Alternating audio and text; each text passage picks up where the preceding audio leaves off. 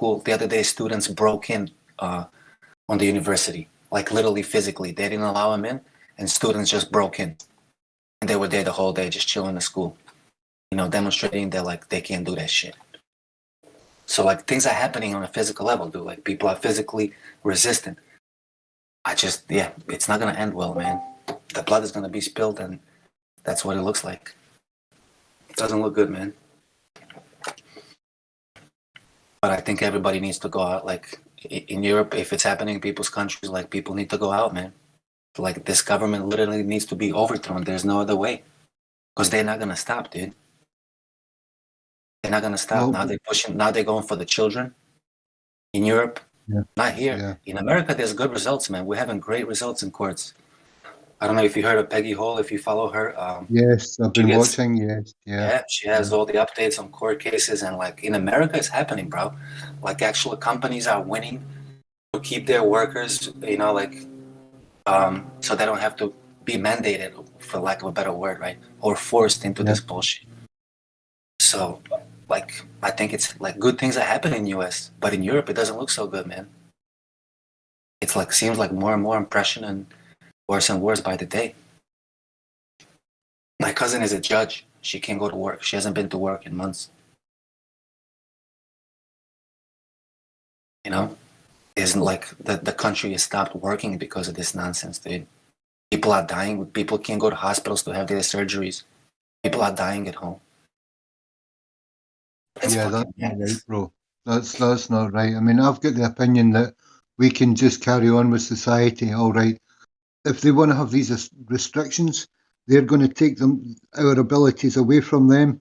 And if we're not going to be the people who run the infrastructure, it's going to be their companies that crash. So if there's enough of us saying no, it'll work. But yeah, it's the people who are on life support, need surgery, need urgent medical, whatever help right here and now. They're actually killing them by doing this. It's ridiculous. Literally, it's medical murder. Yeah. It's murder. Yeah, it's murder, bro. Yeah, it is.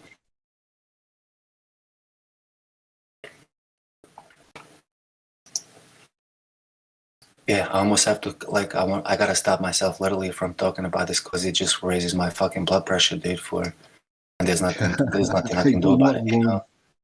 I just can't stop, like, I think about my family back home, dude, like, you know, they're fucked, like, I literally don't feel any effect anymore, whatever the fuck this is, right? But in Europe, my family's going through shit right now, dude.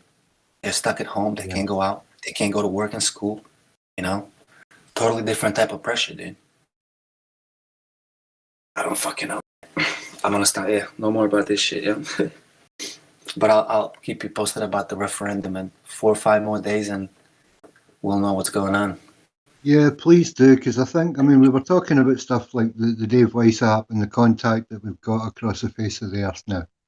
So why don't we just turn this back to flat earth in the regard that if you keep on top of what happens with the politic in your country, and I do the same, and X does the same, and Battlemud does the same, and we all do the same, and we all stand together as a people saying, look, we're the people of Earth.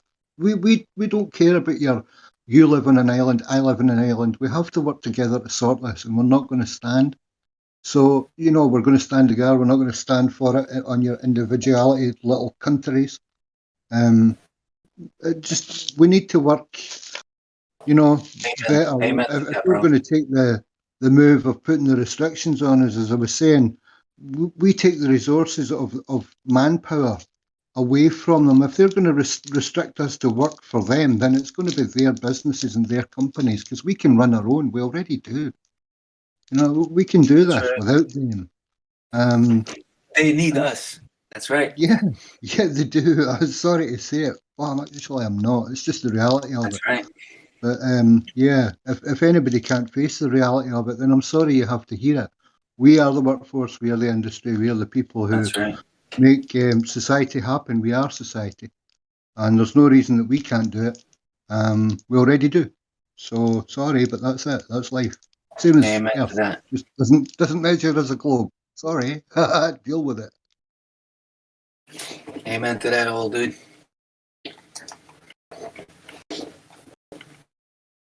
just they're making it really hard, dude. Like the fact that we can't even share the information, dude. That people are being ostracized and like ridiculed, and like the doctors don't have their voices heard anymore. Anybody who's against the narrative or like just have a different opinion than the mainstream narrative is completely ostracized, dude, and ridiculed and completely thrown out of the medical world. And we're talking thousands of doctors, missing microbiologists and all kinds of weird things. But like I said, I don't like. We should stop talking about this shit right now. Yeah, but again, I'm sorry, coming back to flat Earth, it's the same in the sense that there's all the documents and all the stuff that have been hidden from us. Project Blue Book that hadn't been opened for 50 years, and all this stuff that we're not allowed to see. We're not allowed to hear from specialists, and like you say, specialists in every field have gone missing and turned up dead. Mm-hmm. The guy who declared the nuclear problem about Iraq or wherever it was. Oh dear, he's turned up dead. Well, that's all right. We'll still have a war. It's okay. And when they went there was no weapons. And well, that's all right. It didn't really matter because we saved the people, but we blew them up in the process. But that's all right because just forget about it. Something else is going on. But it's just the same narrative woven throughout. Whatever the subject is, you can see it's the same narrative.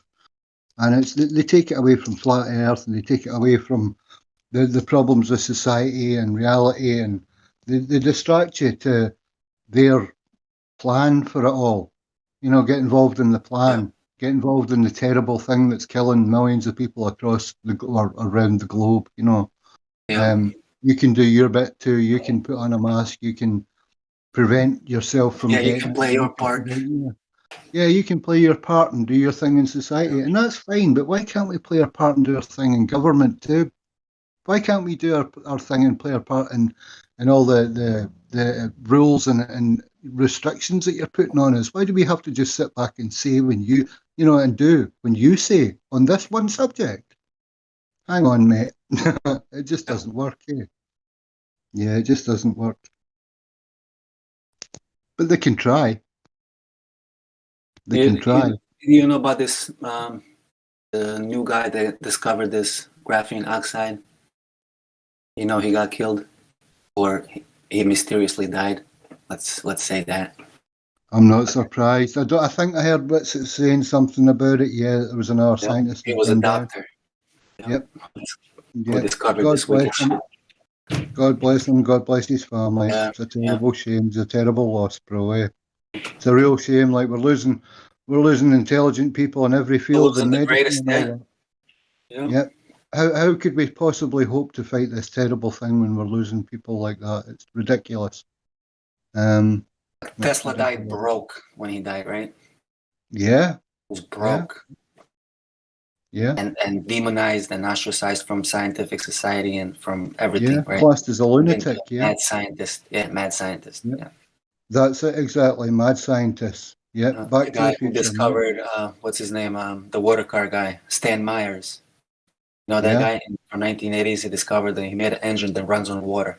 He made cars that run on water. Pentagon bought his patent from him for $1 billion. He died the next day from food poisoning. Yeah. Stanley Myers, right? Yeah. A lot of good people die with bad so who else? What other inventor is going to have balls now to invent something, right? Knowing that you're going to be forced to sell your patent to and you're going to get food poisoning the next day. Like, that's why we don't have no fucking inventors. People are fucking afraid to even speak up, dude. Right? All the intelligent people, plus they're collected right after high school. Like, they're like hawks, dude, like vultures.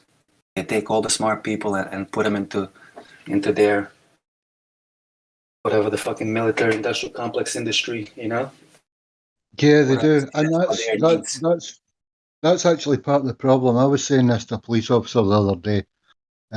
Part of the problem is that the people who are running society, the upper echelons in government, they're all, they all go through a preschool laboratory system that we're not party to. They're all in boarding schools, and I'm not saying they're all from rich families or whatever. You can be a politician, so could I. All these people are harvested from a young age, and they're not experienced in the reality of world, the real life out here. And it's actually a handicap on them they're not able to work fully as correctly as politicians governing a people that they've no experience of. And that's another major problem. It's just totally ignored, completely ignored. They're actually socially inept in that regard. That's And right. that's a disability, bro. And yet we let them run the country. We actually let them farm their children out to boarding schools to learn all this from a young age, to be selected from. And this is how we run the country over here. And it's the same in Europe and literally the same in America. You've got the college system, which is an elite college system. It farms, the elites into certain colleges, certain schools, and then they're straight into government. They're not used to being a person in the real world. Right. They're not one of us, yeah, with the experience. Yeah. They're groomed from young age. Yeah. No, it's ridiculous, mate. It really is. Obama, the best example, in my opinion. And pretty much all the athletes, right? They're collected at an early age, too. Yeah, I agree. We should have a schooling for people who are, if you're adept in any field, you should have the ability to go on. And Sure. if you want to be an athlete or you want to be a sports car driver or, hey, you want to try and make a rocket and go to space, yeah, we can facilitate something like that too. If that's what your field is if you're going to flourish doing something, yeah, you can access that facility with more, abilities to help you flourish. Yeah, why not?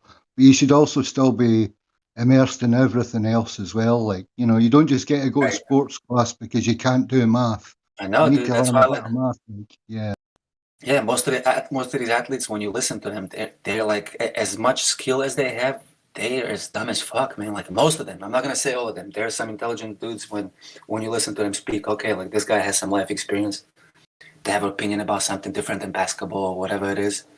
But most of them are just dumb, man, because that's all they've been doing their whole life, chasing ball, talking about ball. Yeah. Politicians are the exact same, bro. Case in point, Boris Johnson. I know, yeah. They're groomed Have in you a certain seen way. Boris Johnson? Have you seen the Prime Minister of the UK? The man can't even brush his own hair, bro. That's what I'm knowing, dude. In the same thing in Croatia right now. I can show you a video, man, like these like horrible fucking evil people that they are, right? They all look like that. They can't even comb their hair, bro. They're in a parliament. They look like shit, all right? Yep. This is, I don't know what the fuck is going on, dude. Like, I'm going to say Prime Minister of Croatia is like looking real sharp always. He's an evil fucking dude. But the rest of these guys that are in a Croatian Congress, oh my God, man, they literally, I'll send you videos. Just check it out. Just check their faces. They look wicked and they look like they just roll out of the bed. They didn't even comb their hair, bro. Yeah. And that's another point that I've got that bugs me, that really annoys me, mate. That's the commander-in-chief of your country, yeah? See if it all goes wrong. That's So a dude this that is what holds... That's this a is dude what I that don't holds the understand. ultimate Prime control, Minister, I know, man, but Prime Minister, like I said, I don't understand these things. I'm just telling you, Prime Minister runs the whole show. And the president of Croatia is calling this thing a scam. This is like a crime. They're taking our freedoms. Like he's literally against all this shit. So president has almost zero power when the prime minister is making all these illegal laws. I mean, not laws, like he's breaking all the laws and taking people's freedoms and all that shit. This is what I don't understand. How can it be such a radical difference in ideas from president and prime minister, and the prime minister is doing all this shit where president is helpless, can't do anything. All he can do is give interviews to people and expresses like how he feels about it. I'm like, for real? Everybody's saying like, what the fuck is going on? You're president. You can't do shit about this? Meanwhile, prime minister is running the show. He owns the police. He owns the army. He owns everything. Everything is on his commands. That's what I don't understand. It's the exact same here with the royalty, bro. The royalty have stepped out. The Prime Minister's running the show, that dishevelled mess that's Boris Johnson, and all of his party are the same. It's the same, apparently it's the same everywhere. And that's, like I was saying, that's what gets me. That's your commander-in-chief, mate. See if it all goes wrong and we go to war. These are the dudes that are, supposed to command the troops and everything if need be. Are they fit for purpose? Like, could Joe Biden actually even hold a rifle? let alone steadily or aim it at somebody with confidence enough to say, He can't stop what you're even doing. construct a full sentence, let alone hold a rifle. Like, I haven't heard him like one complete sentence. But, you know, I mean, these are the people in power. Like you say, the evil dude from your country. Now, I don't know if I'd give him a rifle. You know, just on principle of what I've seen of the man and how I've heard him talk. Not only that, such as this, like 10 years ago, like whatever, 20, Croatia was in war. And this president is telling him, and all these other guys are like, obviously, that are against him, telling him, like, dude, where were you when you were the right age to go to war? You weren't fighting back. You didn't pick up the gun to fight for our country. We did. Where were you? You understand? We're all the same age. Nobody knows where this guy was during the war. Where did you come from? They're asking this of Prime Minister, all right? No answers. All he can do is when he takes the stage, he ridicules these people. Like, haha, you extremist, you a parasite, you want dead people because you want this to, like, right? Like that type of shit. He does not address what he's been asked. And nobody cares, dude. That shit just keeps on going. No matter what, like, 500,000 people on the fucking street for 3-4 days. Like, nothing changes, dude. Like, who's in power? And they claim this is for people. All of this to protect people's health, right? Like, it's so fucking against logic, dude. That people are fighting for their freedoms while oppressor is claiming that oppression is for the people.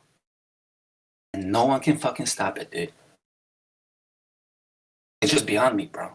It's been this whole situation has been beyond me since the start. That people actually accepted this and went along with this and put the masks on their face and just played along.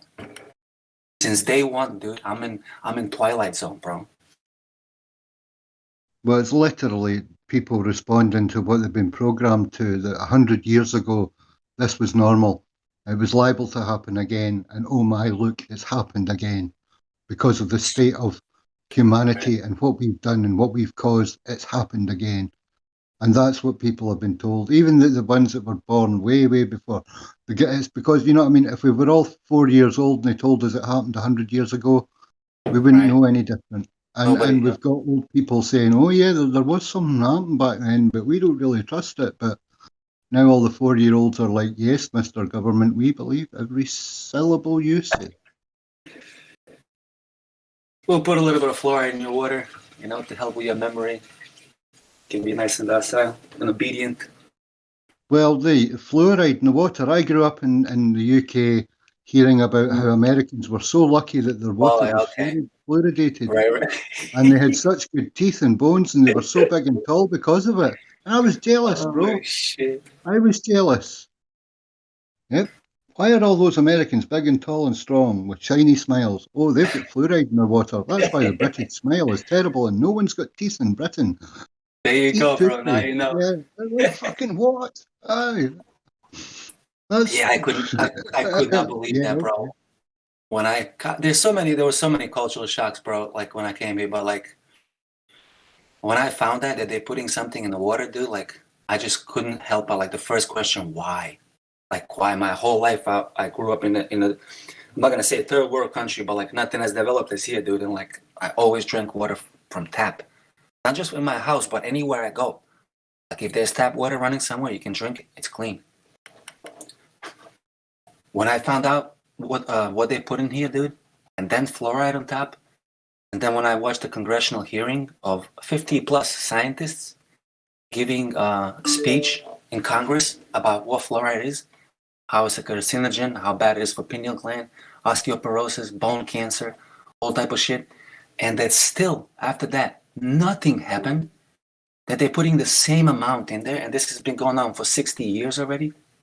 Dude, like who is in control of the show? Did people actually have a vote on this? Do they know what fluoride is? Do they want it in their water? Allow this to go into people's drinking water? You're talking water, bro, H2O, right? Like the basis for life, like something that we all require, clean water for life. Who allows someone to put poisonous chemicals in this water, dude? Hey man, I hear water triggers me. Congress, that's who allows it, bro. Congress, it's government level. Scientists were in Congress, 50 plus scientists, like each had like essays of papers in their hands. talking about how fucking deadly, not deadly like that you die, but like how destructive it is to your health. Okay? This was like 30 years ago. They've been putting fluoride in water for almost 60 years now, dude. And we could take this further though, like even toothpaste, right? Yeah. Brush your teeth, maybe. On a toothpaste, it brush says brush your teeth twice a day. Brush your teeth twice a day. But on the toothpaste, it says on the back, on the warnings, if you swallow a pea-sized amount, call Poison Control Center immediately. Yeah. That's the size, that's the amount that's in the 2 glasses of water. So you're telling me that when somebody drinks tap water, drink 2 glasses of water, you should call the Poison Control Center immediately? It's a rat poison, dude. It's literally, I can go to Home Depot right now and look at the rat poison on the back, sodium fluoride. It's what kills the mice. Okay? That's what's being put in our drinking water, and nobody gives a fuck, dude. You tell people about this, well, I don't give a fuck, it's in my toothpaste. Get the fuck out of here. That's the mentality, bro. Chemicals in our drinking water, bro, and nobody gives a fuck. There was no democracy with this either, though. It was like, government was like, fluoride, people's teeth are rotting, we can stop it by putting fluoride. There was no democracy. No one was like, yes, fluoride. There was no votes. No one. No.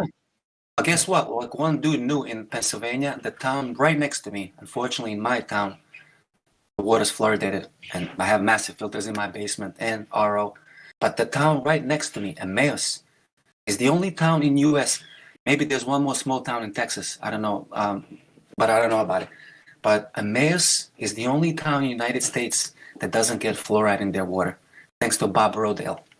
He was a horticulturalist, an organic grower from back in the day, right? He had huge farms all over Pennsylvania, and he knew about this shit, and he went to court and completely blocked it for nobody to put fluoride in Emmaus, Pennsylvania, ever. That's the only town that gets clean water, dude, in the United States. And unfortunately, I'm in Allentown, which is right next to that town. Hey, guys, while water purification system you're having yourself by your house, I have one because of this. Yeah, I have a big-ass water softener. I can read you what type it is. X Factor.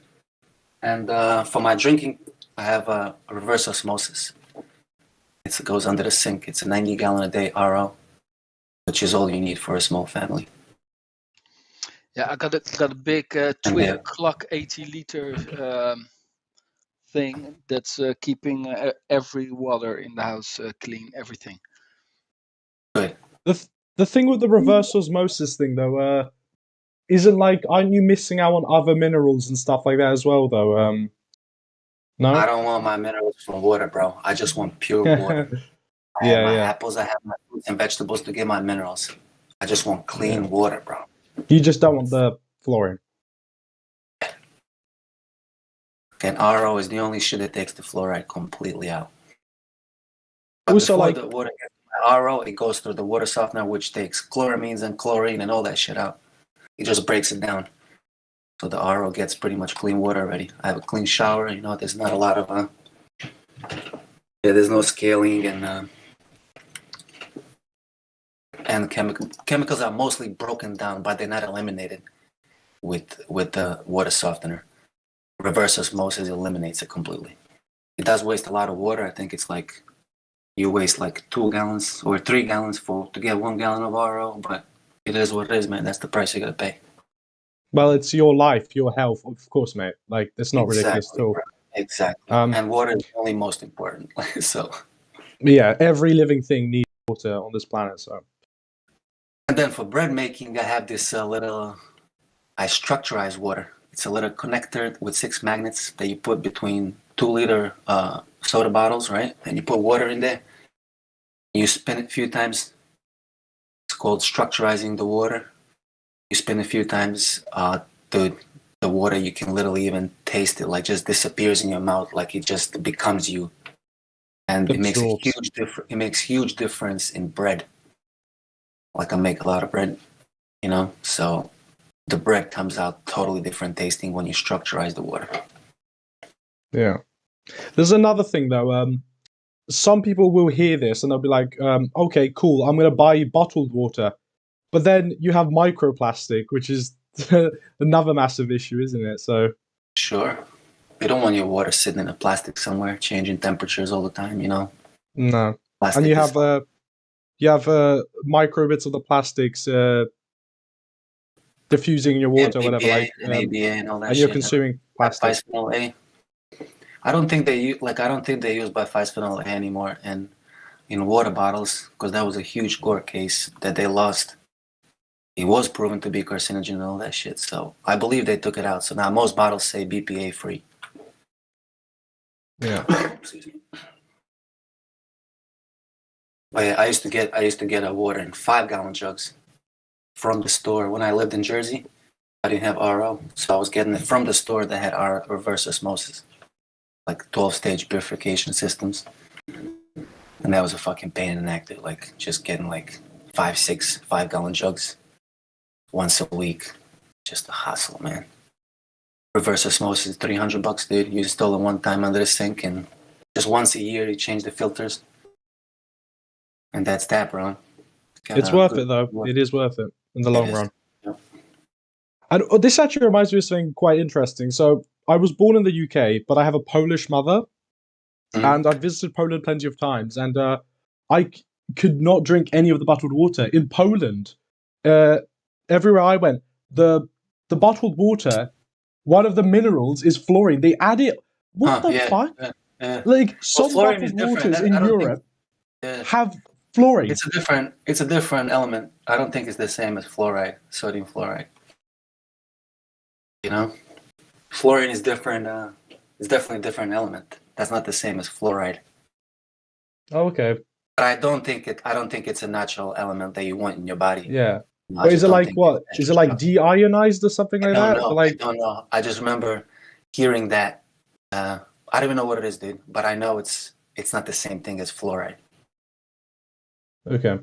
But as far as I remember, I don't think it's something that your body requires. You know, it's an element from the earth.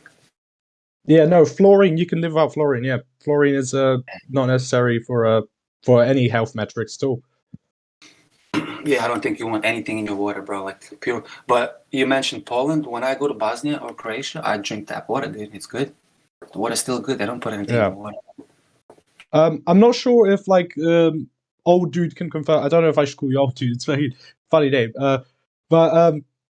So where I was born in the UK, where I was raised, our water wasn't fluorinated, and I'm assuming you said your one wasn't as well. But I think there are some areas in the UK where water is still fluorinated.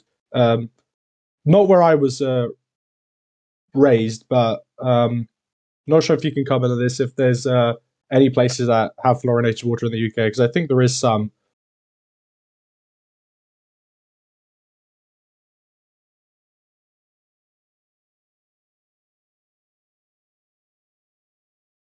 Well, I guess we'll never know now. But my point was that, you have to check with your water supplier as well, because from what I remember, this might not be factually correct. There are some places in the UK that's fluorinate water, but for the most part, it's not obviously as prominent as in America.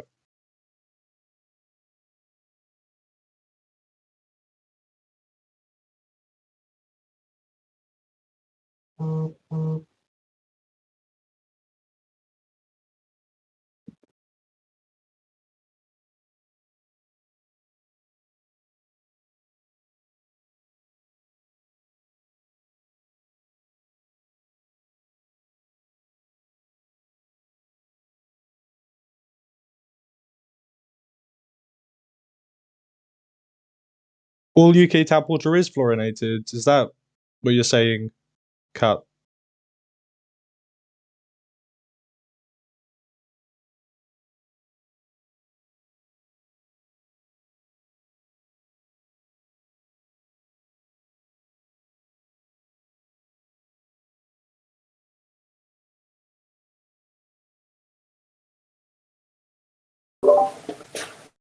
JKIFQ.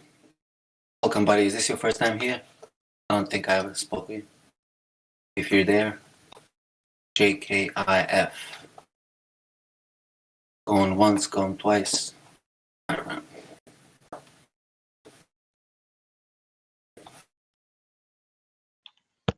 Hey guys, yes, first time here, first day here.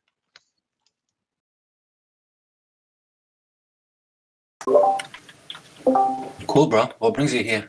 I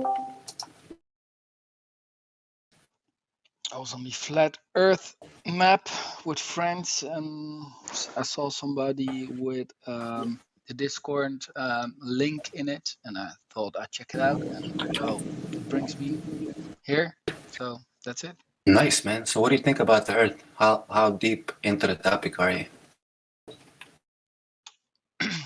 Well, I think it's flat, or the curvature. What we are told to is not the curvature that we see, because I'm from the Netherlands, and we it's flat area, and we can see too far.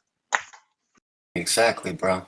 We have quite a few people here, even in the room. Roger's from Netherlands, and I hear that it's flat. Flat as fuck.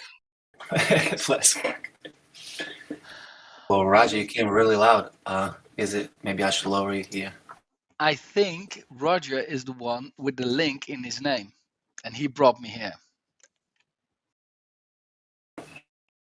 Is it on Wise's app? Yeah, man. Yeah, that was me. Nice. Oh, foreigner.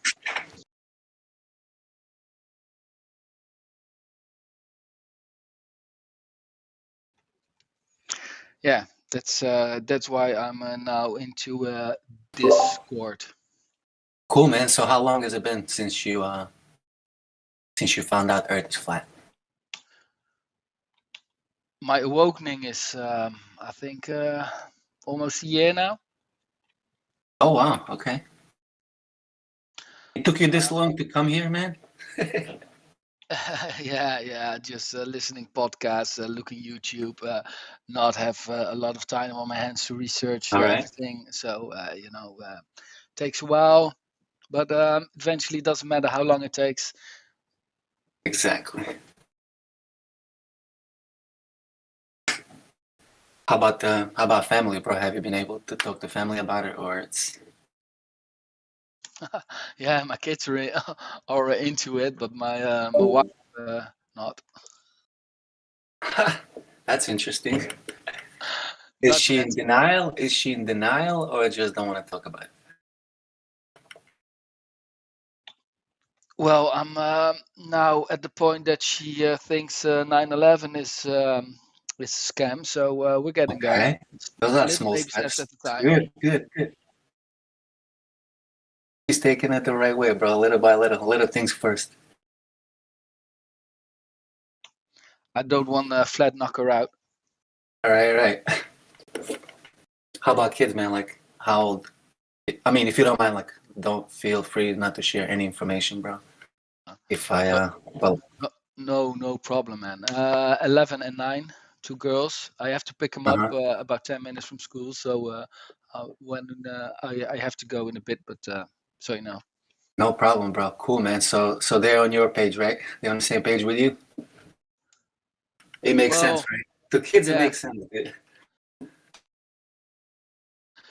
They, I tell them they know, but I also tell them to say to the teachers what they want to hear. Oh, what teachers want to hear? Tell them to. Okay, that's your way. That's cool. No, because it's still stuff they get to exam. So if you say another thing, you get how do you say that? An F.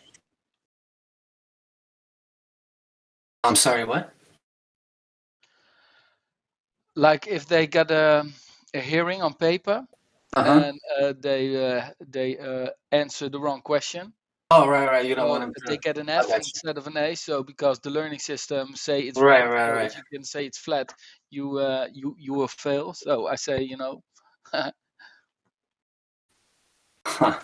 Do you tell them to ask questions though from the teachers, or just play along? I guess you gotta play along. I know what you mean, man. That's totally up to them. Totally up to them.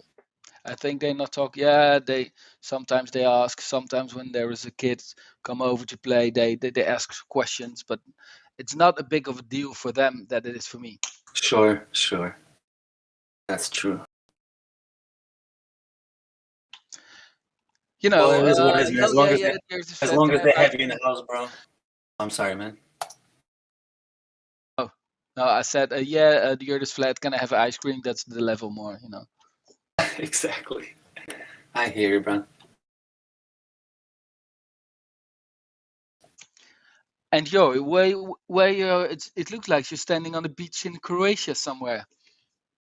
I wish I was, but profile I'm pic. not. I'm in Allentown, Pennsylvania, bro, in the United States. Oh, okay. But I'm from Bosnia, Sarajevo, Bosnia. Oh yeah. Okay, yeah, I reckon Croatian. that. Cool, man. It's a nice to meet you, bro. I'm glad you flat earther, and have a great rest of the day, bro.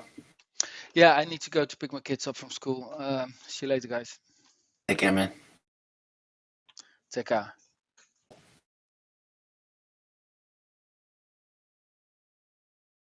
Another Dutchie, flat earther. Hooyah!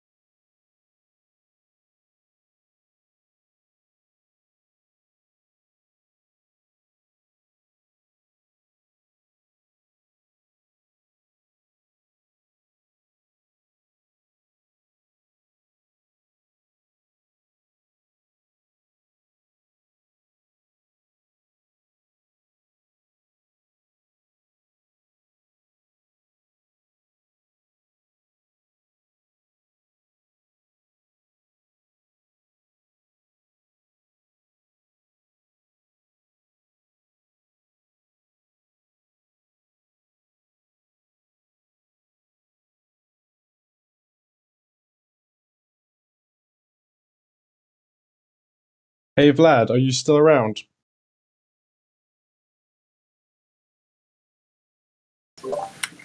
Yeah, what's up, bro? So I was sent this college humor video, which I mentioned in like the debate channel, whatever. Wait, Like just 1 second, bro. debunking. Okay, here. I'm sorry, bro. Go ahead. I was sent this college humor video, and I posted this in like the debate channel, whatever. And it was like debunking, the quote unquote conspiracy theory of the moon landing being fake. And I do believe the moon landing was fake, of course, but I wanted to get your thoughts on. I don't have to some believe of the- anything. It's impossible. So we know it didn't happen. Like, there's literally not even need to use that word believe, you know? It's impossible. It is impossible, yeah. But there was some points they mentioned, and I just wanted to get like all of you guys' like takes on it, like who know more of the science and stuff, because I'm here to learn. I'm not really as knowledgeable as some of you guys here. So I just wanted to get some of your takes on it. If you wouldn't mind entertaining, some arguments from that video.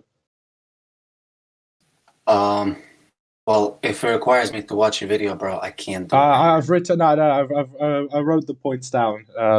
Some of them are like plain stupid, so won't need much debunking. But like, I thought it'd be fun for everybody if we just like sort of did this like sort of pseudo debate thing, where we just like debunk the video. Right. So the first thing they mentioned was that to fake the pictures, the videos, whatever, the lighting technology would have made faking it impossible at the time. Oh, you telling me their claims right now? Like, why? Yeah. That's the sort of thing I wanted to do. God, if you're all right with that, or anybody who wants to chip in, who obviously is more knowledgeable than me about this, because like me, dude, we so overtook this like so many times that like okay. Which is ridiculous, because they say, well, you need some kind of laser light. Yeah. It's ridiculous. Okay, I'll quote this just so everybody can. I know the argument, but their argument is that light. They claim the light is parallel on the moon, but when you sun rays with no diffusion. Right. Yeah. But when you actually look at the pictures, it isn't, right? You see converging and diverging shadows on the pictures themselves. Studio lighting. Right. So it's just a dumb argument, because if you actually look at the pictures, you see the shadows going all over the place. They're not parallel. So it's that one point you made debunks half the fucking video. It's so great. Because then their next point, okay, so their point was thousands of tiny lasers so close together that, like blah, blah, blah, and it wouldn't be in the budget of them or the entire country, whatever. And the other point that follows that up is they only had red lasers available, so you couldn't even do, like, the whole, like, yellow light, I guess, but you've just debunked the whole laser thing, so the fuck do the red lasers even matter? And that's a beautiful image to illustrate that. Well done. Nice. That was quick as well. Holy smokes. Yeah, this is not the first time we got that argument. I know. It's probably a one pop of the culture video, right? With they have this whole stage and this guy. Oh, it's a pop culture video. It's not even a good debunk, right? Yeah, and the thing is, I hate how like they try being so like hip and like clever, but some of the things they like, okay, all of the things they say are just plain stupid.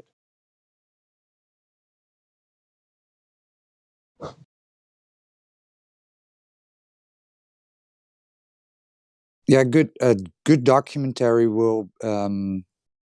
is the I don't know, American Moon. Have you seen it? No, I haven't. Okay, actually, I think I've heard of it. I think I've seen clips of it actually. But I'll definitely check it out. Like, yeah, I'm gonna post it in a second. So this is made by Globers, right? Not even flat earthers. So Oh, really? It's a 3-hour documentary where he goes through all the points, even the debunks that the people make. It's a 3-hour long video. It's a long sit, but it's very interesting and very thorough. So is this like podcast material? Is this like I need to be actively watching it? yeah, you need to watch it because they show the pictures and they show the how the lamp didn't have any craters on it, and they stuff like calling to the moon without a delay, stuff like that, right? So it's I know it's a long, but I like these long documentaries, right? Because I do as well. And dude, what? Split it in 3 days, an hour a day. You're good. Right. 3 days. Yeah. Done. Do you like movies? I actually don't. I am a massive show watcher. I'm impatient with movies, but Dude, there's one movie you should watch. It's called The Moonwalkers. It's a French comedy with Ron Perlman. Just write this down, bro. I'm writing all this down. All right, man. The Moonwalkers. You want to see what happened on the way to the moon and stuff like that? Yeah. The reason why I Check asked it out, this bro. though, the reason why I'm I sorry, asked this though is because like I want to be like snappy with it, right? I want to be like, I want to like rebuttal claims, like because I can't be fucked if I haven't done the full research, right? Like if someone's like, oh blah blah blah, it's real, right? I'm like, well, I want to be able to argue. Do you know what I mean? Well, I mean, do you understand the vacuum argument? Like, it's impossible for us to have a vacuum next to a pressurized system, dude. Do you know about that argument? No. So the heliocentric theory claims that we are living on a globe in vacuum. Yeah, in a vacuum, yeah. In an open system, bro. So how are we breathing air if we are in the vacuum with no physical barrier in between the air that we breathe and the vacuum? Doesn't make sense. So that's the biggest argument when it comes to this, bro. Mm-hmm. You have to debunk the space immediately to whoever you're talking to. And then whatever they say about space, it's impossible. Yeah, but then sorry. Go ahead, man. But then you don't even have to go on about the lighting, all that bullshit. You don't, because you've That's already. What I'm saying. It's nice, yeah. I love about that. moon is silly, bro. Talking about moon landing and like how things that happen on the moon are like debunked. It's the whole thing is silly, dude. It's like years behind. It's been debunked like a long time ago. I just had a funny thought as well. Do you know what's really weird? This is really weird.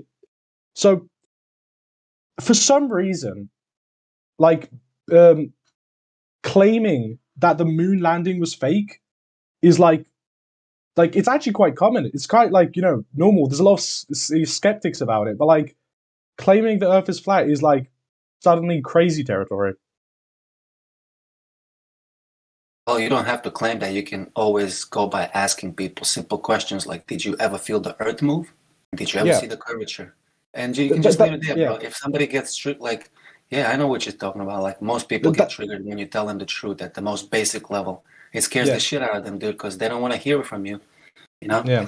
Because it goes against everything they've been taught. And let them figure it out on your own, like. Yeah. I always ask people, hey, did you ever feel the earth move? They have to answer no, bro. That alone is a seed planter right there.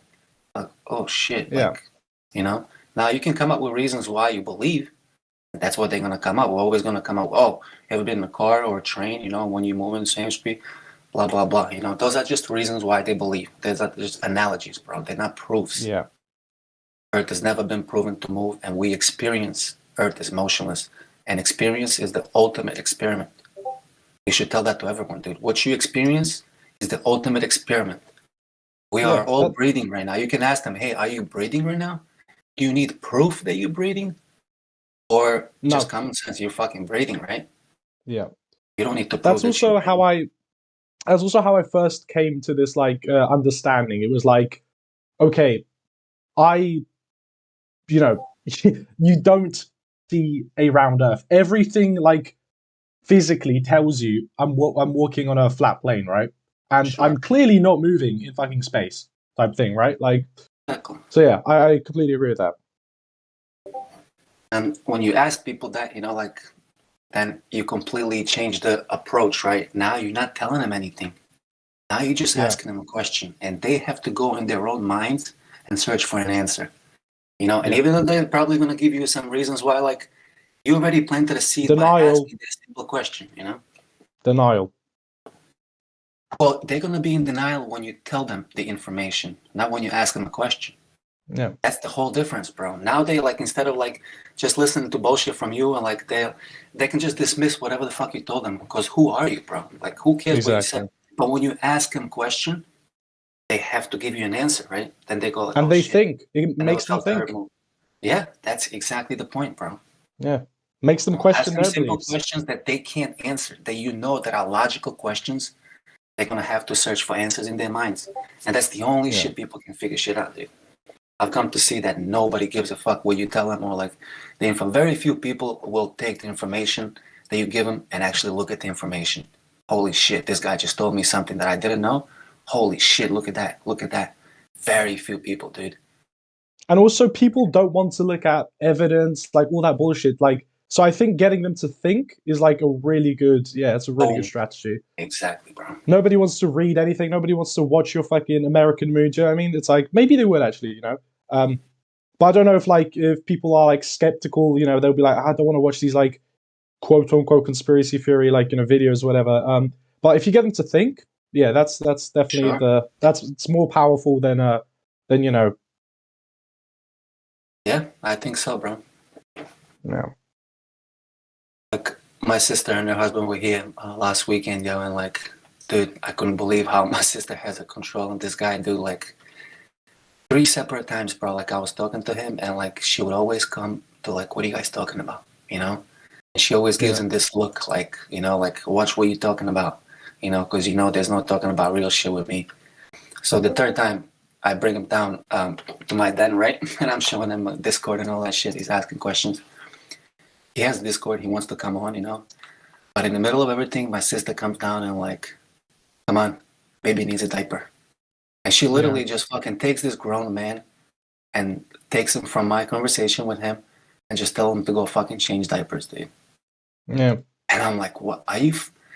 Like, dude, I was fucking speechless, bro. It's just pure disrespect as well, actually. 40-year-old people. It's such a disrespect, dude. Yeah. And the look in her eyes, though, I'm like, yo, like, what the fuck is going on? This is my family, bro. My fucking family. My sister. That's the saddest part, isn't it, though? When it's like, where it's people you're close to, isn't it? It's Yeah, dude. Yeah. It's like, it's a bug out, bro. But that's the reality we live in, dude. These are the people that we're dealing with, dude. So I'm honestly not surprised with other people that, because if this is my family, bro, people that fucking went through similar experiences than me, like, right, through childhood and all that. Yeah. If I can't reach them, we're like, I'm speechless, bro. About so many things, dude. I'm at the point where I'm like fucking speechless, bro. I'm just here hanging out with you guys talking shit, but when it comes to reality, bro, what's going on around me, dude, I don't know what to think anymore, bro. Like, you guys are the only fucking shit that keeps me sane, bro. Coming here, like, okay, there's still some people who can think like me, or who can think for themselves. It's like, gives me fucking some kind of comfort. It's really nice. Seeing what's happening outside, dude, like in the world, it's wow. And with my own family, if fucking family's treating you like this, dude. Yeah. But I'm happy, dude. I got my wife and I got my daughter, dude. We have a trifecta. It's like, we're on the same page with everything, dude. We're like one mind, bro. We function as like, and that's what keeps me, Told my kid yesterday, dude, she's the brightest thing in my life, bro. Her and my wife are the only fucking people who I can talk to in real life, dude. Like, face to face. I literally don't know anyone, dude, anymore who I can talk to, bro. And have like a deep, meaningful, real conversation. Exactly. Yeah. You got to treasure that, because that's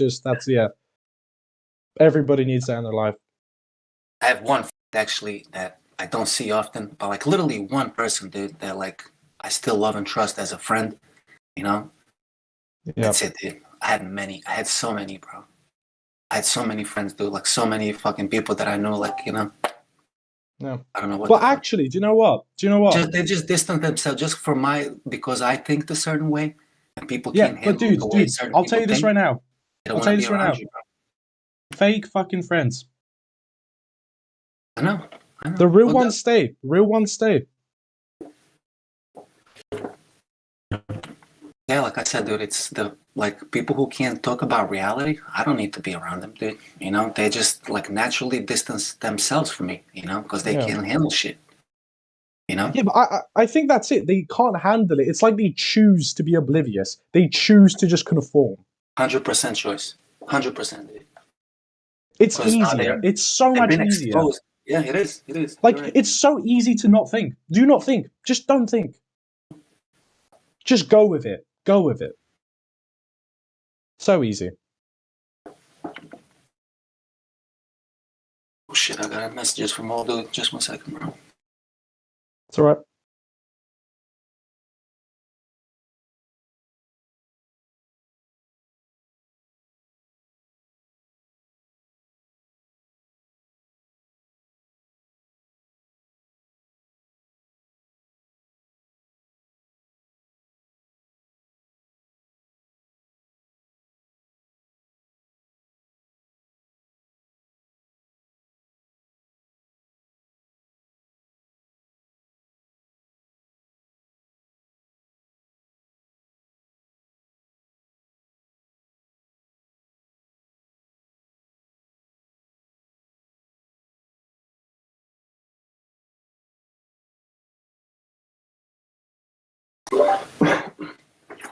So that's you said you're from UK, right?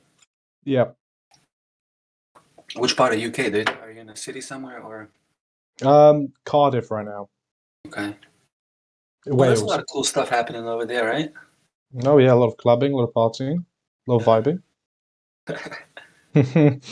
How's it right now with all the bullshit? Is there protests outside?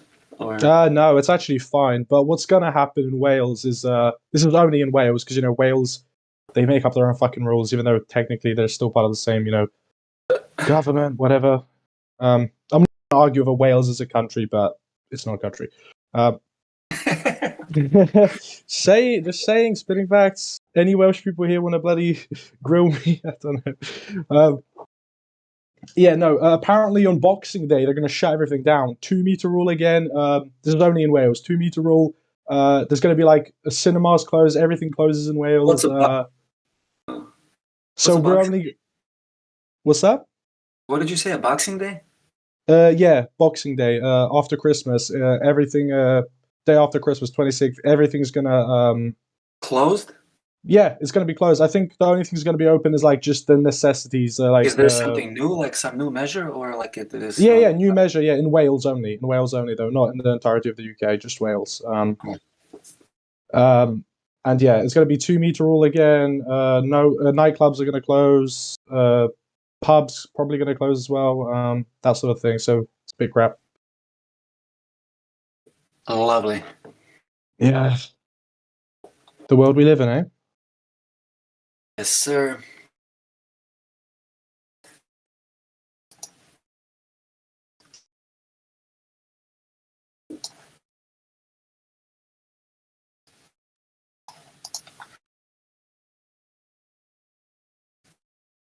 We had some tornadoes here in US the other day. Sounds a bit scary. Yeah, dude, I saw a video this morning. I was like, what the I've never seen anything like it. I've seen some tornadoes before, but holy shit. Have like you seen a house in the air, dude? Type of shit you see only in the movies. Yeah. Power of nature, dude. Power of nature. Like I thought this was just in movies, dude. I saw the whole house in the air. Fucking hell. Like what the fuck? The whole town's like white. Wait, and was this somewhere near you? A few states over. I didn't feel any wind here. Yeah. Kentucky and actually don't know what states got hit, but it was bad, dude. Yeah. Well, I'm glad you're fucking 2 states away from that.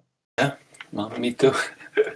We actually had a 70-degree day yesterday, dude. It was like spring. Oh, that's crazy. And in Europe, where I'm actually from, they had like 3 feet of snow already, dude. Yeah. Well, I'll tell you what it's like here, mate. It's just raining. What is it? Raining every day. Where Gotta you love guys the usually- UK, eh? Yeah, exactly. You got a lot of rain, right? All the time. I think Wales is worse as well. Just raining all the fucking time. I wouldn't be able to fucking. Yeah, I wouldn't. Yeah, I couldn't. It's miserable. But I think summer should be good. Actually, depending on certain restriction rules, but we'll see. We'll see. Do you guys actually get a lot of sun? Like, does it get sunny and hot? Oh yeah, it gets sunny and hot in summer, but it's nothing crazy. But you can't. No, there have been like actual heat waves where it's like you need to fucking be in shade, but it's not very common. And yeah, so it should still be nice. Summer should be good, depending on what we can and can't do for obvious reasons. Hey, go, bro. You got something to look forward to right now. Summer. Yeah, exactly. And Christmas as well, eh? Yeah. Oh yeah, dude. We celebrate Christmas. Get some Christmas I'm not spirit. religious, but like, yeah, man. Christmas is Christmas, dude. Dude, so like they in Croatia, they got orders from the European Union not to mention Christmas in public media, and it was like huge. It was controversial, dude. Like a lot of people stood up and like, what the fuck is going on? Croatia is all about Christmas. It's like mostly Christians. Like, are you gonna fucking tell us not to mention Christmas? Yeah. It's a lot of weird orders coming from the European Unions, just to stir up the pot even more, like it hasn't been fucking stirred between people, Yeah, it's just get that fucking headline out, eh? Yeah. Fucking hell. I'm back again. But brother, man, it was nice talking to you, bro. I gotta jump up for a few. I gotta do some things. I'll be back later on. Yeah, it was really nice talking to you too, man. Take care, man. See ya. You too, man.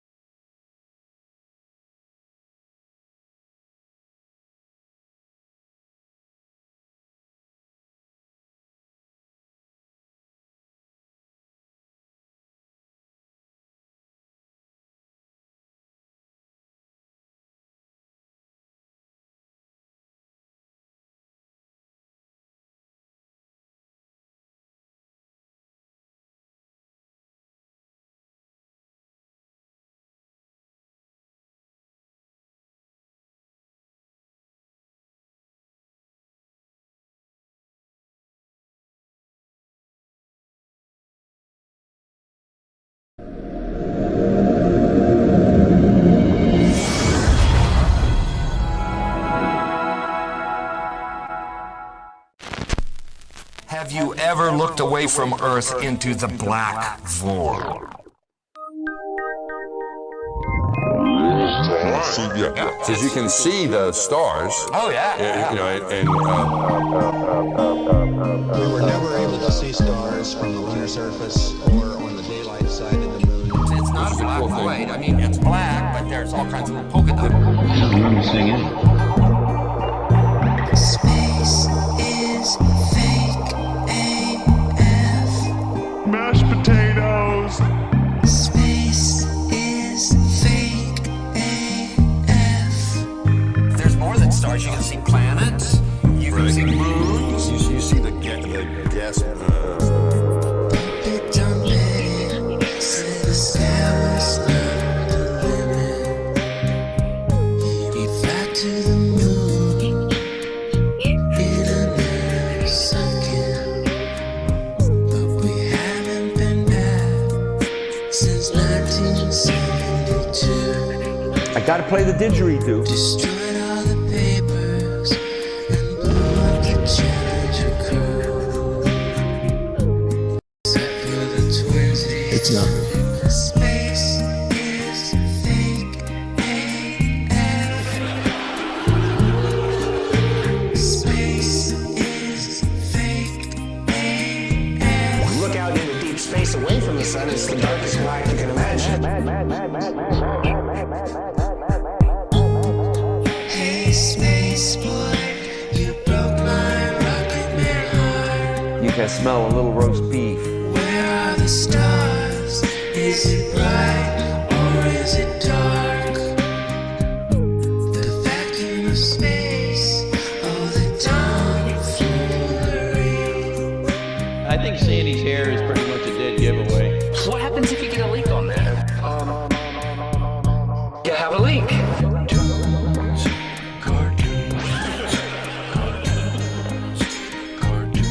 Debunk my bubble.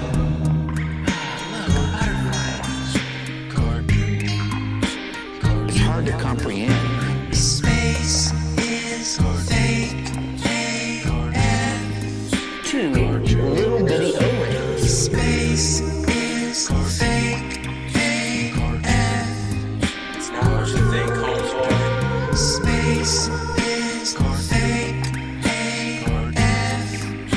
I'll just start doing this. Space is fake AF. Research Eddie Bravo. You just have a leak. And what you would do is lose air.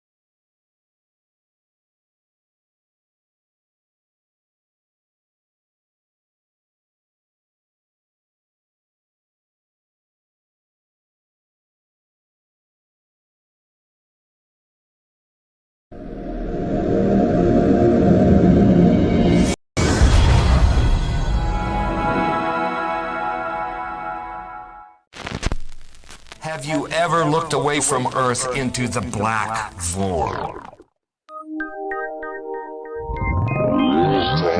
Because you can see the stars. Oh yeah. You know, and We were never able to see stars from the lunar surface or on the daylight side of the moon. It's not a black void. I mean, it's black, but there's all kinds of polka dots. Space is fake AF. Mashed potatoes. Space is fake AF. There's more than stars. You can see planets. You can see moons. you see the gas. Big dumb man said the sky was not the limit. He fly to the moon in another second. But we haven't been back since 1972. I gotta play the didgeridoo. Destroyed all the papers and blew up the Challenger crew. Except for the twinsies. It's not. Space is fake AF. Space is fake AF. Look out into deep space away from the sun. It's the darkest night you can imagine. Hey, space boy, you broke my rocket man heart. You can smell a little roast beef. Where are the stars? Is it bright or is it dark? The vacuum of space, oh the tomfoolery. I think Sandy's hair is pretty much a dead giveaway. What happens if you get a leak on that? You have a leak.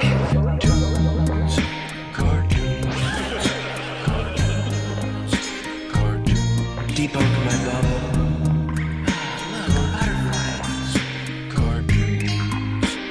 It's hard to comprehend. Space is fake AF. Two little bitty O-rings. Space is fake AF. It's not what you think, homeboy. Space is fake AF. I'll just start doing this. Space is fake AF. Research Eddie Bravo. You just have a leak. And what you would do is lose air.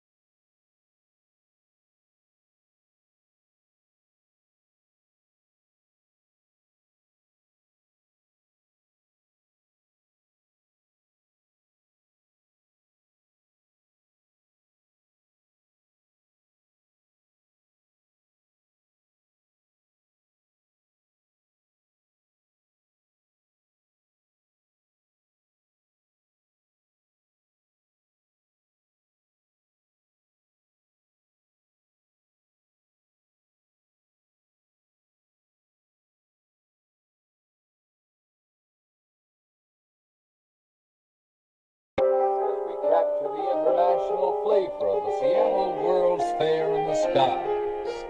Here are scientific crossroads that symbolize the international spirit of space, age, tomorrow. Yeah, we're at a crossroads. I'm living in your tomorrow, and it's an international dystopia filled with man's sorrow. You can forget the delusional utopia. Sitting at your workstation, do you get the implication of your predestined designation? Syndrome, domestication, status, victimization, vocation, misapplication of man in creation. One step closer to automation or complete behavioral modification, a psychological operation on the entire population. programmed in escalation and freedom eradication. Now it's truth by declaration and character assassination. Wars between puppet nations, propaganda on every station, public lost in mass consumption of poisons like fluoridation.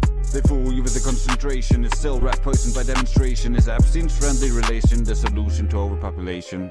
With his World Health Organization and the justification, vaccine monetization for a fake infestation, complete dehumanization, medical registration, moral degradation for the elite's preservation. All based in misinterpretation, using the media centralization through the repeated indoctrination and state-sponsored misinformation.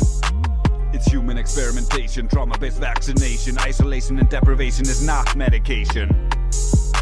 For psyche fragmentation, done in desperation, a fear of humiliation, done with our cooperation, a moral resignation, and controlled publication, a scientific imitation. That's not science, bruh. That's pseudoscience. Bring up child exploitation related by royal blood relations, protected by black law legislation is all an abomination. Protecting its reputation, an aberration, deserving no admiration, leading to your predation. Fixation, inflation, deflation, endless persuasion, familial separation, and economic migration is actually an invasion. Racial segregation, CTR integration, discrimination, guilt by association, all for the acceleration of your damnation. It's just your imagination, but requires your hesitation and moral pervasion. Compliments of the Mason. So welcome to the plantation. Understand the ramification. Through our cooperation, dedication, and determination, you get the qualification. It's time for a re-evaluation, an actual verification, a graduation from animation and manipulation. Work on your cultivation and communication. Share the information with the population about the situation. This will lead to the unification and scientific invigoration. Through endless inspiration, it's a harmonization of civilization. Avoid the temptation, break the domination, have the realization and find the motivation. The invalidation of the explanation and imagination brings about a transformation. It's time for a rejuvenation of mankind in creation. This is your invitation for participation in mankind's liberation, man's salvation, a true revelation. Peace.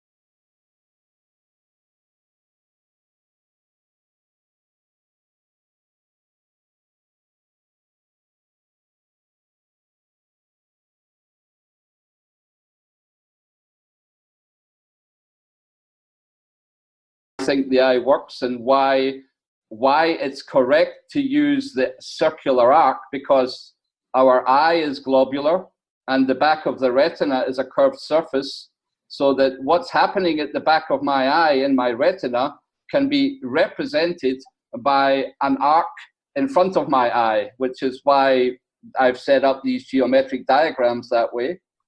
And then there's basically, you know, the planar angle that you need, and there's basically only two theorems that you need to know to understand direct vision. And direct vision, the theory of direct vision, I think, is different from the theory of perspective.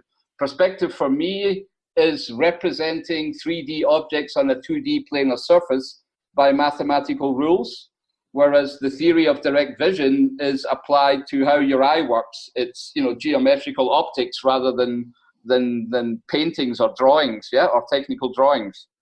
And there's only two theorems that you really need to know, and that is that objects have that proportion respectively as the angles under which they are seen.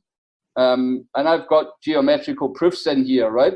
So I went through all the diagrams, did all the proofs, and also show in here, you know, certain things that people take for granted, but they shouldn't take for granted.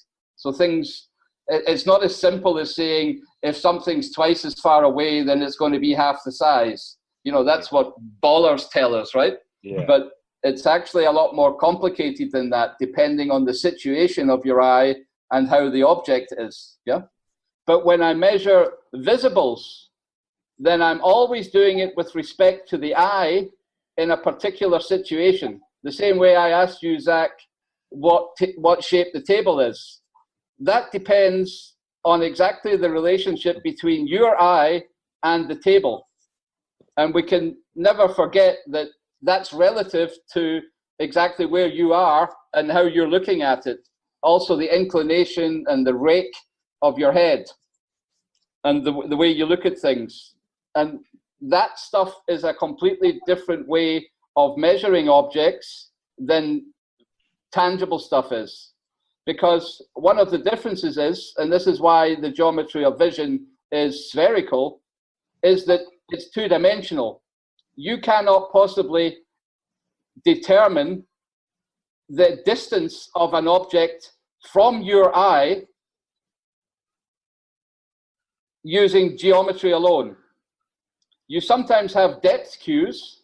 So, for example, you could see that something is further away because you know it's a horse and you know the size of a horse, and you know you can relate to things, or grass that's further away will be lighter than grass that's closer to you. It'll be a darker green closer to you, so that you know that the grass, because it's the same color, if you were right up next to the far away grass, it would be the same color as the grass near to you, but you know that the grass is further away because the color is slightly, how should I say it, diffused or lesser, a lesser intensity of green.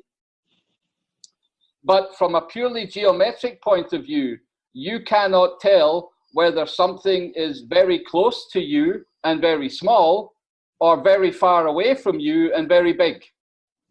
It's called the so-called size, distance, invariance problem. And it's the thing that astronomers have to contend with all the time. They have no way geometrically of knowing whether the star is massive, as they tell us the sun is, and it's 92 million miles away, or whether it's only 3,000 miles away and 32 miles in diameter, or in radius, diameter, or whether it really is the size of a 5-pence coin held at arm's length. You cannot tell the difference in those things from a geometric perspective. And that's why you cannot see the distance of things, but what you can do is see the position of things. And that is the big distinction that we have to make, that yes, with our eyes, we can see the position of certain things in relation to other things, but we cannot ever geometrically, with our eyes, see the true distance of something. Again, I'm ignoring depth cues, as they call them, of which there are a few, but when we look at the night sky, these depth cues are no longer available to us. So that when we look at the night sky, for example, we can't tell geometrically whether that star's far away or not. That's when they have to play with things like light intensity and luminosity and spectrography, spectrography to tell us all these fucking fairy stories, because they can't do it geometrically. One of them, the top one, is our 3D Euclidean world, and the bottom one here is a two-dimensional sphere, because the position of an object, if that's the only thing that you can find out, the position of the object, and you can't measure the distance from you, then everything appears to be the same distance, so everything appears to be on the inside surface of a sphere. Yep. At the same distance from the center point, your eye. Think of this as the geometrical space of visual perception with an eye at the center looking out. So what you see is basically visible figure on the inside surface of this sphere, the inside concave surface. You're in the middle, you're looking out, and your whole world of visibles, everything you see, every visible object that you see is actually basically being registered as a figure on the inside concave surface of a sphere.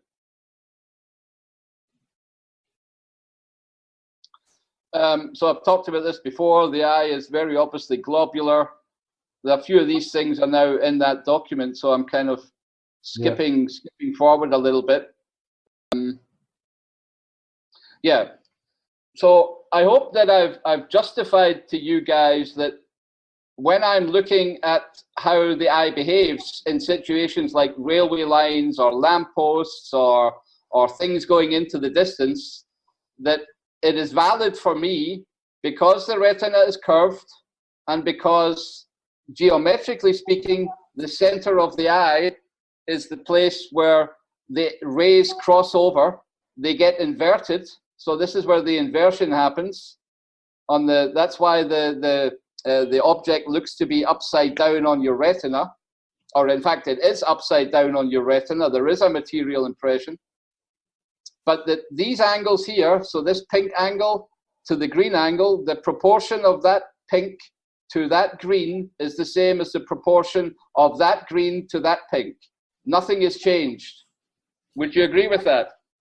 Yeah, absolutely. Absolutely.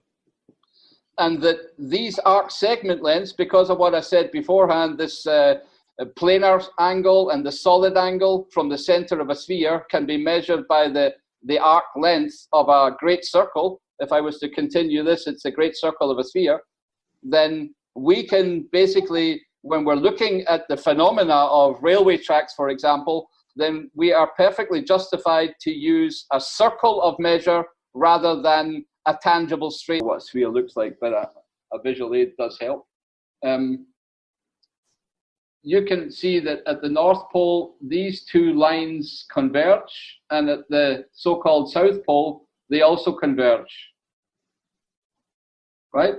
Yep. In spherical geometry, these two lines are supposed to be parallel to each other, and they converge, right? That's in the definition of the spherical geometry. Yep. Now, if I'm on a railway track and I look forward, then I will see the railway tracks converge to a point. And this is the important part. If I now turn 180 degrees and look the other way down the railway track, they're also going to converge to a point. Yeah, they don't go spreading out the other way. They don't spread out, right? So basically what I'm saying is that that's also a very clear indication that it's spherical geometry we're working with, because only spherical geometry can do that. Converge in front of you and converge behind of you like the North Pole and the South Pole do. So your vision, that's another example of, or I'm not saying it's a proof, it's an observational experience that shows you that these axioms of visual geometry are spherical and that they are self-evident and that you can observe and experience them yourself. Well, it's an evidence, I reckon it is a proof. It's an evidence that your vision is spherical. For me, it is too. Because you do know those lines are parallel. Yes, I could walk down that railway track and I know they're not getting smaller. And the further I go, they're still going to converge. Yep. So it's in that respect, it's just like spherical geometry is. Yeah. Excellent explanation. just had a good aha moment there. Yeah. Let me just skip through this document, because I think this basically takes us through the document of the theorems that that are in that document. But I'm pretty sure I had some examples, to try and make this a little bit more, how should I say, easier for people to. So, explaining why lampposts, I've just put lampposts in there, and, I've tried to explain it a little bit more. It can be the same thing as a railway, what I just talked about, yeah? Yep. It's the same reason buildings disappear from the bottom up. Same principle. Or the sunset, yeah? Or a brick wall, if you look at a brick wall, or a corridor. Now, I was thinking, if you had a long corridor like that and you put your head up against one wall all the way to one side and something down at the far end against the same wall, wouldn't that one side of it that's near the wall be cut off? Like this picture here? A bit like this one? Like you will not see the pictures on the wall, these pictures that you have on the wall. You will lose sight of them quicker if you're closer to this side than you would of the pictures on the other side of the wall. Yeah. That's what you mean, right? Yeah, absolutely. Yep. You have them for everything. Yeah, great. Wow. And I actually did a whole modeling of how a corridor looks, so that, I can move the corridor wall backwards and forwards and show what's actually happening on the eye. And I hope you guys can see this a little bit, because this is where you can see that if you can now think of this as the eye, or you can think of it as your geometrical visual space, it doesn't really matter. Thinking of it as the eye is maybe easier for most people, and not that abstract geometrical thing. But basically, as this wall moves further away from you, and when I say wall, I'm basically taking a snapshot of a corridor, let's say here, at where these two doors are, and I'm taking another snapshot further down the corridor, and another snapshot, another snapshot. This is what this plane represents here. And if I move that away, then what's happening on the eye, this red, what looks like a rectangle, is going to look more and more like a Euclidean rectangle. You will not be able to see that it's actually curved. You can see, because this is fairly close to you, that there is still a little curve on these lines, right? Yeah, like the example you showed of putting something close to your eye and it looks spherical, and then... That's right. So if I was to move this very close to my eye, then this rectangle will blow up and fill basically all of my eye here, and it will be very obviously spherical. But as soon as things get further away from you, then there is hardly any difference between you seeing it Euclidean and it being Euclidean. You will not be able to tell the difference, at least not from your eyesight. And that's, when I said, when I say spherical and people say, but Gavin, I don't see a curve, then that's what I was trying to explain. You don't see the curve because it's a very good approximation to the Euclidean world at normal distances of sight. And especially far away, you can't tell the difference. You can only tell the difference when it's really up close. Yeah, really up close. I couldn't believe how much it curves. If you go back a bit, Gav. Yep. You can see there's that diagram in the bottom right compared to the one in the bottom left. Yeah. Oh, that's right. Yeah, that is more curved. You can see it's curved, so that the plane's right up against to the eye, and you can see that what's being left on the eye, the material impression on the retina, is actually curved. Yeah. And it's only then that you could really see it. So I'm here only 1.5 away from the guy, and here I'm at 4.3. Yeah.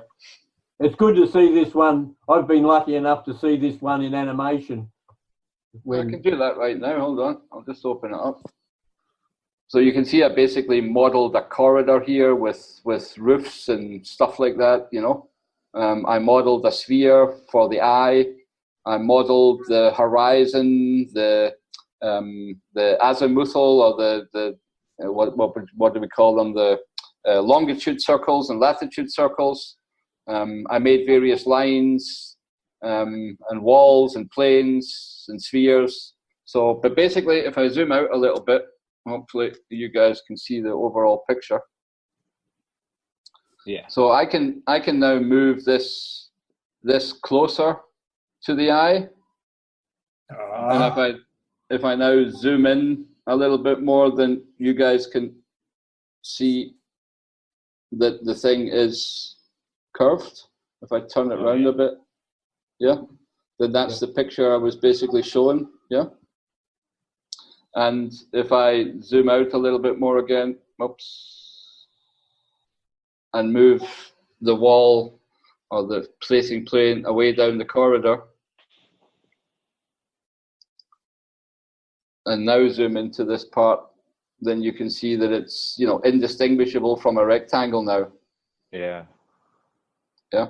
There's actually a couple of experiments you can do that will show you that your vision is spherical. And again, I think we've got a couple of videos on that, Glenn, which we should really maybe just show. But if you have objects up very close to you, then you can actually see the spherical nature of your vision. But if things are kind of like 12 inches away, then the world starts to look very Euclidean again.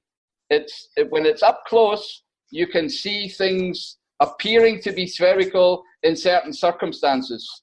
So I think what I want to say there is that if people don't believe that vision is spherical, or that visual perception is spherical geometry, then there are experiments that you can do to prove it to yourself, which I think is highly important. Because me saying that we have a spherical geometry of vision, but you see things Euclidean, is a kind of, for a lot of people, maybe a kind of cop-out, right? Yep.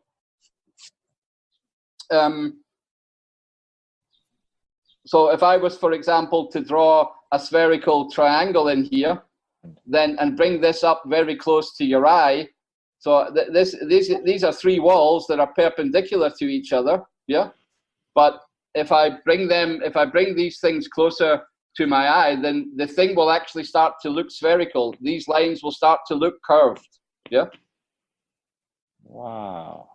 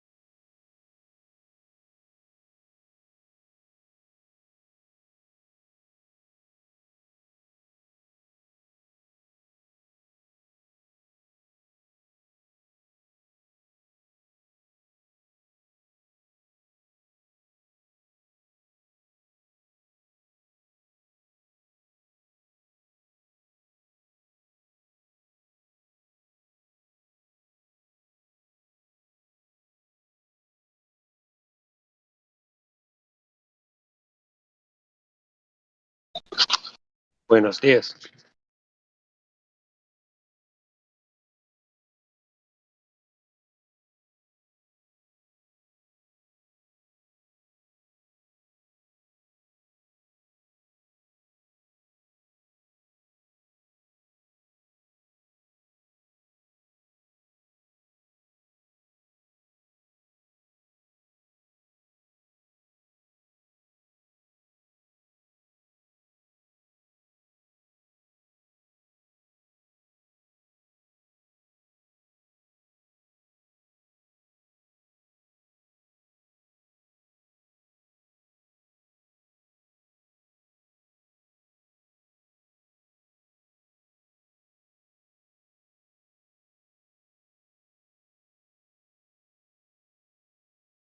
Bună ziua!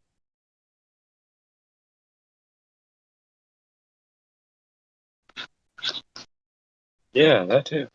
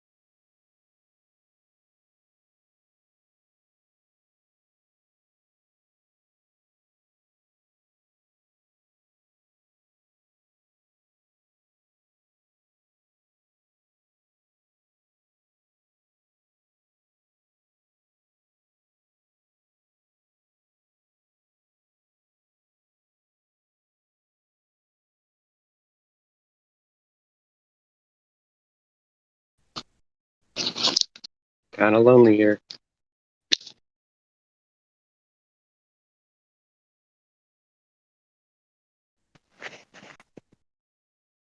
Yeah, where is everybody?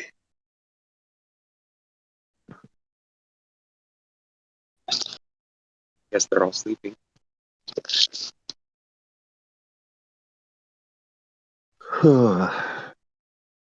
Just woke up. Wake up.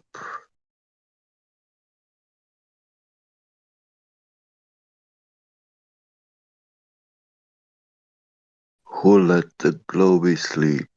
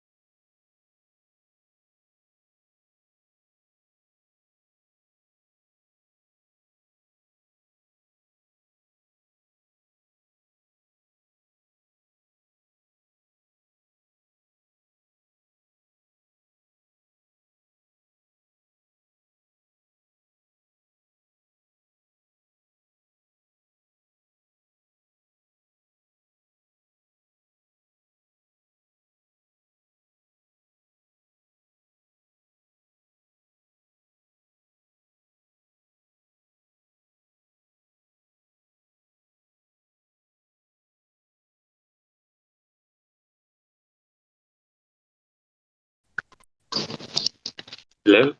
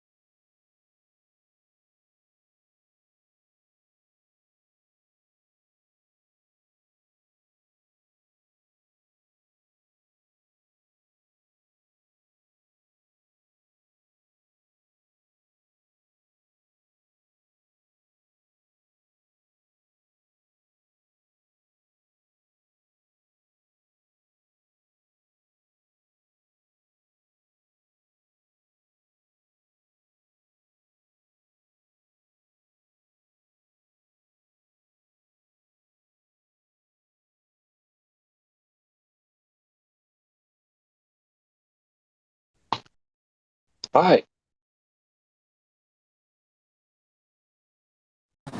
Good morning.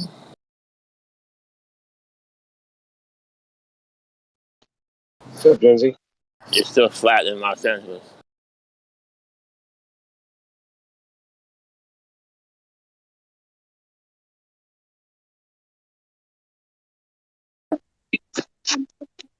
What's going on, everyone? I just learned something new. Do tell. I just learned that Pizza Hut delivered pizza to the ISS. I had never heard about that. Yeah, they didn't pay any tip. Wow. That's interesting. It's in the debate text, so if you want to check it out, they've already got a link on the.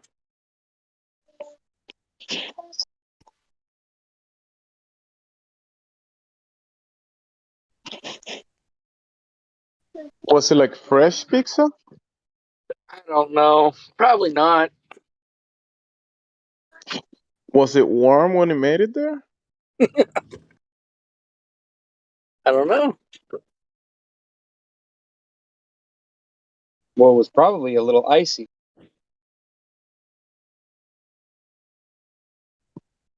I just want to know how much they tipped him because that cost what, like $50,000? So that tip must be pretty big.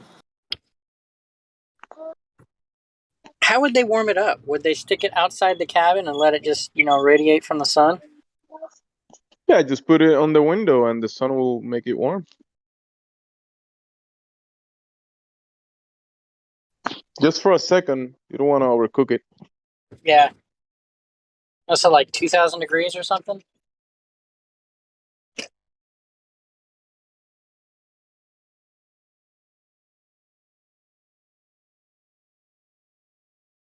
What are y'all talking about? Pizza Hut delivering pizza to the ISS. Yeah. Fresh, warm pizza to the ISS. Of course they do.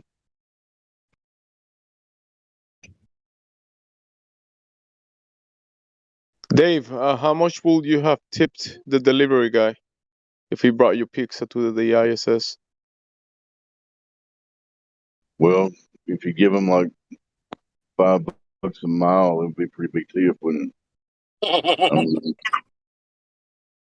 Is my mic working? Clear enough. It is working. Just checking. I'm not going to make this about me, and I don't want to hear anything, but I'm calling you from a hospital bed. I had a heart episode, but I'm okay. So I'm just checking in to see if the earth is still flat. Oh man, get better. Don't speak too much. Just take deep breaths. I am. I'm relaxing. I'm following the doctor's orders. I'm gonna start eating non-greasy stuff and all that good stuff. Okay. So that's it for Dave personal stuff. I just wanted to check and see my mic was working.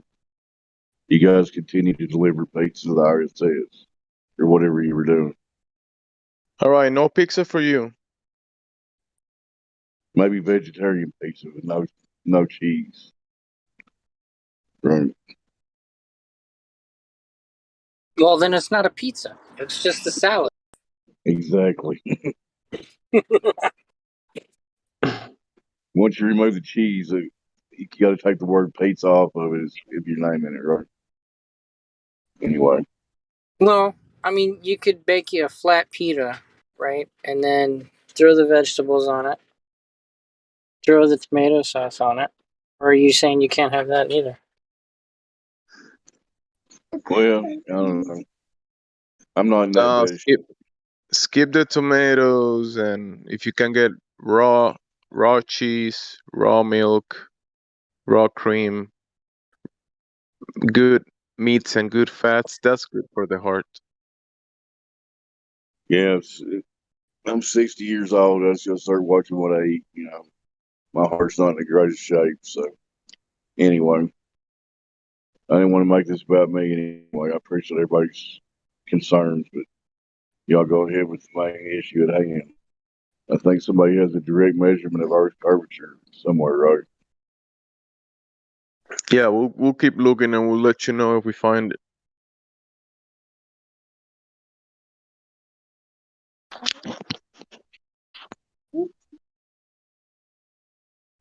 May the Lord bless Dave Pink, have him heal him from head to toe, protect him and his family. In the name of Jesus, amen. Agreed. You didn't say that, but I appreciate it. But let me wait. The hell are you doing? Hi, Dave. Hi, Dave. Hello. Get better, Dave. Get better, Dave. Thank you. You sound like one of my grandchildren. I got 3 of them. What's up, kid? That's why I want to stay around this place, whatever it is, for a little while anyway. I got 3 wonderful little grandchildren to hang around for. So, that was sweet. Thank you, Jim. Mommy, I'm sorry to hear that you're not doing it, bro. I changed it to the BTS. Because I changed it to the Squid Girl. Because you're so good, Mommy. That's sweet. Okay. Oh, look here, you make the pizza. Papa, look, you made a pizza.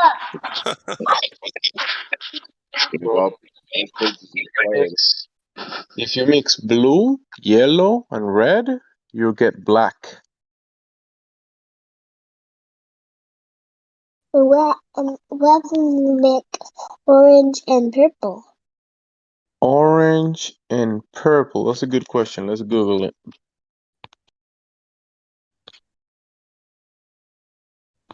Orange. That would be the one you mentioned. Don't they say that black isn't a color? It's not. Yeah, but it is, because it's a mixture of colors. Black's the color in my book. Black and white, their color's gray. Yeah, me too, dude. It's all color. Orange and purple. It looks like orange and purple makes kind of like, I don't know, like brown. Gross. It makes the gross color. Hey, that's the color of my skin. What are you Wait, trying that to doesn't say? make sense. If red, yellow, and blue make black, then orange and purple, which are red, yellow, and blue, should make the same color. Yeah. It's an olive green-like shade. And I can tell you from experience, no matter which colors you mix, you'll never get black. I If know, you mix man, them all but you know, together, it looks like a purple, dark purple. Brown. there is something about the light that when you have certain certain lights or colors stacked on each other, it will make it look dark, black, like a complete shadow. So there's something to it. It's probably like I don't know, a cancellation of the spectrum the way we see it, but we do see darkness for a reason. I mean, we look that dark. We see the crescent on the moon and other luminaries. We see the solar eclipse effect, and that's actually a light on top of another light. Jimsy, why are you yelling at me? I'm not yelling. I'm probably way too close to the mic. I'm just kidding. Just messing around. You want me to raise my voice? No, I don't. Okay, Please, settle down. Flat needs a little correction.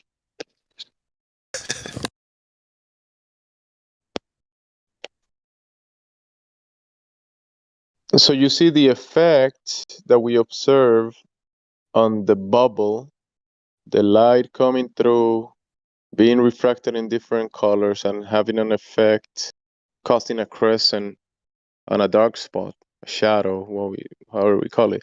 That's basically what we see on the sun and the moon, Venus.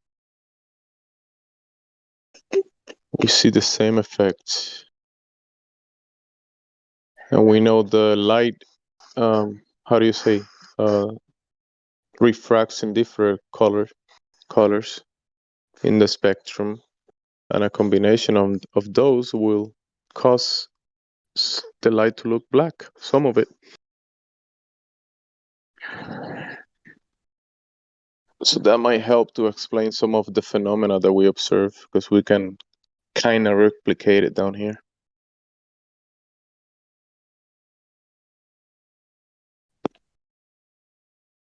Now you guys go do some testing and let me know.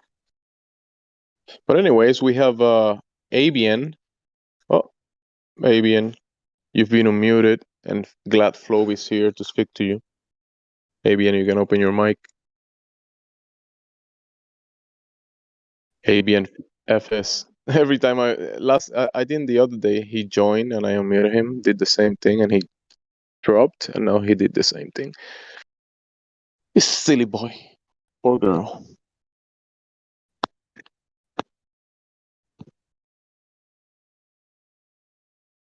I think it's Glad Flow's fault.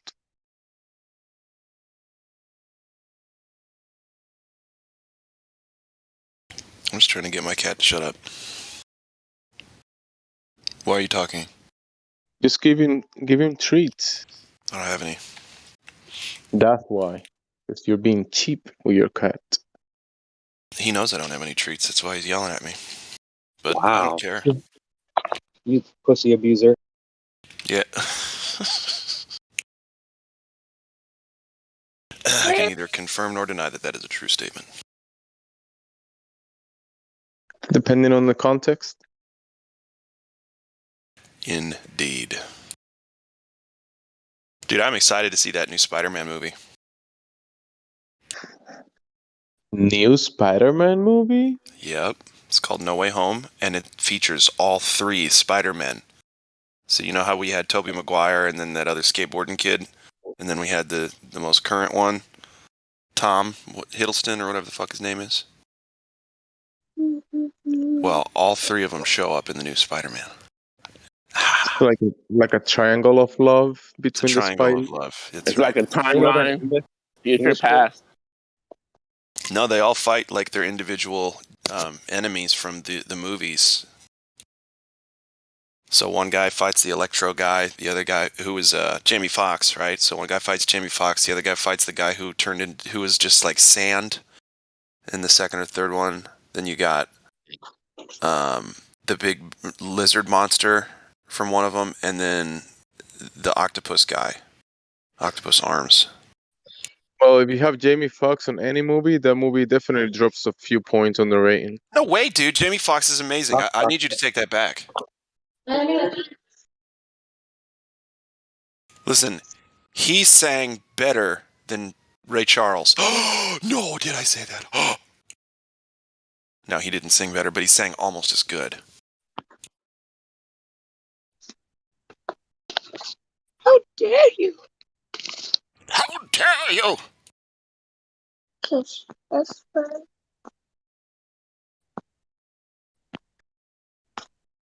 I mean, if it's like a comedy, silly movie, yeah, Jamie Foxx fits in it. But if it's like a superhero, It's a superhero. serious movie, it's definitely It's not serious. It's a superhero movie, Jamesy. It's in the lower end of the ratings, 100%. Just Whatever. because of Jamie. I don't want to talk to you about it. You're a very mean person. Jamie Foxx has 2 X's in his last name, which means he's cooler than you, okay?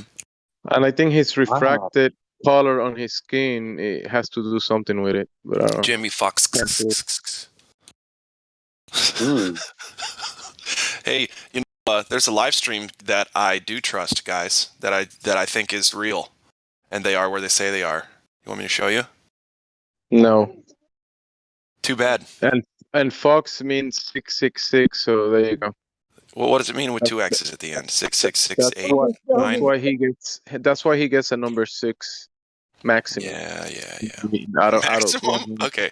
Check the voice text for the live stream that I believe that this is real. And they say that they are where they say they are.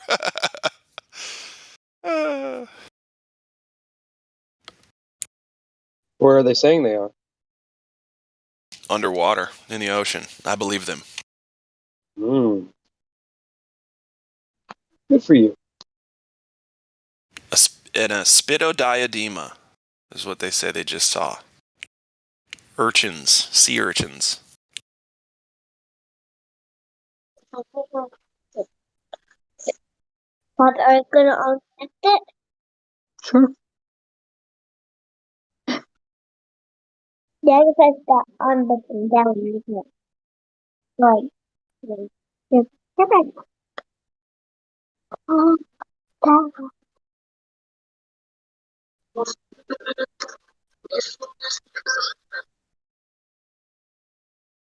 Okay, how do you do it? First press home. There, see? Sea worms. That's what you wanted me to see? Sea worms?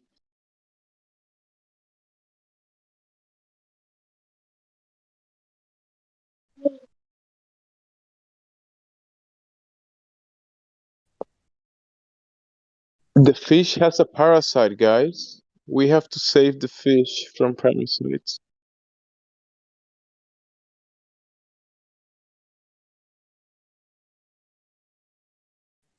You gotta save the fish from what? Parasites. Oh. They filming at the bottom of somewhere, and just saw a fish with a parasite.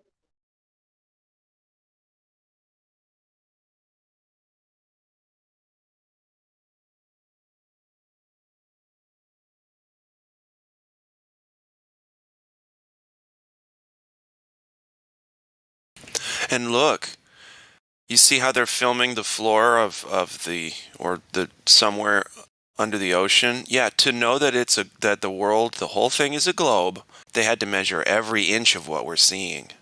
Even though most humans haven't even been down here. They had to map it out so that we could get the globe measurements. Every inch. Isn't that great? Isn't that great that someone did that?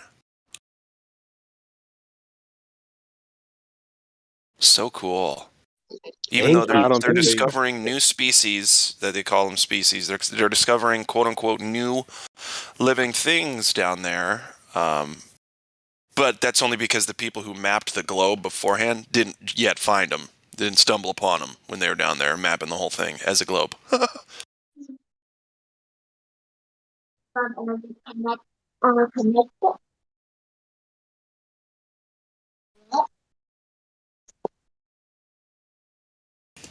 Yeah. See, I know they're being honest because liars can't survive under that amount of pressure. But they just devising devices and sending them to the bottom of the sea, which is okay to do. It works on a flat Earth.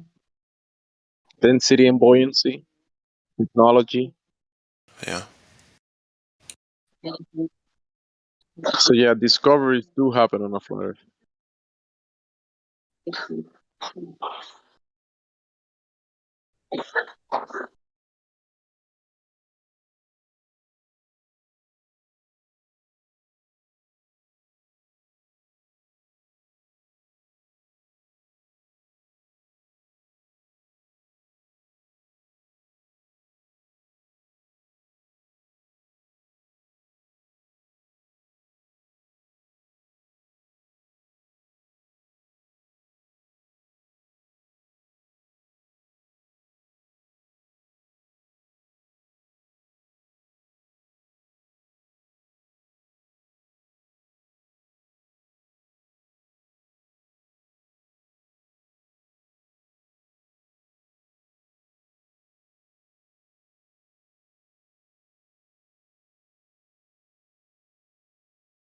Oh, they just said halosaur about this fish that's in the video live stream right now.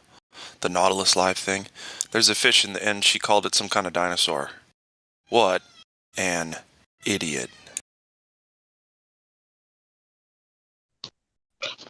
Dinosaur? What the hell's that? I don't know. It's some kind of gibberish word that I've been hearing since I was 1.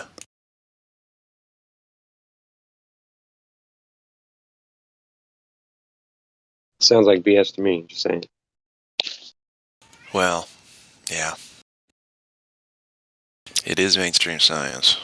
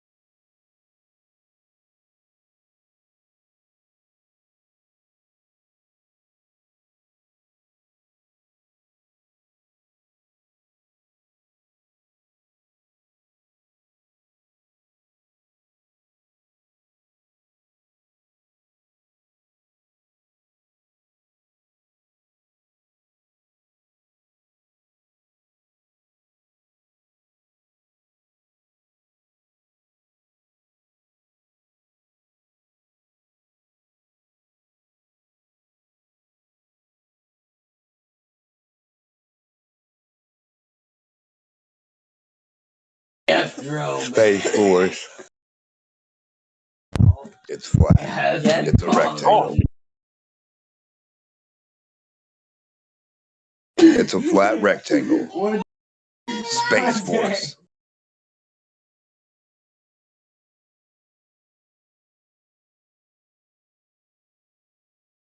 Anybody seen that sitcom yet? No, not yet. Which one? That's pretty funny. The top dude on there in Congress that keeps yelling the Earth's flat and rectangle to all of them every time they have a meeting about Space Force.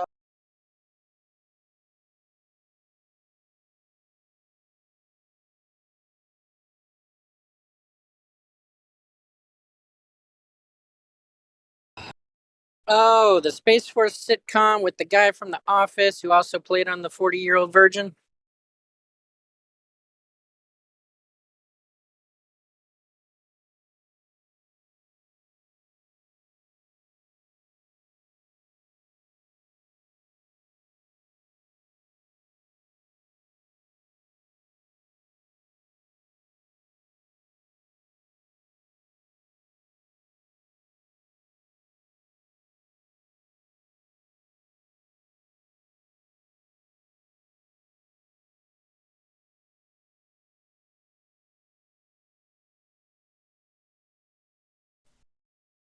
Steve Kroll, Space Force.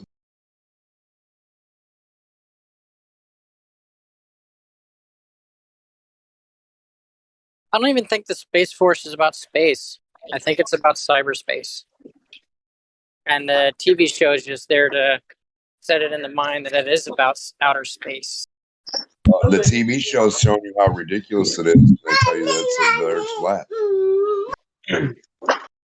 Talking about Space Force, the National Guard.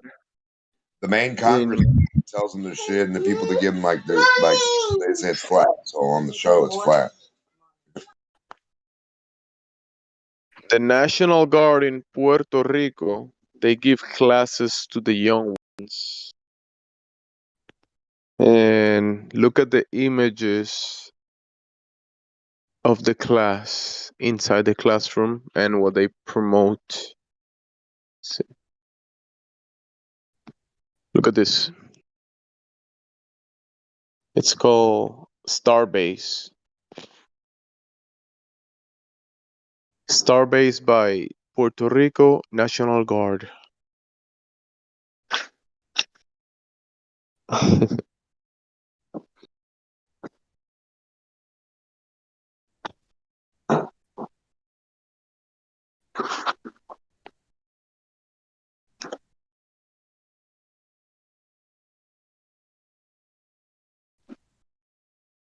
Was DOD, Department of Defense or something?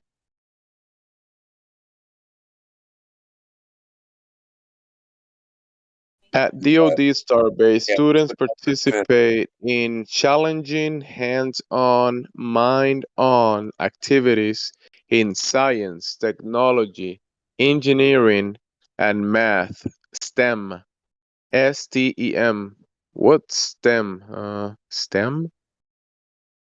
It's probably like an acronym. Each letter probably means something. Space, something, something. Yeah. Terminal. They interact with military personnel to explore careers and observe STEM applications in the real world. The program provides students with 25 hours of simulating experiences at National Guard, Marine, Air Force Reserve, Army, and Air Force bases across the nation. I'm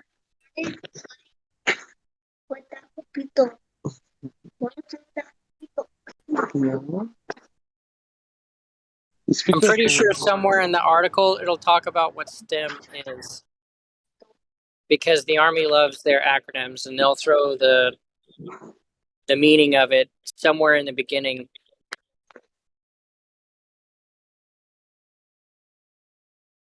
STEM meaning. STEM is a common abbreviation for closely connected areas of duty: science, technology, engineering, and mathematics. See?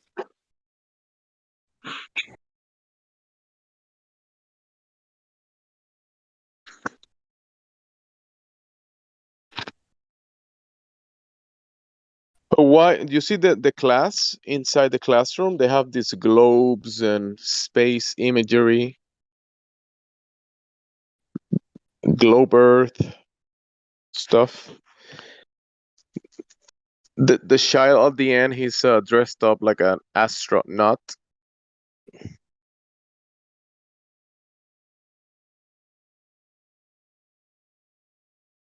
And the program is called Starbase. I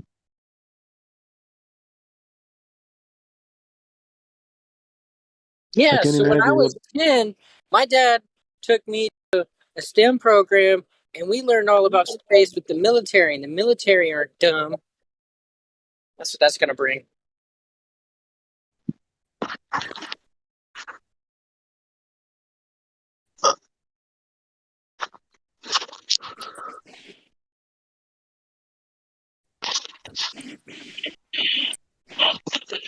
But before you can participate in this space program, you have to take these shots and wear your masks.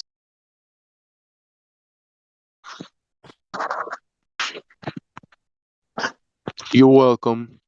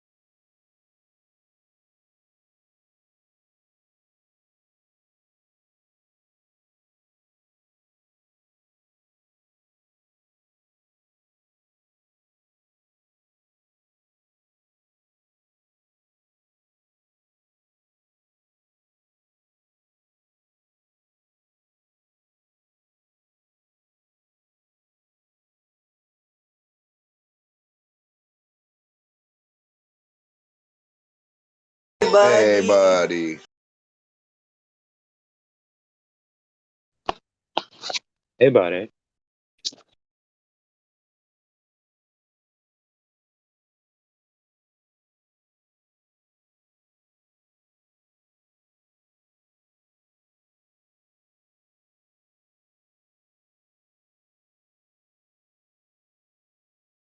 Space Force is funny as hell, though.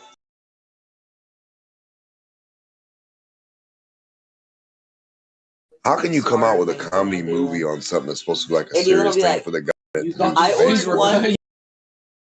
I mean, it's like a comedy already. Like that, I don't. That's weird.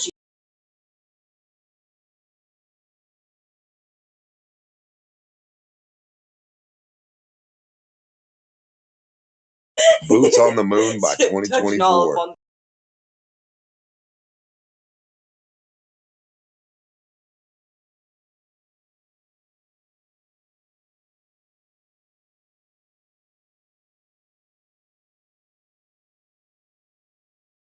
He went to send the rocket up. He said, "Do we got a lot more of these? Try." He goes, "Yeah." He goes, "All right, send it up." Hit the button.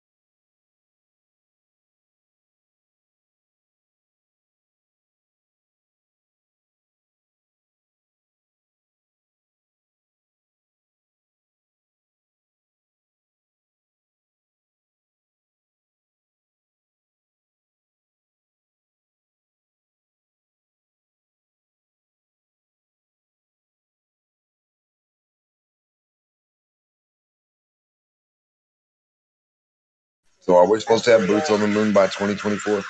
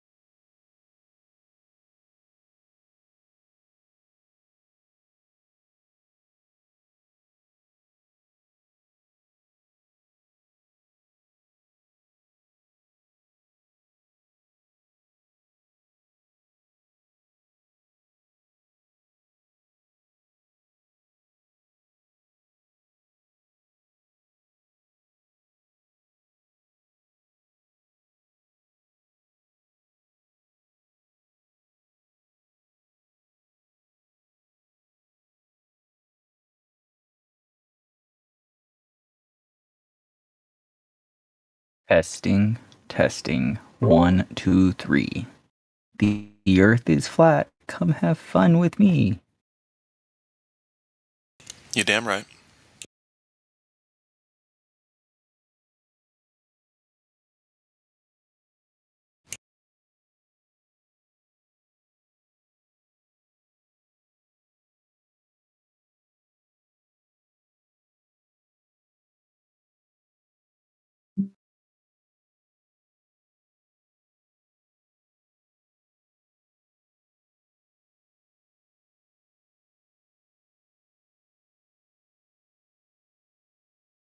So this is it, guys, huh?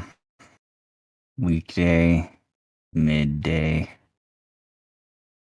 quiet day.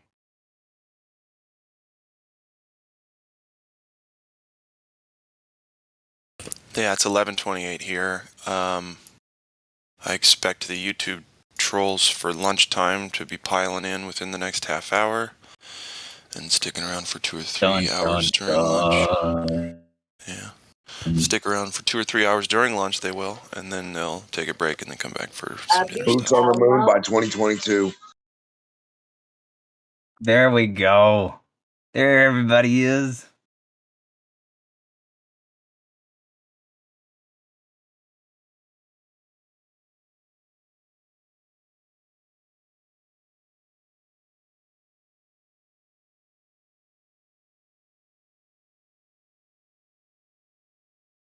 That means I'll have been on here for a little over a year. COVID on the moon in 2024. I don't know. Aw, crap. There goes vacation time. Sheesh, man. I bought some real estate on the moon, and I was gonna spend the summer up there, bro.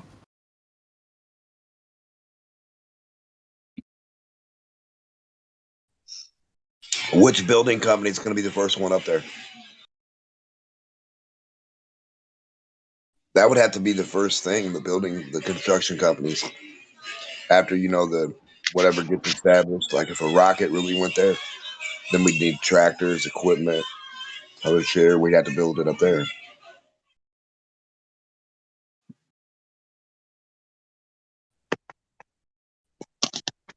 Too bad none of the rockets ever quite make it, and they all go parabolic. I'd just send a group of tribesmen. We could build huts everywhere. Hello, man. There's not any wood up there. No trees. No, we're gonna mud hut. Oh. Gonna be in a There's no dope. water.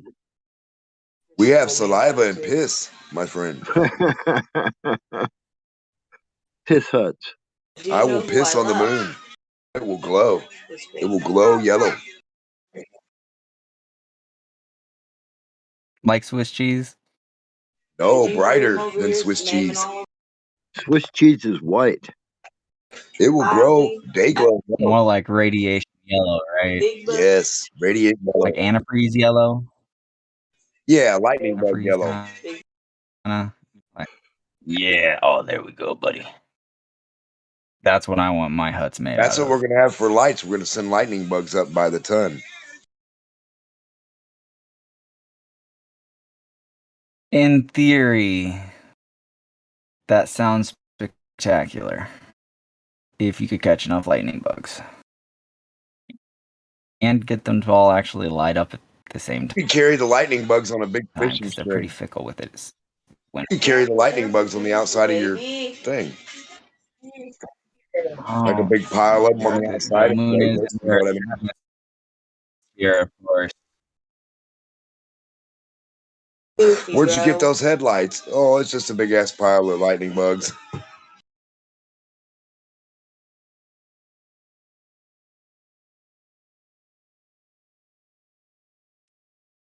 I gotta get out of here. I was just stopping in for a minute. I'll see y'all later.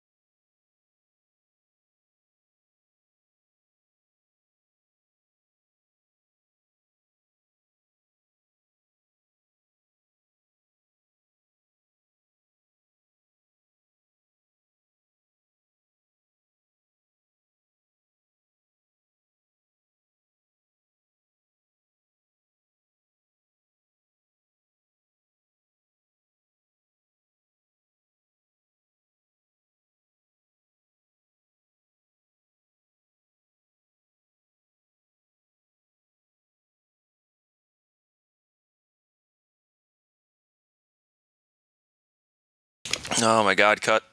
That is one awful thing. Cut the shit. Look at that face is horrible. It looks like she's normal kid, and then when she looks at me, she's like my drunk 70-year-old aunt. Just looking right at me. We're gonna start the scene. Action 1, take 2, and go. They painted 60 years on that child's face. I hate him for it. Nah, she's probably having a good time. Are the eyes round or slanted? Kid high in the picture. That's all I need to know. The kid looks high, bro. Kid looks high. Why do they do that? I don't know. But yeah, kid looks straight up loaded. Face painted. Irresponsible ass parents. What the hell? The parents are all wide-eyed and regular and straight. Like, come on, little Timmy. And Timmy's fucking lit. Timmy's lit, identifying as a girl already. It's nuts. In a rainbow wigwam. Clearly you're not seeing this gif. No, I was just going by the fly Oh. in my ear. Dude, you should see the gif that cut the shit posted. I will. I'll It's look so up. funny.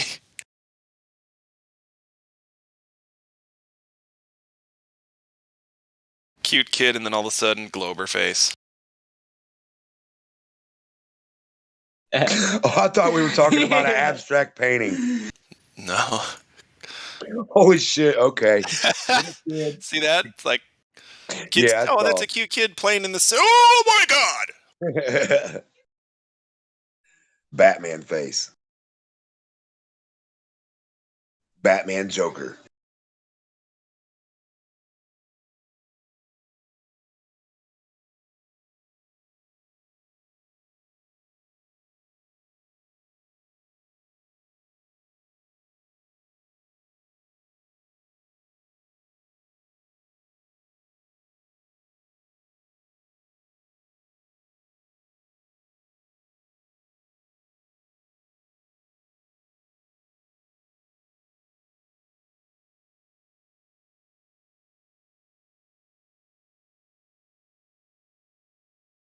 Yeah, those are some real Gargamel eyebrows.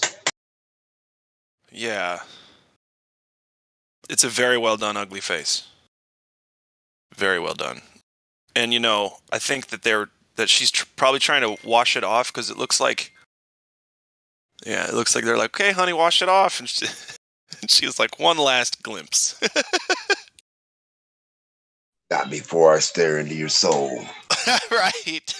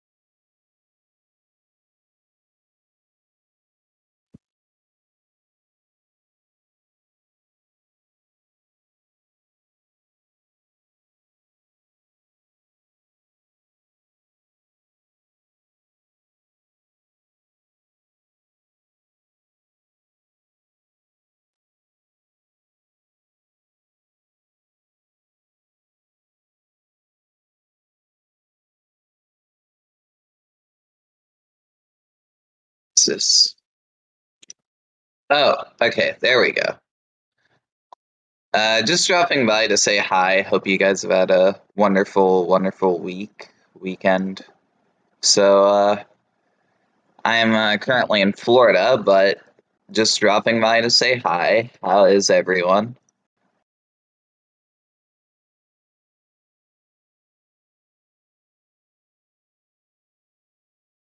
Man, it's quiet for a Friday. I'm here. Sorry. What's up?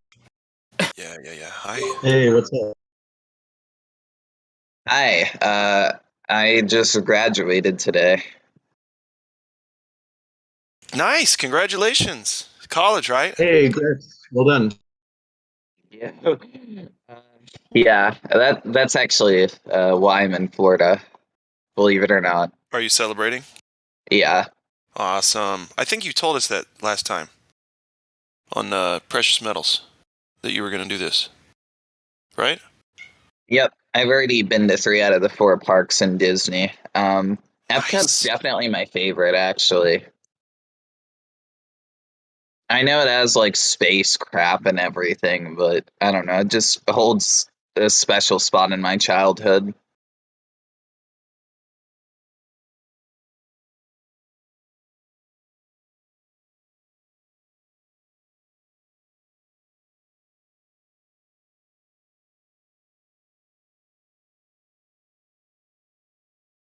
My responses are going to be sporadic as I'm destroying the Globers in the YouTube chat. Yeah, no problem. I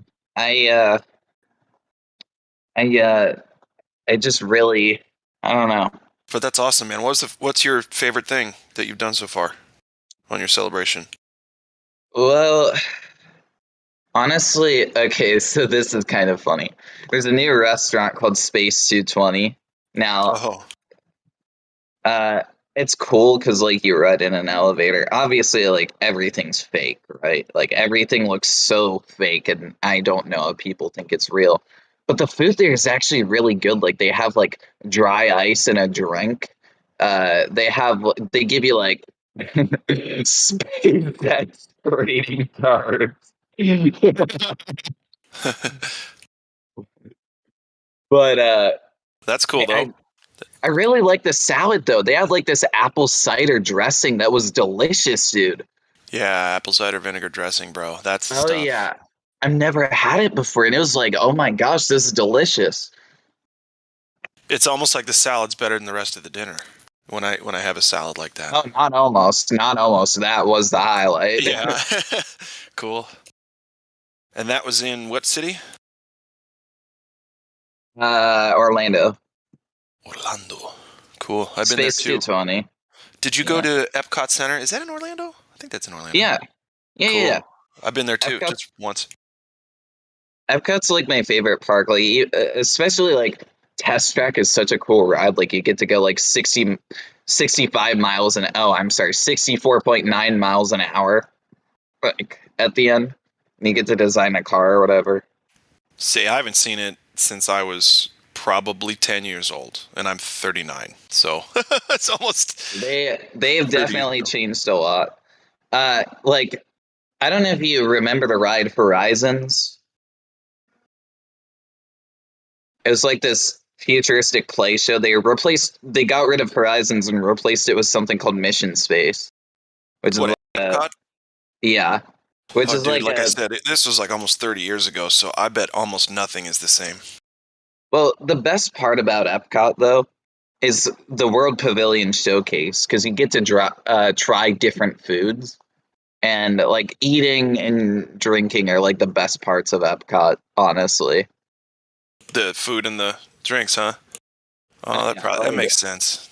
Germany has like this gigantic pretzel, for an example. Do you drink alcohol? No, but my family does. Gotcha. No, go ahead. Once I turn 21, I'm still not going to change my habits. Oh shit! I didn't even know that you weren't 21. Got it. Okay. Well, that makes yeah. No, it's okay. I turned 21 in April. Dude, that's awesome that you graduated school before you turned 21. When I was younger, I thought, if I'm going to do well in school, I want to graduate college before 21. And guess what? I'm still in college. That's okay. No, that's Better good, late man. than never. That's what they Congrats. say. Better late than never, but you know what I'm saying, man? I'm 40 years old. I wish I would have done this 25 years ago. Wait, would that have been? Anyway, 20 years ago. Yeah, 20-ish, 18 years ago. So that I could, I don't know, not be doing it now. I mean, believe it or not, like, it's really hard to get into master's school because after you, so this is what no one told me, right? Like, people tried to tell me, but they weren't, like, specific enough. So once you once you get out of undergrad school, like, once you graduate, the game completely changes. Like, if you want to go into master's or PhD school or whatever, like, they don't want book smarts. They don't, Right. or at least not in the business program. They need to know that you actually know how to interact with people. They need to see, like, what have you actually accomplished. Like, they don't give a crap about your GPA. They're like, GPA, CPA, right? Like, they don't care. They're like, okay, cool, you memorized a textbook, but can you actually work in the workplace? What's your workplace experience? What have you done at work? And Yeah, you memorize the textbook. Can you talk to people? no, I can't. Yes, you can. You talk to us a lot. Very well. But I'm comfortable here. Right, well, that's true. Oh, it's like, it's really hard though, because like MBA programs are mean. Like, I just applied to a place and got rejected because they want me to do well on a test. Yeah, because tests mean more than GPA, right? Right, exactly. PI, if I may ask, what did you qualify in? I just got my undergraduate in business management today. Okay, cool. Congrats. I'm majoring in science. Oh, thank you. I'm not majoring in science. That's a waste of time. Quote, science, unquote.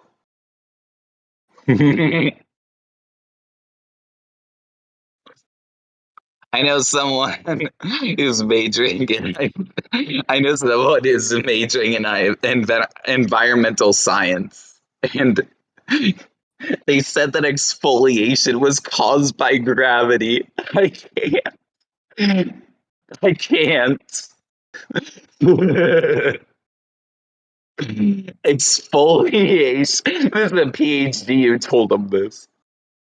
And the funniest thing is, they told that to me when I took geology at community college. Exfoliation is caused by gravity. Can you guys imagine that?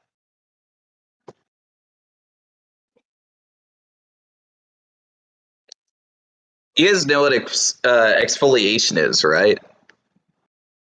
Yeah, I can't really do it too much because my skin's so sensitive. It'll just get red and Oh, it sucks. No, I'm talking about with rocks or the earth. Okay, yeah, like you can do your feet real well, shit like that. Yeah. No. Okay, exfoliation, like when you remove dead skin cells from your skin. That's what exfoliation is. Well, yes. So I mean, okay, it's kind of like when rocks like change shape or like rub up against stuff, so it like leaves those little like dots and stuff in it. Uh-huh. It's what results in like fractures in a rock, like over time. It's kind of like erosion. So basically, you're not using it in the human context then? No. The human body, I got it. Similar concept though, but basically PhDs are telling kids that exfoliation happens because of gravity instead of rocks sliding down it over time. They're saying exfoliation causes, gravity. Gravity causes exfoliation. Of course it does. Of course it does. Grandpa Gravity here to save the day. So. It's like a magic solution. Like, oh, we don't know. Like, this is exactly what the people in the science community criticize, like, people of religion for, right? Like, they say, oh, well, they say, like, oh, people in religion just use God as substitute for everything. But, like, that's exactly what gravity is, though.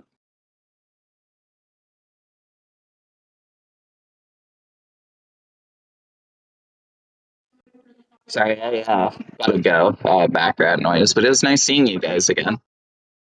Likewise, C. Good to hear from you, man. Very happy that you're doing what you're doing, and very proud of you for graduating. Good, very good job. Thank you. I wish you well as well. Thank you. Be safe Hopefully out there now. Thank you. Hopefully I revive this chat. Yeah. Yep.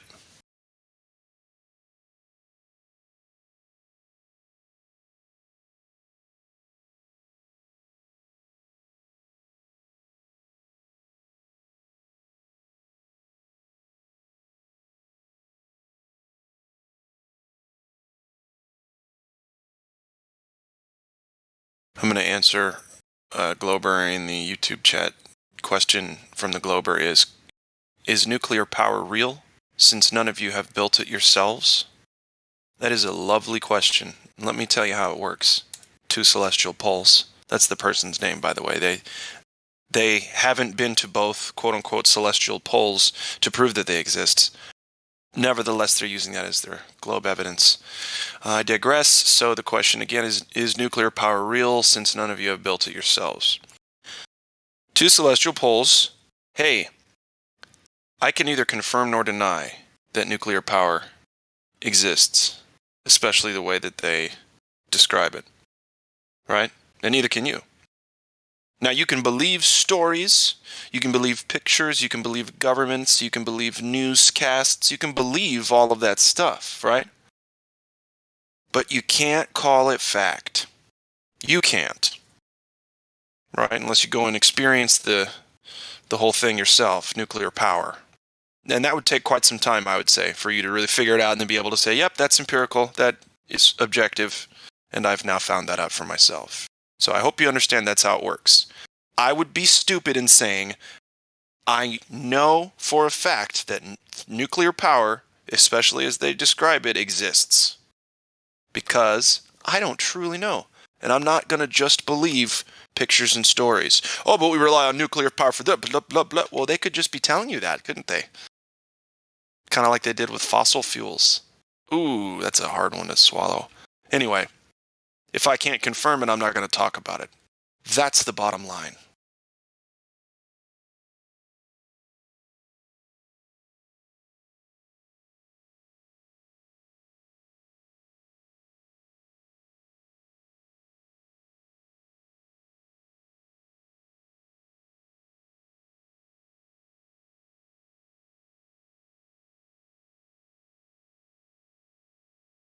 And then Globers are like, well, you can see it. You can go do it. Yeah, okay, so show us when you did. Because you're the one making the claim.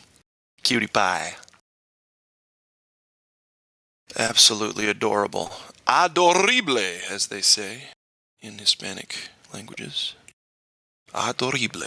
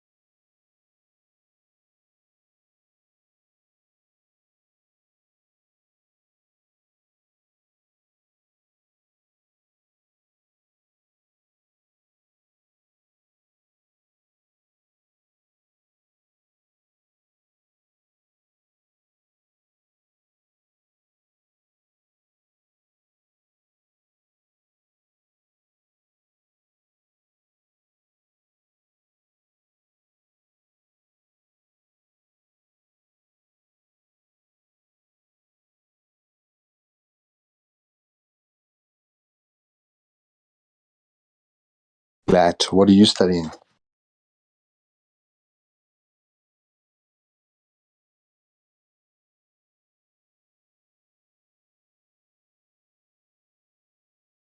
Are you asking me? Yeah. I'm studying substance abuse counseling. I'm going to save people's lives, help them save their own lives, rather, by quitting drinking, drugging, or behaving in a way that drug addicts or alcoholics behave in without actually imbibing or ingesting the chemicals. Because dry drunks do exist as well.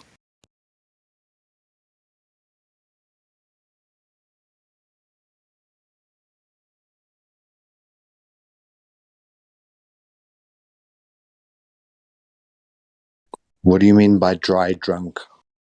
Someone who is dry, so say someone who's been an alcoholic quits drinking. Well, they're dry from alcohol, right? Dry from drinking. But they still do all the same stuff that they did when they were drinking. So say homeboy's cheating on his wife or beating his kids or something, and he ends up quitting drinking, but he still cheats on his wife or beats his kids. That's a dry drunk. He's still acting like the drunk he was while he was drinking. He's simply just not drinking alcohol. Sometimes that's even worse. It depends. Got you. Like muscle memory. Mm-hmm.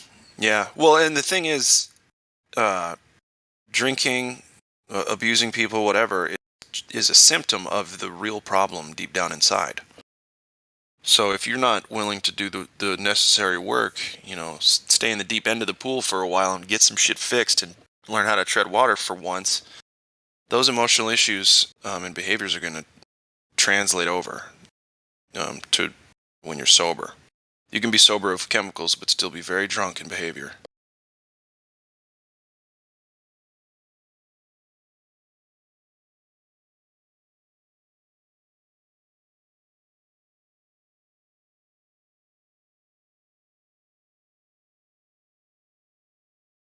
But then wouldn't it be more fair to say that that's just that person's behavior and that it's not necessarily the drink that's bringing about that behavior? If when you remove that variable... Yeah, I agree. I didn't make up the term. It's literally like a technical term used in the field. But I mean, I agree, yeah. It's an easy way to say, hey, he quit drinking, but nothing really changed. It's an easy way to say that. Dry drunk.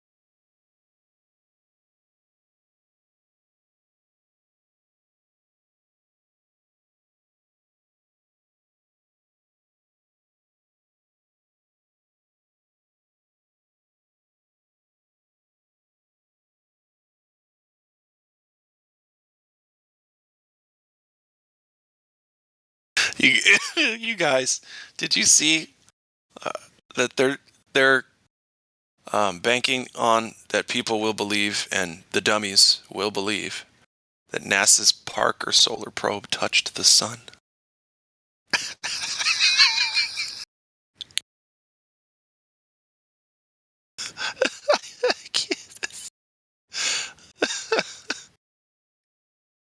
Yeah, that was funny.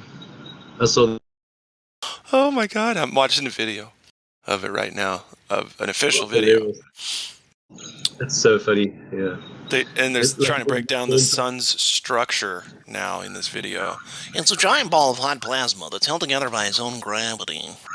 Solar material flows out from the surface, but around the sun, it's bound by the sun's gravity and a magnetic field.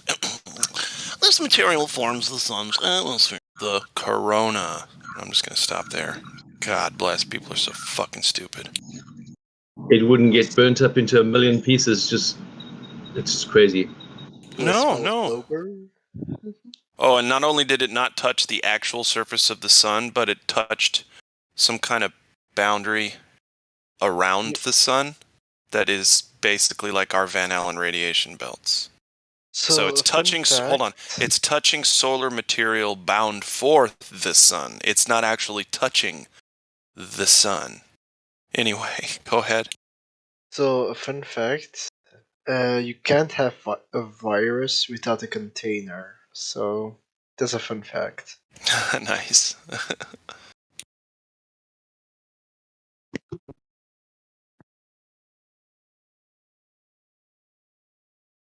There's something else that needs a container.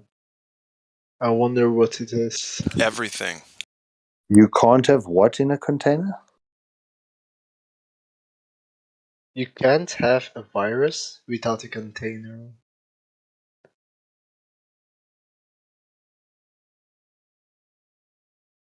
Wait, hold on. Is the V word censored as well? Yes. Hmm. So just watch it, that's all. Just watch it. Okay.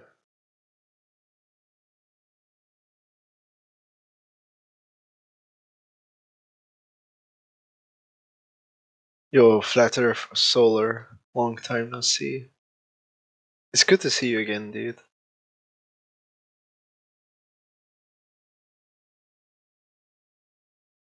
Yeah, you too, bud. I think the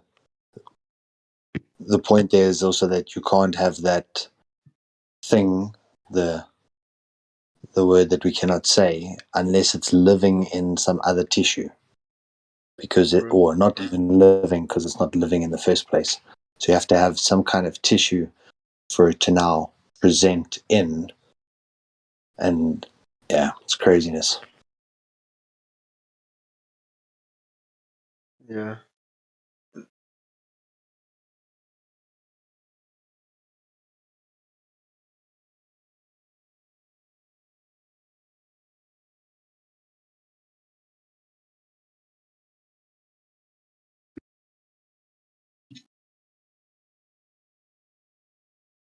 I mean, I have a question. So, like, we already have assessed the proof to some extent.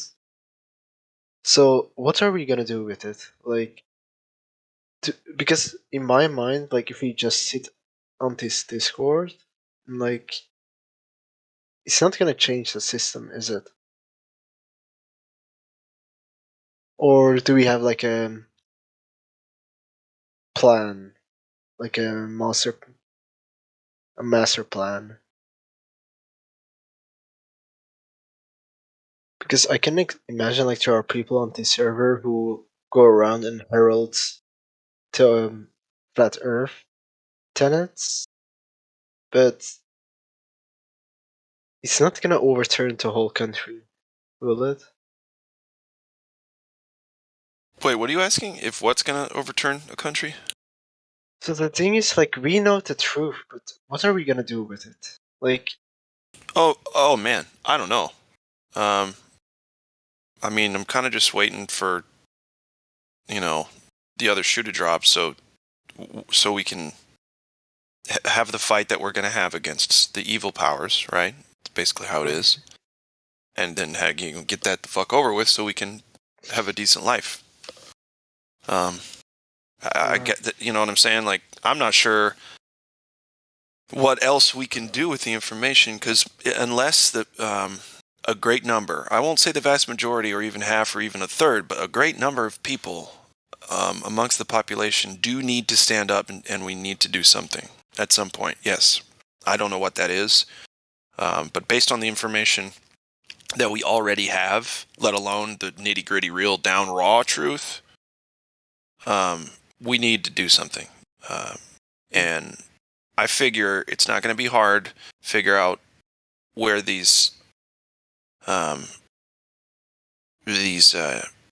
ruling elite, figure out where they live, get them, draw them up, quarter them, tar and feather, all kinds of deals. But until we all decide to go do that, yeah, then we're just sitting here and chat. and honestly, like, I wouldn't mind making a document where we think of ways we can get the word out there to more people. like a set of instructions basically. We would post it somewhere on the server, and yeah, it could be a Well, that would be guideline. taken down pretty quick. We'd be swarmed by SWAT, all of us, immediately, pretty much. I don't Why? think that would work. Why would we? If you're gonna play Revolution, Not a revolution, but like just there's nothing wrong with spreading the information. Like we managed well, that's to what they would consider. They'd say, "Oh, you're trying to start a mutiny, huh? Huh?" just That's what with the they'd say. flat Earth. No, with the truth about things. I mean, getting flat Earth out there is one thing, yeah, and anybody and everybody should be doing that, in my opinion. Always trying to talk to people about it. Fuck what they think of you. Get the truth out. That's what I do, and I know a lot of people also do that out there. But speaking of the broader truths, people are going to find out on their own, or they're not, because that stuff's a willingness to understand that there is truth well beyond what you've been fed since you were a kid. People, yeah, go ahead. Sorry, my question to you, Shenji, sorry to interrupt there, Clat. No, you're fine. Is on a philosophical level, the greatest gift that the Creator gave us was free will. And if you go and force someone to change their mind, are you contravening their free will? Yeah, you're even if it's by spreading the truth, you're forcing them into a mindset. But like God said, I know people don't like biblical things, but He said that no man will be forced Greatest into the gift. kingdom of heaven. The greatest gift was memory. I mean, the greatest gift is The life ability to itself. obtain, to retain the info or the energy input. Memory was the greatest gift. Without memory, you don't have anything. You don't have whatever you just said because you wouldn't remember any of it. True, but you wouldn't have memory if you didn't have life. Memory is what you were given. Yeah. But the thing is, it's not about like forcing people into a mindset. Like, what you want to do is like plant some sort of seed into their mind so they can think about it. Like, for example, you go outside and you meet someone and you just talk about how the idea of space is crazy. Like, and nothing else, not even mentioning the Earth or anything, being like a vacuum next to gas pressure. That seems Here's a fishy. good one. I love this one. Use this one. This one's short and sweet. And I agree, Shinji. Use this one a lot if you can. Man, that universe out there, huh? Ever expanding, infinite. Crazy, crazy. Hey, do you know when they got the measurement of infinity? Oof. And then just leave it there. Don't even say anything. They'll be like, wait, what? I said, yeah, infinity. Well, to be able to claim they know the distance of something, they got to measure it, right? When did they measure infinite space? Yeah, like that's crazy. Like, And people don't know how to talk or respond. But go ahead. Sorry, Shinji, go ahead. oh no, like I was just confirming what you said. Like that I'm. But even that's a contradiction, because what is it? Is it infinite or is it expanding? But you can't say it's infinite unless you know that it's infinite, meaning you got the measurement. So saying infinite itself is a misnomer. It's almost gibberish. But it can't be expanding. But it can't be also expanding. Hold on. Sure, it can. Finite and getting bigger. But it also That's a depends on who huge you're. fallacious assumption. Yeah. Which one? But anything that has to do with the globe About in outer space. what Gladflob said. You are assuming that everyone is smart like you to give a thought about measurements and this kind of stuff. Mm-hmm. Vast majority of people, they have no clue about it. But that's the thing. I have faith that they can be this smart, dude. I believe Oh, everyone you can be have like the Mike. faith. You can have the faith, but that's not gonna Well, I be run on that faith, the brother. reality.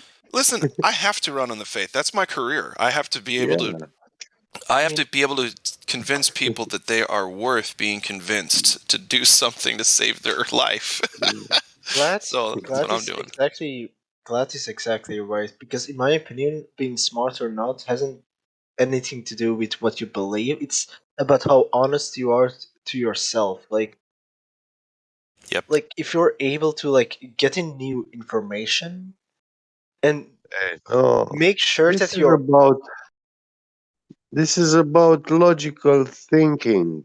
true, but the thing is, Yeah, irrational people aren't rational. That's yeah, the thing. Like yeah, if we're not cold-hearted bricks, like we don't have a brick for as a heart. Like people have yeah. feelings, people have like things they attach to, and a lot of people the mistake they make is they allow their ideas and beliefs to become their identity. So when people criticize their ideas, they feel like their integrity of their identity is at danger. So that's why they often go into cognitive dissonance and try to justify even if they know it's wrong or isn't adding up at all. They don't value truth.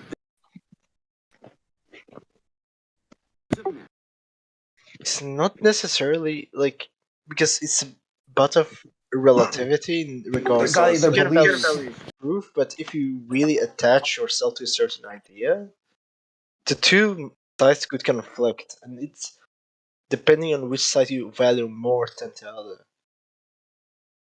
That's why I said on a philosophical level, you're deliberately interfering with someone's free will. Is think about the creator. He's created this place, and everyone's rejecting the truth that he created this place. And he could go in there and give them something that would instantly have to change their mind. But that would be interfering with their free will. And it's their choice. And I think that's what's so beautiful about this place is that we get inquisitive minds that arrive here asking for information, and thereby we're not interfering with their free will. They are choosing the information. And thereby, when you place the information with them, it actually gets received. And the people hear it, respond to it in a logical fashion. When you talk to someone who's not ready for the information, like you said, they go into the cogdis, reject everything you say because you're attacking my identity. Whereas they don't realize we're not even talking identity, we're talking ideas. Or do they have the ability to comprehend this idea? And it's not really about identity at all, but yet it's taken very personally. Yeah. But like I say, it's interfering with that free will because I keep thinking I've said exactly the same sentence to multiple people, and to some, it just doesn't, it's not received. And then to one, it's received, and they say, wow, you said that so well. And then I think, why did all the others not hear it if it's said that way to them? And it's that they're not ready, or I'm interfering with their free will. And that sometimes people have to choose if they want to know truth. Mm-hmm. I mean, yeah, but don't you think like it's not because in my opinion it wouldn't be wrong to test the waters because it's not like you can always be the passive agent. Sometimes you can take the active role. Like for example, if I see like an event happening and I see there's potential for a debate or a discussion even, I would test the waters by just saying it's a very simple thing, and then I measure whether they're open to further discussion or not. Or for example, like something as simple as gas pressure, and if they continue it, yeah, I'll just keep discussing. But otherwise, I wouldn't really try to force an idea upon them because at the end of the day, I won't be able to change anyone's minds who doesn't want to change their mind.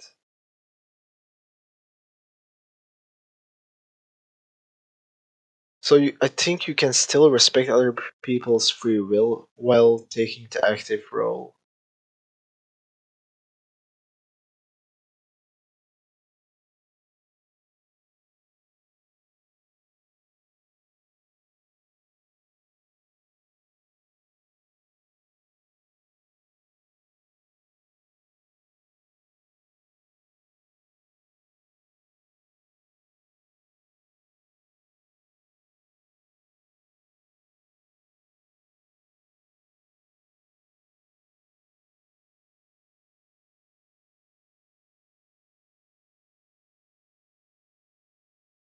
Shinji, you're still quite new to Flat Earth, right?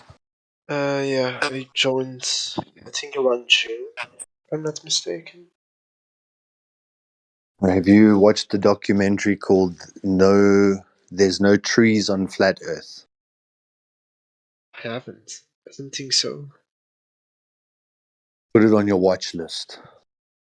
There are no trees on a flat Earth. Or no forests. No forests on Flat Earth. Is it because like some semantic term, like the definition of a forest or Oh, something? that's like literally, it's an amazing documentary. Wait, Yeah. is it on YouTube? Probably on Yeah, it BitChute. was. It should be. It was on YouTube, but they take that kind of information down often. Yeah. So this is how censored YouTube is. I look up, there are no trees on flat Earth. The first few videos is like how average people fall for the flat Earth conspiracy, the 10 things that all flat earthers say, destroying flat.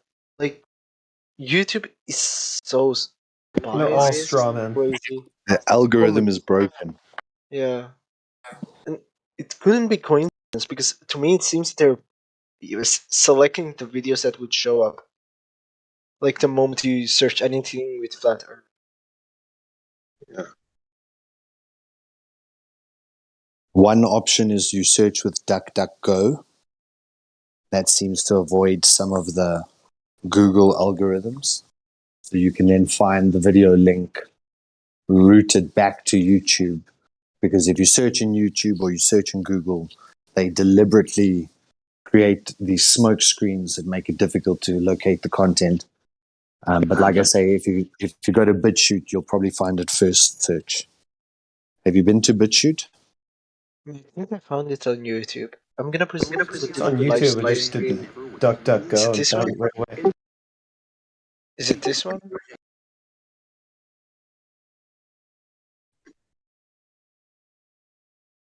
I posted it in livestream voice text, like 24 after the hour. Correct. Yeah, that's the one. Okay, So, like I say, put that on your watch list. for sure. There's always been some interesting discussions in terms of what is this realm. Once you know it's horizontal, like the horizon tells it is, then the questions start to arise. What could be further out? Could there be more land? Could there be more continents? Could it be ice for infinity? So some people consider an infinite plane. Some people, it's a little bit like out there, but some people consider that the sun enters and exits every day, kind of like Pac-Man.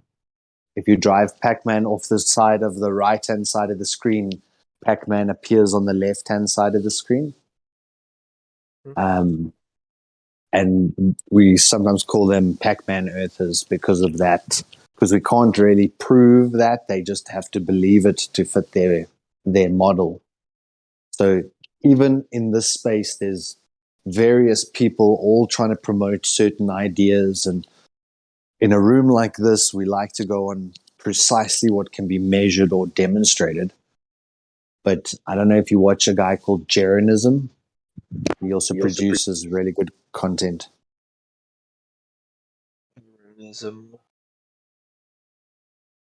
Yeah, Jeranism. Yeah, I think I found it. 90 miles and flat. I mean, I'm surprised that YouTube even shows up, like, his account. So they deleted his first channel. And then he had to strip down a lot of the videos that he'd put up when they sort of upgraded their rules. But the point that I was saying is that he does like these shows. He did one recently, the Baby Truther show, where he invited Awake Souls and someone else to come discuss their version of their model. And they think that that the sun does loop from side to side, like the Pac-Man idea, and they presented a lot of evidence for it, or at least in their mind, they presented evidence. It was quite easily demonstrated that they're missing certain aspects, but the beauty of this is that each person's on their own journey. So you were saying, like, how do we spread the word? How do we plant that seed? It's the age-old question, I guess, that everyone's asking. How do you change someone's mind? And later on, when you grow wise, you realize you can't change anyone. All you can do is change yourself. I mean, And true. then when you change yourself, others seem to change around you. I mean, I've come to acceptance that I can't change anyone's mind, but the thing is, you can be the cause of someone changing their own mind in one way or another. Because to me, like, if I hadn't met a certain member of this server in another server, I would have never woken up, yeah, to the reality. Because I was flat smacked. Like, at first I was defending the whole globe model, like with the whole fervor. But then I saw that every single argument I came up with was like, yeah, it didn't add up eventually. It was It was, easily answered.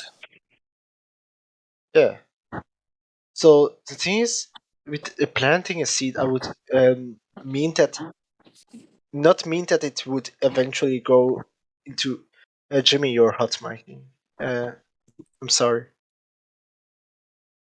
So what I mean with planting a seed, wait, hold on, a little lower in my pets. Okay, what I mean with planting a seed is that you just make someone think, if that makes sense. Like, not necessarily change your mind into believing the But flat Earth. that's exactly the crux of this, is that we have to look at it as planting a seed. Now, what we do is we plant the seed and then we stand next to the seed yelling, hoping that the seed's going to germinate right now, instantly. It has to germinate in the second. And if it doesn't germinate in the second, then obviously the seed's a dud. I might as well throw the whole pot away. And it's like, no, your job is to plant the seed. And often it takes a well-constructed question in a field that person's related in, that will get them thinking about this topic once you leave. Stay on I-75 South. Yeah.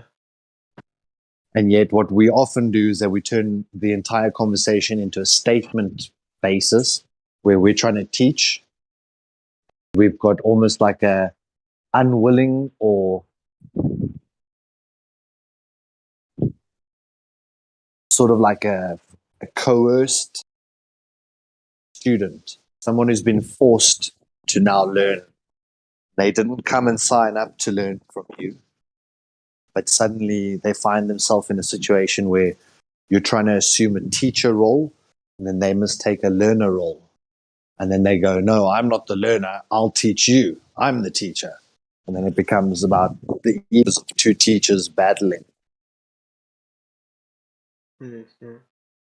But the seed planting is the crux, what you said. Now, one well-placed question. Like, I know guys who work in IT, and they know how large a team can be to work on a specific tiny task. And sometimes that task can take 12 months or 18 months to complete, with a team of guys working on it full time. And there's multiple versions and updates and patches and fixes and all these things that have to go along with this code to try and get these little tasks to work. Or not little, they're big in the broader sense, but effectively they're a small little task.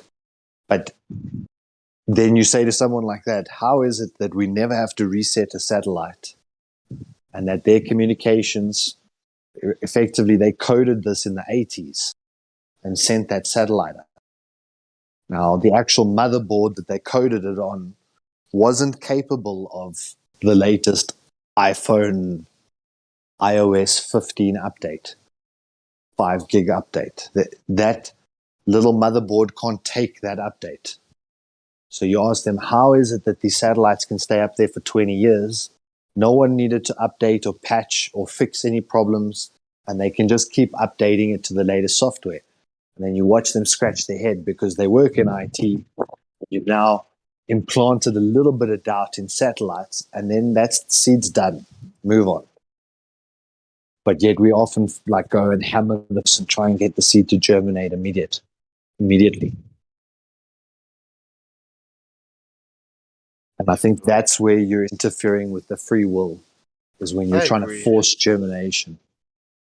Because I don't think I've mentioned immediate change of mind or like immediate intervention. But yeah, I agree. Like trying to do it in the spot, like it won't work on the majority of the people because yeah, it takes their own will to have an open debate, if that makes sense, or an open discussion.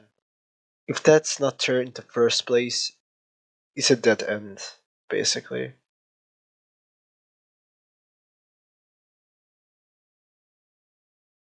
So yeah.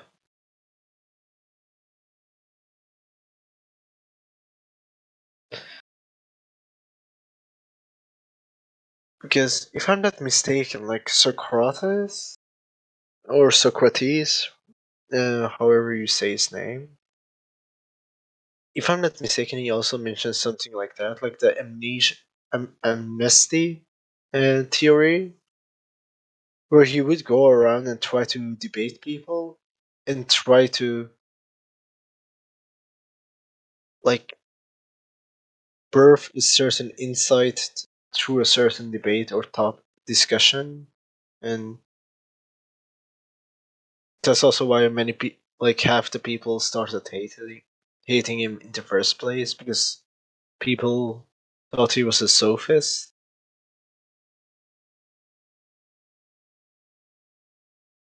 But yeah.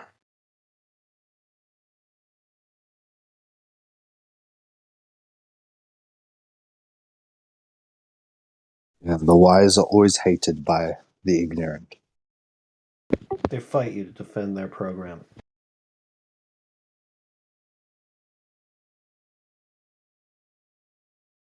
And inadvertently defending their programmer. Yeah, but the thing is, how Socrates was executed, he was just being at the wrong moment at the wrong place. Because if you look at history, the time when Socrates was even active was just after Pelop Pelop Peloponnesian War, and Athens was going through a lot of hardships, and the only hardships weren't just like physical battle; it was also like mental wars where people like states were trying to destabilize other states by sending sophists and yeah brainwashers, if that makes sense, to certain places to like radicalize the population. And Socrates just happened to be in the crossfire, if I'm not mistaken, and yeah, he ended up taking the bullet and not taking the bullet literally, but yeah.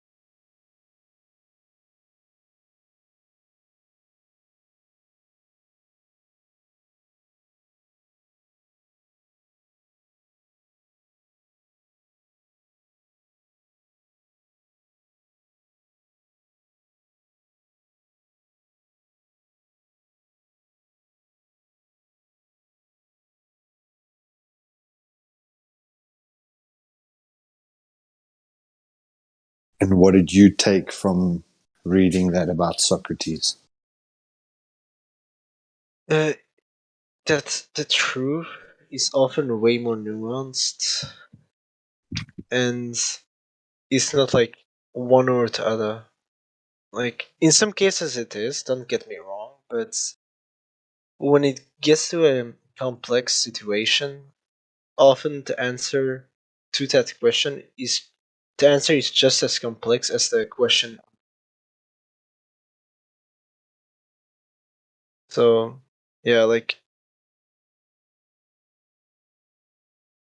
whether I stand with Socrates and his ideas is one thing, but the whole context of him being there and what happened to him is another. Like he didn't only have haters; he also had a lot of followers. Like he was getting traction, and that's why he was, yeah, taken care of in the first place because he was being seen as a sophist by accident, and he was seen as like brainwashing to you.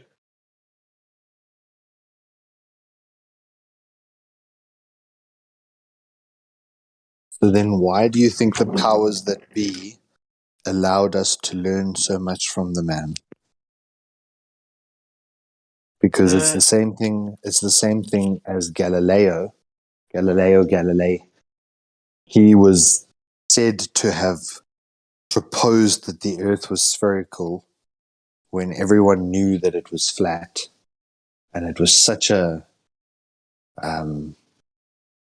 upset to the powers that be that they placed him under house arrest for the rest of his life. But yet all of his teachings are the basis of our learning system. And Galileo was considered a genius, just like Socrates and the rest of these quote unquote wise men who gave us a lot of the Stoic or Hermetic type principles, which, yes, there's wisdom in them, but there's also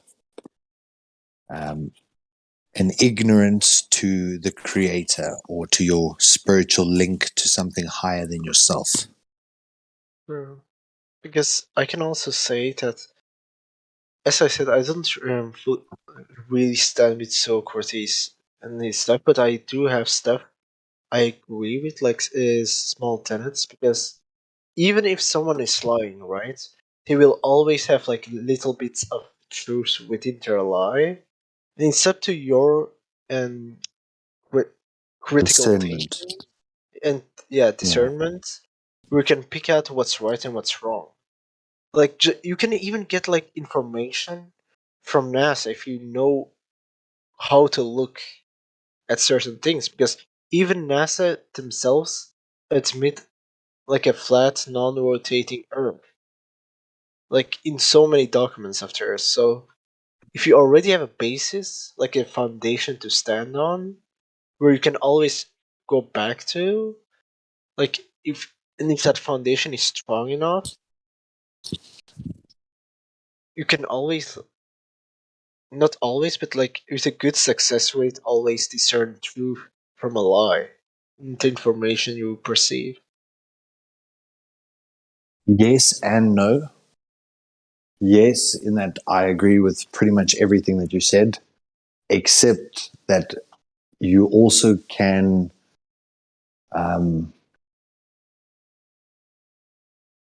I lost the nuance of the point. What were we talking about? Basically, how to discern truth from lies. Like, Oh, yes. You've got this, what you'd call like a truth filter. So you're placing this information in it, and you've learned to let go some of the irrelevant matter, and only the nuggets or the real center point of the truth is then collected in that filter. But that filter is still biased. yeah, it could be flawed as well. So as much as, yes, you've got this discernment, I also find a lot of flat earthers who go into everything thinking now they know the truth and they cannot be wrong. And it doesn't mean on the whole topic, it just means on each point. If you can't look at the weaknesses in your own point, then you're committing exactly that same crime of using a filter. Now you want to use a globe earth filter. So you let all the flat earth proof fall through and you get one or two little pieces that say globe earth. And now suddenly it's definitely proof you live on a globe because you've used this type of filter to only catch that type of information. So it can be just as biased if the discernment is not always kept in check, or if you're not always holding yourself to a really high, honest, intellectually honest level. Yeah, like. So just always leave yourself open to learning. A lot of people True. say, no, now they've got discernment and now they know what is truth.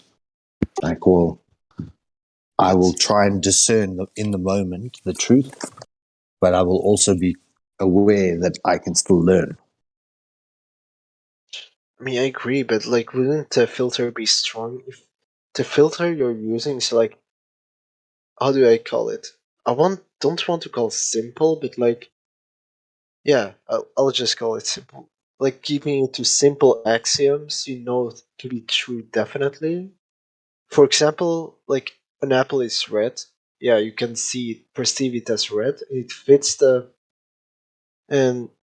semantic meaning of the term red, so it is red. Like just base things that are just basic, and then building it up into a like a Lego, like brick by brick into something bigger. Do you get what I'm trying to say? Because it's hard for me sometimes to convey a certain message because of how I phrase stuff. But No, that made sense. It's breaking it down to its smallest parts that can be proven to be factual. And then building with those provably true pieces. yeah, like then the filter can be as strong as it can get because the reference frame you're using is basically axioms that are all true one by one.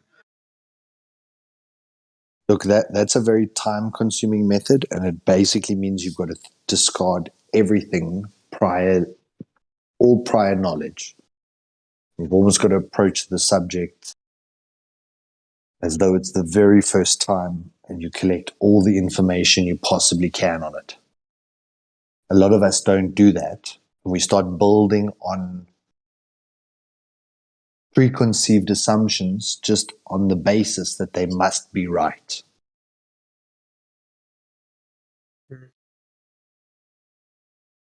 To me, I was having a discussion with someone last night about light, and they were saying how light, by having a difference in the radiance of the light behind or in front, can literally render another light to appear black. And I thought, no, it can't possibly be, because we've always thought light is the white part and the blackness is the absence of light. Then when it's demonstrated that if you have a really bright background light and you put a much weaker light in front of the brighter light, the entire surface of that front portion of the light will appear pitch black, like the blackness of space.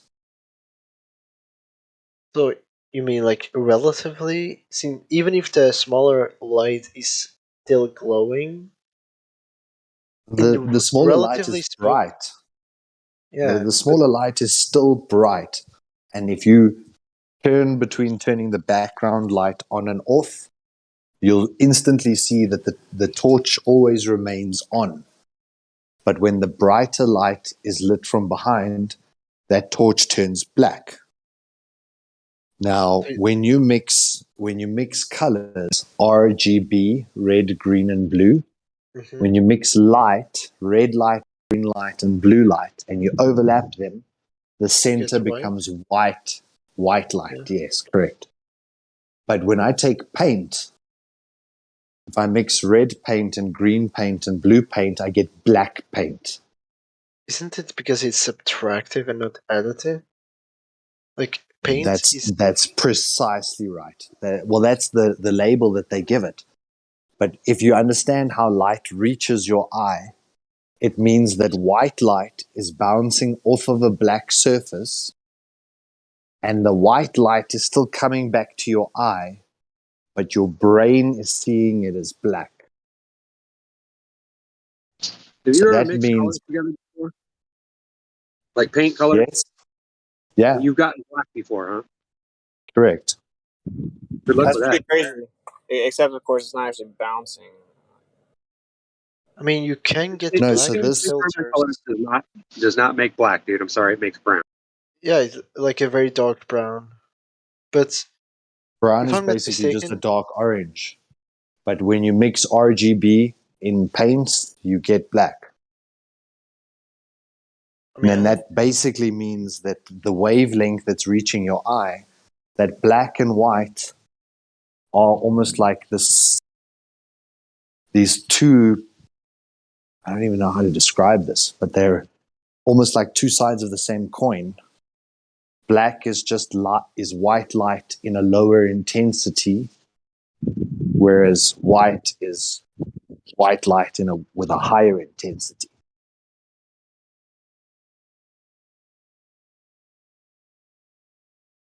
I mean, I won't really like, how do you say it?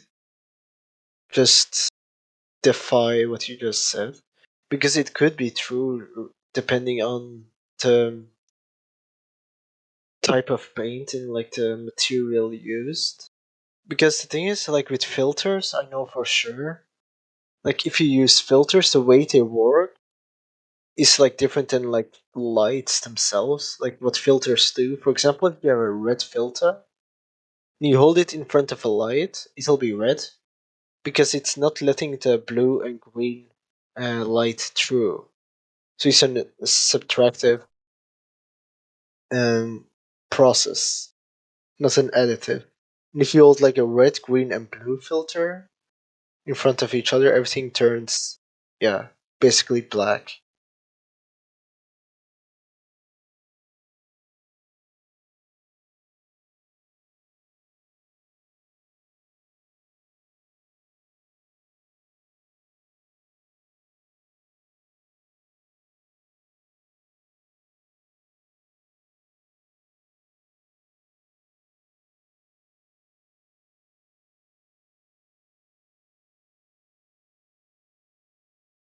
Just want to correct what I said there. I said RGB for both, but it's CMYK for paint, and it's RGB for color.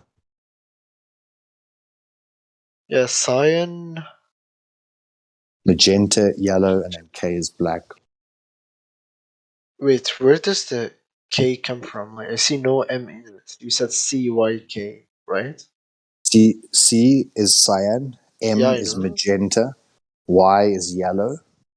When you overlap those three, the central color is black, which is the K. Mm-hmm. Oh, I didn't hear the M.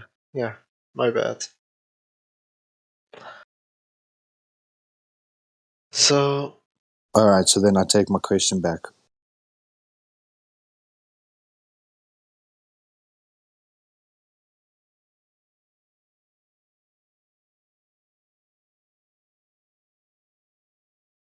and talking about light might be like not too relevant, but it's still in the same topic. Like, have you ever looked at light that was shining from outside water while you were in water? Or from inside water while you are outside of water? Basically, with water as a different medium to air.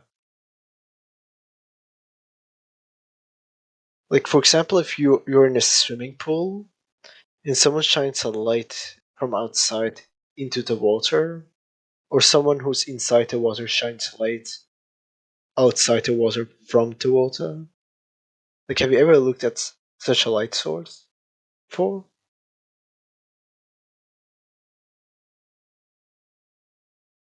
Like a multicolored, No, what, what I like basically LEDs? mean is, like, let's say your friend is in water, right? He takes a dive into a swimming pool, Yeah. then he shines a light at you, and you perceive it from outside the swimming pool. Have you? So the light seems to be a bit more. How do you say it? I can't come up with word.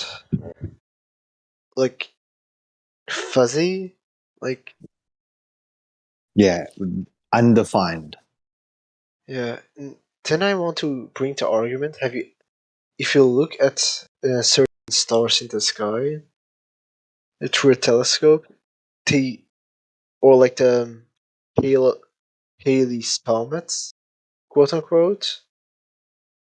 To me, it seems like they're the same thing, like as if it's being shined through a medium of water. Yeah, good. It's a good observation to see, or to see the link at least. But guys who are saying that paint and light are different, effectively how you see color is the light bouncing off the paint back at your eye. So if you watch the video I posted in the live stream, which shows the demonstration of what I was explaining by placing a light source in front of a brighter light source, and then this lesser light source appears pitch black by comparison, and it never stopped emitting the light. It just appeared like it did. It's light is a very strange thing, and the impression of color that we see is the way, like you said, the wavelength that's being bounced off that object. But technically, all the light that we're receiving is still white light. If you stand in front of a projector projecting different colors and you look into the projector, you're still seeing white. There's white light being projected, but it's in a frequency that appears to the observer as green or as red. It's also just as subjective as each one of us see our own sun. If you put 1,000 people all along the ocean and the sun is setting, they'll each see a line, like a sunlight reflection on the ocean to their feet. But all 1,000 people will see a reflection to their feet only. They won't see the reflection to all the other people's feet. So it's like that glimmer, that shine that we get from the sun is personal. It's just for you.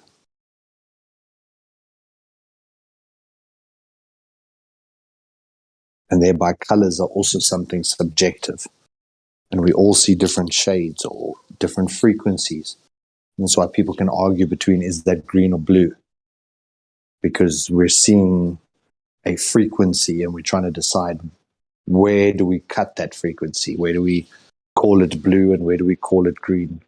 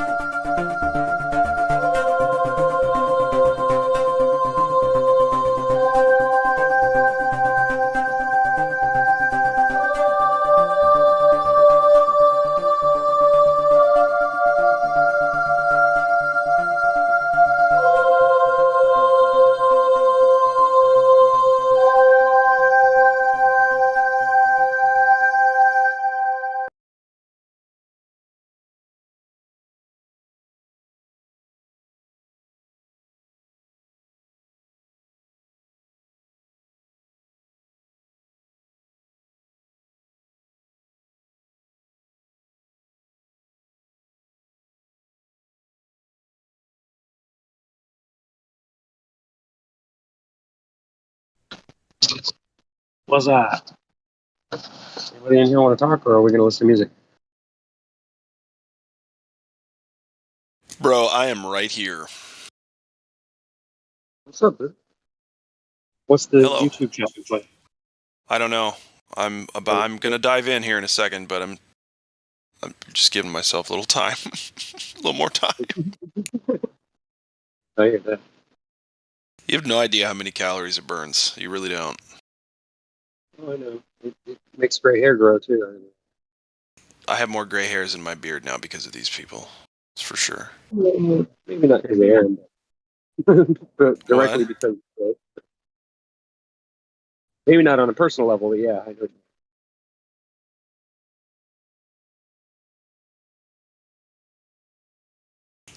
It's all on a personal level, bud. What are you doing, rookie? What are you up to? Sitting down here and smoking. Huh? Sitting out here in my little shack that I have in the backyard, getting high. Cool. Is your microphone in your pocket? No, I don't have a microphone hooked up right now. That's why it sounds like crap. Sorry. That's okay. Just do better, would you? Yes, sir. I'll get right on that. Okay. What are you getting high on there, addict? Fucking drug addict?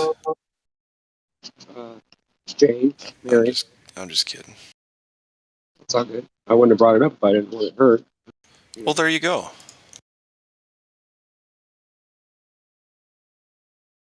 Yeah, I don't have much to say. That's kind of why I started playing music. Oh, that was you? I thought it was. What's it? Wed is not drug. No, it's not. Yeah. Well, technically everything's a drug. Because if it acts on the same neural pathways and such as drugs do, then technically it's a drug. Food, even water. If you're really thirsty and then you take a huge drink Breast of water. milk? Breast milk? Yes, breast milk can be an addiction. It should be for at least 6 months after you're born. Yeah. That should be all you have. It should be the first addiction is breast milk. 6 months, 8 months, then you're good. Yeah. So you know why they are not good, vast majority of them then. What's not good? You know why they are not good, the vast majority? Because they didn't had it. They had the synthetic powder milk, you know. Oh, right. I had both growing up. I think I had both. Mm. Yeah, I had old lady milk also. What? That's way different than your mother's breast milk. That's some old lady. You're like, it was on sale. What? I didn't want to lose money on the situation. Yeah. It's just jokes, you know. Oh, hell yeah. Got to keep the jokes flowing. Keep them going. Yeah.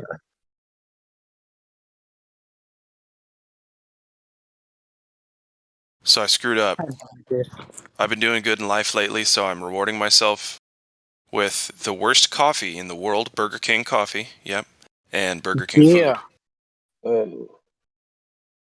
Getting it. I bought, man, I'm in Germany, so I hear they have a lot of vegan food, man. But it's such a good quality, a lot of this food. The vegan stuff they have Well, in Germany. I think, man, if the vast majority of your diet is fruits and vegetables, then you should be okay. Just fruits and veggies, right? And I mean, someone once said, "Let your fruit be your meat." You know what I mean? Like you can use fruit as you could just eat fruit and you'd be all right. A little protein here and there, a little fish, you'd be all right. Man, there is a flour they have here, and it really looks and tastes like meat, like beef, you know? It's fruit. Yeah, it's a fruit, but People do jackfruit sandwiches. I don't like jackfruit. Yeah, jackfruit. That's right. it. Yeah, I don't like it. I don't like the jackfruit. It's Me okay. neither. I don't like it. Probably because of the way. I mean, when I bought it, it was already prepared. You know, like their own witchcraft recipe and stuff. Witchcraft, yeah. I mean, Yeah, I technically, mean, yeah, I for me, guess.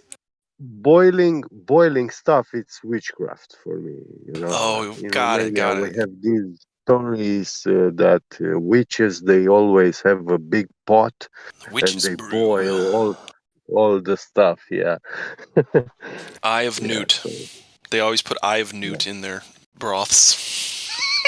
Oh, I see. Bones and feathers and Yeah, all kinds of yeah, shit. yeah. The Snips and whole snails. chicken Snips and snails, yeah. Just and nonsense. rat. I've seen a documentary. I don't know some country near Thailand or something like that. Indonesia, probably. Yeah, Indonesia. Uh, and some tribal people living wildly in the jungle. You know, they caught a rat, and the old lady of the village took the rat as is and just put it in the boiling pot with fur and everything. Yeah, I mean, why are you going to try to waste time killing it? The boiling water will do the job. But Chase that they little bastard were. around. No, I'm just going to It toss him was in. hunted. It was hunted, so it was already killed. But I mean, Oh, she just threw it inside as it was killed. You just, know. yeah, no skin in it. Just Yeah, fuck it. Let's go. they didn't waste any sort of proteins from it. You know. It's great. Salt of the earth, those kinds of folks, right? Yeah. Just, And we then Indonesia, you wonder, say hey, this is in Indonesia? yeah, Indonesia, yeah. And then we wonder, hey, why did God send a tsunami, you know, or stuff like this? Now. Yeah.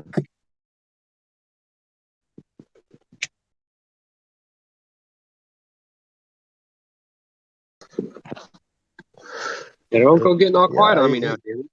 Well, listen, if God was not responsible for most of the weather and humans were for just tinkering around with it, I'd actually be okay yeah. with that because I want to think more about our Creator than I currently do.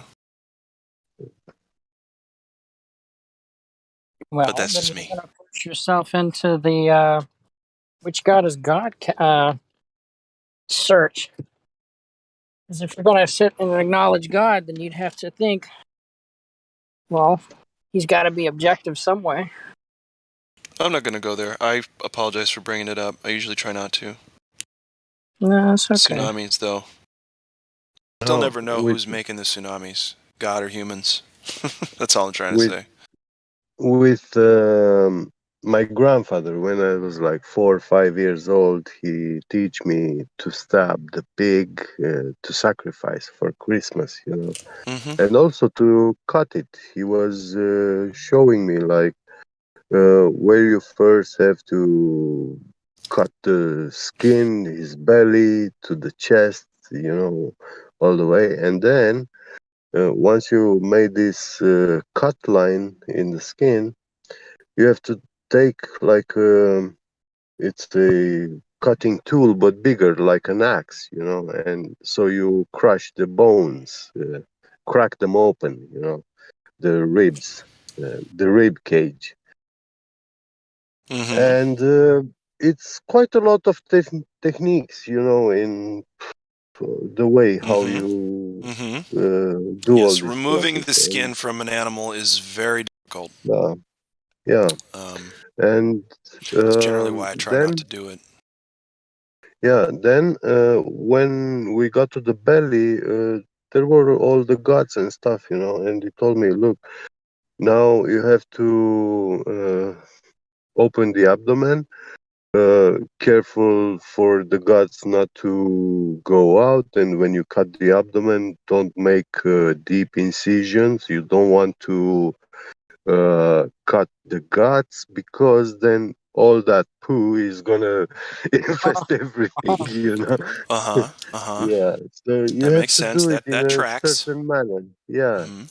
and yeah, when you put the guts in a bowl, you know, in a container, then Is this a you sealed just cut container? them. Is there gas pressure in this container? I mean, container like a giant bowl, yeah, Oh, where you sorry. can This fit. trigger word for me, because I'm a Yeah, mover and I can't stand the for fact me that too. Yeah. physical laws prevent my Mm, bullshit from standing. Sorry. yeah, Continue. yeah, and only after that you have to still hold the big intestine, you know, to squeeze it all the That's way lovely. down, so it everything that's inside, it gets pushed, you know, away, and all you are left, you have like, you hold in your hand the intestine, but it's empty inside that little part, and you cut it from there, from the rest of the body at the end, and then you make a knot, you know, and yeah, you'll have to separate also the intestines from the big one from the small one, and separately wash them, and yeah, it's a whole process. But you don't want that thing that's inside the intestines get in touch with the meat. If it, if you got, if the meat got in touch with anything that's inside the intestines, then you shouldn't be eating from that animal because it's defiled, you know. Yeah, and this is what my grandfather was telling me, that some people in the village, they just cut it straight away without holding it, and then everything gets splashed, you know, all the whole meat, and at the end they wash the meat, and uh, that's no more good.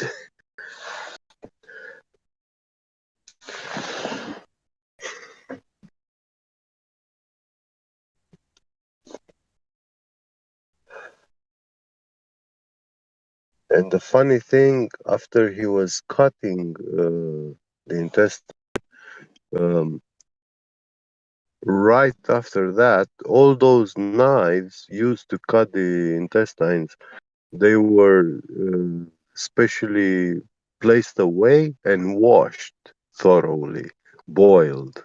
You know, you have to boil the knives themselves. So he was very ritualistic. He knew the stuff. But yeah, he told me he learned this from his father, from his grandfather.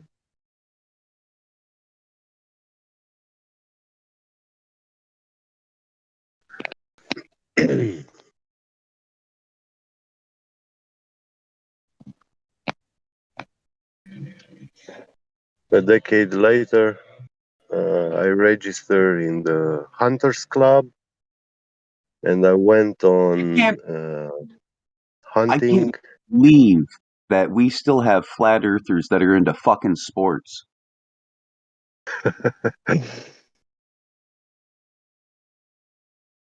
Football, man.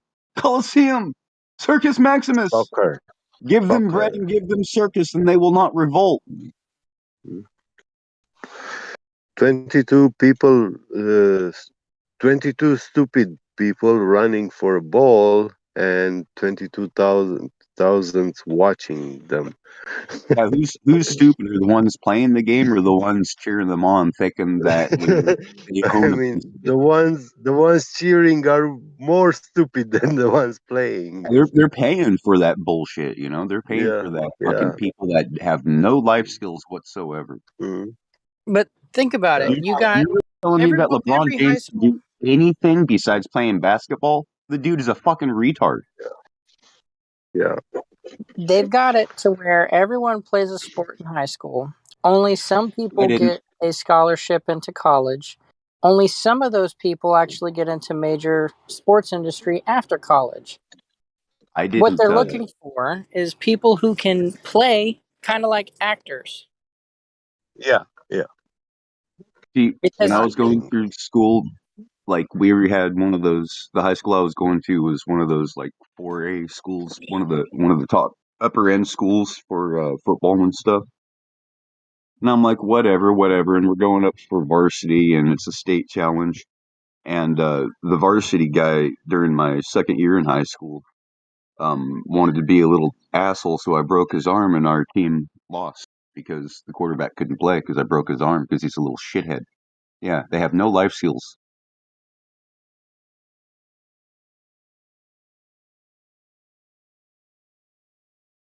It is. It's all fixed. Cut actually thinks that the UFC is real. Come on, cut the shit, man.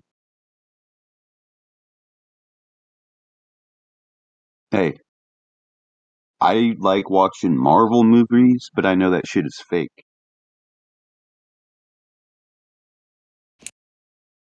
Sorry, my connection was was taken over by demons, but I'm back.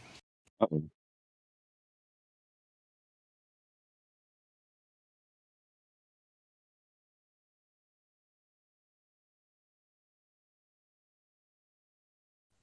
Damn demons.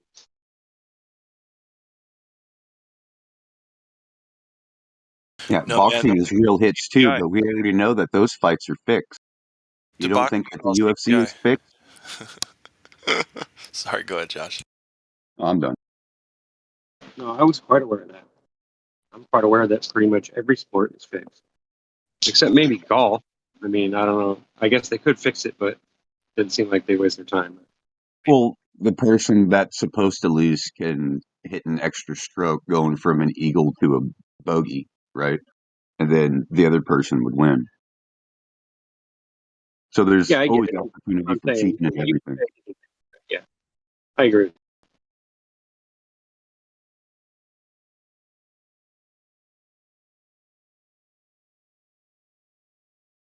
And check it out if you guys want to play sports with me. It's like, don't worry.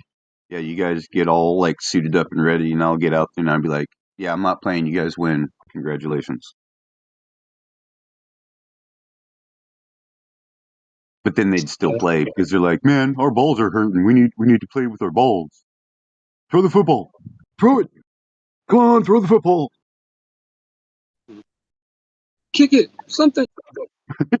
No, I'm not doing it. Not touching it. Pigskin. Like basketball is made out of pigskin. Please touch the ball.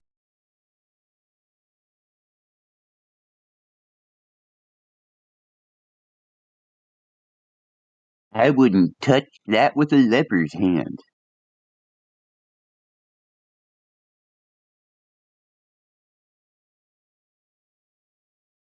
I would. That'll teach you.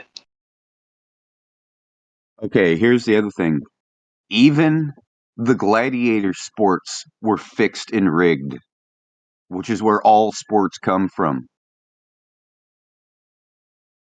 Where you have a ring of people in a coliseum. Yeah.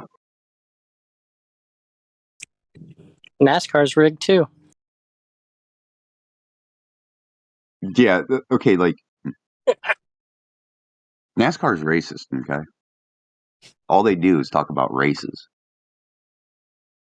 Yep. Making a left turn. Oh, he took that left turn so much better than the other guy. How did he just happen to get in front? How is it this guy starts off in 20th place, but he comes out in first?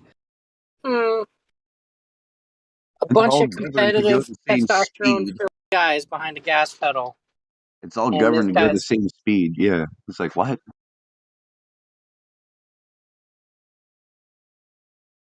Reminds So, me of slot cars. guys, I got an astrophysicist into voice chat. So, if you guys mind, yeah, having a talk with him, like his name Sure, is what's it?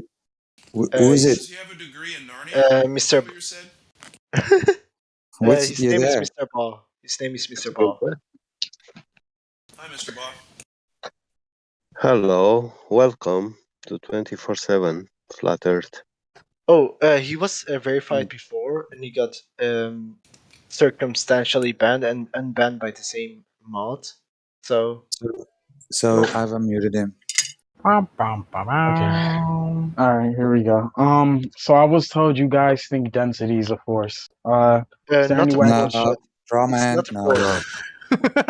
Not a force. Okay, no. You know what? How about Gravity is not a force. No how matter about what okay, wait. definition we give you for what gravity is, it's still not a force. Wait, how about I hear what you guys think, and then we can hear what I think, and then we can have a discussion going there. I don't want to misconstrue your art. I don't want to misconstrue your position because Yeah. I know you guys don't like that. I wouldn't like that personally either. So let's just hear what each other believes in first, and then we can go from there. I think that's we what's don't going to get need us off beliefs the right. here, Mr. Bra. We don't need beliefs here. So if you have any validated evidence for your claims, then we would like to hear them. Sure. Well, what do you believe in? Again, we're not into belief. Try not to get hung up on the wording I'm saying. Just try and tell me like your position. That's just what I mean by that. There's no when we assertion I'm making from describe language. the world, when we describe the world and the phenomena, we cannot be working with belief systems. So, like I'm saying, just tell me what you think, and that's what I'll respond to. I'm not trying to get caught up Sure. in. Okay. How's that sound? Yeah. So your question was about related to the down vector. Down vector, not the down vector. Somebody, we were talking about Hooke's law. Somebody just told me to come in here because they're just having a civil conversation. I don't want to interrupt what you got. I don't want to butt in. What exactly were you guys talking about before I even showed up here? I think that's what they wanted me to respond to. Nothing. We didn't have a subject like it's no interruption. You were not Some kind of interrupting physician. anything. Yeah. Okay. Okay. Oh, So, glad. I think you are coming too low. You talking to me? Thank you. No. Sorry. We would love to talk to you, Mr. Ba. Sure. Okay. Well, can you tell me why I'm wrong for believing in gravity? I just want to hear your position on it. Believing, right? Believing. That's the key word. Then, if you have the empirical, verifiable. Can I turn my camera on real quick? I can show you gravity's really quick. No. Ooh, are you going to drop something for us? Neil deGrasse No, I Tyson was already gonna did that I was nonsense gonna for jump. us. I was gonna be like one of the bands. I was gonna jump up, come on, and get down. You know, jump around. I was gonna do that. What's the name of that group? Hold on. What's the name of that group that did it? It's 3 words. I think. Oh my God, that's such an old band, dude. I was born in '98. Don't quote me on that. House of Pain. One second. So an No, I know. astrophysicist. Hey, I know he's a troll. This is going to be fun though. No, I'm genuinely not trolling. I'm No, genuinely he's, not hold trolling. on. Shinji knows You me. can't lie to us. No, Shinji knows me. I'm genuinely Glad. just I goofy know like him. this. He's not trolling actually. Like So an astrophysicist says jump up. Is that Come on. your best? Yeah, jump up, come on, and get down. Like House Is of Pain. that your best? Well, I mean, I can show you like, experimentation that like, well-renowned physicists have done. We can show that. What about the Cavendish experiment? So what got would video of that that? prove to you? Yeah, sure. I actually did that in my university. No, I did that in my freshman year actually. What did that prove to you? Do you have a demonstration of that proving a globe Earth, or is it just Yes. stories? Yes, and how'd you because do it that? sure, because it proves that gravitational flight theory is real and that it proves most massive objects will attract smaller masses of objects. Incorrect. So What was your independent variable like in to your know? experiment? No, How did you would you remove like to go- gravity from the hold situation on. and then put it back Would in? we like? Hold on, I can give us some time. Would we like to No, go over the I asked a calculus question. over it? Mister, Please stop cutting me off. I'm Mister, gonna answer you. I'm Mister. going to answer you. Hold on, Okay, don't let me. let's Okay, see. look, Shinji, don't tell. Look, Shinji, I'm not gonna do the thing where he constantly cuts me off. I'm literally trying to answer respectfully. He's got to stop doing it. Please, You could talk I'm to me trying to be nice. directly if you'd like. I'm still Yeah, right here. I know. So like I'm telling you, calm down. You're like not like You can't not tell like me to do responding. anything, sir. I Okay. wanted to ask you Okay. a question. It'd be great if you While I'm answered. answering, Okay, it, go I'm ahead. Go gonna ahead. answer. So how Sure. about that means Go be quiet, okay? It So doesn't mean I listen to you. Tell me All right, what to do. why should I Just so really go. quickly, if you're not gonna listen to me, why should I listen to you? I got the Seriously. moderation. Stop trying to moderate. I got it. You're not a moderator. Go ahead. Answer his question. Yeah, thank you. So like I was saying, I can literally show you the independent variables by literally going over the calculus I've done the entire semester of my university. Would you like me to open like like send my notes and it's like what's it called? Am I able to like That have wasn't quick his terms? I can question. literally send my notes. No, he's We're gonna asking let him repeat his specifically for what question. I've done. I'm sending notes. I can send you the notes cool. now. Cool. Thanks. Calm down. All right, we're gonna take a deep breath. I'm calm. Now we're I'm just gonna very let him. calm, sir. All right, cool. We're gonna let him repeat Cool. his question, and you're gonna fully listen to it, and then you're gonna get to respond. Okay. Hey Shinji, 2 minutes left, bro. Ask the question I again. got 2 minutes. Okay, so do you have a demonstration, a physical, direct, empirical demonstration that Earth is moving? Yes. Okay, let's see it. Yeah. Are you looking outside right now and noticing the data No, changing? I'm talking about an experiment that either you have performed or somebody else performed demonstrating that. Yeah, this is very simple. It's as easy as proving displacement, my friend. We can see the Right. positions of the stars change. Yeah, it's easy as proving displacement. No, you're just using words right now. So Can you show me a Sure, demonstration? So I'm gonna open my thing. I'm gonna show you the math behind it. So the equation is delta x. Math is not reality. Delta x. Oh, Hold on, math hold on. isn't real. Hold on. Guys. Listen, I got another question. He's only got like 6 seconds left. Listen, our calculations, measurements, go. Well, yeah, of course. Wait, or is that stupid? Are you stupid? Is that a stupid question? Oh, and then he says I'm stupid. Once No, again, like I'm like serious. Once again, I'm child, like serious. is Well, a I'm calculation 23 actually. Well, I'm 23. I'm not a child, but go off. Please. is Okay, a I'm calculation 23, but a measurement, yes or no? No, I don't think you should be calling a black Is it man a yes like or that. You gotta no? watch your tongue, bro. Do you For real. have a yes or no for the yes or no question? What we're not gonna do, please. what we're Everyone not gonna do is be All right, you're racist. getting What we're muted. not gonna do is be racist. You're getting muted. Stop. He said racist. When did we bring it Yeah, up? You don't brought call that me up, boy. bro. Stop. Don't Here's call the me deal, boy. Mr. Bob. My man. Yeah. I'll mute you if you Okay. interrupt me. All right. That's fine. Don't call me boy though. Seriously, that's like All right, unironically stop like being bigoted. so soft, bro. Look, you're on the. No, because like I hate when white boys do that. I don't like when you get rude with me when Why I'm you talking nice to so you. soft, now you're man? being racist. Hey, You call here's me the a deal. white boy, you little bitch. How is a white boy racist? Are you not a Caucasian male? What the fuck are you talking about? You fucking Yeah, but if we asshole. call you black, it's I'm not also talking. Okay, racist. if the shoe fits, wear it. If the shoe fits, wear it. If the shoe fits, wear it, homie. That's all I gotta say. Yeah, I'm not really homie. bothered. We're homies now. Okay. Guys, come on. It all devolves into insanity. Well, Shinji, I gave my Shinji. Shinji, I gave my 5 minutes, man. I told you I tried, bro. I gave my 5 minutes, bro. But what I'm not gonna do is like sit there and tolerate that when like I don't have to be called boy like that. I don't respect that. Stop talking. Okay. Let's No, I'm have okay. a productive conversation. We love evidence. We want to give you the floor That's to present great. your I just don't like bigots not either, talk though. over You're me. not gonna call me boy. You're not gonna call me boy as a I said black man child. because you're not gonna call me boy as a black man, dude. I Because you're said not gonna child. call me boy as a black man. I'm literally a grown. Hey. Okay, She listen, stop. didn't Everyone finish stop. Listen, I muted him talking. because he wouldn't stop interrupting. Now we're not gonna have all the flat earthers interrupt as well. Stop interrupting. Cool story, man. You're over here trying to make the word jumped. boy about your race. Okay, whatever. We jumped. Fine. Why do we have to I do can't this, listen man? to it. I can't listen to that. It's ridiculous. And we have to get it together, right? We don't need to make it worse, yo. It's hella chaotic. Yeah, I got it. I'm sorry. I expected No, it's none fine. of It's that. fine. I'm sorry.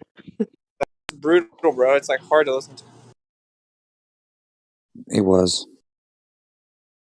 Okay. Of course, When you're a man, you are not that sensitive. Yeah, I feel you. He was hella soft, but Yeah. But Media makes him that way.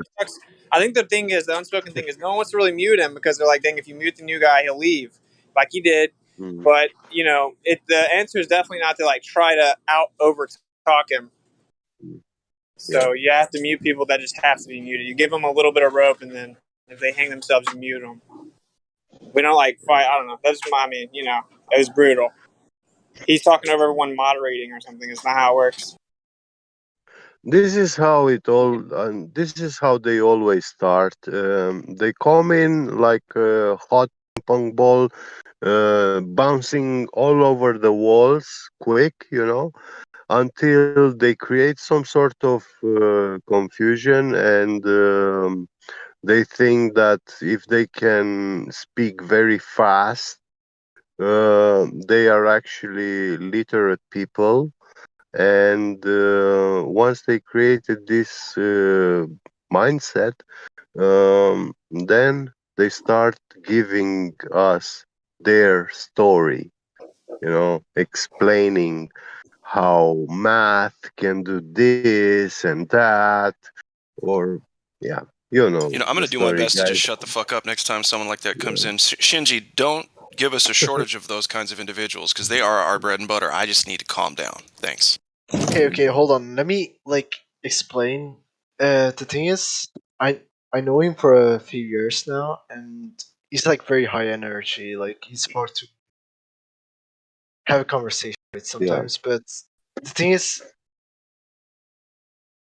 he's not generally a bad person, but he's sensitive indeed. I can give that. Yeah, I can believe you on your word, Shinji, no problem. But yeah, it was a battle of pride, I would say. Not necessarily from either one of you, but one wanted to have the how do you say it, the stage basically, and yeah. I just wanted him to answer a yes or no question. Having a conversation is an art. Yeah, I've noticed that Glatt has asked that question quite a lot. Is calculation an actual measurement?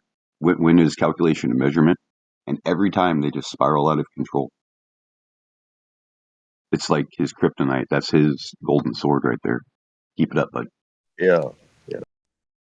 Yep. Well, I can tell you guys from my own work field experience that calculations are not measurements. And I mean, when I grind, tangential grinding, I make all sort of cone shapes of metal for tools, precision tools. And yeah, if I have two cylinders,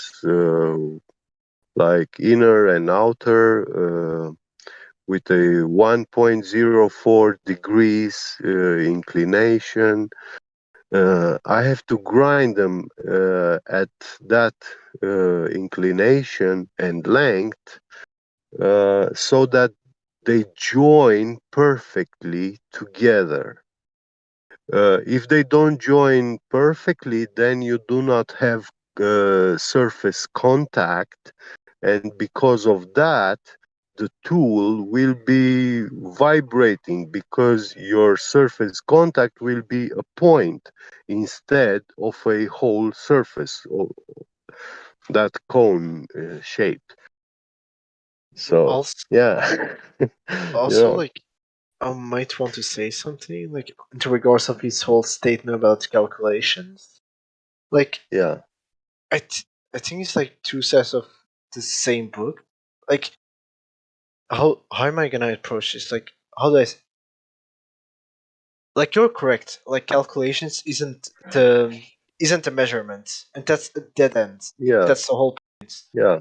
But Yeah. a calculation in a certain model couldn't be wrong, but that's where it stays. A model. It's not representative of reality.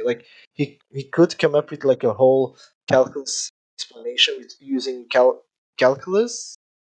Yeah. And it might work on quote unquote globe, but it's not representative of what we see here on Earth. It's not for example, I can make a whole calculation based on a donut shaped Earth, but that doesn't mean that the Earth is shaped like a donut. Are you can you understand what I'm trying to say?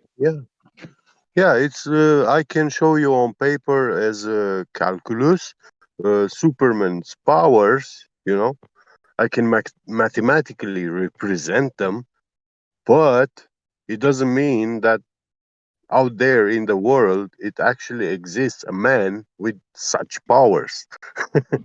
Yeah, like That's math not, is a yeah, language, basically. yeah, exactly. Yeah, so he said his independent variable was calculus. If you're performing a physical experiment, how can your independent variable be mathematics? Yeah.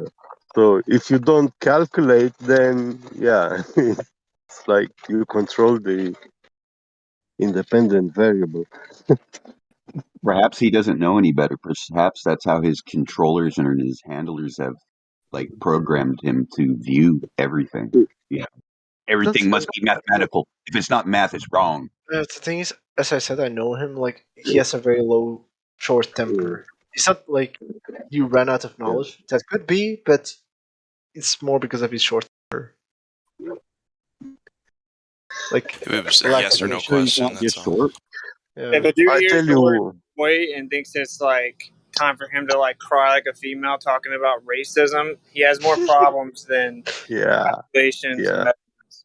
That's why he could only So, give us 5 minutes at best. guys, I guess we're all racist because we believe in the flat earth. Super. Short temper or short something else. Short temper. Well, I thought he had a short fuse. You know. It's Yeah, fine. It's fine. He's pretty young. It's fine. Hopefully he'll get better. He's Moving on. young. Yeah, that's the problem. He's too young for this kind of debates. No, he's not too young for that, but maybe emotionally he's not as developed as it would take. Yeah. But we pounce on people. I just demonstrated that that at least I sometimes am known to do that. But yeah, I think he might even be genuinely curious. So he might look into it and be honest. I don't know. Who knows? And because I know like some admins wouldn't give any room, so I looked at the voice chat first, and I saw like everyone here is pretty like very tolerating, if I would have to say. So I chose this moment to like start up a debate in one way or another. But I'm still surprised it went that way because like it takes a lot for the people in here to get to a certain level of frustration. Well, everyone just has to you have to actually let people speak. It doesn't matter at all who's right or wrong or anything. Past the first step of the dialogue, Yeah, I apologize for my outburst. I got triggered when he said, "You guys keep saying that that buoyancy is a force, that specific gravity is a force." No, we never claimed that gravity is a force of any kind. He came in hot with a straw man. On fire! I mean, I So think I I made apologize myself for my clear as outburst. well. Like, because we were on a voice skull before this, and I made myself clear that it's not a force and rather than an effect, if anything. Like, things trying to seek out a equilibrium. So he was something like, I go to work and my work colleague tells me how he beat his wife yesterday, and now when I'm going back home, I'm gonna beat my wife. you know. Well, I wouldn't let him go home. I'd don't beat think the he shit has out a of him. I'd pull him aside. You know what I mean? Yeah. So wait, let me get this straight. You beat the shit out of a woman last night, and you're gonna go do it again? Here's what's not gonna happen. That second part. Yeah.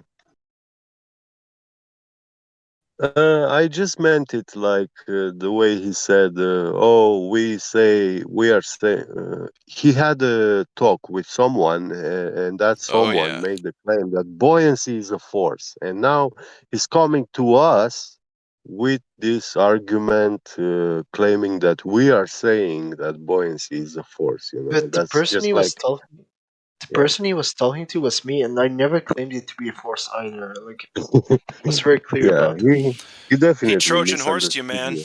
He Yeah, Trojan horsed you. yeah. Yeah. It's okay. They get in every way they can, these little slimy guys. They can't be wrong, Globers. Can't be wrong. What he probably did was listen to you And then when you guys weren't around, he was in the YouTube or the Google looking for other flat Earth points, and he was being spoon fed all the straw men from the people who aren't flat earthers. So when he came in here, he thought he was talking to who he was hearing from on the YouTube and Google. Yeah, totally. You're absolutely right. With who, Mr. Bob? Yeah, that's my suspicion. No, he doesn't even know the YouTube. Like, he came from a Ron's server. Like, some of the people in here, like Michael, like Battlemod, is in that server too. And some other people like Redford and So XO. that house of knowledge, right? With no knowledge? Or Things house of we wisdom? Like no, that? like it's called 24/7 debate server, and Oh, okay. and the thing is, we talk about flat, like this whole flat Earth and relative density and specific gravity, and I don't know how it came up with gravity, relative density being a force. I mentioned like Einsteinian gravity to him as well, like that they claim it's an effect and not a force. But then he went on to explain that the bosonic forces or the bosonic fields or something imply that it is a force. So it's like their whole gravity model is like confusing. They need to get rid of the word force. There's no pulling down. Nothing's pulling, guys. Sorry. No downward vector. Well, there's a vector, but nothing's purposefully making it go down. It settles. It finds where it's most comfortable and settles. Sometimes that is down, sometimes that's up, depending on the weight of the thing in the medium. It's over. No gravity. Come on. You're better than this. Yeah, and you can't have a force without the binary construct. Yes, no, and or. You know, you can't have it without these. Yeah, totally. Again, how do you manipulate gravity? The end. Actually, I thought of an experiment to represent relative density. Like, if you have anything that's cylinder shaped, like place it down on its side, take your two hands, and apply a certain force on the sides of the cylinder, which would be basically representative of the gas pressure and the gas like moving and hitting certain things of that one object. And if the pressure, like if you increase the pressure on the sides, it'll go up, which will be representative of the medium pushing a certain object up. Like, for example, helium going up, it's basically the surrounding particles that, force it up. But I might be wrong. Like, it's just a train of thought of my own, and like adding with an analogy that would serve as the particles.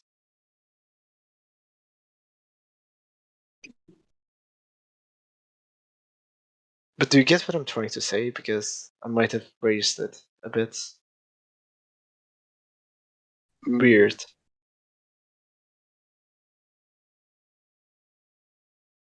I didn't get you very well what you're saying. So can you rephrase or say it again? So I'm not claiming that. Okay, I'm gonna start. It's very simple. Like let's take something that's shaped like a cylinder to make it easy. Yes. Okay. Place it down on its side where it's like round. Yeah. And Yeah. then take your two hands, which will be basically representative of the gas pressure in the certain environment and medium. Okay. And then push against the object. Yeah. And well, it'll basically move up, right? And your hands are representative of the surrounding gas pressure. So, like That's how I Well, imagine things. Like I a shampoo imagine, for bottle, example, squeezing it. I Yeah. Do you mean I like taking imagine. a shampoo bottle and squeezing it, and then the Not fluid inside the bottle comes necessarily. out? Not necessarily squeezing it. It could be one, but Yeah. uh, so like let's say a bottle, right? You're not really squeezing it, but you're like, let's say you put a bottle on the table, and you place your two hands on the table as well, and the bottle would be in between your two hands, and then you move your two hands together and like basically quote unquote squeeze the bottle from the bottom, and then the bottle will end up on top of your hand. It'll move up, and your hands will be Well, representative of the gas pressure. you see, a balloon, for example, is the material that makes the balloon is a rubber. Its properties are elasticity. It is easily deformed and it changes shape. Uh, so it doesn't break, but it'll, um, I mean, when you apply pressure or tension on it, it will be easily be deformed on that contact surface, but it will not break. The material still holds its structure, uh, despite that is being deformed. Now, solids like glass, metals, rocks, whatever, um, they still have also elasticity, even diamonds, but they are not prone to deformation. Um, and but that contact of where you touch it and hold it, there still be tension inside that material, despite the fact that it's not changing its shape. Uh, that material has all that strength to hold its uh, physical structure, shape, um, this even with those tensions. So it doesn't deform, you know. But there will still be tension in those places of contact. Uh, yeah, I mean that's a valid point, and Yeah. I didn't really mean with deforming the object. Like I'm for the sake Mm. of explaining stuff, I might just make a video about doing it myself. But yeah. And it's also about these things that we call atom. Uh, when they are solids in solids, it's all about the crystallization process. These element um, make com- components that are made of the element, chemical element, atoms. Um, each one of them has their own properties, and they can form certain shapes and structures.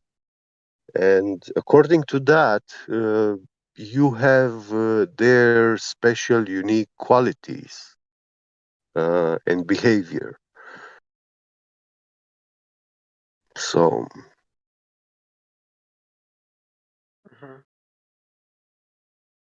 but even a diamond at picometer scales, they will change. Like when you pick a diamond in your hand, those places where it's in contact with your hands, at picometer scale, there will be tension inside that stone. Yeah. And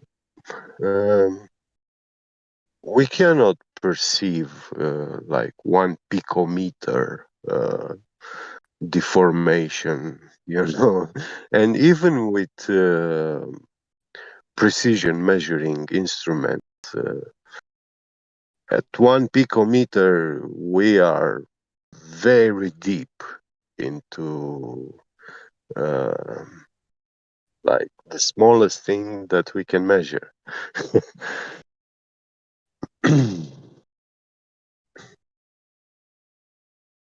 Okay. So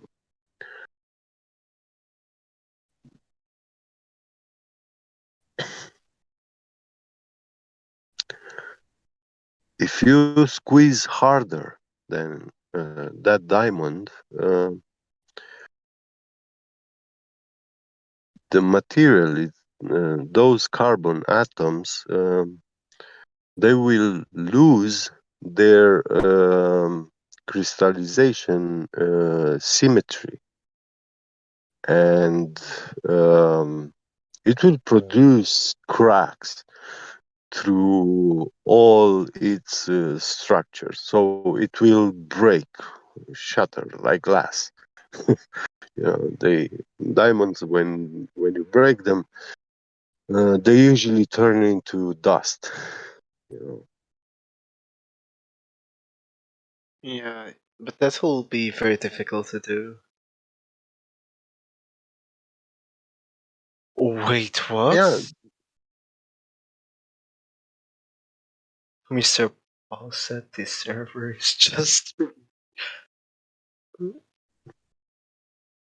Oh dear. Oh.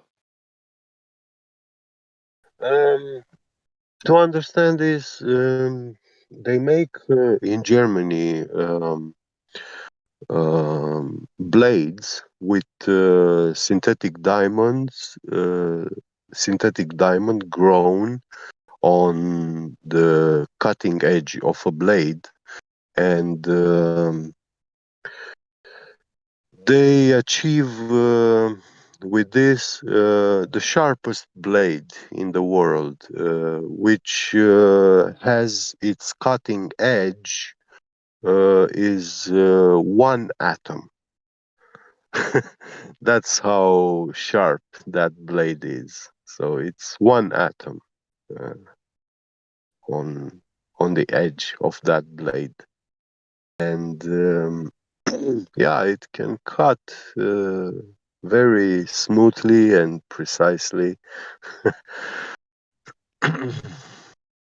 But handling those blades is um,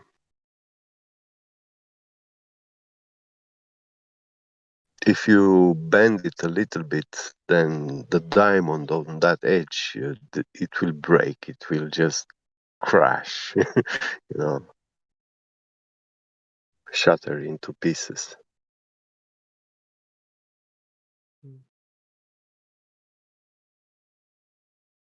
What's getting bent? Space time?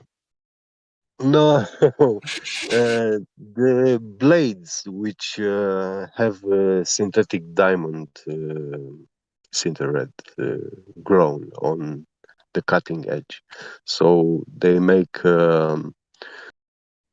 diamond cutter. It's the sharpest cutters in the world. And its edge, its cutting edge, is one carbon atom.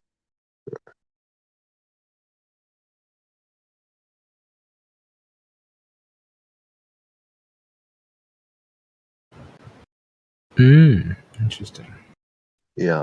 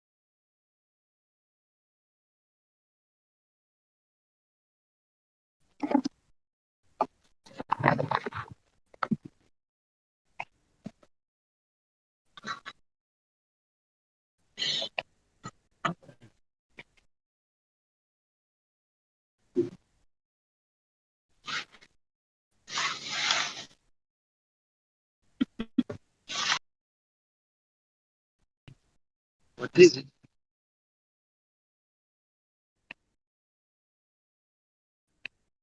What is it?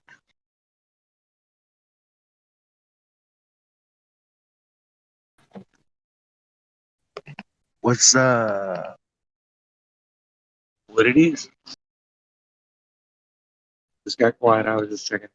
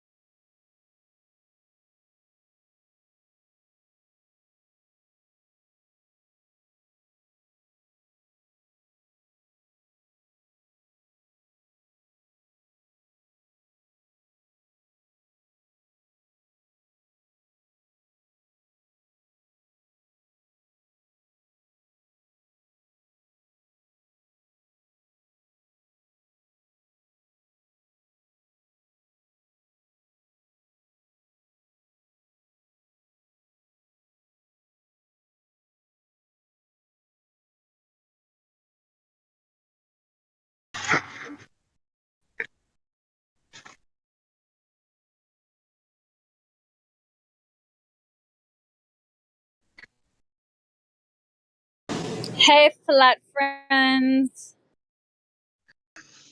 What's up? Hi. Hey, Lulu.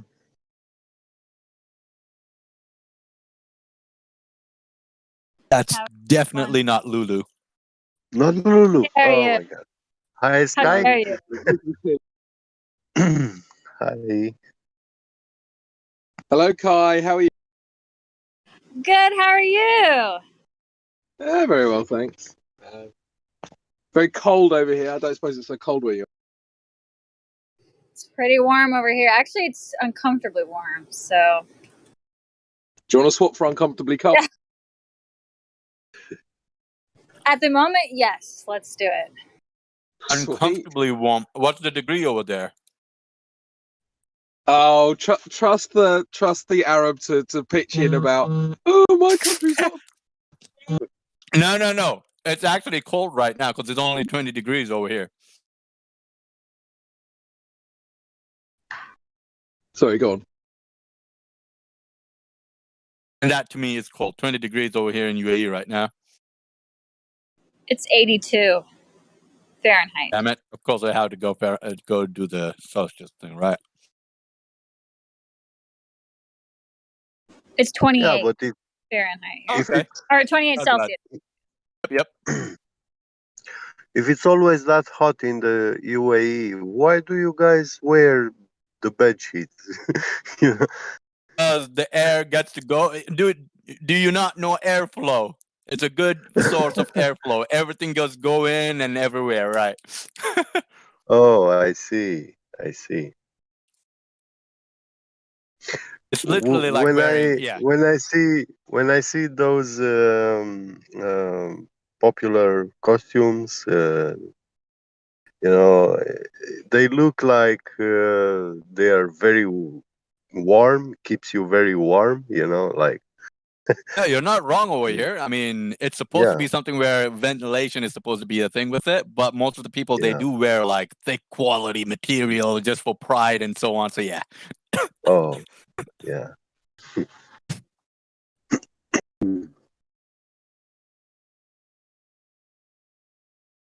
Are they cotton or silk? Definitely, I would never go with silk, but in Arabic, I fuck myself up by thinking about it in Arabic. But yeah, دشداش كندورة the quality I really am horrible with that. But yeah, not. Yeah. I wouldn't say cotton. Never cotton. Yeah. Mm-hmm. I see. Let me actually ask. Yeah, what's the textile fabric? Yeah, just curious.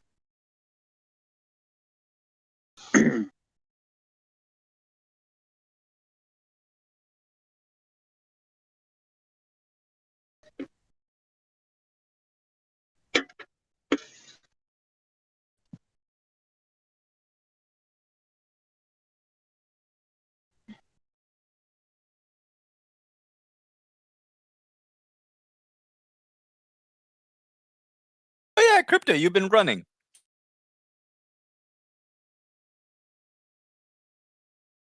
Sorry? Weren't you on a thing where you were running for a certain marathon, or was that just totally last year? That was totally last year, but I do still run. Hmm. I was going to do the Dubai Marathon, if you remember. Mm-hmm. That obviously never happened. I'm not genetically modified, so I don't get to go. It was green from both sides, by the way, and I don't think you guys require, you know.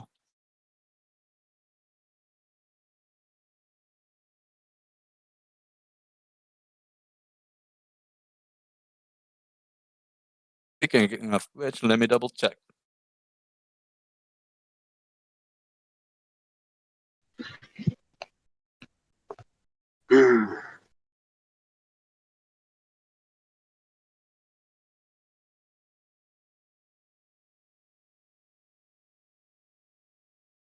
Yeah, UK and UAE are still green. And travel without quarantine.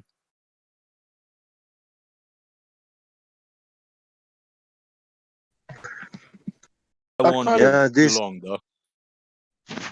Yeah, I mean, I kind of don't want to even buy into the whole system right now. Yep. So it's like the idea that I'm like, you know, jumping through their checks. Oh, sorry, I've got a call. Sorry, I'll be back in a sec. Yeah. That's my other problem. If I hop to UK, I probably will be stuck for at least 2 months. Who knows? At least my girlfriend will be happy. But yeah.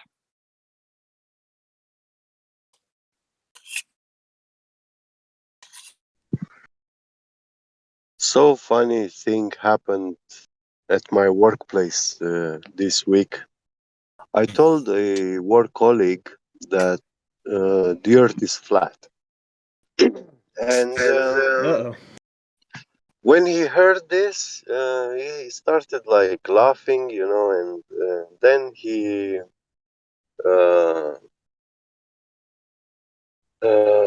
asked another guy who was like Schichtleiter, the Meister, like the chief. And he asked him, hey, this work colleague of mine is telling me that the earth is flat. Can you believe that? And this guy starts explaining him like, yeah, the earth is like a washer, you know, like disc shape.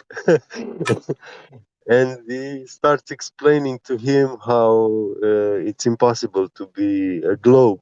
And I was just looking, you know, and wow, I was amazed that the boss knew about this. And then Must be a Freemason. another guy, he asks another guy, and that one also told him, hey, yeah, the earth is flat indeed. You know? So was everybody already in on this? Was it just me who didn't know? Yeah. Did you not And invite I them? was, Your boss and the other dude?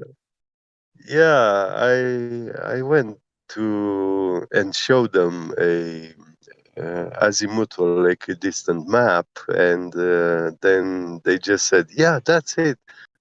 That's how the world actually is. It's a disk. Yeah, most likely. But they did say that water is level and we use it in construction. So yeah, it doesn't curve, it doesn't bend anywhere. Yeah. Oh, what I meant was you never send them an invitation to the server. I should. I will try to send them one this be week. cool. Yeah. Looks like we've been joined by a central banker. Yeah, I've made it into the chat. Hello, central banker. How are you? Oh, pretty good. How about you? Yeah, not too bad. How are you finding those 6% compound interest returns? I traded them all in for Bitcoin, and then it crashed. Oh, shame. Oof. I think making a Federal Reserve hint. You win some, you lose some. Can you say oy vey for me? Oy vey. Thank you. You have no idea how happy that makes me. Central bankers are the most persecuted people on earth. What? Oh, Most persecuted people throughout all history. Pharisees are the most persecuted people. Pharisees. Yeah, Pharisees, central bankers, same deal. How come they have been persecuted? For no reason. For no reason at all. 109. It's just pure hate. Just everyone's just so hateful. Apart from them, of course. We've done nothing to be thrown out of 115 countries. Oh. It's actually more like 1,000 expulsions, but we did nothing.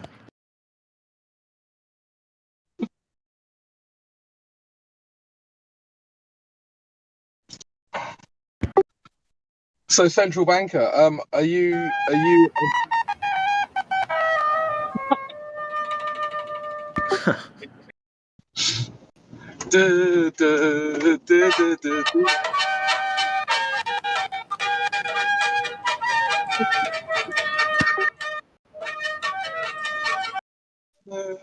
Is a Russian polka? Something like that, yeah. Yeah, Russians. In like full print. Yeah, Russians with a GW.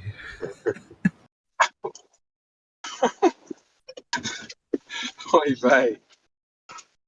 I Gewalt. So anyway, central banker, I was just wondering if you are of the globe persuasion or if you're of the flat persuasion. I've been converted to flat. Oh, really? Converted to a flathead. Yeah. I think the turning point was I put on some E-War documentaries at first because I just kind of thought he was entertaining, had a funny voice. Then after like a few hours goes by, I'm like, this guy's actually making some really solid points. And decided to follow up on it. Just binged everything I could find. And here I am in the Flat Earth Discord. Sorry, I missed the person you were talking about. E-War, he's got like or maybe it's pronounced Ewer, I'm not sure how you're supposed to pronounce it, but he put out a documentary called What on Earth Happened?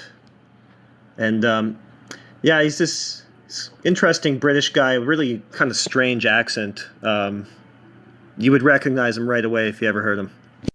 So you probably haven't heard him. Right. But yeah, good stuff. Another good turning point was Witsit's debate with McToon, because I was like, okay, well, the globe will probably fall apart if you get two good debaters on either, or sorry, the flat model will probably fall apart if you get two good debaters on either side, get somebody who could argue well for the globe. And what happened was exactly the opposite of that, so yeah. Right. Yeah, you start to realize that the points that they bring up are clown shoes. Very, very Strawman, yeah. Non-stop strawmanning and ad homing, and that's all they got. Yeah, and that was really what brought me over to the flat side hard. I mean, I was already kind of like pretty sure. Like I'd done a bit of research and I'd done some. This is initially, like I've been in this 5 years now, but initially I was pretty sure that it was flat after having done my own observations and all the rest. But what really made me convinced that it was flat was how poorly the globe was argued. Totally, yeah. Their performance is the thing that tipped me over the top too. Because it's like, okay, surely somebody knows what they're talking about. It's going to refute this stuff, and it's just totally the opposite. What actually happened? They're gonna bring some like next level ninja arguments based on evidence that I hadn't even thought of, or whatever. But just never came. And then they just pull out a bunch of straw men, debunking claims nobody ever made, and then they call you really dumb or something, and declare themselves a winner. Yeah. So it was the globe. It was the globies that actually turned me away from that in the end. They're the ones who sealed the case for me, just not the way they wanted to. Have you noticed how like globers and central bankers tend to argue in a similar fashion? Yeah, it's just I'm just trolling them. But like obviously I know what you're referring to, but it is funny how these kind of people who hold the pillars of power in terms of let's just say like the social power for that they tend to have the same kind of argument style, not even an argument style, because then half the time they're not even arguing actual points, but they tend to have this kind of like shaming is really what it's all about, and it's like different ways of shaming you. Either you're stupid or you're racist or you're sexist or whatever, but it's like it's always based on that shame. Yeah, they try to defame you, and they make an example of you, and they try to turn other people against you and make them not want to be like you. They try to marginalize you and put you on the fringes. They don't argue honestly. Here, let me try an impression of what's his name, Neil deGrasse Tyson. So if you can't believe that we've spent millions of billions of dollars where we've sent rockets out in space, and I don't know what to say. So their argument is we fleeced the taxpayer for millions and billions of dollars. Therefore, this thing that we said we're doing has to be true. Yeah. Okay. And like he's also you must have heard $1 billion tax scam is for nothing. You must have heard where he was on the Joe Rogan podcast, and Joe Rogan obviously flip flopped like the little coward that he is, but he was like, "Oh, well, we worked out how much fuel it would take to get to the moon, therefore we went to the moon." Okay, cool. That's literally his argument. Like, yeah, that sounds legit. Proved it with math that we went to the moon. This is so fucking dumb. It's like, I worked out, like, I don't know, how much drag a dragon's wing would have, therefore... I did the calculation. Right? It's far more likely we went to the moon than we didn't. I did the math. Place the scale on the monitor, right? It's in the math. This is so weak. And you know what amazes me is it's not that obviously they have to come up with bad arguments because they don't have any good arguments. Because they're wrong. What amazes me is that people fall for it. That's what really amazes me. Is of course the scammer is going to continue trying to scam you, but why do you keep falling for the scam? Yeah, exactly. Once you've been duped so many times, like why do you keep going back?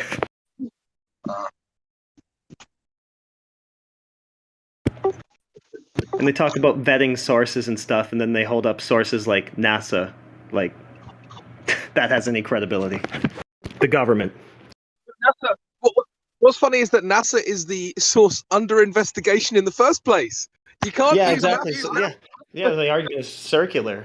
It's, well, of course we did, because NASA, the source in question, said that we did. Yeah.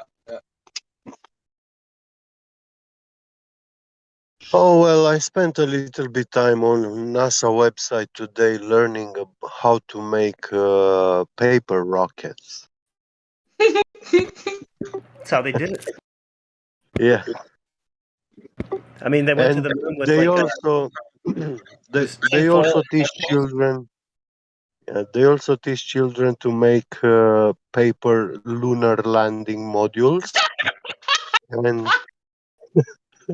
Oh, are you being really serious? yeah, I'm serious. I can Are you post being you the link. serious? NASA's serious. They went to the moon with a lunar lander made out of tent poles and tinfoil. If we can do this with a piece of paper, now what do you think we could do with all the money we can receive? Yeah. Just imagine what we could do with tinfoil and tent poles. Turns out, scam the entire world. It's pretty impressive, to be honest. Yeah, actually it is. Just in the wrong way.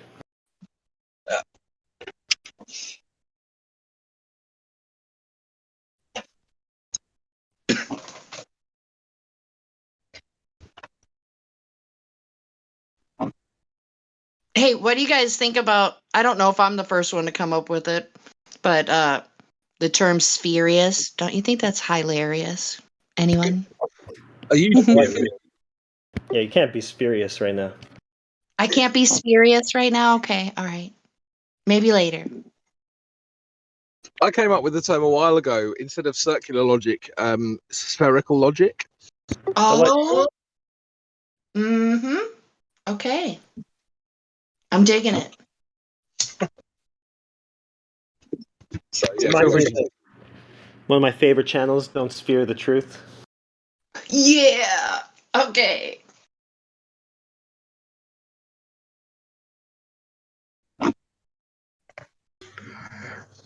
Look, Did you guys, know, I just posted the GIF taken from the NASA website where children have been taught how to make a paper lunar lander module and to test how it can safely land on the ground when you drop it. But you can see that none of those children toys actually safely landed. They just fell and rolled. Well, it works on paper. Yeah, Well, but your point is it they doesn't. Sorry. say, yeah, that's a specially NASA designed So it lander doesn't even module, work. which is supposed to safely land. So you can say it doesn't even work on paper. Yeah, correctly.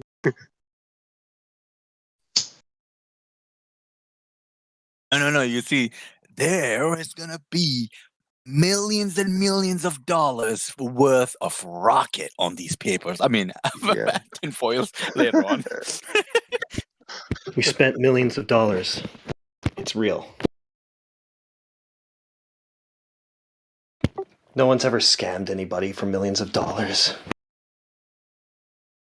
You know what's funny though is like when you compare it to say, when I say football, I mean football, not hand egg. But when you consider like a single football player can be worth £100 million, right? Allegedly, and then you just think, okay, cool. So actually, big corporations are capable of spaffing money on literally nothing. Because like, what are you actually buying for £100 million? You're buying a contract for a man to run around a field and kick a ball. That's what you're buying. So if you were to say £100 million worth of football, what is that? That is a man kicking a ball, right? So it's not impressive. Yeah, it's just a baller playing with his ball. But there's hundreds of millions of dollars tied up in this. This is serious He's business. running on dry grass because it's not that wet. Otherwise, they'd slip, right? These are serious people. We're talking $100 million here. Ooh. Oh, more than 100 million US dollars because it's 100 million. I mean, being a billionaire is the new millionaire, but still 100 million, that's mighty significant. Right. Also, I think that was a low blow, cowardly as well. No egg ball lower here is about to defend what you just did.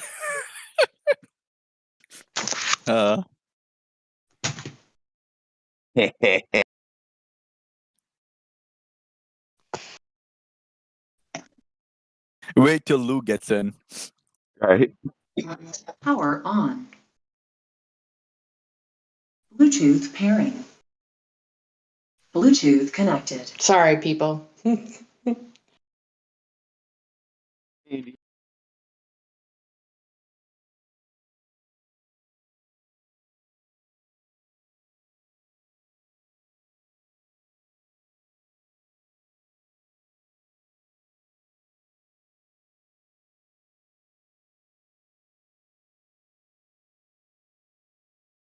Yeah, it's going to be preaching to the choir, but I'll link those documentaries I was talking about.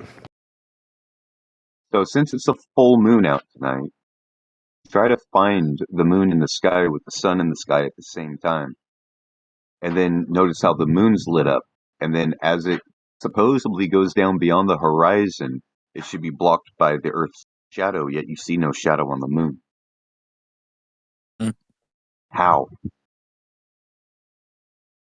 How can it be like up in the sky at the same time that the moon is, while the face of the moon is showing at us, not at the sun, is in full light? Doesn't make sense. I don't know, but I heard the word refraction will let me win this debate.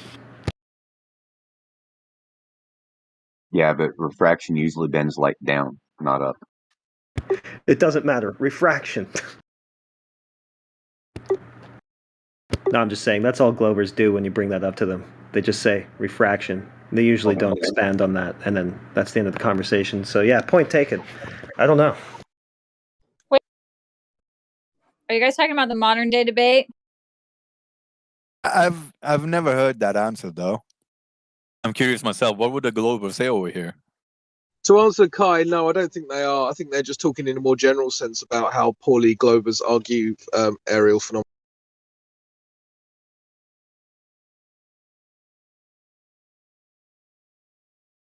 Yeah, I don't know modern day debates. I've never been there. Why did Kai and Witzer do another one together? Yeah, and it was so sad. Their best evidence of a ball was they both had rubber balls that they showed. That was it. Actually, So one this is girl had another one. a glass ball, and the other guy had a rubber ball, and that was it. That's all they had. A model. Not even a demand a peace model from film. outside. What? Did they demand a model from outside since they had a ball and a plastic ball? Yeah, we showed up with a ball and another plastic ball. What do you guys have? Ballers win. And then the girl was like, "Yeah, it has to be a ball because it just makes. Look at this glass ball I have." Just look at it. Okay, this is How definitely can a yours new one. not Then. be this? Yikes! That's scary how they think. Well, the other guy in the debate, I watched that one. He just spent the whole thing ad homing you guys, calling you stupid and stuff. It's basically his whole argument. Look at this ball, and you're dumb. Yeah, Okay, you guys did. I can't be hypnotized. Did you guys do another one together? Kai and Witzer together? Another one against McToon and whatever the chick was? The second one? Oh, no. It was Jen and Mark are there. Jen and Mark. Oh, okay. All right. So yeah, definitely two different people. All right.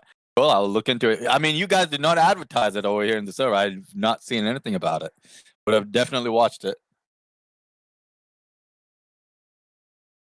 Yeah, I can't even forgot happening. Yeah. Yeah. The last one I watched was the one where the chick with the glasses, her name started with C or something, with McToon. Yeah. Christmas. Is anyone favorite- else noticing they're not getting notifications from YouTube when certain people go live? Like I used to get them when Helio would reset his stream. I don't get those anymore. Oh, see, what you should do is what you call it? Get a Twitter account, subscribe to his channel. What you call it? Oh yeah, you follow, right? You follow in Twitter. Follow Helio, and every time Helio goes live with the 24/7 stream, it will always notify you. At least the Twitter does all the time.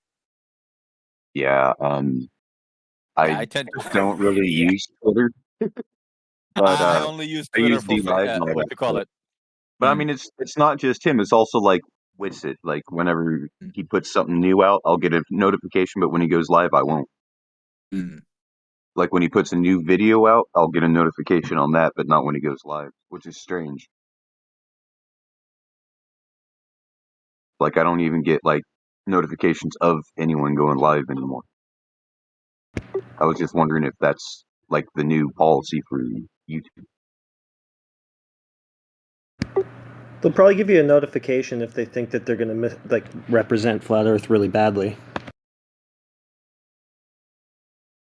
Well, I mean, it's not just with it's like everyone that does live streams. Like I don't get notifications when you're live anymore.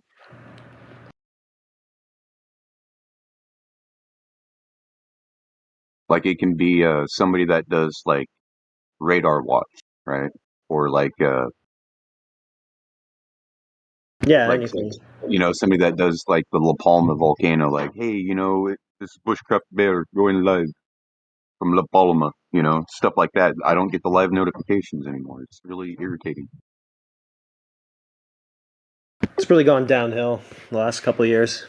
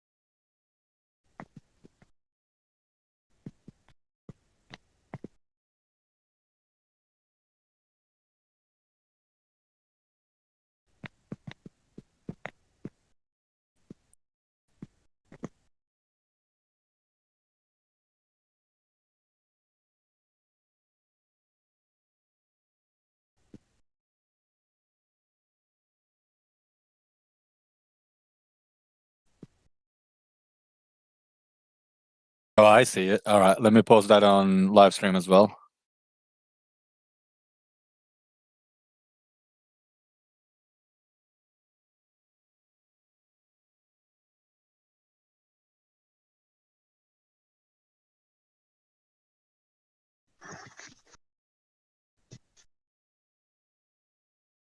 And just so everybody can see it, I'll post it so it can be resolved. Nice. Oh, that one. Okay, that's the one with Kai and Witzit going against. Then, oh wait, was it yesterday? Oh, December 12th. All right. I hated that bald potato head guy. So arrogant. Yes. The girl was not bad. Like, she was decent enough to kind of hear you guys out, but he was just an ass, dude. She knew that the moon landing was fake because we were talking about it and like, oh, when are they going to go next? And she says, I forget exactly what she said, but then she said, yeah, just 2 more weeks. And I was like, That's ridiculous. oh, she knows it's fake. Yeah, like, there's hope for her. Better than 90% of the people on her side, anyway.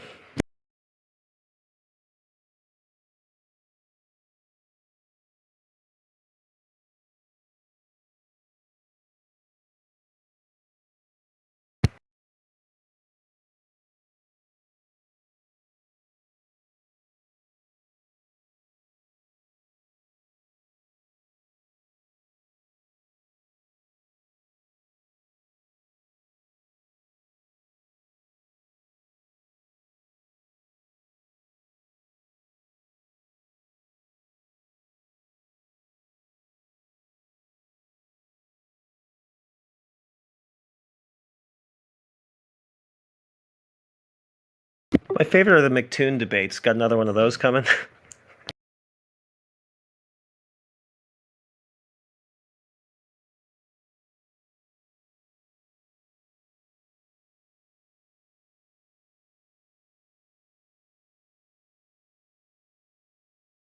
You guys watched Alex Stein versus McToon? It was hilarious. Yes. So funny. Rage quits in like 20 minutes.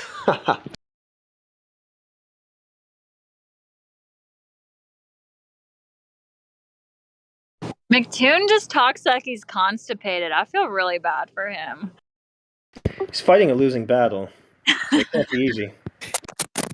He talks as if you have his mother or father hostage at your place. If you look at the eye, the language, and everything that he does. Oh, man.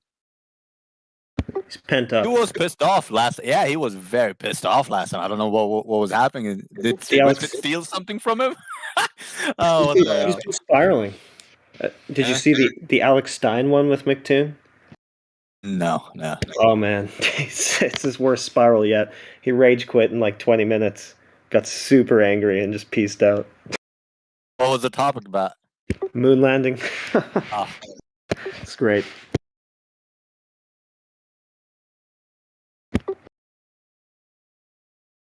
Could you link me that, please? Because yeah, for sure. Yeah, thank you. That'd be great. This Mark Reed guy is starting off so confidently so far. I've never debated about the globe Earth, and now he's talking about making claims about experiments and all these kind of claims about the globe model.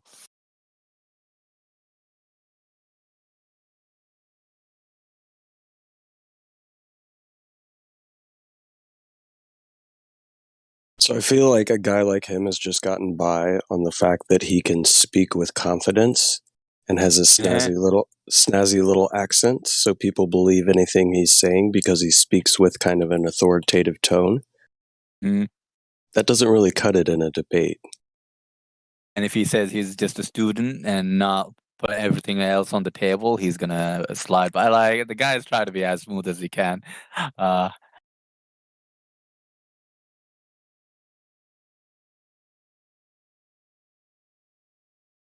think McToon might have had the rage quit one taken down from modern day debates. One sec.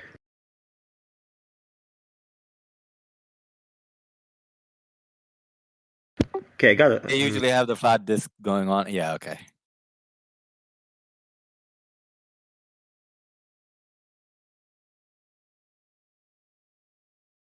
Oh, they made it private.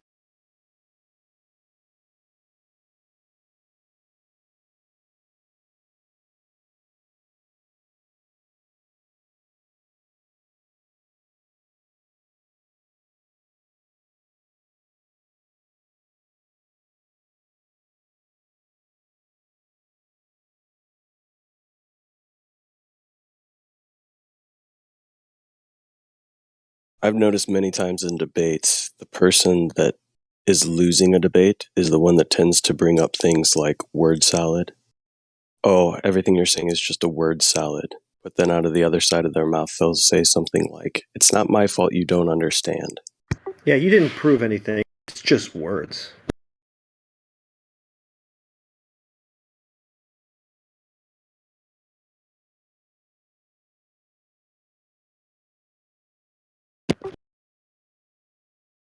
Yeah, they do that just so they don't have to address what you said.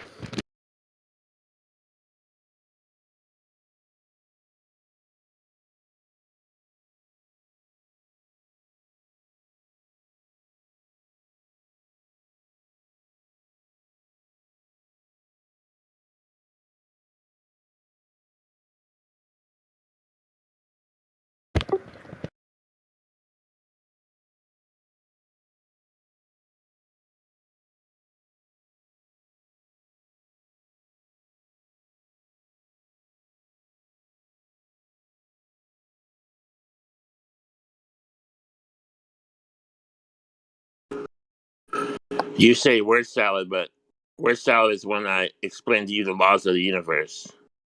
So all you need to do is get out your journal and take notes, my friend.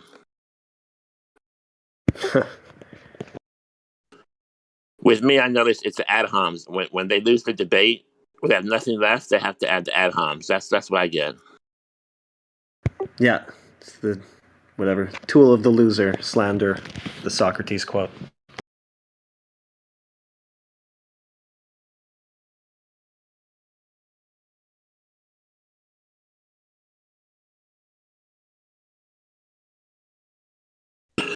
Word salad is good when you're doing your thesis. You have to bullshit on your essay. Just kind of like word salad. Make it nice.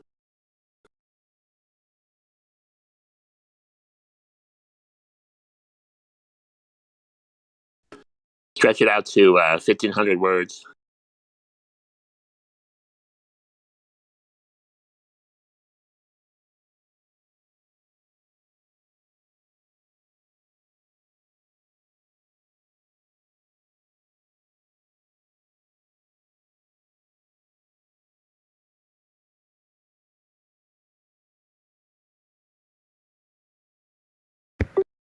So when it comes to the debate channels and like modern day debate, and he'll put up a debate and he'll say on flat earth versus globe earth, I think the topic itself is just far too broad to have such a generalized title to the debate.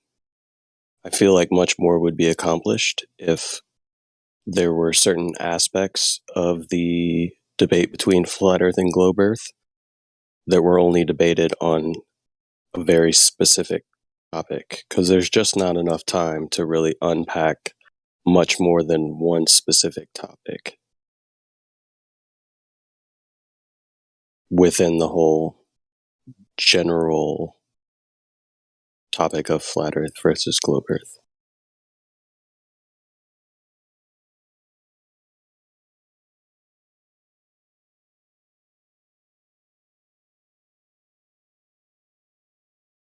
Yeah, it's deep stuff. Right, like you could have a 2-hour debate on the radius value, for sure. Napalm, did you I'd like hear to the hear last debate with Witsit and the bald dude and the girl? Yeah. And Kai. What do you think about that last debate, honestly? I mean, the bald guy, like I had previously said, all he had going for him is that he spoke very authoritatively and he spoke very concisely for the most part, but he didn't have much backing to what he was saying. He was a good orator. He was able to communicate efficiently, but without really saying much of anything, which lots of times people just observing that can pick up on the cadence or the confidence behind somebody. This is the reason why well-spoken people in politics tend to get elected, right? It's not because they have the proper policies or they have the intellect people are looking for to lead them. It's more based on how they can convince people that they know what they're talking about. Yeah. So that's all that guy had going for him. The female, she was somewhat of a space cadet, but she also, you could tell, had doubts or at least questioned things within mainstream science. So that tended to favor Witsit and Kai, even though Witsit and Kai don't need help. They obviously had the had the knowledge backing them, and they were very good at articulating it. So it's not like they needed her help, but she certainly was able to put little chinks in the armor of Mr. Confident bald douchebag. For sure. And she did a thing that I think a lot of globeheads do, which is she just kind of waltzed in there thinking like these two flatties are just going to be idiots and I'll just debunk this without doing any research or looking into their positions at all. I think that's what she kind of did because she didn't really say that much. She didn't put that much across. She was just like, how can you doubt the globe? How can you doubt it? That was kind of it. Right. Her basic argument was just really the sphere is a perfect shape, and that's about it, which is where the whole philosophical religion of the globe Earth originally stemmed from was the philosophy of a perfect shape, and then trying to take observations and wrap it around what. Yeah, make it fit that conclusion. Yeah, exactly.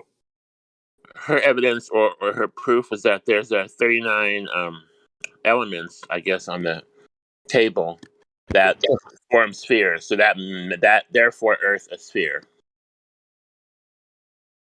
And also the ball guy's evidence was he said the flat Earth has no proofs. The flat Earth has nothing going for it. That was his evidence.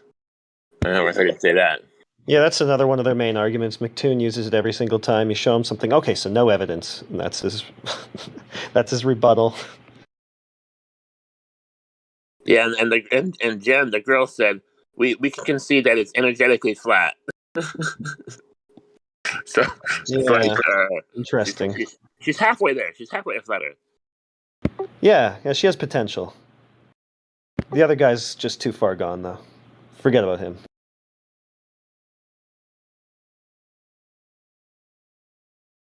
I mean, I don't think the other guy knew a lick about even the globe model, to be honest with you. Yeah, he did the same thing they all do. They just think, oh, dumb flat earthers, and they're super arrogant about it, and they just think that it's going to be a piece of cake and that they probably don't have to do any research. Yeah, I'm just listening to this guy. This Mark Reed is a trigger. Yeah, he would have triggered me. The way he's trying to go into this is that we are making money. Whitson and Kai, they're making money out of this. They're getting donation out of this. As long as they keep the term flat Earth. Oh, that piece of shit. Oh man, my heart's burning already. Isn't there more money going with the status quo? Like, how much money does NASA take?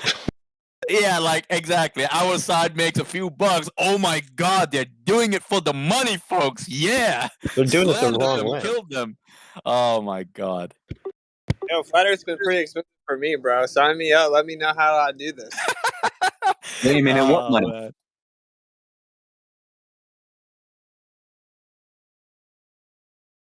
I thought that all that this was having to pay fines and come up with your own equipment, That'd be neat if there was some kind of a scholarship for this.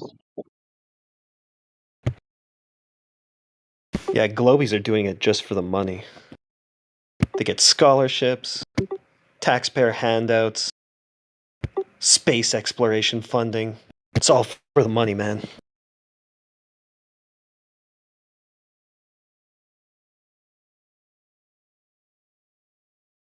Why do they use arguments that could so easily be turned around against them? Projection.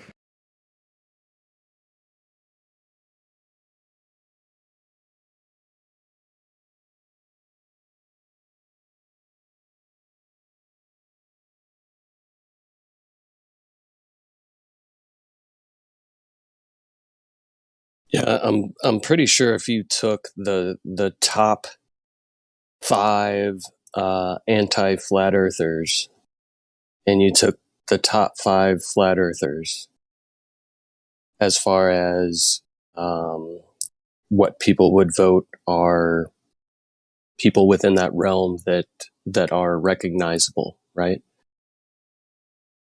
And you tried to figure out how much money each of those individuals was making solely based off YouTube channel donations, all that stuff.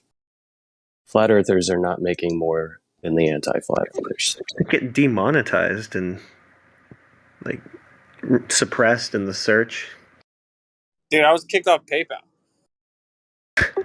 It's all for the money. I literally had to beat their own system and use someone else's name, use someone else's account. Hey, Whitson, man. Hey, congratulations. That was an awesome debate, last one. Good job. Thank you.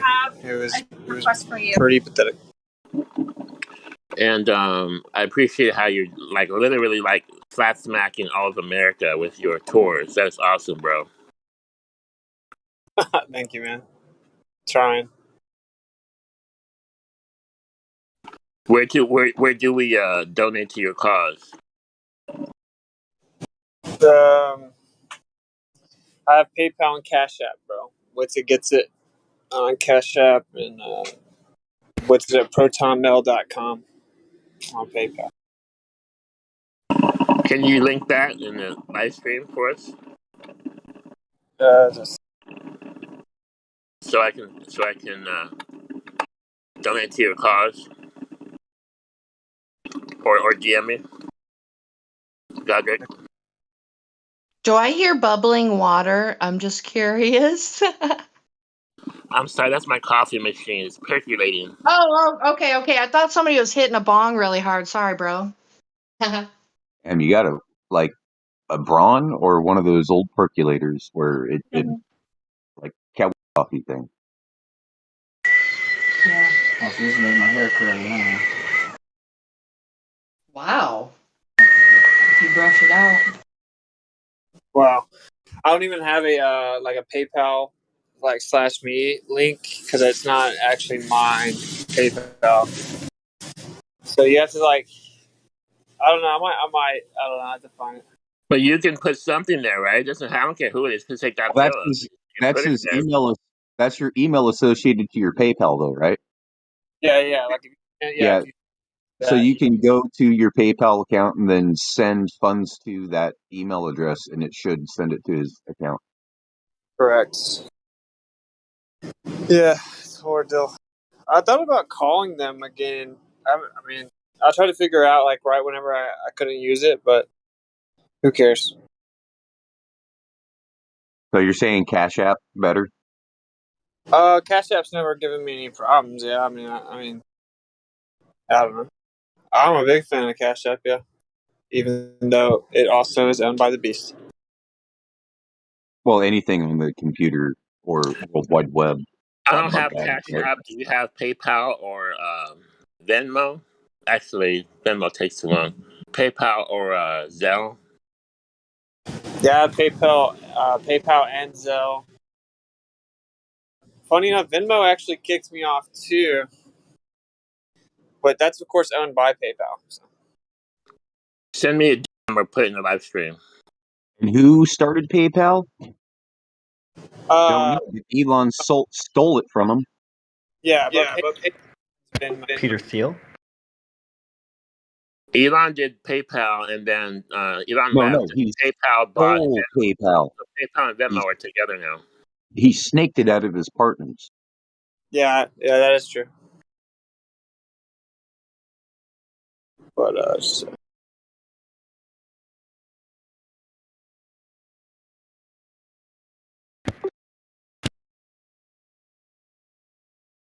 He's a Pied Piper. They got to get the world thinking he's a rock star, so they'll take his brain implant. Well, wasn't it like somebody like John D. back in the day that was sitting there saying that a man named Elon will take us to Mars or some I think shit that's like Werner that? von Braun. Is that what it was? It was someone like that. It was like, what? Wasn't it Yeah. a book? It was a book, yeah.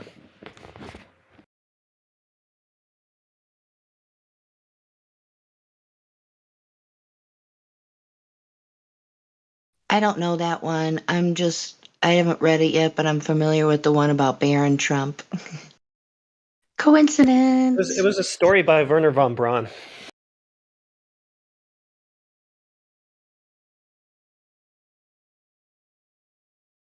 So was it a short story? I don't know. Like It's just a story where a guy named Elon is going to lead humanity to Mars and take over Mars. Crazy. Yeah. Man, that just shows you how far ahead. I don't know if it can't be a coincidence. Come on now. Right? Scripted. I mean, yeah, so that's, how far back in advance, their 5D chess move. That's an example of a generational power.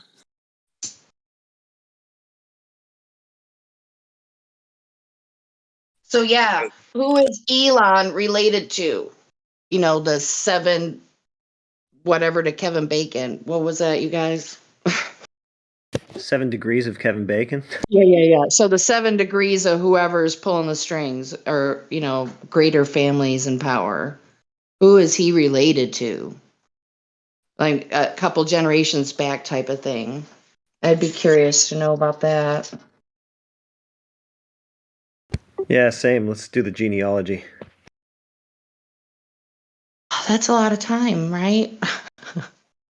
Which I actually have to go, everybody. Nice to talk to and listen to everybody. Bye.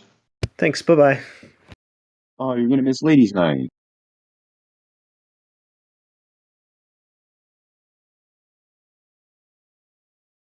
They're pushing aliens pretty hard in the news lately. Bluebeam coming up. How far do you think that is? I don't know how far out it is, but it's like all the time now in the news. I see, like, alien spacecraft detected, or CIA agent says that, aliens have colonized the moon and stuff like that. Yep, and everybody's still watching their football games. Yeah, they're just hitting us with this all the time. So they're prepping people, obviously. Get them used to the idea of aliens. I find that most people are already used to the idea of aliens. More people than not think you're almost stupid if you don't believe in aliens. It's gotten to that point. Yeah, it has. It's really reversed. Like 10 years ago, it was the opposite. Maybe 20 years ago, people would be like, that's crazy. And now it's like, normie think. No, when 20 years ago, I was the guy that said aliens have to exist. Now I'm the guy who says they're extraterrestrial from other continents we haven't found yet. Yeah, same. Yeah. Yeah, when I was growing up, like, aliens, that was all conspiracy theory stuff. Now Tucker Carlson and the Pentagon, they all admit it.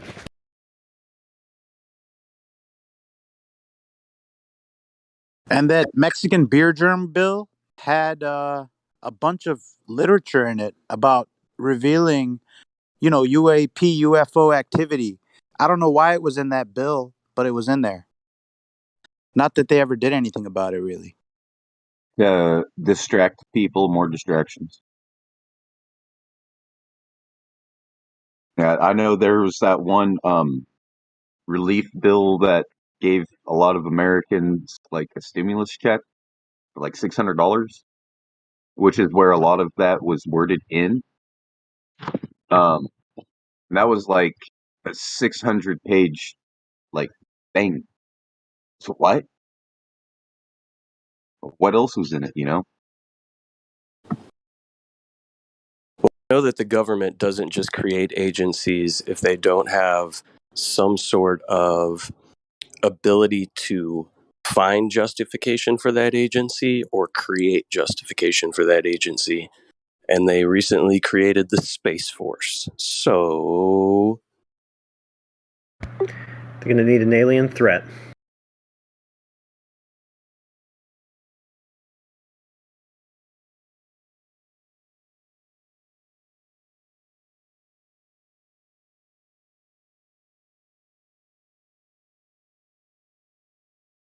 Oh wow, look at this. I wonder how they were able to get this image done, huh? You figure it's cartoon? Nah, it looks too fake to be a cartoon, man. That's how you can tell it's real. Honestly, it looks so fake. They got any schoolboy thinking that because there's a billion planets, then there's got to be at least a few Goldilocks Earth type planets with intelligent life. Just mathematically, it's got to be mathematically got to be there. yeah, most people will say it's statistically impossible that there's not other life forms out there. Where'd you get that picture, Joshua? Is that some kind of a warning from them right now, or what? No, this is I just looked up Bennu, right? Just Bennu, and then I looked at the images, and I'm getting like all of these CGI things. What? That's all you ever get. I know. It looks like an ashtray, like after they cremated someone. High resolution mosaic. It even says mosaic, right? This is supposed to be of like it's supposed to be yeah. I could have made a better Photoshop myself, honestly. I'm sure I could. I almost wonder if they make it look slightly fake just to troll us. Like they're just mocking the public that actually believes this stuff. At this point, the epic video of like the lunar eclipse, did you see that? It's like Nintendo style graphics and people think it's real. Dune looks better than that. Like they could make a better looking movie. Like at this point, they really do think everybody's dumb, and for the most part, they are right. Yeah, they're not wrong.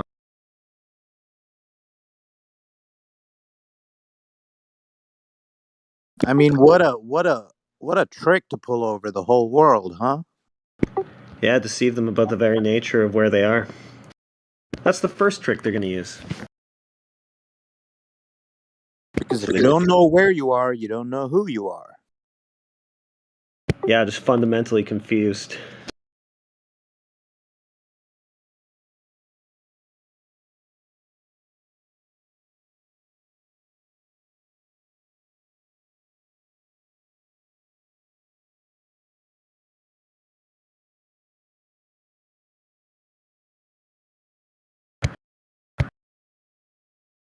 They really can't seem to agree what the angle of their curve is supposed to look like either. From space.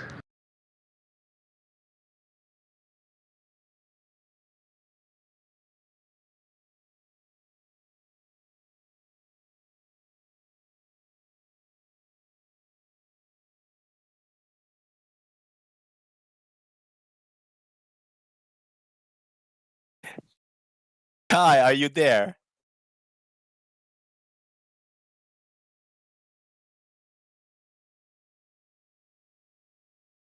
Ah.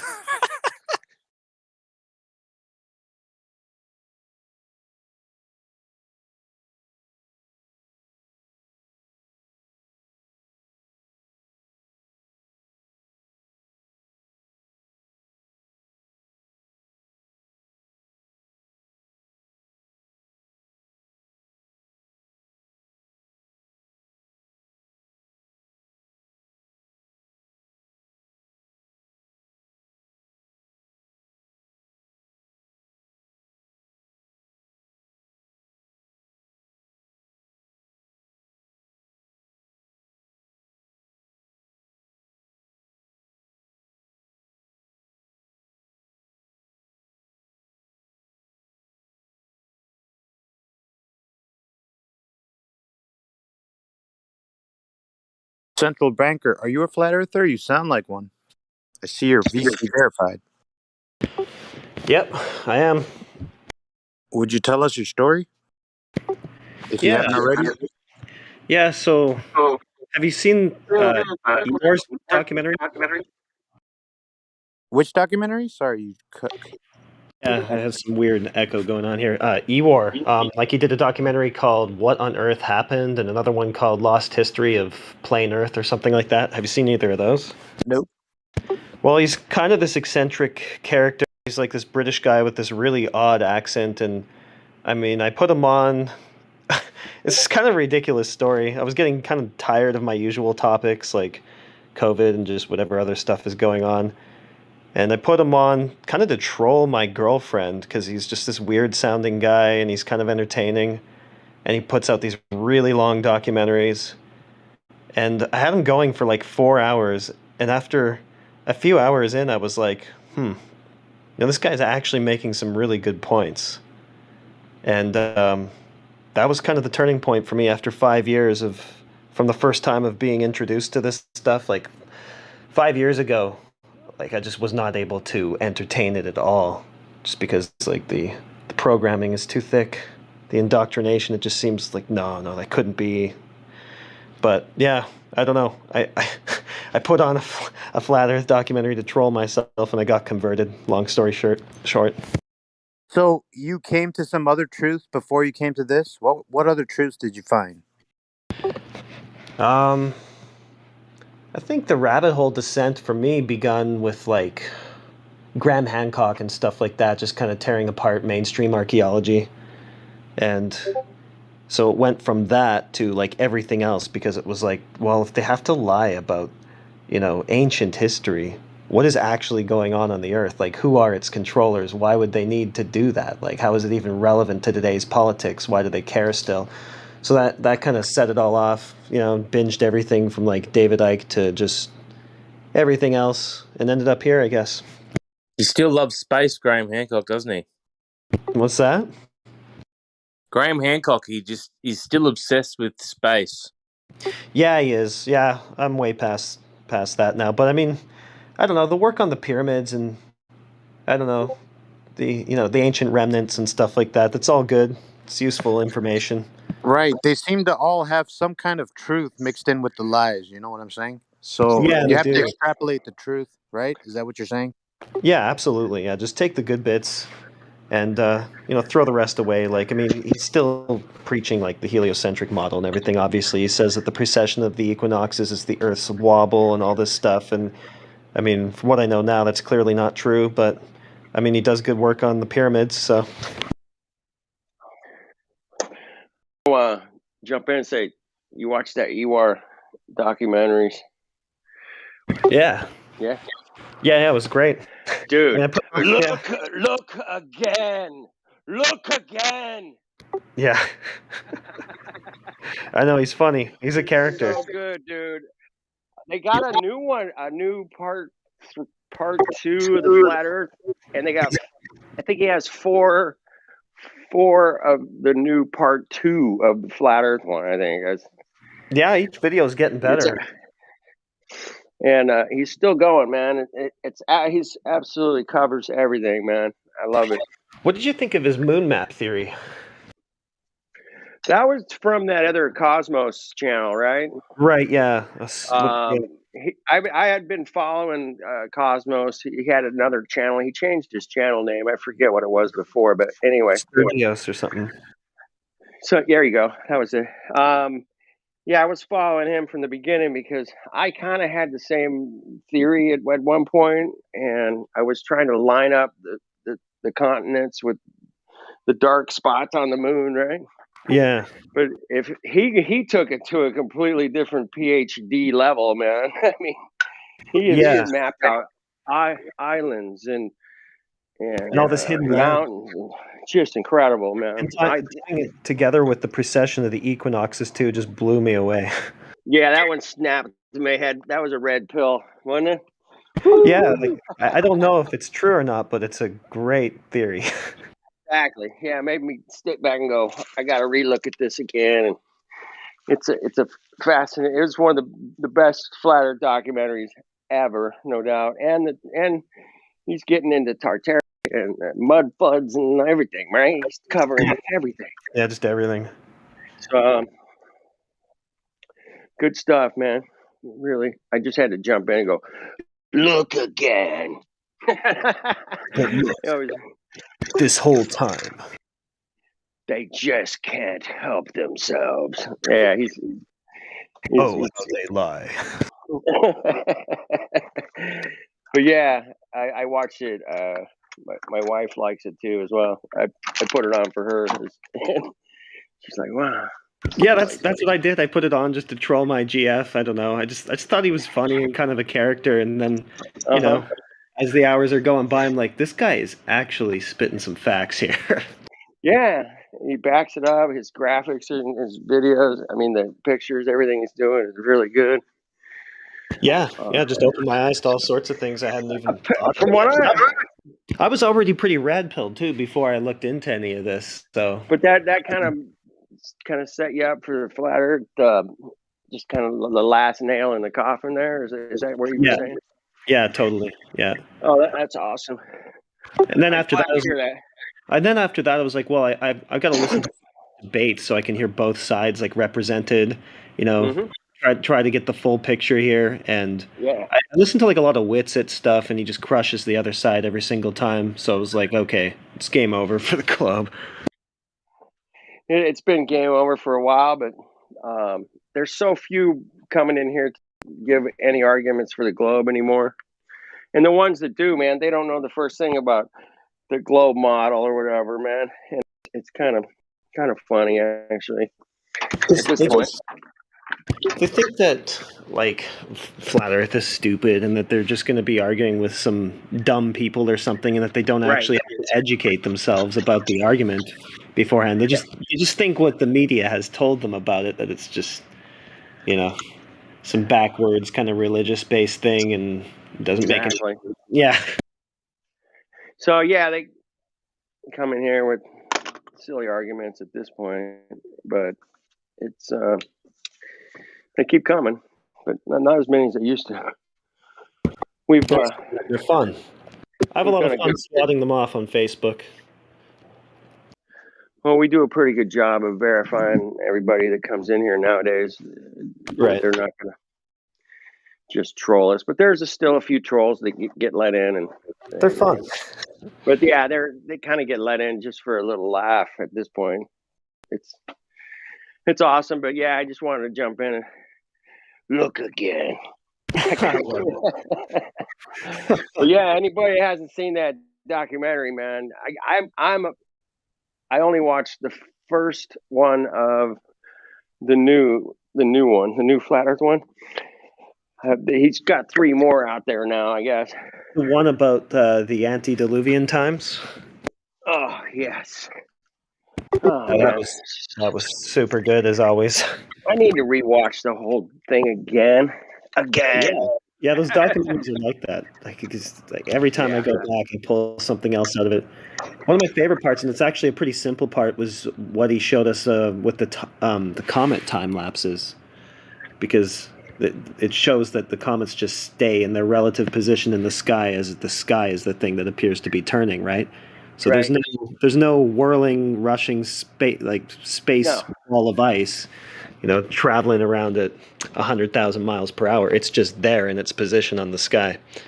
Yeah, fascinating, huh? Yeah, Yeah. That's a good point. It is a good point, and the way that they justify, or the way that they explain the stars staying in the relative positions as they push them out to these extreme distances. Right? No parallax. Yeah, I would love that one. And they say it's because of the extreme distances away from us that happens, even though they're rushing around at these crazy speeds. But comets aren't at those distances, and yet they do the same thing, right? There you go.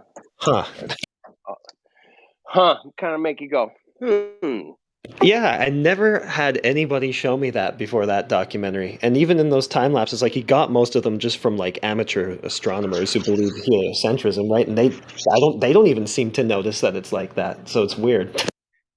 I have a theory, man. I know one guy that will do a live telescope. I think his channel is called Take Back Space. He's just a musician guy who has a really nice telescope and some really good gear. He can live stream 4K. He's got good internet. And the reason NASA doesn't do this is because even with their giant fucking telescopes, if you were to look through one live, it's not going to be much better than what Chris is doing outside of his apartment window. Right. Yeah. And if they were to do it live, it would expose them. Like, well, that's not the shit you got on your fucking website, right? Yeah, that's not what the final Photoshop looks like. That's not what I've been looking at in all these books and stuff. No. Anyway, that's why I was upset that why doesn't they have one telescope live, one of the big ones, we could just watch them live stream it, but no, they don't do it because it's too revealing. Same reason that it's Photoshop, because it has to be. What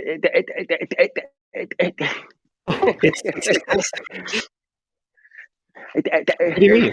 It has to be. Just take a picture like of anything else, Take a picture and just present it. I thought that was a real stutter from you, dude, there for a second. Yeah, it's the Robert Simmons quote or whatever. I was like, wait. This is 1 or 2 stutters too much for Simmons. Wait, this must be real. Yeah, that's right. Yeah. It must be real. Anyway, great on the EWAR talk. Good stuff, man. I'm gonna probably watch. I'm gonna get some time off here between now and the end of the year, and I definitely want to park it for a whole day, man, and just start episode 1 again. Right. And just go for it, because there's so much. Because when I was watching it the first time, I was watching with a flat Earth friend, New Perspective. We were watching it together at my house, and we would stop it and talk about stuff, and then it took us forever to watch the damn thing. But a lot I'm there. sure I need to just sit and absorb it again. Yeah. But I noticed that his already crazy to begin with voice gets kind of even crazier near the end of it, because it sounds like he's been recording himself for like days and days, so it's getting all hard. Yes, probably getting hoarse. Puts a lot of effort into his storytelling with it, so I imagine he's going insane with the retake. Yeah, for sure. From what I understand, he did it. He's doing this because of his wife. He wanted to convince his wife or something like that. Huh. That's a story I heard. I got no verification on that, but I didn't hear that myself.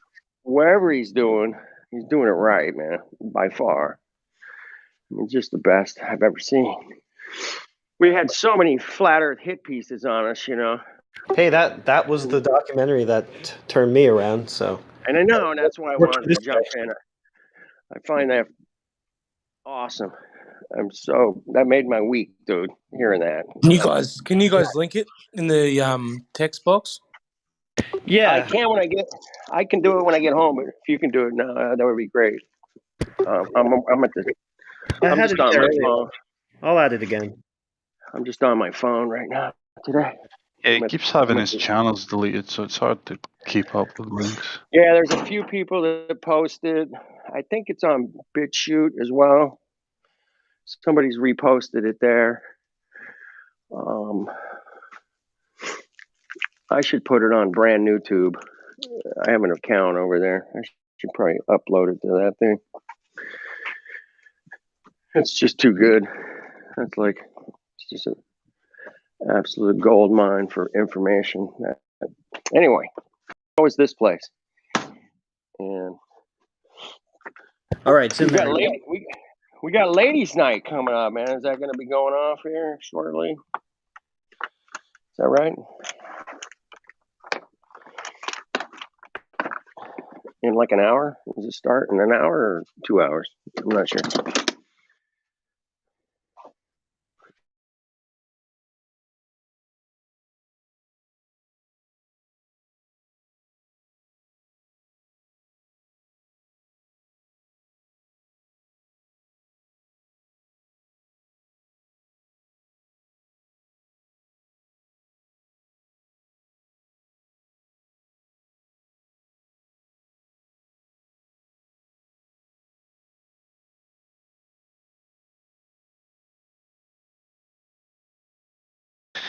Oh, I love that stupid Wikipedia excerpt under flyer videos. Putting it under EWAR stuff is like, there's like 100 different topics in here, right, YouTube? You can't just fucking debunk them all by saying flat Earth is an archaic conception. Yeah, exactly.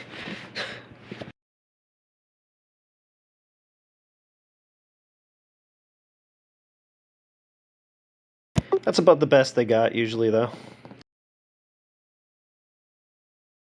I must say, Central Banker, your story is very encouraging, bro. I feel like there was a time for at least a couple of years where if you spoke to a flat earther, they generally woke up around between 2015 and 2017, and it felt like that was it. And now there's this new wave of people that are accepting the truth of the matter. So it's pretty encouraging to hear, bro. I think the EWAR documentaries actually have done quite a lot.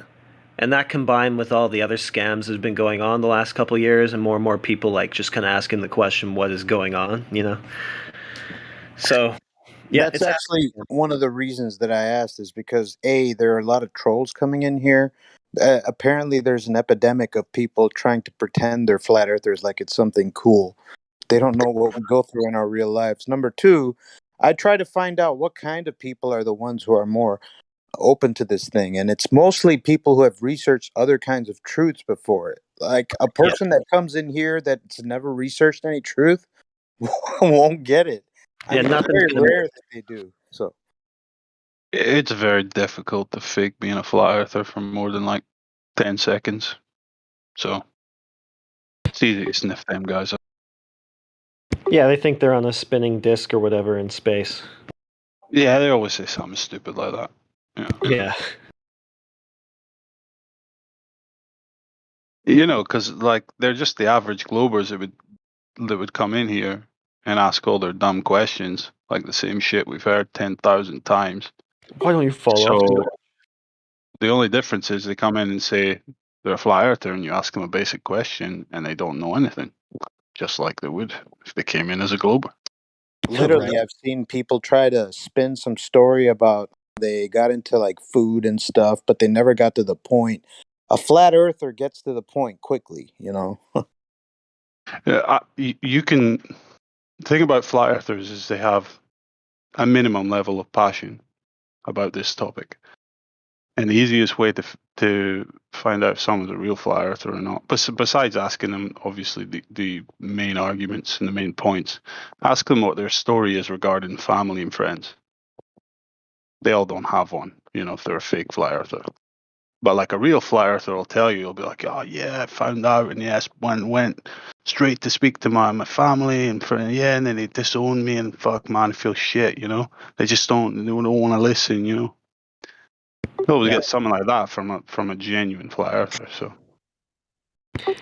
My story's a little interesting that way because it was my own family that tried to get me into it actually a few years ago, and I was like, "No, this is a step too far even for me." And I was pretty like red pilled on a lot of things, but yeah, it was too far for me even then back then in like the 2015, 2017 era. You must have a cool family, bro. yeah, You mean man, like you're brothers and lucky, sisters?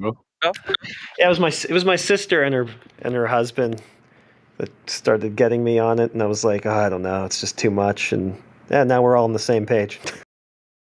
Well, there is always the exception to what I just said, and you're it. Yeah. Yeah, I'm not like anybody else, so it's a weird. This is a weird situation here.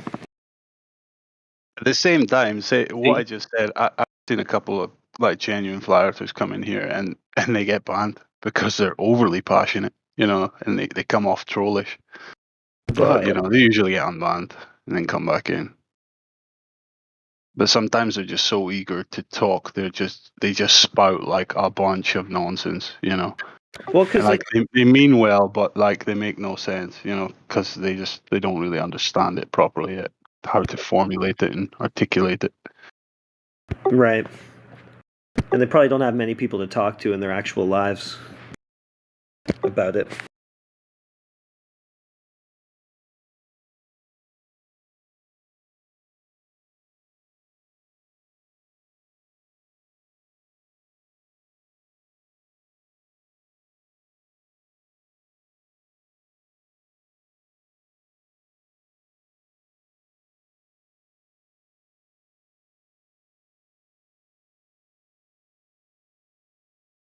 So, you guys been on the Don't Sphere the Truth channel at all? On YouTube? Not recently. Don't spew the truth. Is that what you said? It's Don't Sphere the Truth. Yeah, no, I didn't. Oh, don't sphere the truth. Well, yeah, you know, Professor Dave has 10 challenges for flat earthers. Oh yeah, I've seen his response to that. Yeah. Yeah, they respond The challenge is completed. Yeah. 2-hour videos for each challenge, basically. He just obliterated all his bullshit, basically. 100%. It's really good. But then again, a 5-year-old with a thinking mind could fucking debunk Professor Dave. But there was stuff in there though that showing off. there was stuff in there that it dealt with that even I had some questions about still. Like it was like, oh, I don't know, what about like the southern hemisphere? Do we have a map that really works properly for that? And then they showed like where airlines are doing their emergency landings and compared it to the Gleason map, and they're like, this is what they're using. This is what they have to be using for that emergency landing to even be possible. So tied up loose ends for me, that those videos answering the challenges. Yeah, they're great videos. It's good he did them. Oh yeah. But like just saying about Professor Dave or Simon Dan or that lot, you know, it's always just straw man nonsense, you know. Yeah, it is. That's all it is. It's garbage for the weak-minded. And they'll never come in here. Yeah. You would think with such conviction about your fundamental worldview, you'd have no problem coming in and talking about it. Half of his arguments are just ad homs too. Like he can't say anything without being insulting. That goes to show he's insecure and overcompensating, and I don't know, he's trying to win the argument by belittling you. That's all they've got. I think we've got the screenshot of, I think it's Simon Dan in the lobby saying, "No, I don't debate established fact, and I'm certainly not going to debate it with people that just ad hom me for an entire stream." It's like all you do is ad hom us, you clown. Come on. And that's what they say about all of these topics. Well, they say they don't want to engage in debate because that would lend credibility to their their opposition. Like climate change or any of that stuff, they always say that.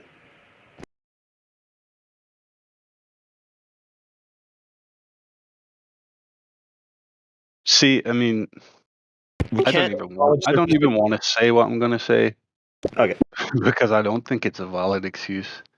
But for the average person, when they listen to the explanations coming out of like Professor Dave and that, you know, they think it's sound because they have no baseline for what proper reasoning and kind of logical consistency is, you know. Yeah, they don't. So it all comes across as reasonable for them. But that's why Professor Dave or Simon Dan won't come in here. Because before we go into the actual arguments, we get a baseline on people's reasoning and if they're being fallacious in their thought processes before any arguments. Because if you can't build a baseline with a person along correct reasoning lines, then there's no point arguing with them. We're debating them. Other than just to dismantle them, I guess. They'll just spiral out, usually. Yeah. Which is useful in a way, too. Because watching Globers do that is part of why I left them behind. Yeah, I mean, but worse for these guys like YouTube careers is to have their entire like reasoning questioned and put under a spotlight and shown to be completely fallacious. Because that means they can't talk about any topic because they're usually committing all the fallacious, all the fallacies and all the topics they cover on their channels, you know. So they'll lose a lot of audience, more than just the Globe zealots. Yeah, for sure.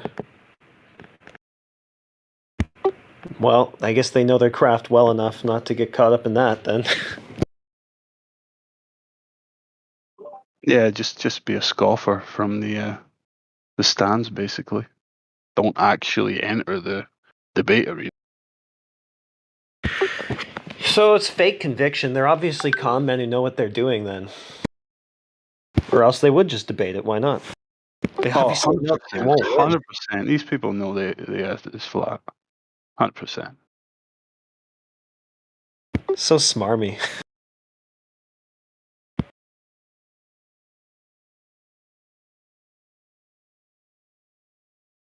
Yeah, there I dropped that screenshot in. in chat for you to see from Simon Dan when he was sneaking about the lobby.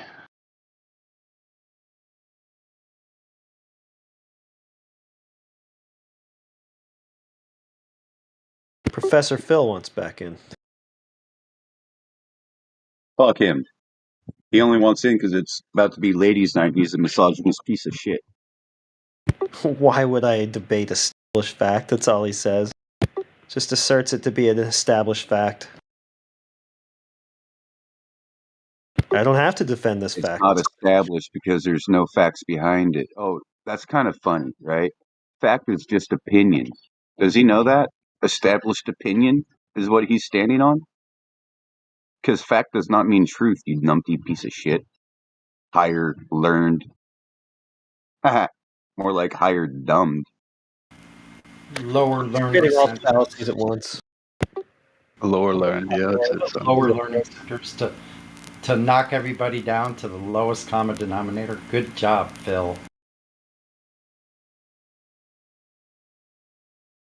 Is my mic working okay? Yeah, you just sound a bit far from it. You Sorry. don't understand how we figured things out. It's all thought experiment. You guys just don't understand nothing. No, perhaps you don't understand how the real world works. Get out of the fantasy of the books. Get in the real world. Get your feet in the dirt, dude. You know what the fucking dirt is? Earth. Yeah. It means dry land. Not the water. Not what's under the water. It just means dry land. So you're saying it's a dirt ball? Fucking these.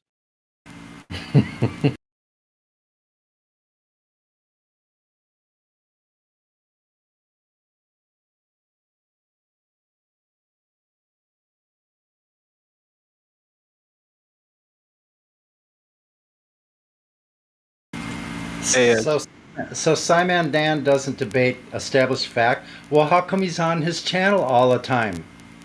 Doesn't sound very established. Exactly that.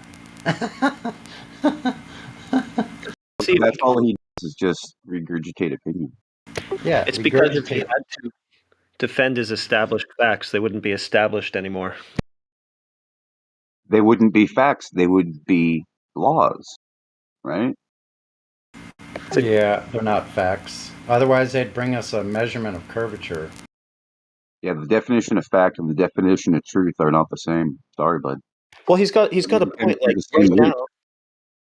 right now, his fallacies are established. If he were to debate them, they would end up unestablished. Yeah, that's all he's doing is speaking babble, guys. Do you understand that's that? all. That's all we're dealing with is their logical fallacies. That's the problem. Mm-hmm. I think we might have to lower our expectation on these globies. Lowered expectations. How much farther lower can we put them, Joshua? Treat them like mine are pretty fucking low. We got to treat them like a toddler, like a little boy. I know we're already down to the third grade level. Third grade level science, fifth grade level science. They haven't reached that plateau of fifth grade science yet. And basic geometry. Mm-hmm.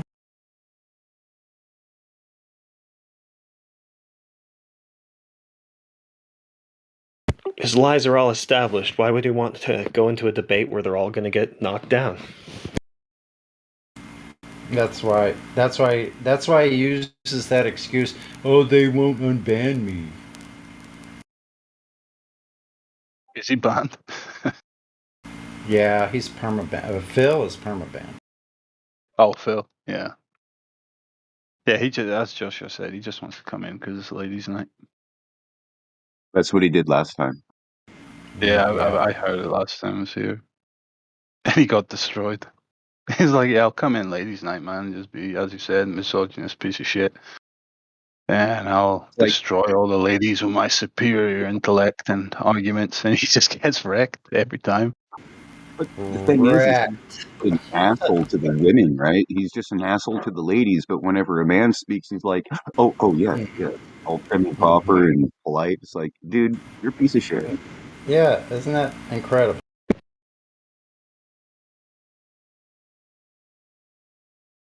Yeah, Yeah, and don't worry about trying to DM me there, Professor Philip.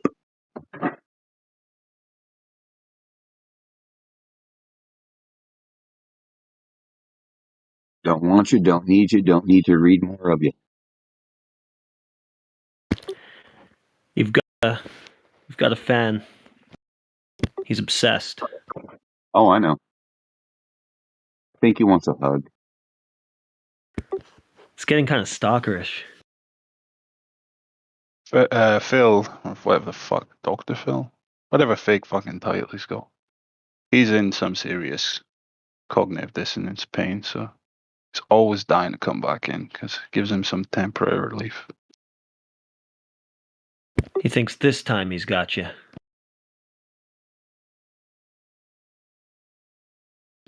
Just doesn't see he's fighting a losing battle, or does he?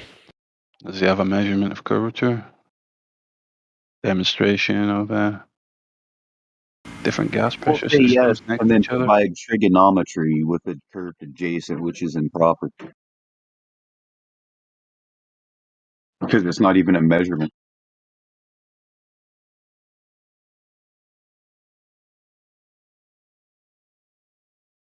It's maths. He's like, no, dude, it's mathematics, not maths. Maths is not a word.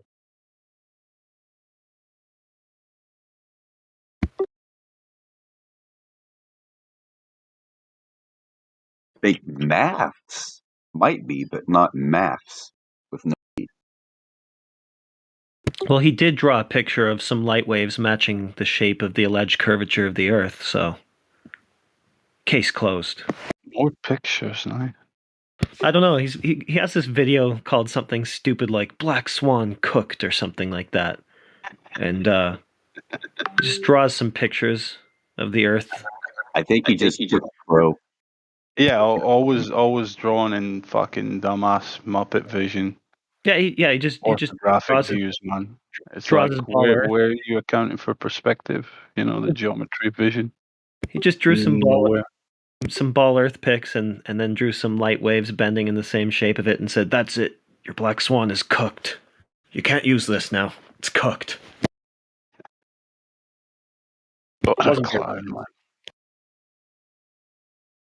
It seemed desperate, actually. He really doesn't want this to be real, but That's what I'm telling you, man. He is in serious fucking cognitive dissonance pain, man. When he Thing comes is, in he here and he can cannot at demonstrate least it. engage on it, even if he's totally wrong, it just gives him temporary relief. That's why he needs to always come back in. Yeah. He's like a junkie, man. It's like his fix, you know? He can't demonstrate his claim. He has to draw a cartoon about it. Yeah. I think all of those anti-flat earthers they actually know it's flat. That's my take. I can see that being the case with Simon Dan or somebody who just doesn't want to debate. Yeah, that's what I'm saying, Sonny. They all know it's flat, but if they're engaging in a debate for 10 seconds, they can believe it's still up in the air and it could be either, you know? And that gives them a bit of relief, you know, instead of having to admit the truth and change accordingly. Isn't that wild? Wow. And like as far as human behavior goes, that's really pretty amazing, psychologically speaking. Yeah, I mean, the aversion to pain, change and pain or comfort, you know, you can put a lot of kind of effort into avoiding that, you know. But at this point, these anti-flat earthers have spent so much time avoiding the pain that they would have been better just running head on and getting past it already, you know. The further into it they go, though, like the more they double down, the harder it's going to be for them to stop doing that. Sunk cost. Yeah, it's going to be a higher price in the long run. That's going to be a costly on an emotional level. They got to divorce the dumb ball. The dirt balls. They're just dirt ballers. Yeah, dirt ball. Ball. Dirt ballers. In the house. I profess. I profess that is a new term created right here, Sure, folks. baby. Dirt ballers. Dirt ballers. You've Let's heard of dirt let's put it. bags, right? Let's Why put not it. dirt balls? Put it in the live stream. Just to Sonny, make They're actually a bunch. Dirt ballers are welcome. They're a bunch of scrotums because they hold on to their balls. Right. So are you saying they're avocado-ish?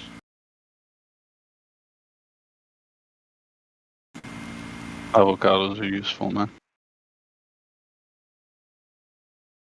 They have a ball fixation. Hey, Sonny, did Dandelion leave her teaching career after she became a fly earther? Really? I'm not sure about that. You would need to ask her. I don't know myself. Yeah.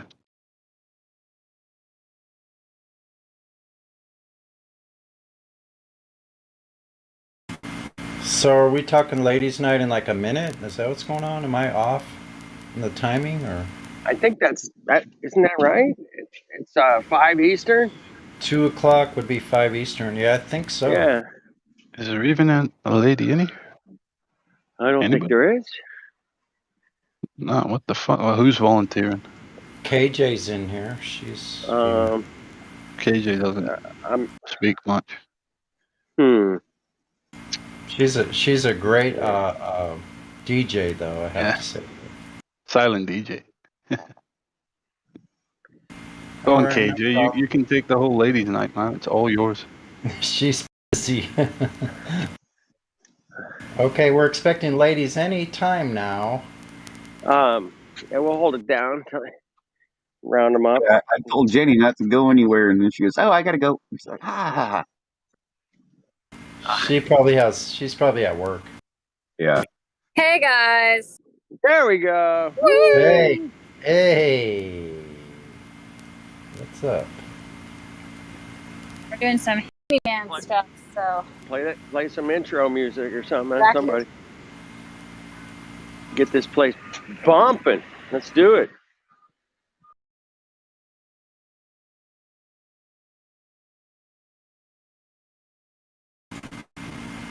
Man, oh, never mind.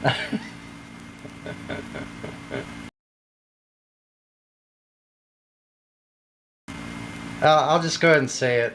I've made myself sound stupid before, so if I do it again, it's no big deal. I remember when Witsit said, sorry, I can't help laughing about this. When Witsit said, I got dibs on Kai, he wasn't kidding, was he? I remember that day. That's awesome, man. Was that like the first day she joined the Discord, or? Pretty much. Like, you had to do the 3 points with her or something? I don't remember. No, she was full on flat earther already, pretty much. Oh no, I was flat earther. I was teaching him.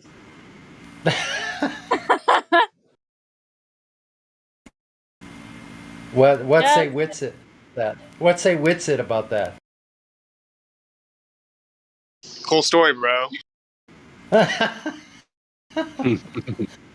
Shit. Man. Hilarious enough, I was like there to receive her on behalf of 24/7 Discord and was helping her peep game from the rip. Yeah. Well, look at this electromagnetic field, and then there's an inertial plane going through it. That would be where we reside.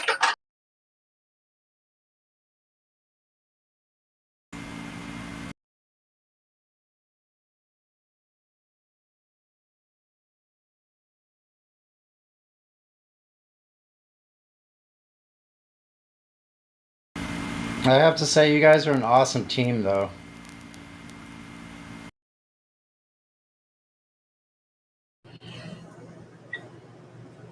Yep. Teamwork makes the dream work. We're working on the Flatmobile right now. It's gonna be epic.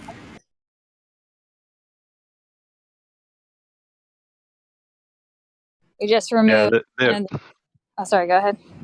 I was going to say you guys really are a great debate team, but I just wish the Globers would give you better kind of competition.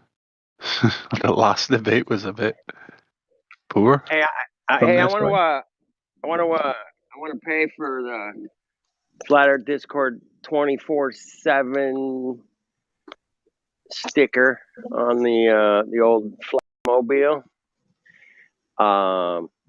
with the QR code that would link you straight into the Discord here. What do you think? They probably got room on that thing for that, I would say. Yeah, no, But you 8, know, it's up to them. 8x10. You know.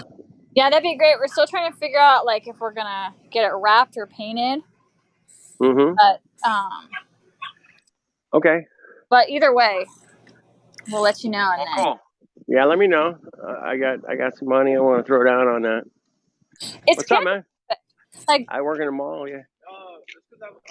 like it's funny because when you're on those one lane roads, everyone has to go behind you because you're in an RV and you're going slow. And it's like, well, while you're stuck behind me, let's take advantage to educate you on the shape of the earth. I love that you got a captive audience. Yeah. Little did they know, on their way to get Starbucks, they would be awakened to the shape of the earth. Yeah, a rolling existential crisis. It's fantastic.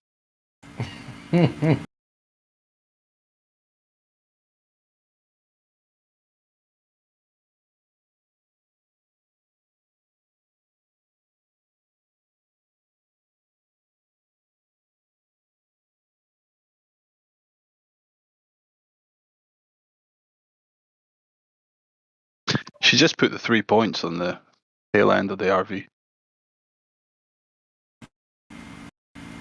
Probably room for that too. Yeah, we're not like we want to have an image of the earth, a really cool image of it, and then we're not sure if we want to list all the proofs, some of the proofs. We want to keep it really trendy looking and not too overwhelming.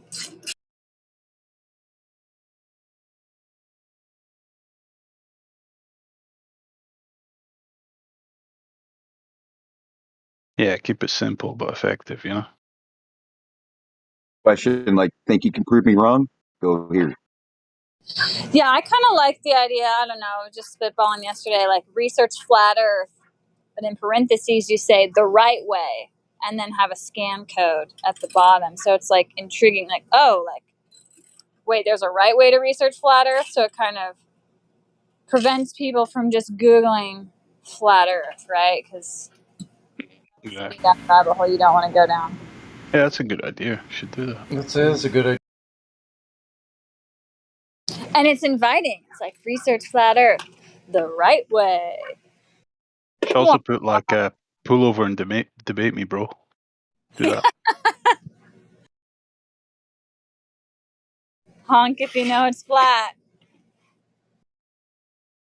Don't make it weird. Yeah, that also would be epic too. Just the earth is flat, don't make it weird. So we'll The earth is flat. The earth is flat, don't make it weird. Research flat earth the right way.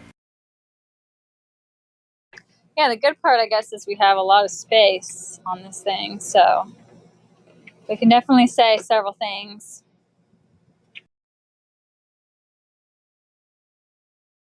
I just think it would be epic if we can get more flat earthers to do this too. In general, I think the elite don't like people living mobile. I think that makes them nervous because how can they control you and track you down if you're going everywhere?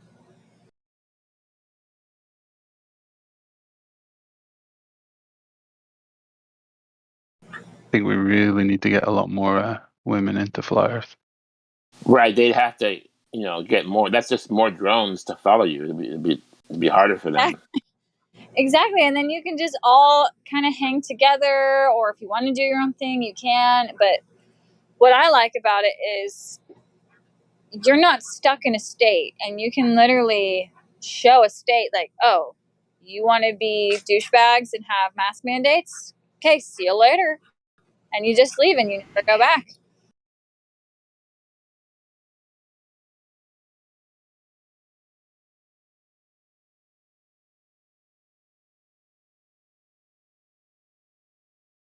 And it was like funny. We were trying to get some work done at the dealer, and we had to stay at a Walmart, and it like didn't even faze me because you're just in your house, so you don't really care where you're at. It just feels like home. I like going into these places now because I don't wear anything on my face, and seeing these same clerks that a year ago or so were telling me to leave their store if I don't, and now nobody says anything to me, and I watch those same clerks and stuff just fuming. I love that.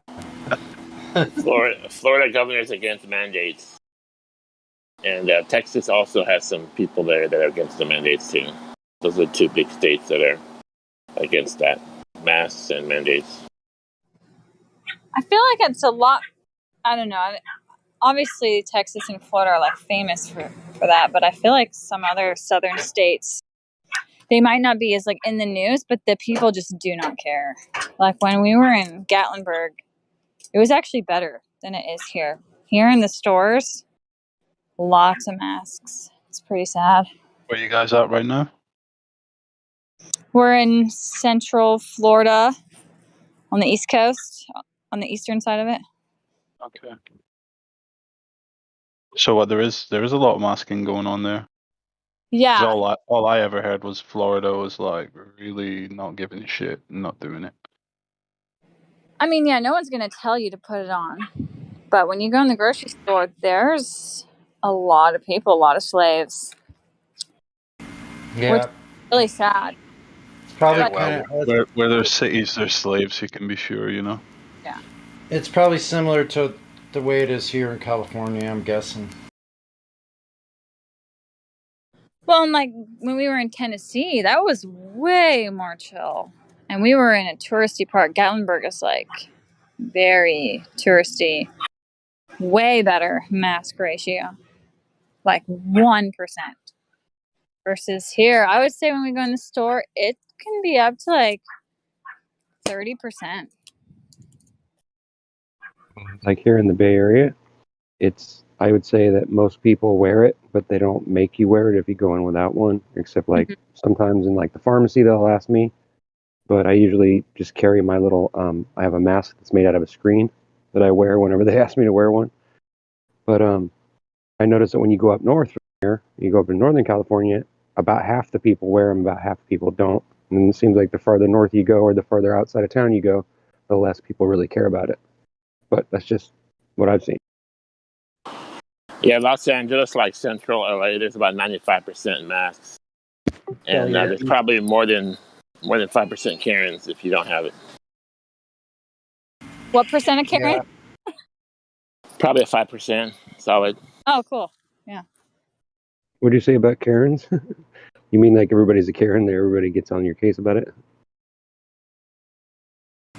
Only 5%. Yes.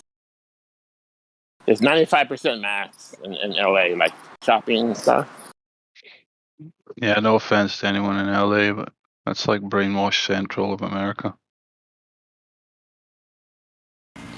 Yeah, it must be bad now. Telling everyone, get a motorhome, get a trailer.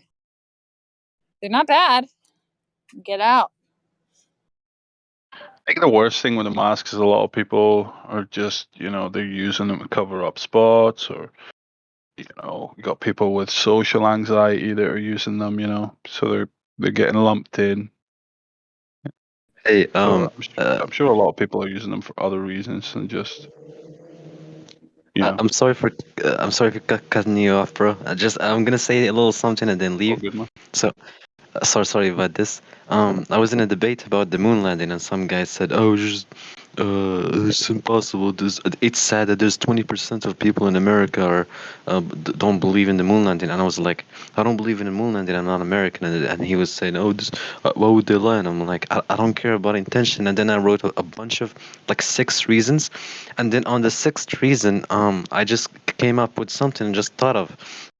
So allegedly they were in the moon, right? And the moon's surface isn't like has like insane amount of lumens to be that bright for it to show us like to be as bright as it is. Like it's so bright like it would like burn people's eyes. It would literally vaporize you. Yeah, and the cameras don't have any like the cameras at the time didn't have the ability to like to even like what is it to adjust the contrast or adjust like to lower the contrast for anything to be visible. Yeah, the exposure. They were just it would be so exposed nothing would be seen. We would see nothing if a camera from that time, and even right now it would have a hard time. Yet it's so clear, everything is so good, we can see dust particles and everything. Like if it was actually like not that if it was actually real, like we wouldn't be able to see anything from that camera. Anyways, that's just it. I'm gonna wait here and hear your thoughts. That's good. Listen, when they went to the moon, they landed. The light was on the moon, right? The moon was lit up, right? Am I right? Was it full moon, half moon, what? Whatever it was, it's too bright for them And to they're in land the on. portion with the light, right? They were not in the dark, right?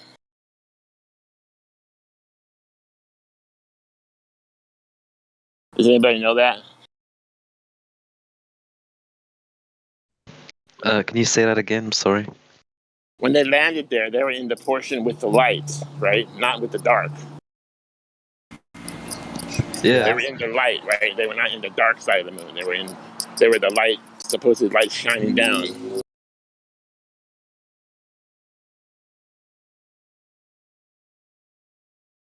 Because where I am, like a full moon, for example, it's glowing in the sky. It's literally glowing like a light bulb. So for them to be on there taking pictures is ridiculous.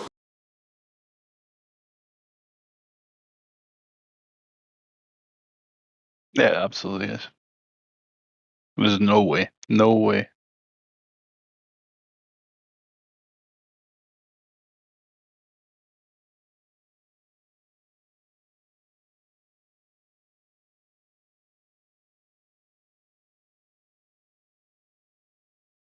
I mean, anybody that believes in the moon landings in 2021 is brain dead.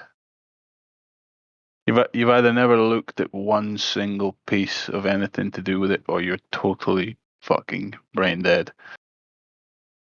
Because you don't even need to go into flat Earth to not believe in the moon landings. You know, you can still deny the flat Earth and not believe in the moon landings. So. The virus scam was what unpacked it for me. The what? The virus scam was a big part of the unraveling of the globe for me, because it was like, wow, they're hoaxing us on that scale. Well, like, yeah. I was going to say that's probably what it was for you. That you saw the entire all-world governments pretty much. You know. Yeah, and I was already kind of red-pilled before that, but it was just like, this is a level beyond what I was even expecting. So, what else? Like, what else is there? Hey guys, sorry to interrupt. Just doing a mic check. Can anyone hear me? Yeah, loud and clear. Yeah. Loud and clear. A little low, but loud and clear.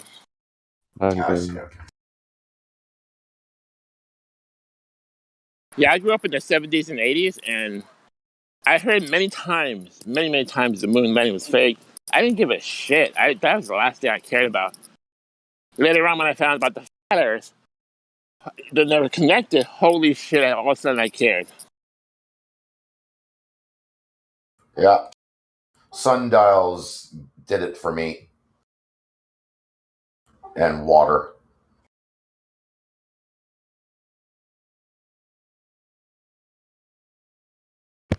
I'll be back. To speak to the gentleman who was talking about the cameras on the moon. And if you think about the technology back then, I grew up, my father was an amateur photographer. We had a dark room in the basement, and we had a projector to create our own prints.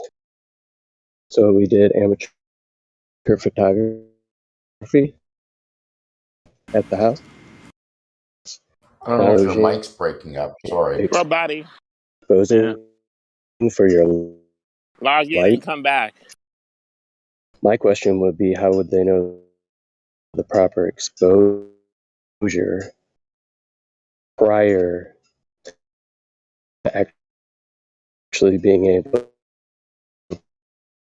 to test? Yeah, sorry, man. You're roboting Is right now. that napalm? Yeah, napalm. You roboted out.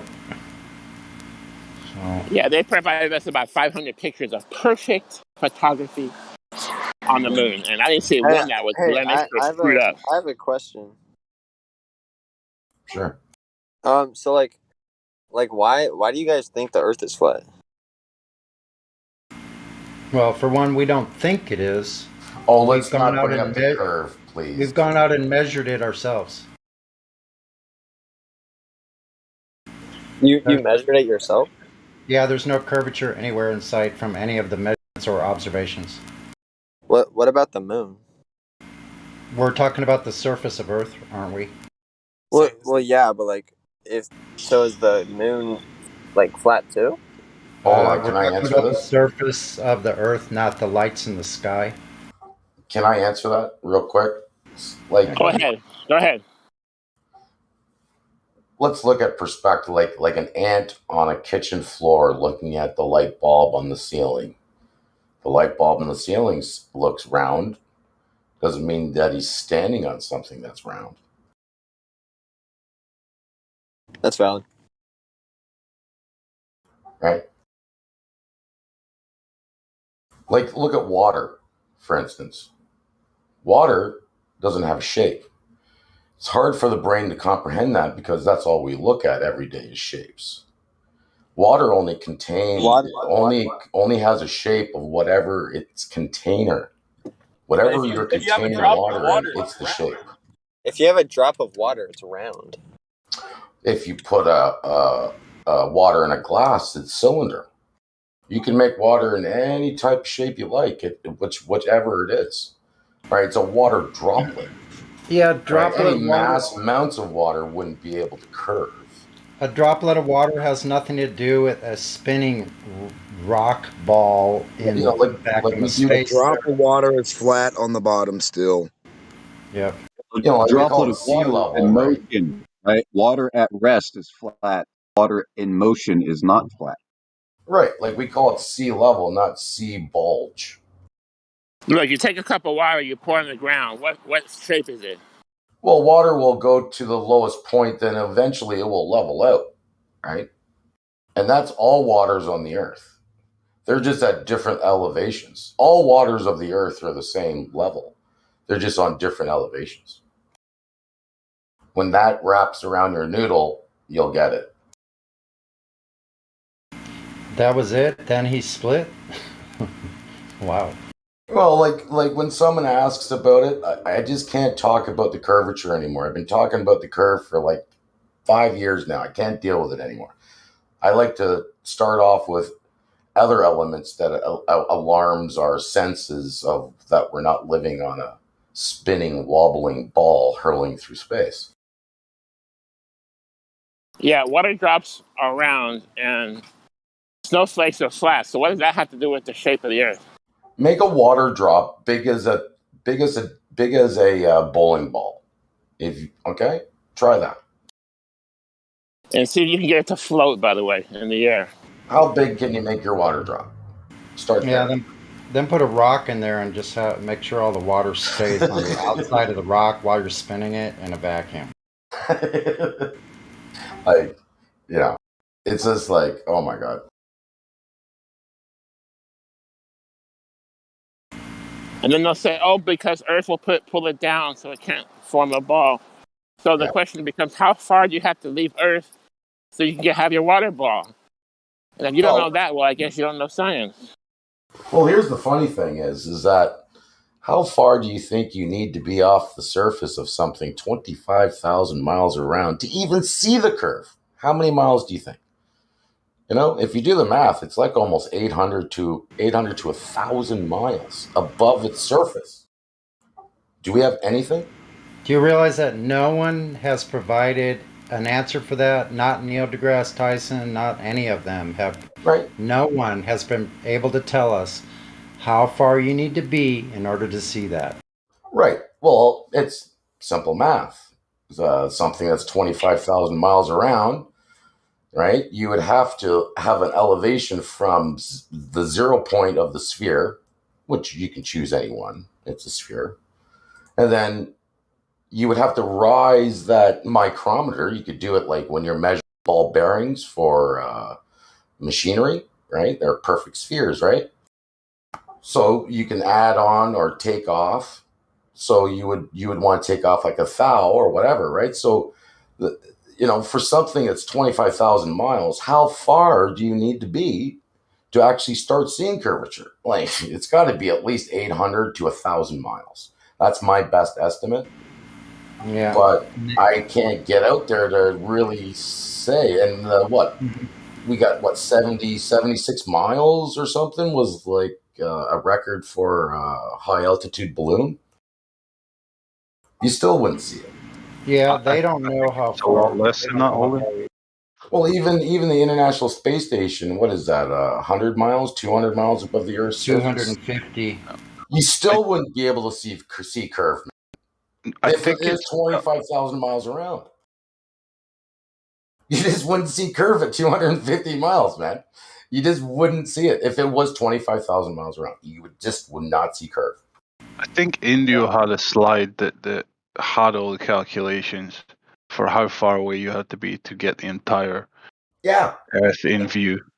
Well, But you don't need it to be fully in view, just enough that you can see that this looks like a sphere to me. Yeah, but right? I can't Let's remember get what to that point. I can't remember what the number is though to get the whole sphere in view. It's not 250 miles. That's for No, sure. it was something. It's 1,000+ miles at least, but I don't It think has you to have be. to go that far to see curvature. I think seeing curvature is a lot. Well, not like the curvature you see on the live International Space Station with the No, gigantic that's apparatus halfway across the screen Are you every sure time. you can go 100 miles up? No, still wouldn't see curve. No. You would need to be in probably 1,000 at least. To see. I don't think they can go further than like 60 miles or 100 miles. I think there's a barrier there. No one's gone further than that. 22 miles or something, isn't it? Right. I mean, they tried with Fishbowl and Project Dominic and Starfish Prime and all those explosions. They were probably mapping mapping the container. No doubt. Don't forget, rockets don't go straight up, man. They got to go around the Earth and then go into space. If you see all launches you are all go in the fast rocket, and that was like something like 70 miles up. Yeah, what happens if you try to go around a flat surface? They're gonna hit the surface. Like a lot of people think when you say flat, immediately they think it's like a puck. Okay, we all have to admit that. Everyone thinks it's like a disc or something, right? It's hard to comprehend that it could also like it could be like a realm. Like it has no edge. Therefore it has no shape. It could be like the celestial floor, if you want to go as bizarre as that. Like as above, so below. Well, I mean, define the shape of your dream when you're sleeping. Your dream realm. That's a good way to think of it. I think anyway. Then people ask me, well, explain alien sightings and like UFOs and shit. Well, who says they come from above? They could be coming from the east or the west. If we live on a celestial flat plane, maybe that's where we get all of our folklore from, like cyclopses and mermaids. Who knows, right? Yeah, I mean, if it is an expanded plane and there's other potential ponds out there or something, or just other lands, continents, then Well, who the hell knows what's cutting who about, you know? knows, right? Like, if you look at the measurements that the evidence that we have gathered over the years as flat earthers, you throw it on the table, it leads to something more important. And you'll never understand the shape of where you live because it's a realm. It's like an atmosphere. The more and more you dig into it, you realize everything that's claimed to be myth and fantastical in nature and not real is what is actually real, and all the stuff that's claimed to be real, you know. Some of the It's not, best you know. writers in the world even said that, real life is more stranger than fiction. Yeah, Truth. yeah, that's what you Truth. discover. Yeah, basically. Truth, exactly. That's absolutely true, you know. But all the stuff in mythology might actually come from real world sightings, you know, and interactions with maybe like the illustrations, the interpretations or whatnot are skewed a bit, but they're like genuine in nature, you know. Of course. You know what would be a really good study is going down, somehow communicating with the tribe that is called the Sentinelines. I don't know if anyone's familiar with the Sentinelines that live on Sentinel Island, just south of India in the Indian Ocean. Anyways, it's a forbidden zone. You're not allowed to go there, like nobody. Okay. They police the waters. It's an island of natives that have been living there since, they say, 40,000 years. And they believe the earth is probably flat. You know, all the history that we know is all been written by the winners, not by the losers. Yeah. I think we're the only like civilization that fucking believes the earth is a spinning ball. Well, we don't, of course, but you know, the rest of the numpties out there. It's definitely the age. There's more ball believers than ever. Because even like 500 years ago, when they said the earth was round, they didn't have anything high enough to go up, like weather balloons and stuff like that, and cameras and people, right? And then in the 60s, when the space race was really pumping, 50s and 60s, when they finally did go up high enough, and they realized no matter how high we go, the horizon always stays to your eye level. Would they tell you after believing it's round for 500 years? Would they actually come down and say, you know what? We fucked up. It's not going to happen, man. When they say like people believed or knew the earth was round 500 years ago or 2,000 years ago or whatever the fuck, because I don't care what they're claiming, because it's all bullshit. But whatever they're trying to insinuate, they make it out as if like large swaths of the world population believed this or knew it, when it was just a bunch of fucking kooks basically cutting about trying to coerce genuine scientific inquiry and such of the time, and they were rightfully ignored and persecuted for fucking bullshit insane beliefs, you know, and assertions about the world. But they make it out like they were, you know, condemned because they were correct, you know, and all this shit, you know. But it was just a few loony bins, you know. The way that like normies would regard flat earthers, it's like, oh, flat earthers are just a small crowd of loony bins, you know. No, we don't need to worry about them. That was the way it was with globe believers back 500 years. It's just a small, very small minority of fucking insane people, but they're genuinely insane, you know. Well, exactly. Like, like they believe that there's a cherry red Tesla rover cruising around the sun on its way to like Mercury. Yeah, I don't know what to say to that. Yeah, I mean, don't even get me going on that one. That one was like absolutely hilarious. Yeah, it's nuts. Oh, and don't even get me going on dinosaurs. You know, like that is just ridiculous. You know, dinosaurs were like discovered by two brothers in like the early 1800s. Yeah, man. When they theorized, and then like a year to the day, Well, you think about it. they published a paper or something, and a year to that day, they found the first dinosaur bone. Oh yeah, and all kinds of dinosaurs after that. We got museums for them. The funny part is that humans, we have actual evidence of this. You can see it. That humans have been digging and scratching and burrowing into the earth for thousands of years, right? We've dug up wells, we've mined, we've went for precious gems for thousands of years. We've been doing this quarry digging, and not one civilization in the ancient world have ever found a fucking dinosaur.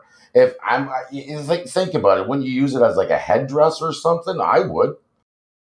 Right? Like, I'm just saying, no one ever This stuff found should a be dinosaur popping up bone. everywhere, you know.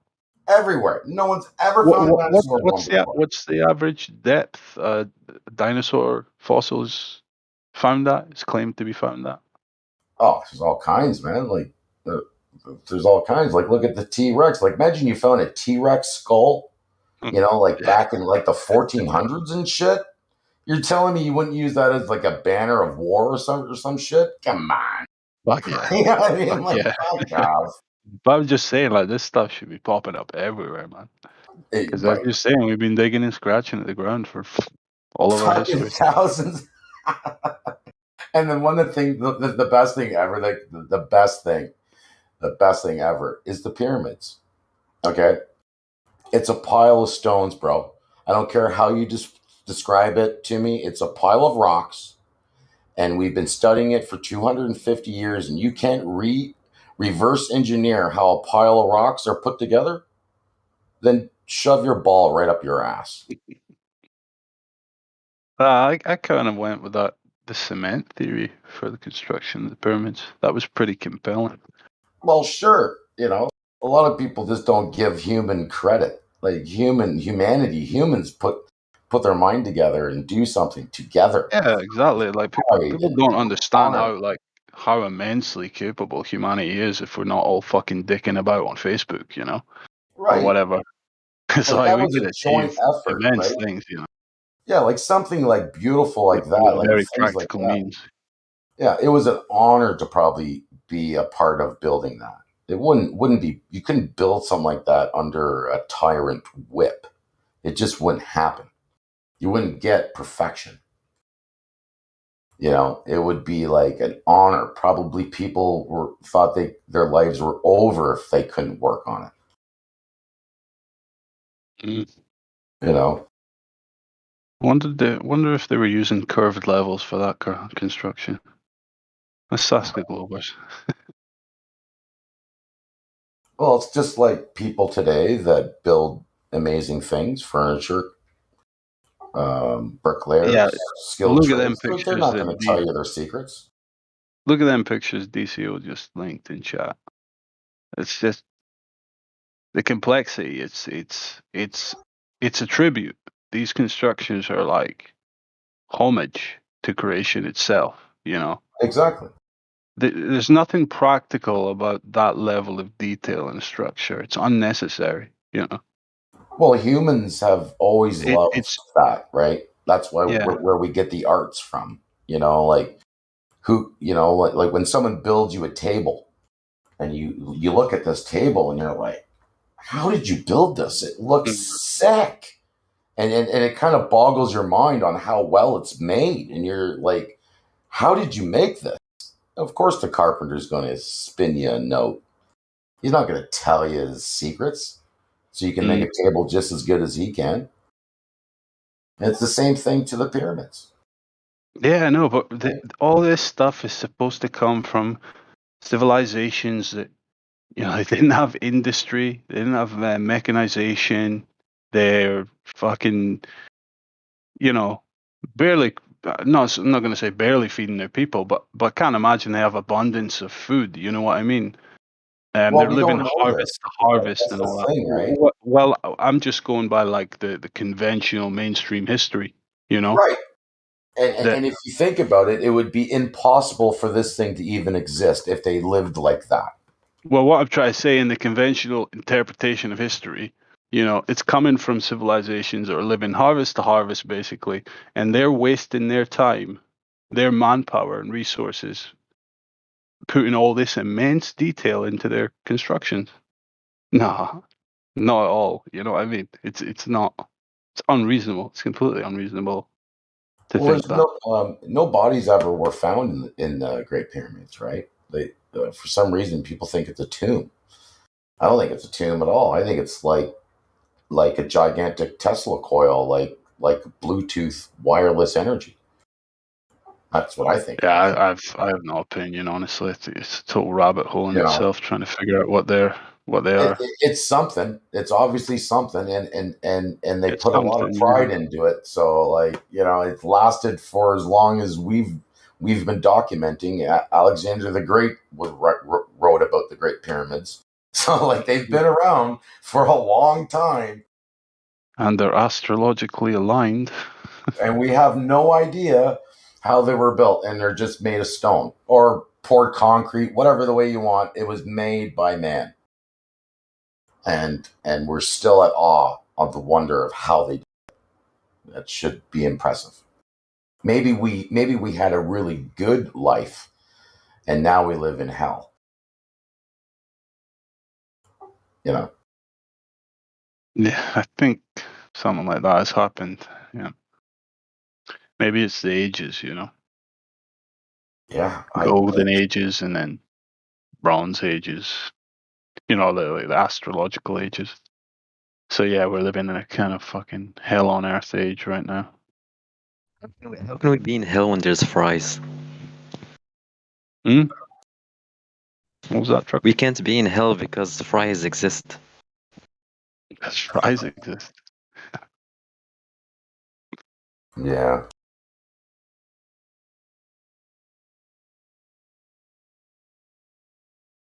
Guys, I'm having the funniest. Wait, one sec.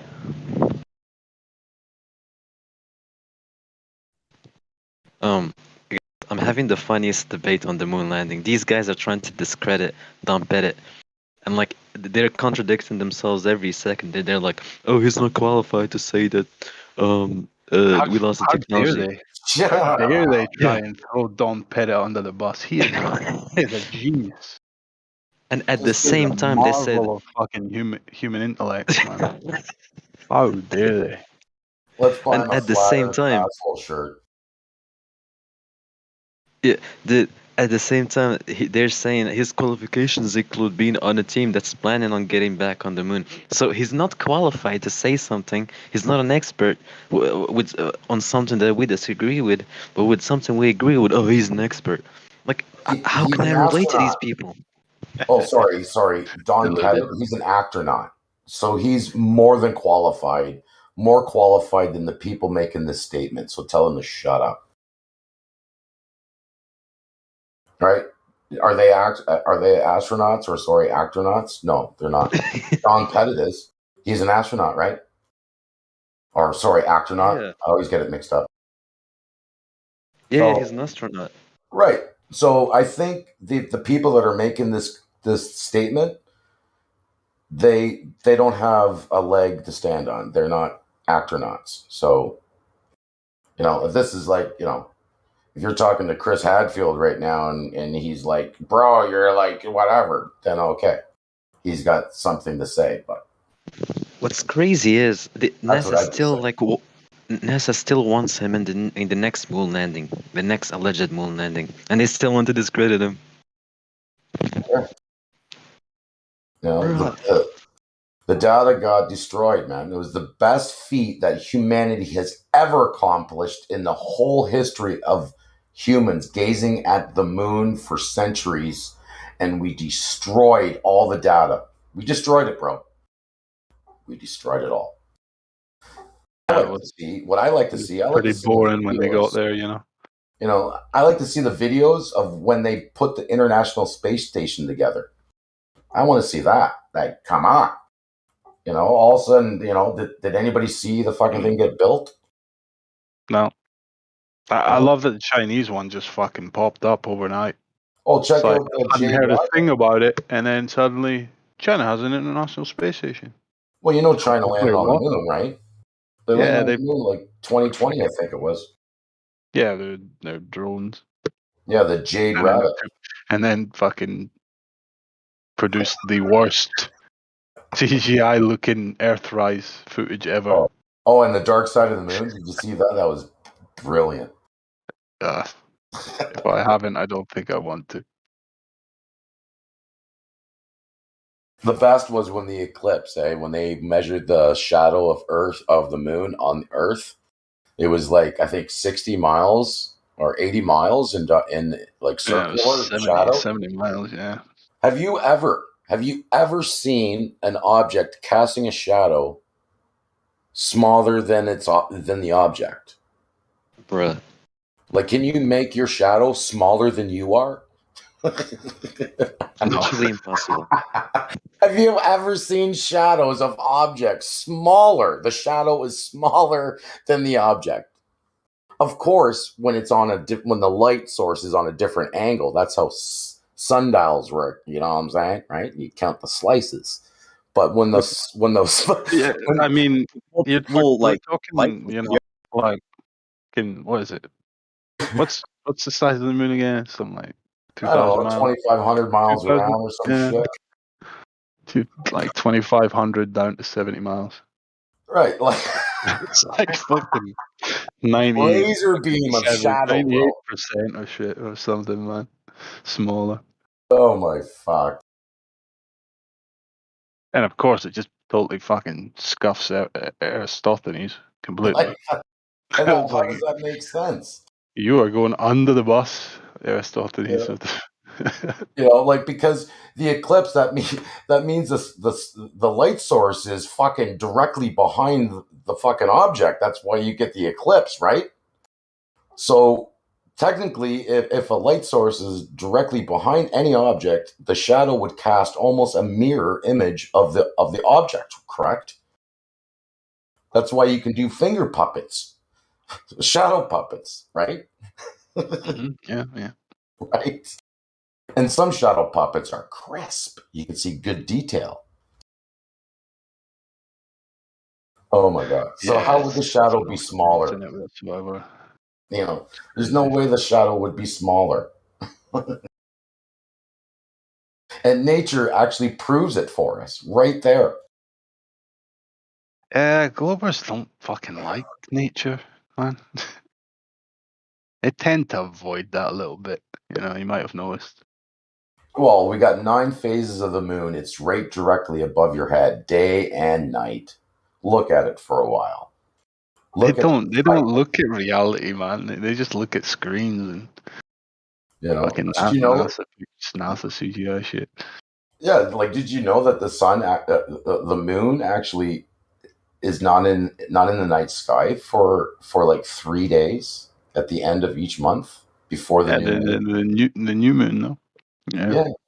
It disappears up to like, it's up to 72 hours. Yeah, but where does it go? Like, you know, I know the NASA statement is that it's an Earth's umbra, Earth's shadow. Yeah, they should still have some level of fucking technology to find it and image it, you know, infrared or whatever, you know, I don't know for sure, but there should be some way to image it, even in that phase. Yeah, it's strange. I'm actually surprised they haven't done that, because usually, like, when flat earthers point out things that are so glaring like that, suddenly in the next week or two it pops up, like they correct it, you know, they do something like duct tape explanation or put out something, you know, like changing the atmosphere thing with the moon, you know, like that's because of flat earthers. Oh no, it's because of all the carbon monoxide in the atmosphere now, due to we have so many cars in the road now. So I'm just saying, I'm surprised that like NASA didn't. There wasn't like a article came out saying NASA's just imaged the moon in its new moon phase or whatever the hell when it's not visible. It's like usually you can't see this if you don't have the right tech to look at it, but NASA's provided, even now we can see it. Surprised they didn't do something like that. there's this sundial. What the hell is it called again? It's the sundial in India, Ezekiel's wheel or something like that. I think it's called. I'll have to look it up. Sure. It's a super complex sundial in India. It's like a temple. The temple itself is an actual sundial, and it is wicked on how well this thing can tell time and all kinds of stuff. It's wicked. If you have time, see if you can find that. What's the name? Ezekiel. I think it's like Ezekiel's wheel. For some reason, I'm getting that in my mind. It's a sundial in India. Or is it in Ethiopia? You know what? I think it's in Ethiopia.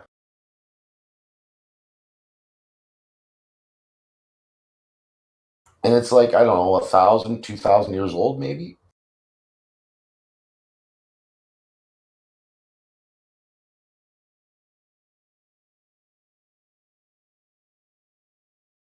I googled it and I'm just getting fucking UFOs in the Bible. Is Ezekiel's vision of the wheel evidence of UFOs in the Bible? It's like the first thing that came up. Oh. Try complex sundial, Ethiopia or India. I don't know why Ezekiel's wheel came up in my mind. Jeez.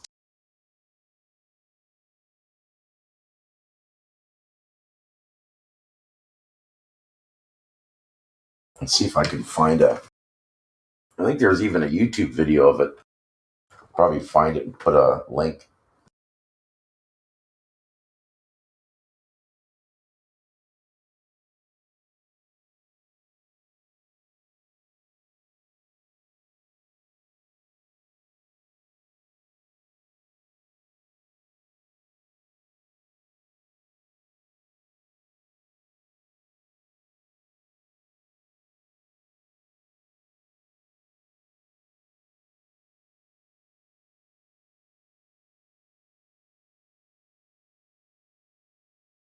There's the Jantar Mantar in India. Is that what you? That might be it. It's a very, very old, and it looks like a temple. And on one side of the, it's split in half. So the half of the temple is a sundial, the other half is the moon dial. Shows the shadows and shit. It's pretty sick.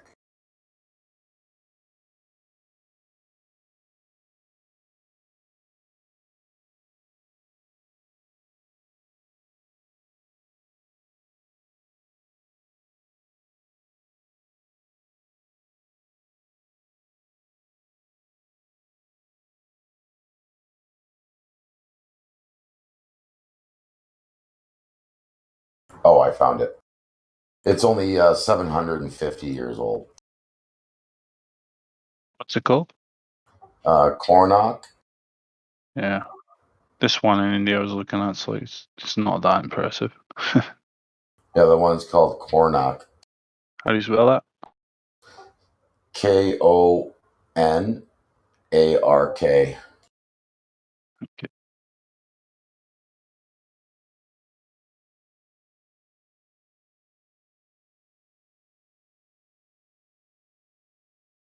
It's pretty impressive. Guys, I'm losing hope in humanity. This is crazy. People will like they have like all kinds of rhetoric and claims and all that, anything to try to defend their original idea about like the moon landing, like things that don't make sense. Oh, I'm gonna discredit Don Pettit, this guy, this literal astronaut that is involved in the next alleged moon mission. Let's discredit him because he said something. Does not make nothing make sense. They're not.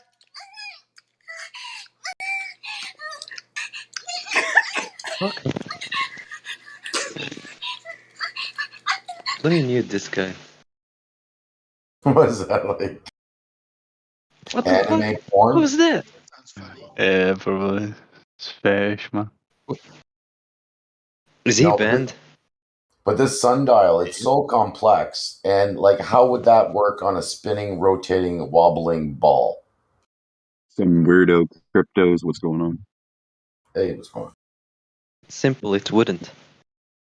Right.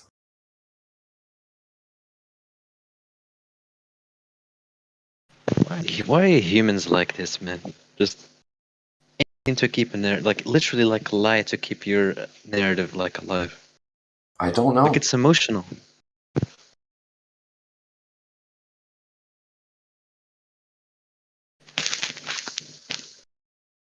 You know, we just have all this evidence too, everywhere. Was that like How many lumens does the moon produce? Oh, that depends on the time of day, I guess. And the cycle of the moon, obviously, when it's a full moon. I know mean, that. allegedly from inside there, like it wouldn't matter what time of the day. Like if you were there, allegedly next to it.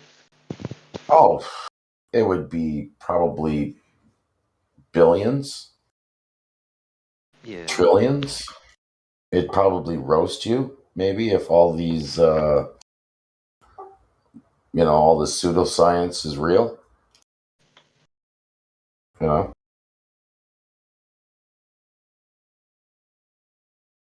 And how did they go through the the alleged Van Halen belt, despite like radiation, like to protect yourself from it, you need like 2 feet at least of lead.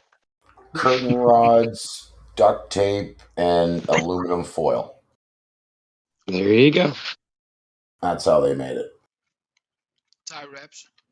Aluminum foil, man. Aluminum foil.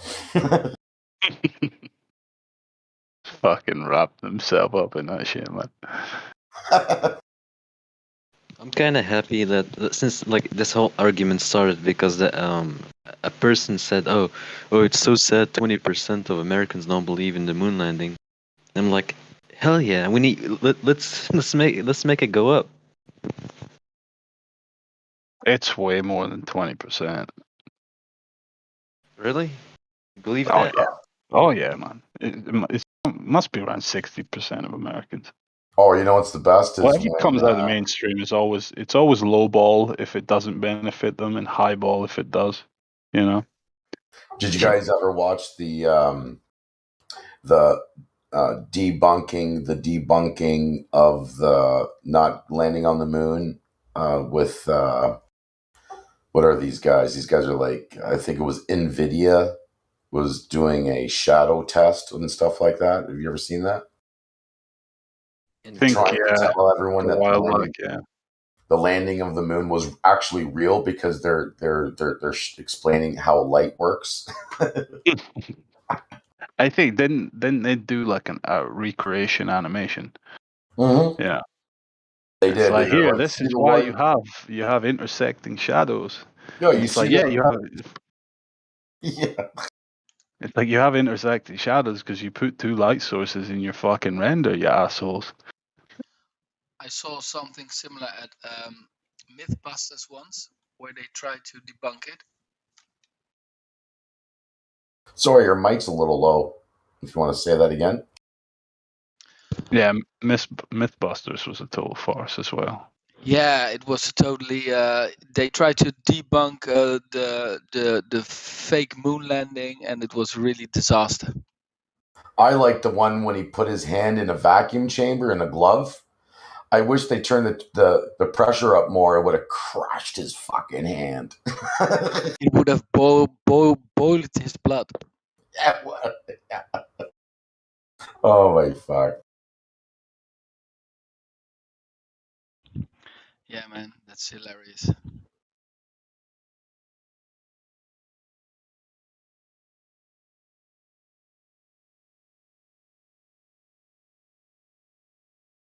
I remember speaking to someone about the moon landing, like trying to convince them, which is pretty rare nowadays because, as I said, if you still believe in the moon landing, you're pretty fucking retarded. But I think the only thing you need to do is show them that image of the lander and just ask them if you would submerge them 400 feet underwater in that thing. And they're going to say no. And you go, okay, well, that thing went to the vacuum of space, you know?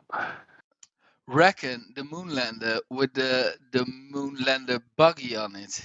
You know, it's actually the weight of that thing, that half jeep that's driving there.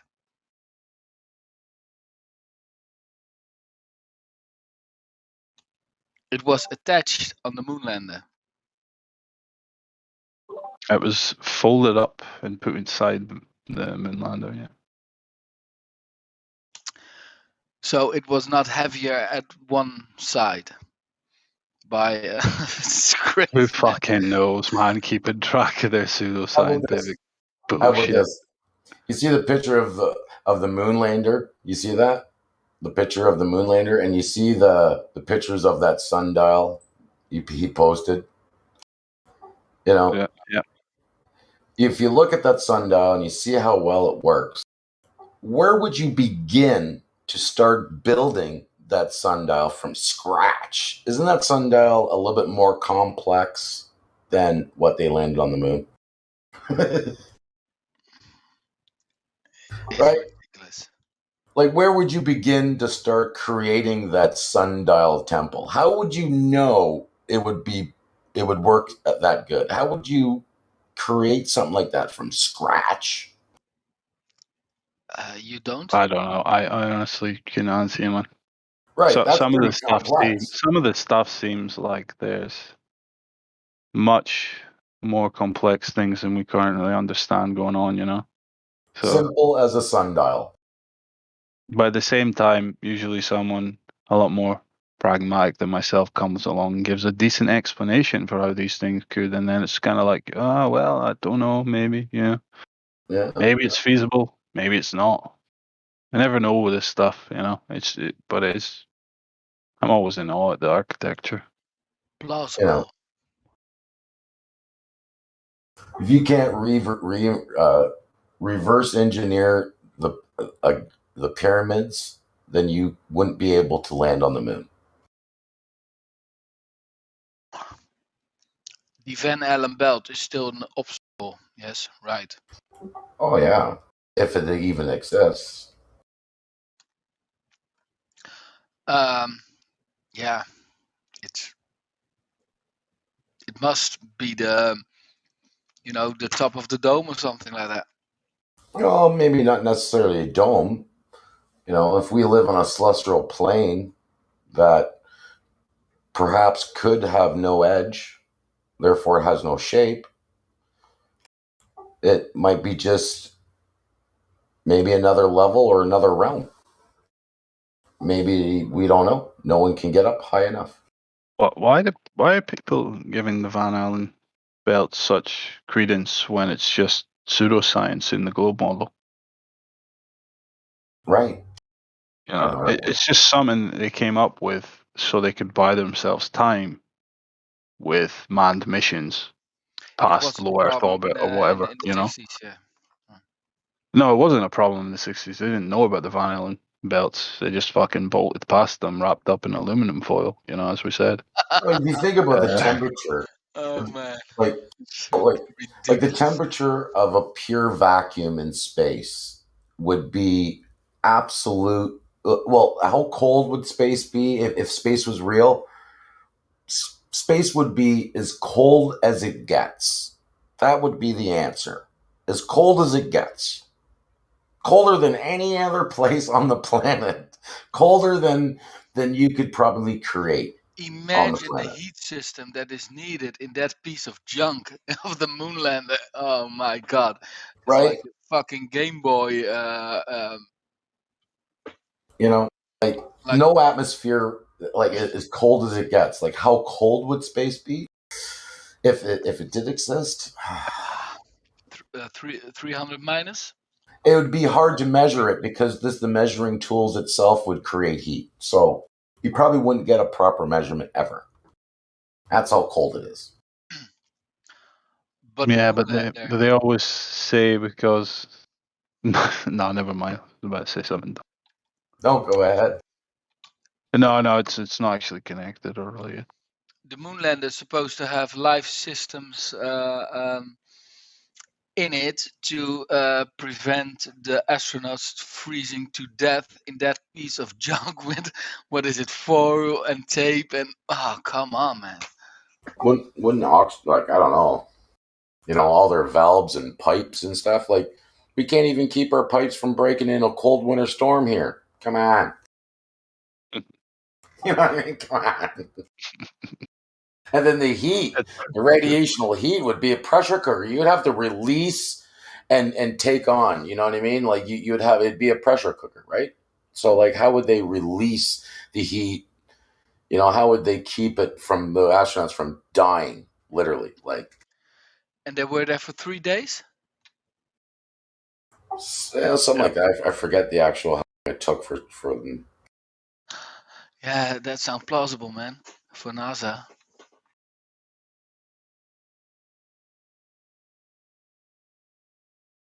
And they're just jumping about and playing golf on the surface and shit, driving the buggy around, just acting like total tools. Has anyone I tell you what, if I was up there, man, in a fucking immense vacuum, right, in a shitty little fucking spacesuit, I wouldn't even be moving, man. I'd be terrified. Oh shit! I'd be terrified of the vacuum in the suit or something, Yeah. Imagine how they take a piss or take a shit in that piece of shit of the Moonlander. Where was the toilet for 3 days for 3 guys? Space nappies. That we've got a toilet that you use, and then a machine that goes chugga chugga chugga chugga chug, and then you go to the galley and you make yourself a cup of coffee. And that's exactly what it is. Was that Dom Pellet? Yeah, and that coffee probably tastes like shit. Yeah, we used to have that technology, but we lost it, and it's a painful process to rebuild it again. Like, think about it. We even have like some of the charts of Captain Cook. We have all types of records. We save records. We're like that as humans. We have all kinds of documents of history saved somewhere. But we destroyed everything for landing on the moon and going to the moon? Really? Yeah, that's what I was going to say. That's the weird part, is he said that they destroyed it. Yeah, they certainly did destroy stuff, destroyed all evidence of the lie. And who doesn't want to be with an organization that destroys technology? I mean, isn't that what we're all looking for? Yo, you can't even get the telemetry. You pay them to supposedly do this miraculous mission, and you can't even get the telemetry data. Like, you can't even get your receipt. Really? All the rockets that NASA lifted off, even Elon Musk, all these rockets, we could all go there. You can go there and physically see the rocket leave before your own eyes. But they're just not going high enough to even see curve, bro. No, dude, when I you went to launch, didn't you, last year? Yeah, I went to 2 different ones, and we're actually going to go to another one here soon. But, dude, what's so funny is when you see it, it starts to go over in a parabolic arc, of course, but it does it like, it looks like it's still so low when it starts to do it. It's hysterical. Man, it's actually going straight up. That's just the Earth turning underneath of it. That's why you see the arc. Yeah. Yeah, like it does it at a very low. It looks like it's still very low altitude. Is what I'm saying. I was talking to people there. Basically, they're like worshiping a rocket, and I'm like, dude, do you think that's going to outer space? Like, dude, how far do you think that's going? They don't even. I'm like, dude, that's right. You see how it's? I would just be laughing. You see how it's tilting over already? It's really crazy. When you see it as a flat earther, you're like, wow, this is so dumb. Well, it's got to go around the planet to go into space to escape Earth's velocity. Earth's gravity. Sorry. I mean, I got badass shots of the rocket myself, and I talked to this guy that is an astrophotographer with NASA, and like just straight up debated him about it. And yeah, he does, of course, doesn't have any answers, and we're just sitting there watching the rocket go up over water and bend down. His argument's like, no, they're gonna be able to see this on the other side of the world. I was more interested in hearing when you were describing the vibe you got being around all the people there. You said it was very eerie or something like that, if I remember. These people are Yeah, just in a pure hypnotic trance. This ritual basically for them. yeah, and the Starlink one was like really weird because this really, really bright light just hovers over water, is what it looks like. And all these people are just in awe of it. And it's literally like they're worshiping this light floating over the sky. And then literally, bro, it sits there like it's levitating for a second. That's how it looks from the audience. And they're just like worshiping it. And people are crying and stuff. It's really weird. Yeah, I can only imagine. The wicked will be given over to the great deception. Yeah. You're talking about watching people get mad, bro. You trying to rip space away from them while they're there to worship the rocket. It's bad, bro. People have very short fuses. Yeah, they don't tolerate you taking down their idols. We're just trying to enjoy this. Why would you even be here? We're just trying to enjoy the rocket launch. Oh, I'm hoping for an explosion. What about the Tesla in space? If I went to a Tesla dealer the other day and last week, and if I had a Tesla in space, I would take the benefits out of it, and show it to the people and look what's going on in space. But they don't even show Yeah, it. they got away from that disaster as fast as possible. They wanted Yeah, so nothing I to think do what we're with it, gonna man. do, dude, what we're gonna do is go to the next SpaceX launch in a few days, and then have the supposed Tesla that's in space on the iPad, like in the form of video, etc. Just break it down for them, show them, and go around and ask all the SpaceX fanboys if they'll actually say they believe that's true, and just rip it away from them. Well, I think it looks so ridiculous and impossible.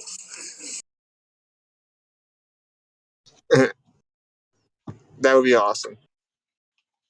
Yeah, but if you had a car into space from like Tesla, wouldn't you like put it in every magazine and screaming it loud from every rooftop, like, look what we have done?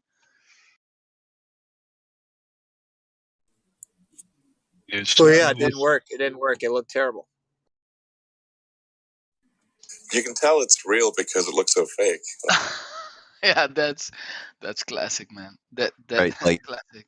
can't you like sit there and even like communicate with other Tesla vehicles and like have real time tracking? So there should be some way of tracking where all of the telemetry is for all of the Teslas because they're built in like that, right? So there should be telemetry from that fucking thing they spin up in the sky, but you're gonna realize there's no such thing like that, right? So, it's just it's crazy, These people, they just, oh, but yeah, I don't trust NASA. That's why I like Elon. It's like, what the hell Utterly is wrong with nonsense. you? He's a cult leader. And he's dumb as shit. Have they even listened to him critically? There's even a site you can track the thing where it is now, where he's driving or floating at the moment, which galaxy, music on. Yeah.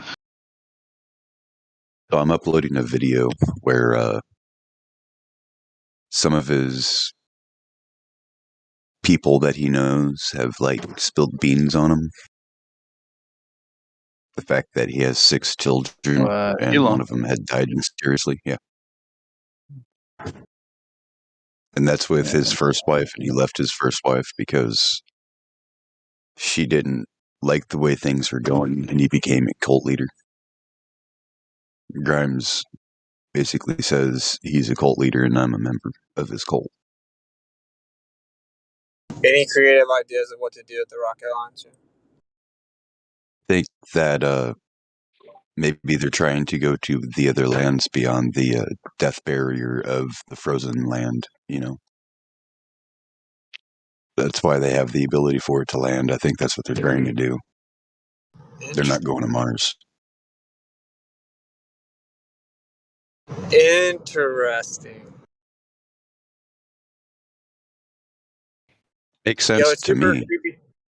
Yeah, so we went to they gave the bait to everyone that there's private space exploration now. They thought that would work, and I guess it kind of did work because as I travel the U.S., people would say that more times than you would think. But we went to the Kennedy Space Center. Then there's the visitor complex. We were driving by it, and right across the street is Blue Origin, like right across the street, literally. So, what's the idea is that this is a private place doing it on their own. Or say, do you know how difficult it would be to get that real estate?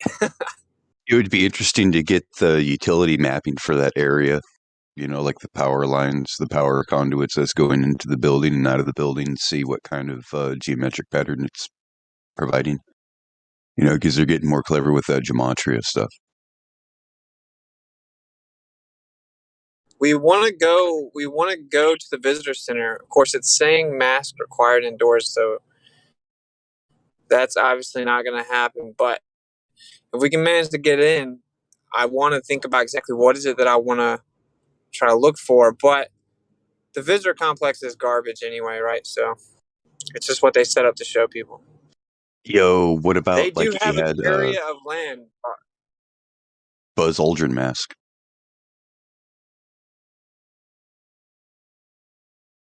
Right? And you just sitting there just telling the people dressed up like Buzz Aldrin, like an astronaut, just being like, hey, we never went to the moon, man.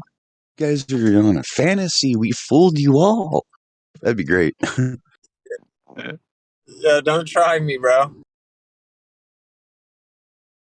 Because that is a mask. Yeah. Technically, it is. Oh, dude, I might have to do it. Or I don't know something. where you Like, would use get that such a shit, but thing. pretty But easy yeah. to be in character with Buzz. You just have to be, like, hammered. Just talk like you're hammered.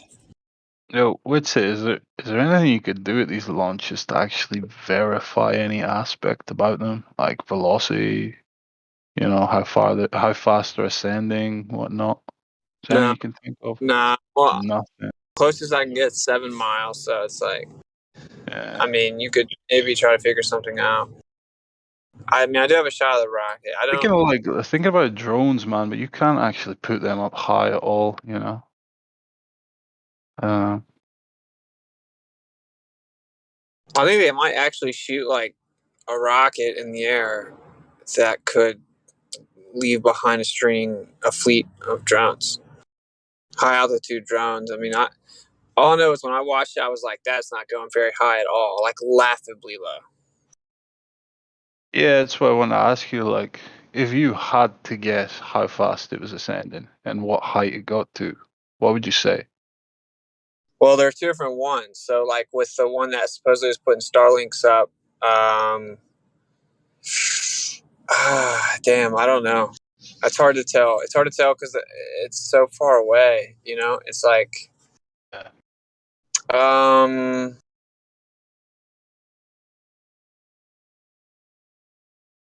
damn, I don't even know. I don't even know how to guess. I would guess they don't even break the sound barrier. Oh, speed wise, it's not impressive at all.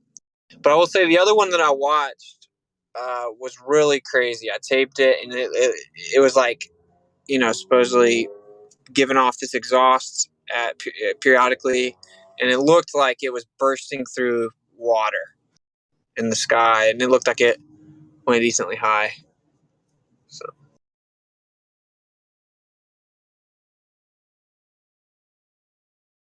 I don't know. It's a really crazy thing to see. Can you imagine, like, I don't know, fucking rent a helicopter ride, man, and just sit up at like 10,000 feet and wait for it to reach like the center of your camera frame, you know? Then you would have an idea. Some kind of baseline. Yeah, I think it goes significantly higher than that. What I That thought. bothers me. No, Right? I know They've it goes never way shown. higher, but just how fast it gets there, you know? They've never shown like a nighttime shot of 4th of July when the fireworks are going off from space, right? That would be the most patriotic thing, you think, right? But they never do that. So going back to SpaceX and Blue Origin and how closely related they are to NASA, I was talking to a friend at work the other day, and he's like, "Yeah, I don't trust the government that much, and NASA could be pulling some BS, but that's why there's companies like SpaceX and Blue Origin that, obviously they have no motivation to lie about anything when it comes to space." And I had to explain to him that not only are they getting money from the taxpayer, from the government, it's a perfect cover because anything related to NASA can fall under a Freedom of Information Act, right? Like you can file to get information from the government where your money's going. With companies like SpaceX and Blue Origin, if they start to take over space travel, even though funded by the US government, they no longer have the obligation to release any legitimate information on telemetry data, anything like that. Yeah, that's crazy, bro. You nailed it. So the billion puppets are there to masquerade as, the James Bond characters, but also they run cover for being able to cover up anything that's taking place, because based on our current laws, we have the ability to petition our government through freedom of information to get information from them. And once you privatize that in a fascistic type way, no longer applies.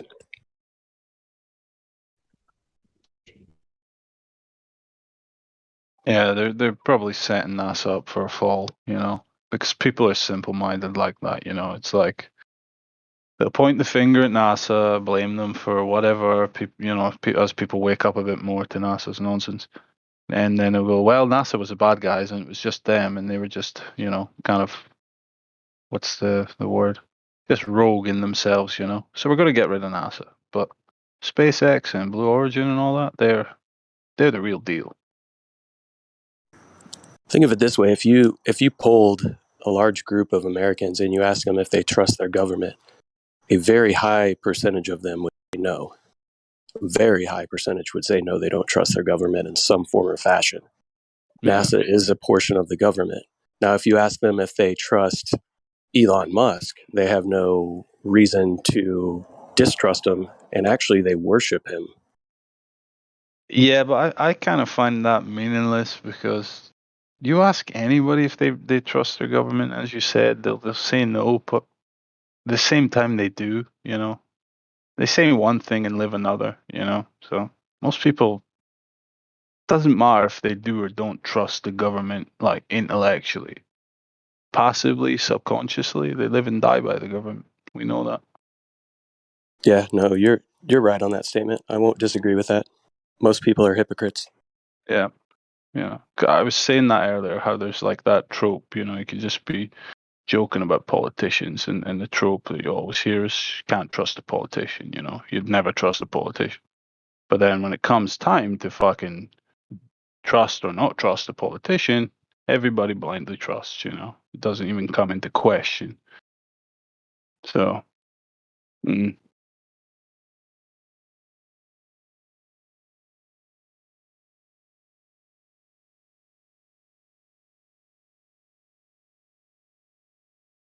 Hey, Austin, when are you going to a launch? What day is that? I think it's the 18th. Being tomorrow. I'm not actually sure if it's the 18th or the 19th. I think it's 18th. It's like, or it might be like 3 in the morning, 19th. Of course, they got to work on Saturday. Yeah, at 3 in the morning. Yeah, during Sabbath, huh? Unless you're Lunas order. That sucks. I was thinking about popping over there and hanging out with you, but that's probably And not going again, to it work. is full moon tonight, so. Let me double check and I'll get back. I guess ladies' night wasn't happening then.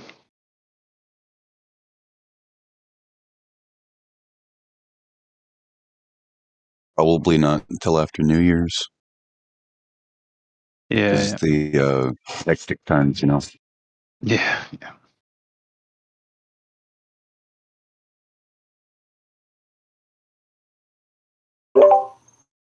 Good evening. Hello, Aliko. I got 2 ospreys flying overhead. Oh, you do? Well, I had a very interesting conversation today. I thought I might share it with you. So I've mentioned that I'm kind of interested in Bitcoin and such, and so I'm just having a conversation about the subject with a gentleman who's a psychologist and was in finance, and he owns a crypto called XRP, which is having is in a lawsuit, pardon me, with the SEC, right? And I said, oh, yeah, I know all about it. Then this, what I thought was a very conservative man, points me to an article about what he thinks is going on.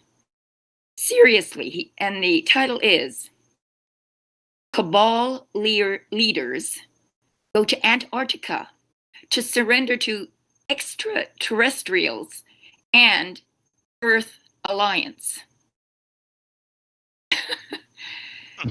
That's way out there. Is that weird? Ildigo, you know Yeah. that that's crazy. do you know that David Schwartz, one of the founders and the creator of the XRP ledger, Yeah. he spent over a week in Antarctica. Well, this is what it says. It says news has recently emerged of global elites, aka cabal, going to the Antarctic for a secret meeting. We know from public tweets that Klaus Schwab, founder of the executive chairman of the World Economic Forum, and Christina Lagarde, president of the European Central Bank, attended a secret Antarctica meeting.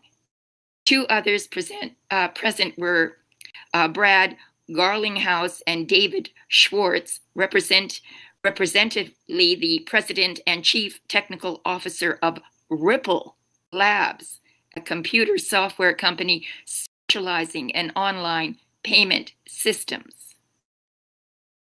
Yep, XRP. Yeah, so that did happen. But this article conjectures that they're trying to do a reset with crypto using Ripple, and that this has to do with something that the extraterrestrials have actually conceptualized all this and are implementing it to rule the world. Yeah, I think XRP is that phoenix rising from the ashes. Yep, that's Yeah, well, January is apparently when they are really part of the what I'm saying is I think that they're in cahoots with the central banks. Oh, Klaus Schwab, actually, if you run an analysis of his genealogy, you would find he's connected to the Rothschilds. I can't get the names off the top of my head. It's very long, but I can look up a photo. I've seen it. It's somebody that did the actual genealogy of him. I could look it up. I have it somewhere on Telegram if you want it. But he's connected. Wow. Let me Fucking post this color me crazy surprised. Let me post this.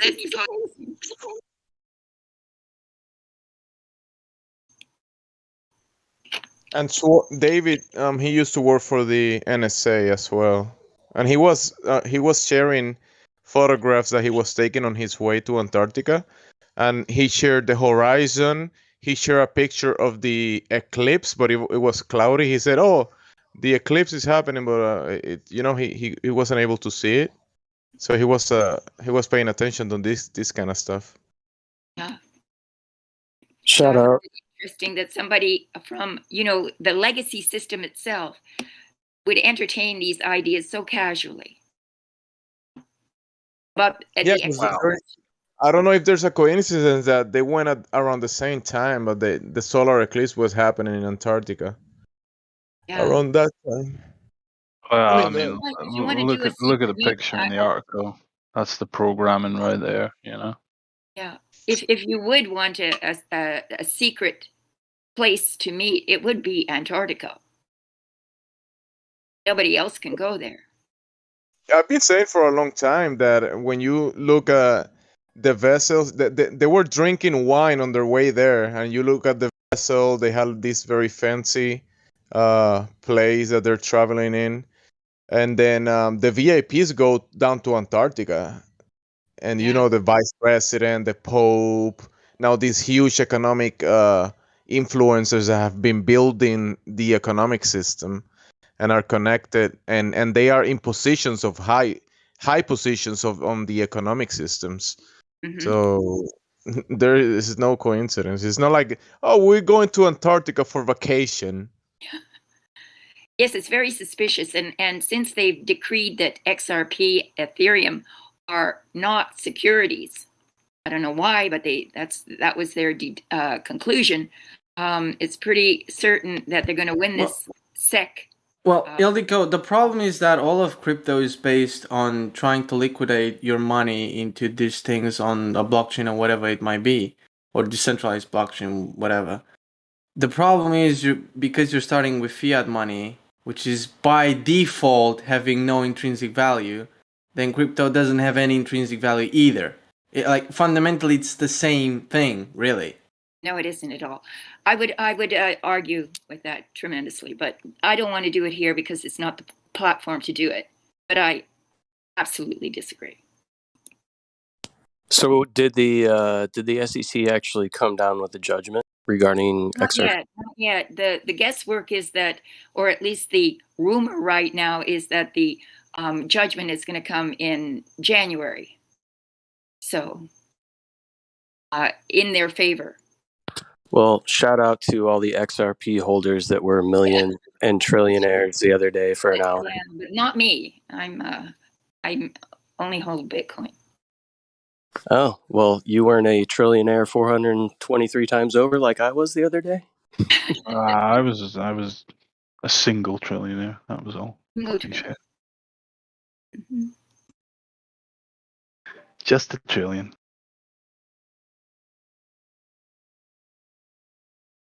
That'll pay for a few decent flat Earth experiments, I reckon. Yeah, my plan is to, once they switch over to crypto, if it does shoot up and I do get some sort of millions or trillions, is to immediately liquidate it into physical things and cut out of the system altogether. Me too. Yep. That's pretty much the only thing crypto's useful for. Correct. Make a chunk, get tangible assets.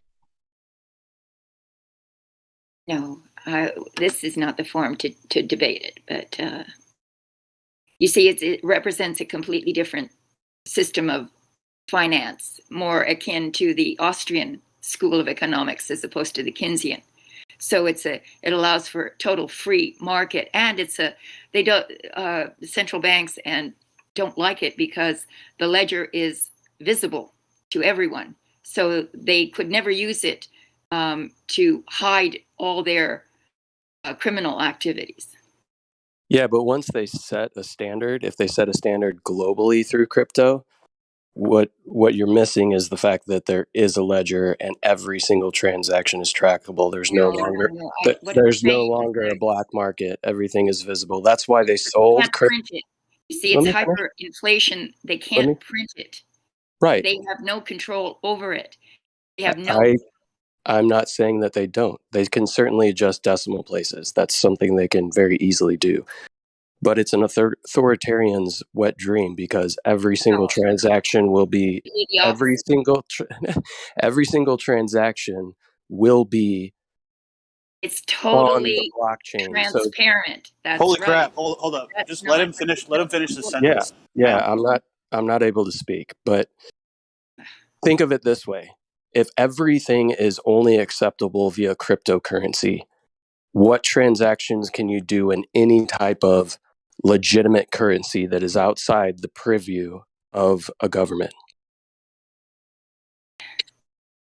You don't understand. There are. No, I you're understand talking completely about because I've been following crypto for a very long time, since its inception, because it was sold to the Tell me what communities Bitcoin is. that would resist it the most Private. as a decentralized currency. That's why they sold it to the anarchist and the libertarian communities, saying this is a decentralized currency. This is how we pull away from central bank controlled fiat. But if you notice, cryptocurrency is not going to take off until the central banks are involved in it. So they sold it to the people who would be the most resistant to it first, as though it would be decentralized. But what most people overlooked is the fact that everything is tracked via the blockchain. It doesn't go away, it's all traceable. Everything can be seen, everything can be tracked. Right now, non-private cryptos. Bitcoin is the only one that's decentralized. All the other cryptos are centralized. All the other cryptos have owners.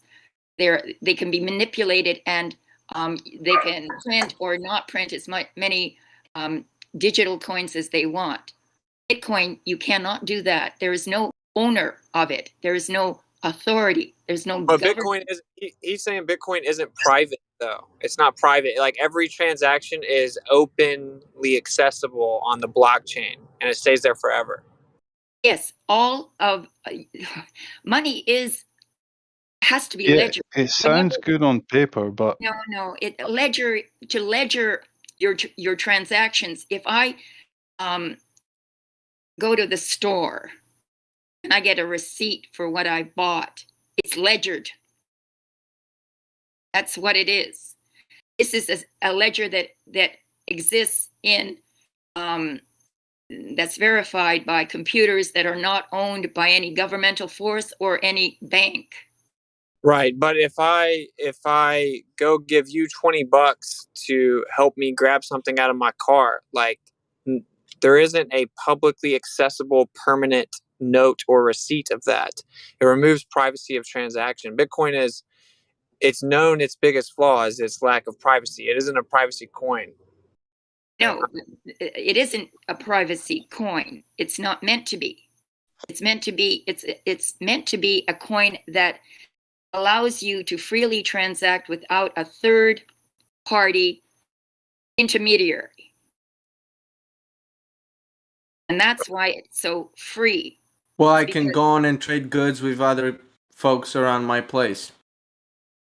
Best method that existed for thousands of years. It is a digital gold. Yes, it is money. But it is a money that is better than gold because gold has certain attributes to it that make it difficult for it to be used in a wide population. So just to clarify, you're saying that a number on a blockchain is more tangibly valuable than gold, which is the most conductive. Gold is there were so many products that were used as money before. The reason that gold is used as money is because we all agree that it's valuable. Otherwise, it's a rock. It doesn't have any intrinsic value unless we give it value. So therefore... No, Ildiko, it's the other way around. Fiat money has value because we agree it has value. Gold requires physical work. It required chemistry to exist and to function throughout hundreds of years. It required things to happen. It required people to work and actually get it out and arrange it. Yes, so it has intrinsic value. We valued it as currency because it's rare. And that's why hyperinflation makes fiat money worthless. Well, in all actuality, there is good information. There's way more gold than anyone knows about. Same thing with diamonds; they control the perceivable supply, so they have like an illusory value, right? I don't disagree with that. And the dude said like barter and trading, like land, food, things that like result in sustainability is real value, and trading with people after you have input is how it really works. But to think that the elite have just turned their head to something like Bitcoin, where there are Bitcoin ATMs all over the world, and they just don't know what's going on. And the person who admitted it is the first few letters.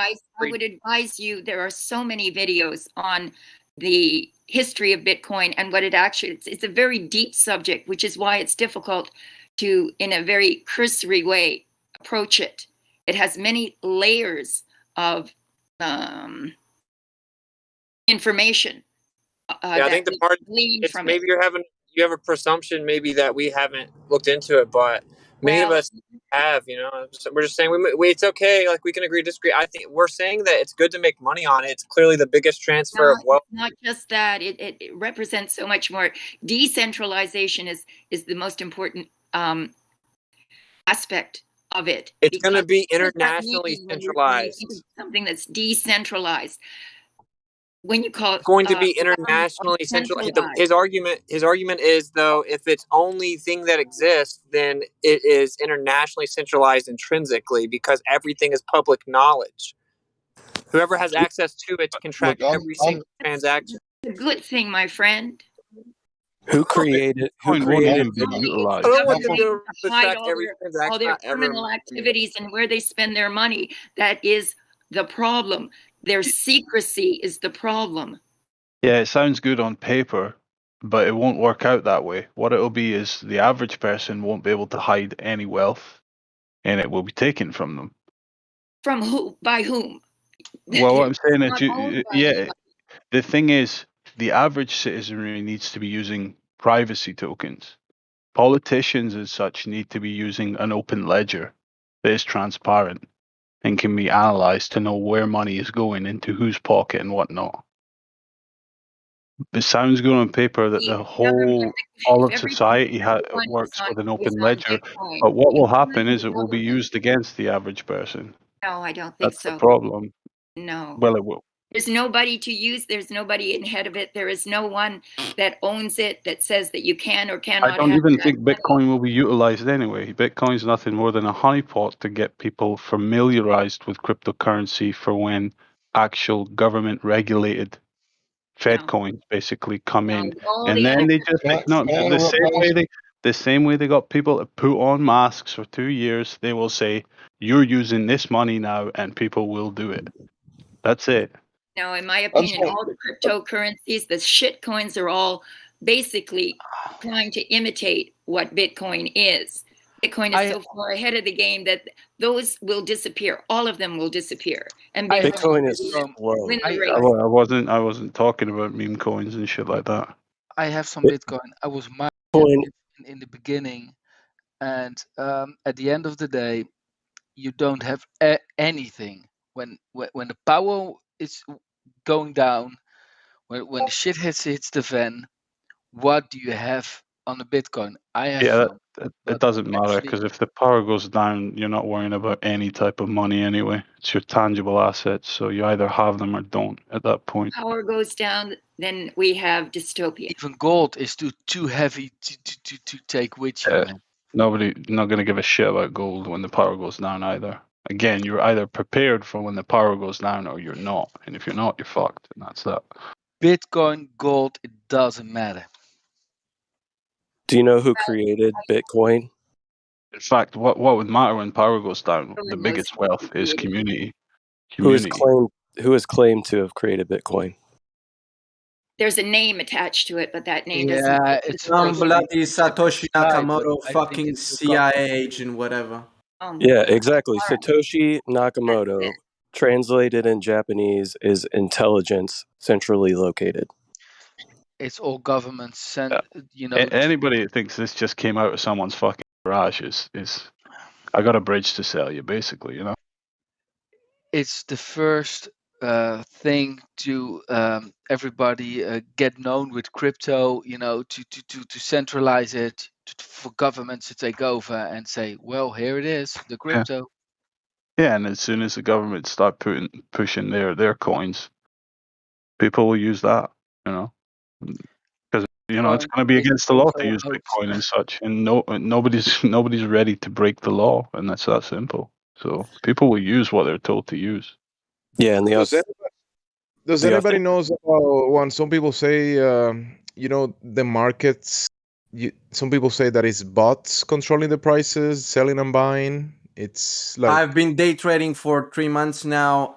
It's very complicated. The answer is yes and no, and there's also the whales. So basically, you've got the bots and the whales. The price of basically anything is controlled by the billionaires, quote unquote. That's basically the way it is. Like, just imagine all the billionaires that own crypto just want to short sell the living hell out of it. It all goes down in 5 seconds. Just imagine the scenario. If you know how the whole system works, it just goes down instantly. It's that simple. It's simply dictated by the few people that own most of the money. The amount that it's fluctuating in the Bitcoin, it's not about some particular investors. It's really big companies that really put billions of dollars in it. That is why it fluctuates. Right. And when some big So whale can I just interrupt? wants to sell, go on. Sorry. Yeah, so I'm not really in the game. I actually I'm own a not really LeBron out of the James game. NFT. That's cool, bro. So Oh, I here I would am. say that I'm You don't know me because I'm new, but I'm here. not really Hold into on, this. hold on. when Can someone is in the middle of stop his interrupting sentence. Hank, Yes. please? When Stop someone is in the interrupting middle Hank. of his Hello. sentence, you're Oh, shut the fuck. Wait a minute. Shut up. Let Hank speak. Go ahead, Hank.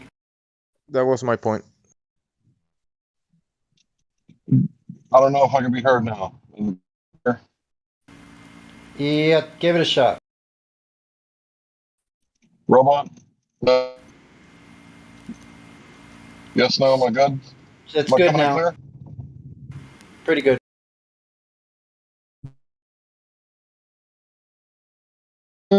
Benefits and things on the elder side, you can make some money off of this Good point. real quick.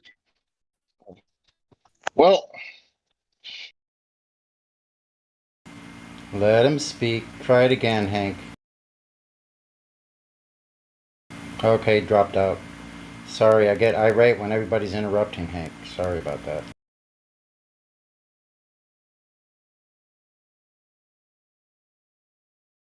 There is big wallets that hold a lot of Bitcoin, and they just been holding them for some time. They can just drop it on the market at any time, no?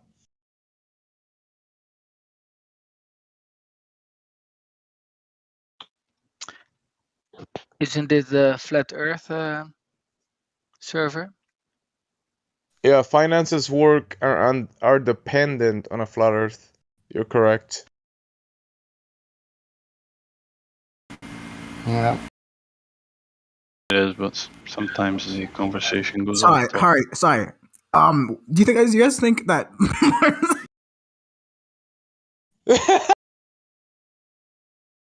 Wow, that's so funny, dude. Wow. Wow, that was easy. You Wow, guys think that's so funny. You All right, guys think it's funny? All right, let's give him a try again. Go ahead. Sorry, my mic cut out there. Yeah, go ahead, Gravity. Try it again.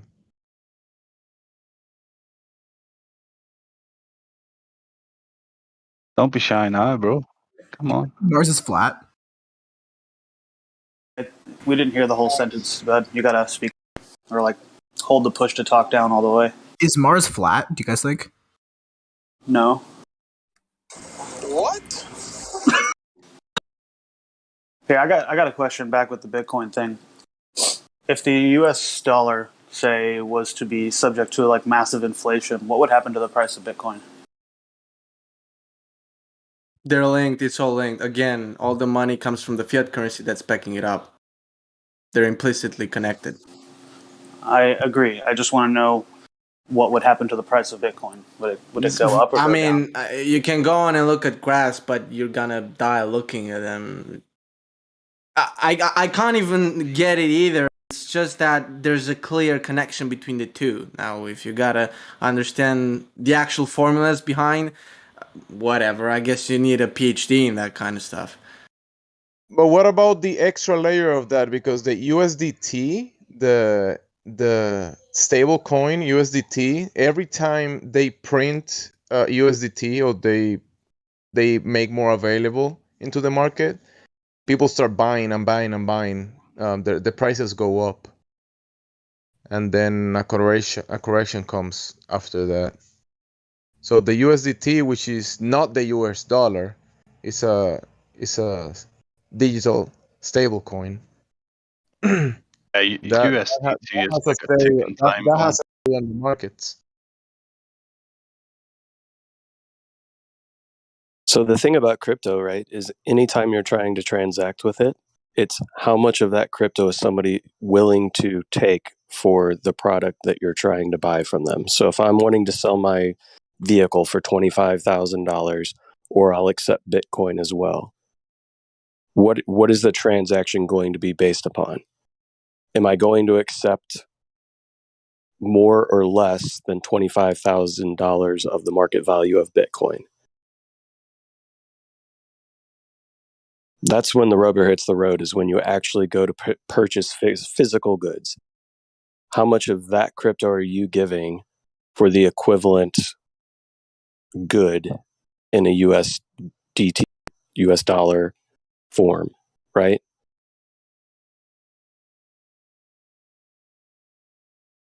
I'm sorry, I'm still a little confused. I think I'd understand it better if, let's say, tomorrow, $1 is now worth actually $2 American, right? Does that make sense? What would happen to the price of Bitcoin if it was, say, 50K a coin? Would it instantly become 100K a coin?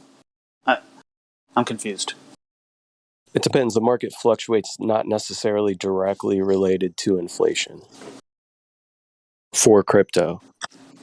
But even there then, is right a now. correlation.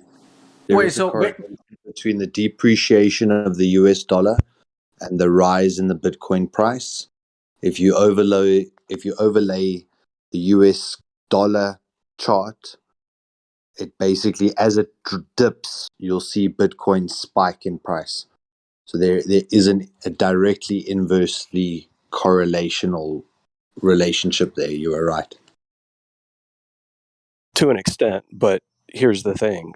When Bitcoin, let's say Bitcoin was $300 in 2015, has inflation actually been however many times that is to get it up to $50,000 right now? No, in ratios, it's not identical. But for example, when the US dollar tanks quite significantly with quite a steep drop, Bitcoin rises, but the percentage that Bitcoin rises by at the moment is also completely unhooked from the markets, because the whole world's in a meltdown effectively, and Bitcoin's hitting all-time highs, and most of the stock market was hitting all-time highs. So that it's no longer linked to what's actually going on in the real world. The Fed is printing hundreds of billions of dollars. They're doing that whole universal basic income all over the place and giving people money to go out and try and buy shares. And so there's a lot of distortion in this market now that's not giving it a true picture of, like you say, in terms of if the dollar dropped by 5%, we should expect to see a 5% gain in Bitcoin. We're seeing the US dollar drop by 0.5 and Bitcoin gain 25%. So it's quite Right. So to what you're saying, I would add that, for example, take any kind of trading site you can find, let's say Binance or whatever. When you go in and you want to buy any crypto, you can buy it with many actual fiat currency. So if you've got, let's say, fluctuation in price, like, inflation in your country, which affects the US dollar, that's not at this hour gonna affect so much the price of Bitcoin, let's say, because there's so much money from all around the plain Earth in so many forums. It's just way too complicated. If the whole world system actually collapsed, then yes, there might be a pretty obvious close to 1-to-1 perfectly ratio between that and what happens to, cryptocurrency. But otherwise, you can't really get it because it's just too much. It's like a huge tentacle thing. It's too big. Yeah, and I think that's exactly what's going to happen sometime in the near future is some type of global financial transition onto cryptocurrency as you see legacy currencies. As in Dogecoin, right? No. The fiat ones that we use as paper money, the dollars, right? They are talking about translating them into CBDCs, central banking digital currencies. So they already have a lot of this in place. So basically, it's gonna be a digital version of the US dollar or the Chinese or the Japanese. It's just gonna be used in a digital sense. And I don't know what they're gonna do with the physical paper. I don't know about that, but it's gonna be moving to central banking digital currencies, and there's a lot of papers about this already by the central banks.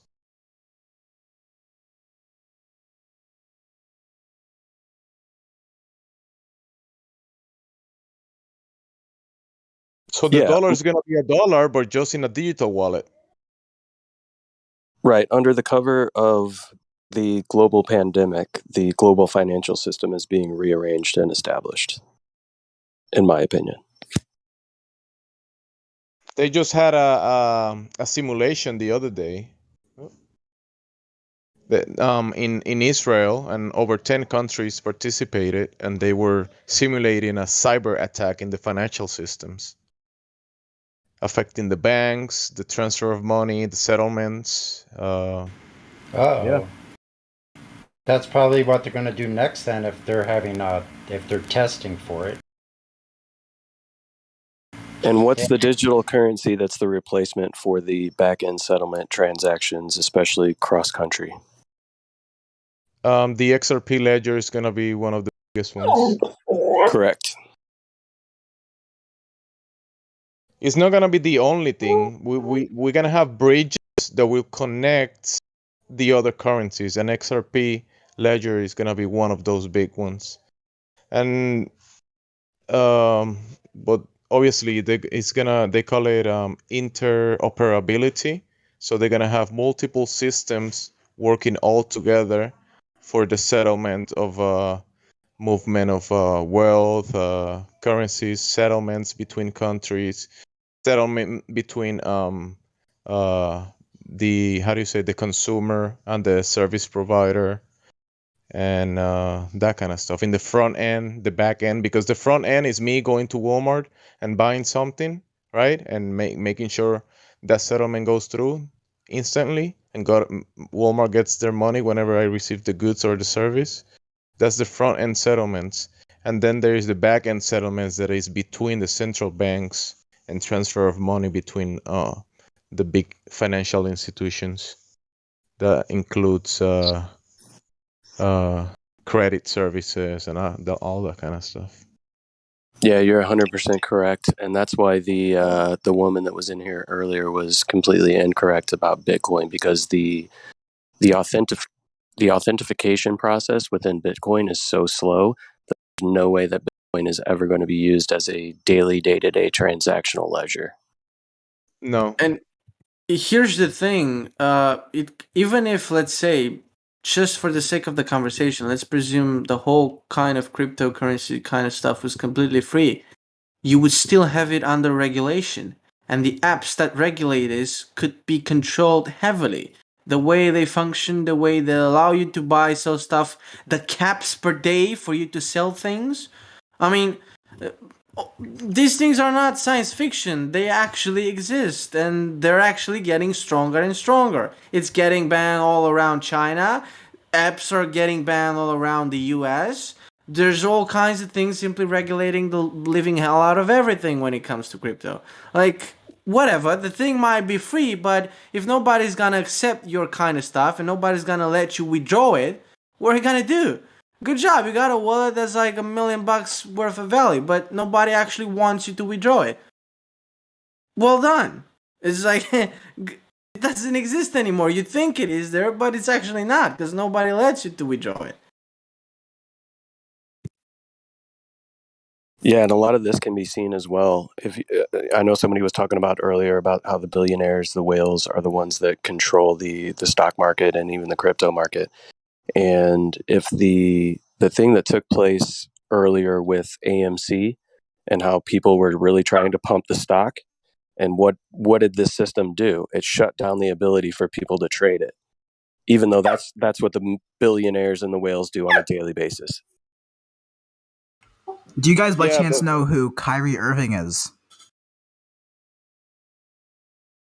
no, I don't know. No. But if you have another question, you're welcome. He's a basketball player who was a flat earther, and he's really made me open my third eye. Can you say that with a straight face next time?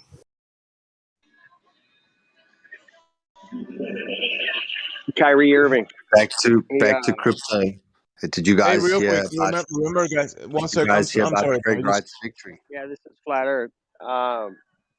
1 second. I wanted to add a layer to that.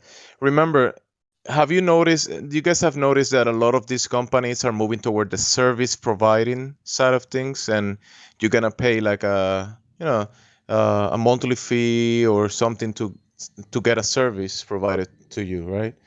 The highest layers of the financial system, they're gonna provide the board game where people are gonna play, right? So the ledgers that are gonna be utilized and the systems that are gonna be used at the consumer and even the bank next to your house or next to your city bank that is gonna provide you services, right? Those are some of the layers that are gonna be playing in the board, but there's a layer of that is providing the system where the game is gonna be played at. So me owning XRP or the bank next to my door owning XRP, we're playing the same game.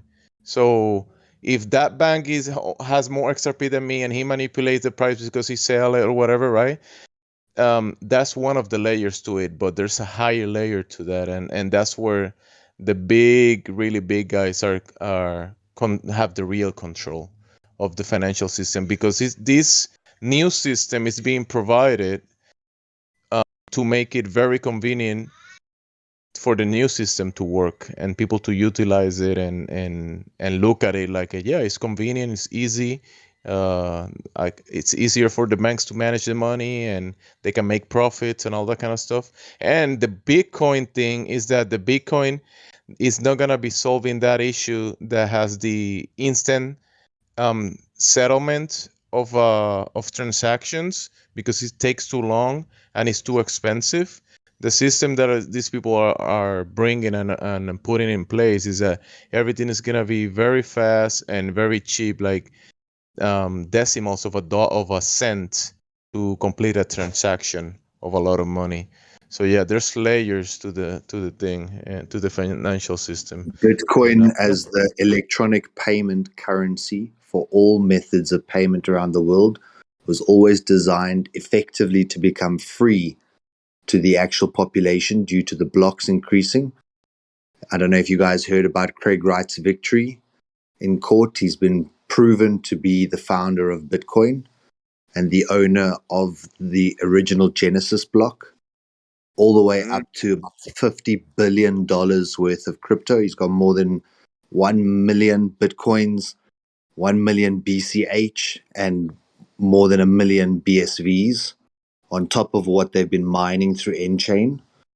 And he, as the original creator since 2009, has been describing a system far different to how the banking sectors and the XRP promoters have steered this entire network towards a lightning network system where we've got to charge nodes and everyone's got to have all these little payment gateways and all this bullshit, where the original Bitcoin was zero conf, meaning you didn't need any confirmation.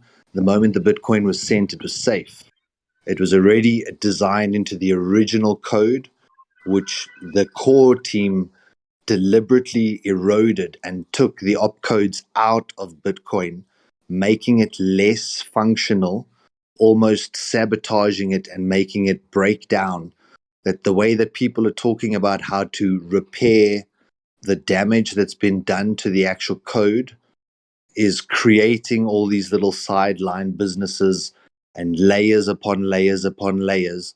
And the only decentralized version was the original Bitcoin. Every other chain, Ethereum is a private company. If Vitalik decides to change something or print double, or he can do that. It's a private entity. And all these other side chains are all private entities. So they've got complete control. They pose as decentralized. Same with XRP. If they choose to print double the amount or burn half or whatever they choose to do, they can do. Whereas with Bitcoin, it was the original decentralized. No one owns it. It's running on the blockchain. So there's still a lot of, it's almost like a bigger conspiracy, this whole Bitcoin thing, because of how it can be used to free mankind or enslave mankind. So there's two sides of an arm wrestle going on, and the banking sector, who's always profited on inflation, is wanting to keep it in that vein and using all these little shit coins to try and retain as much control over the system as possible. Whereas the original Bitcoin model, as listed in the white paper and as touted by Craig Wright from day one, was that it was meant to be an electronic peer-to-peer cash payment system. And as the blocks increased in size, the miners are the ones generating the revenue for mining the blocks, especially through the halvening. If the amount of transactions hasn't doubled every year and the utility of the coin hasn't doubled every year, the miners will lose interest in mining the coin because it will become less and less profitable to mine small blocks. So the entire model required scaling and required scaling at a scale that no one is talking about. If you try and bring the whole world's transactions onto a chain, you need gigabyte blocks or terabyte blocks to handle the volume of transactions that need to happen every second. And no one's talking about the scaling except the original creator. So hold on, the next 2 years is going to be really interesting. Craig Wright, the creator, said that he's going to dump Bitcoin. He's going to put a sell order for all those millions and millions of Bitcoin and drive all of the revenue back to BSV, Bitcoin Satoshi Vision, the original version 1 protocol of Bitcoin, the one that was released back in 2009 before they started destroying it in 2013, 2014. So there's going to be a lot of change. Can I say something about this really quick? Hold on. Is KJ and Mrs. Rabbit the only ladies here in Ladies' Night, or am I missing something? No, I think Ladies' Night is suspended until further notice. Okay, I was just making sure because I was like, no, it's all good. Suspended. Well, I mean, I'm just saying the ladies are suspended. It's like when it's supposed to start. No ladies are here, but I haven't gotten confirmation of that. Well, I'm just saying. I've been listening for freaking 2 hours, and nobody's. I thought it was Ladies' Night. No, usually Dad is. was like, you should get on Ladies' Night. You should get on Ladies' Night, and I was like, hell no, I'm not going to get on the chopping block. No. I mean, if it often happens, during the holiday times. I mean, not as many people can join, so it's. But anyway, I want to say something just really quick. This kind of reminds me what you guys are talking about crypto of, in 1913, when they established the Federal Reserve, which it was really kind of before that, but the idea was in place for a long time. And it took them 20 years before in 1933 when they left the gold standard. When they finally, when there was a presidential order to take the currency off the gold. I mean, it took them 20 years to establish it, and this kind of reminds me of the same kind of situation. It's like they're, and of course, the World Bank and all the other banking systems definitely want control of this. About like what Solo was pointing out, that's really interesting. I've never heard that ever before. Like, I really didn't know anything about that. Yeah, search N-chain, lowercase n and then chain. Craig Wright already owns more than 1,000 patents to the Bitcoin technology, and he's going to be taking the Bitcoin name back. So any technology that's ever used unrightfully the name Bitcoin on something that isn't Bitcoin will have to remove the name, create a new ticker, and through the entire court process, I think he spent about $70 million effectively proving who he is, all the original documents, and the court ruled him to be the sole creator and actually had Dave Kleiman's coins rightfully returned to Craig Wright.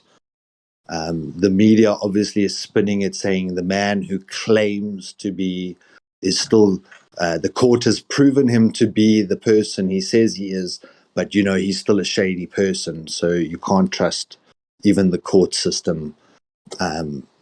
It's kind of like the same way that when you prove it's flat, the mainstream comes out and tells you that you're just reading it wrong.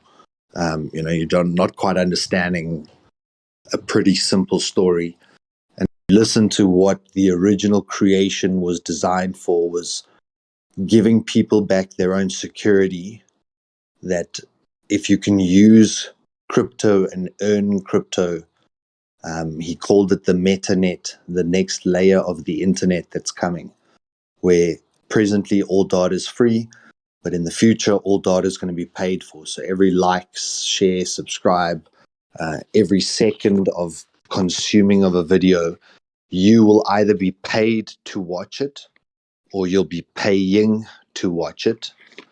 And now the content creators can reward their audiences for consuming their content, either from revenue from advertisers or else through people that sponsor. Or so there's going to be chains of systems that only run on Bitcoin, the original Bitcoin, where the intended purpose is that if I want to send you a single Satoshi, I can, without the transaction fees eating up the original Satoshi I want to send you. That was always the original vision, but the banking sector wanted to try and make huge fees, so they kept small blocks so that it becomes about whoever pays the highest fee can get their transaction approved quicker, which is a typical banking sector thing. So when the rich need to exit, they can pay higher premium to exit and save their wealth, while the poor man watches the price plummet through the floor and can't get a sell order at all. So all of these things are designed or have been steered into what today everyone is looking at as Bitcoin and crypto and Lightning and SegWit, and you've got to have Ethereum for smart contracts, and you've got to have et cetera, et cetera. When you go look back at the history of Bitcoin, you'll see that they deleted an opcode, and that opcode is what Vitalik built Ethereum on. So there was smart contracts already built into Bitcoin.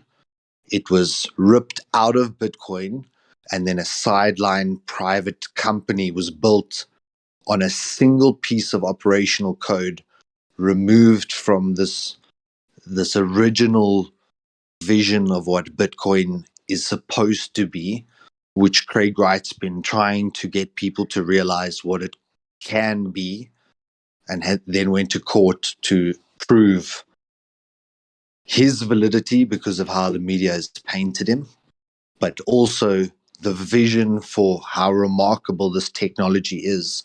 And Bitcoin solves all this other shit. You don't need lightning. You don't need SegWit. You don't need all these quote-unquote solutions that have been designed as band-aids for a deliberate removal of opcodes. It's if you let the system run in its original form, which is BSV, that's the original chain, then it literally, I think they've already tested gigabyte blocks and it works. So it means that you can handle millions of transactions per second. So you start competing with the likes of Visa and MasterCard as a true payment method. And the whole point of pay to work is effectively to work. You need utility. You need to be able to use this thing. Otherwise, where's the value? This idea of you buy something and hold it and it just increases in value for no reason at all is speculative, which leads to these wild price swings. But how these whales are manipulating the market is that they put a sell order for like 1 million coins. So it just takes the next sell price and it starts eating down that sell price. The next available sell price it sells to. Next available sell price it sells to. Today we're going to be going over 5 Fortnite YouTubers who've sworn.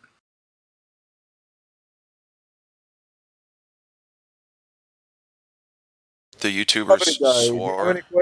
You guys have any question for Flat Earthers, Gravity Guy?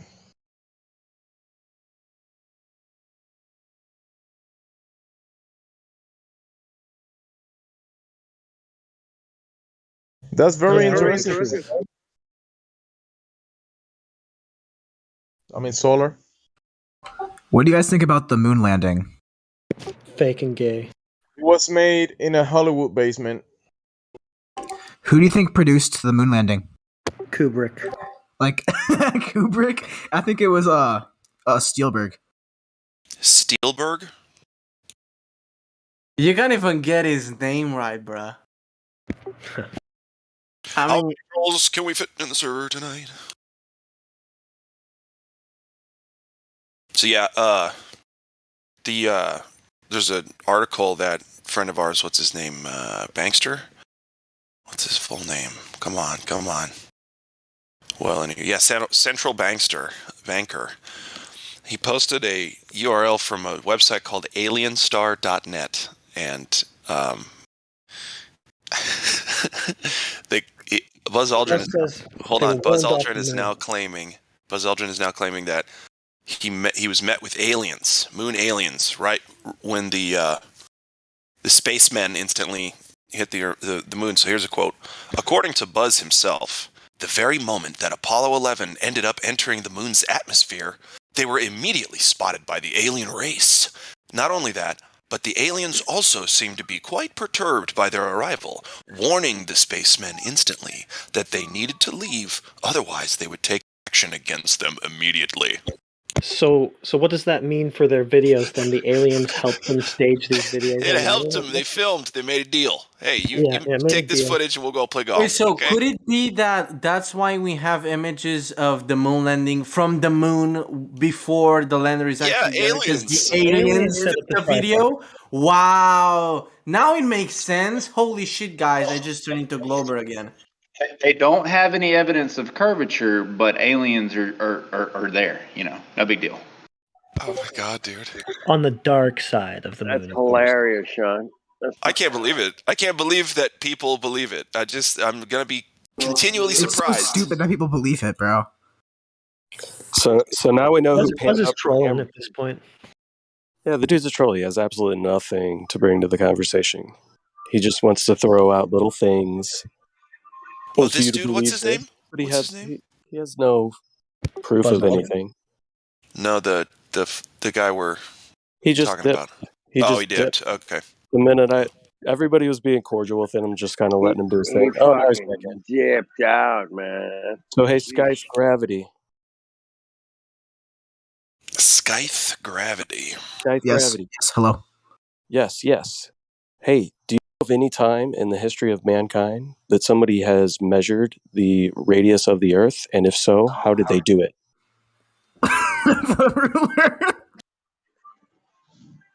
Oh, with a ruler, So you measure the funny, radius dude. of the world? Yeah. I got my Yeah, tape measure, bro. bro. Come on, It's man. hilarious. How do you get into space without even knowing the circumference or the radius of the Earth, bro? Yeah, I don't You wing know, it. man. I'm You learning wing about it. pi in You gotta school. Pie in the fake it sky. till you make it, baby. Come on. That was Yeah. funny question. It was really funny question. So your answer is no. Is that what you're saying? You don't know of anybody anytime? No, I do not. Oh, okay. How do you think they got the radius value, right? Because we have a claimed radius value. Do you know what it is? I don't believe that they know the answer. Oh, really? Because it's given to us. Did you know that? Well, there's like they give us numbers, and we kind of check them out sometimes, and it turns out What's the number? What's the number? the radius 3,959 miles. 3,959 miles. But if you want to talk to a layman, That's just how call much it my 4 dad grand. ran in the marathon. It's a big.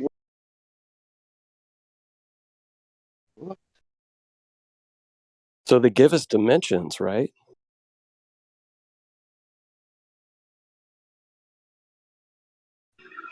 I was Skype? in school. They gave us they made us make a model of the solar system. That proves it. And that was pretty much it. It rocked it. They rocked it. It's rock solid. It's solid. It was paper. It was all made out of paper mache and fucking styrofoam. Yeah, but it looked just like the real thing, didn't it? No one's debunked it to this day. Was that a working model? You know how I know the solar system is real and the story's true is because I made the whole thing out of styrofoam balls when I was 8. That's right, man. If you can't model it, it doesn't exist. But it wasn't a working model. I So made it's Saturn. a dummy model, but couldn't be a Saturn's working ring was model. made out of paper, man. Come on. CGI cartoon pics, or it real. didn't happen. It's totally real. At some point, you have to laugh a little. Come on. So my neighbor across the street has kids that are in school, and one of the kids was doing a science project where she was basically taking a styrofoam ball and cutting it and then adding in the layers of the earth, the whole jawbreaker meme. And she didn't have all the proper colors she needed, so she had to borrow markers from me. And I said, "Here you go. Here's the what did I call it? The troposphere. The pigmentation. For you. Wait, let him finish, Kenny. What mark did you get? I said, "Here's the pigmentation you need." Nice. Did she get a good mark?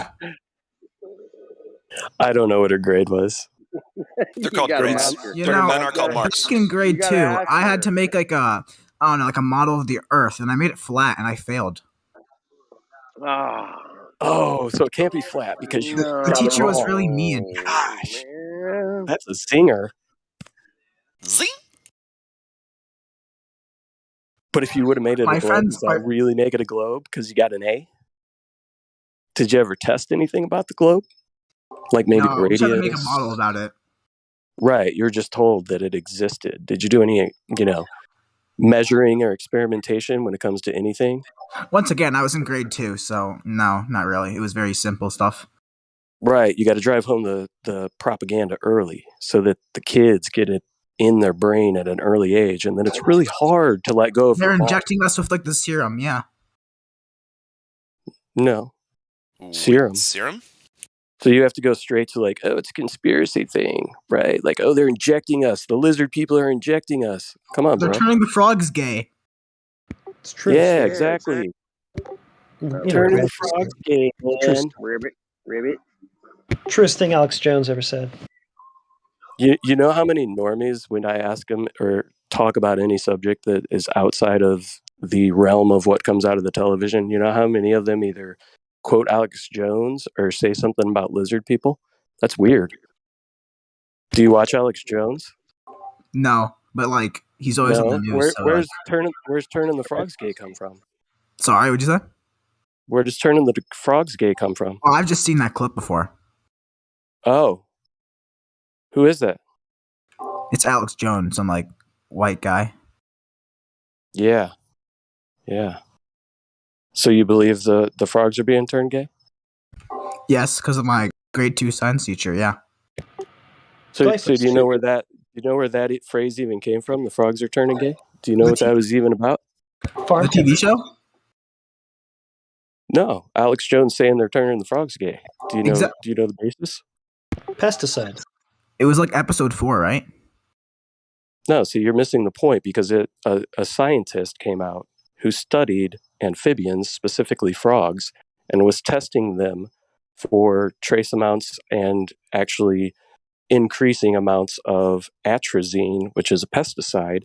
And he found that the frogs were actually changing sexes and also demonstrating homosexual behavior. That's Did you know terrible. that? Yeah, it was a science experiment. Scientists did that. But all you know is they're turning the frogs gay, man. You have no idea where the basis of that term even, or that little meme even came from, do you? Well, now I do, so. Now you do. But The news makes here's them the more thing. afraid of the truth.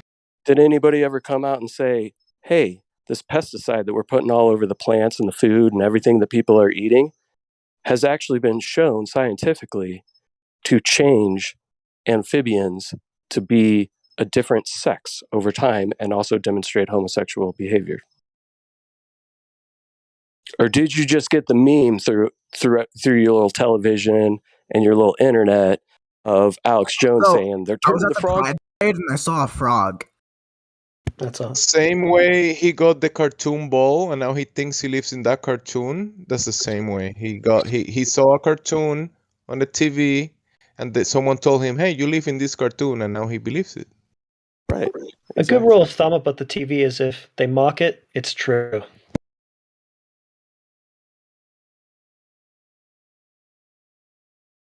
Do you distrust anything you've ever heard on television or that your teachers have ever told you? Can you give me one Is that example? towards me? Yep.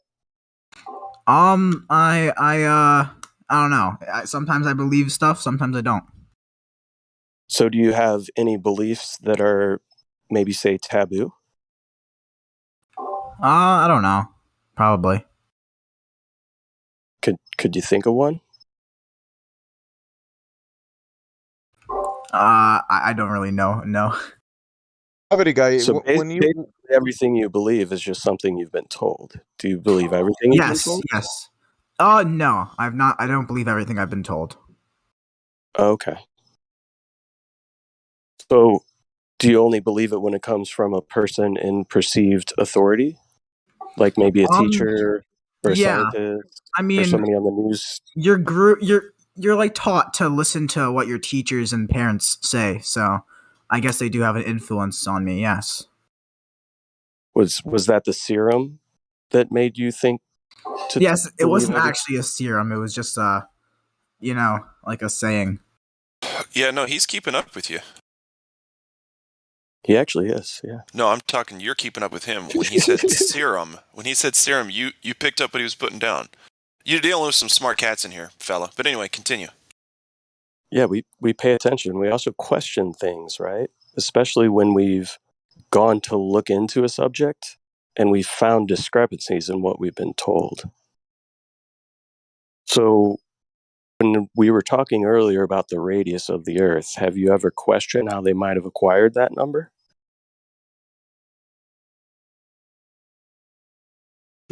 Sorry, I didn't hear that. So when you were told, well, I guess you weren't told because you said you didn't know. But when we're told that there is a radius value for the globe Earth, have you ever gone out and done any experiment or tried to prove, not experiment, but measurement to try to substantiate that? No, I don't believe I have. So how did they get that number? I don't know, honestly. I haven't looked into it. Because ultimately that would be the linchpin of everything that follows afterwards, right? So the radius dependent on, or the circumference or dependent on the radius. If they want to put something into orbit, they're going to need to know how big the Earth is for all their orbital mechanics. So anything after that radius value, right? Anything that's come from substantiating the radius value of the Earth would have to be correct in order for it to work, right? I guess so. Okay. So this should be something that we know how it was done, maybe who did it. I mean, I can pull up YouTube and figure out how to fix the handle on my dishwasher, exact model, and I can probably find a video of somebody who's done it, right? We got plenty of information floating around these days. Yeah, and a lot of the information that is around is not true. Right. Yeah. So we went out and we tested the radius value, and we found that it's not true. Weird.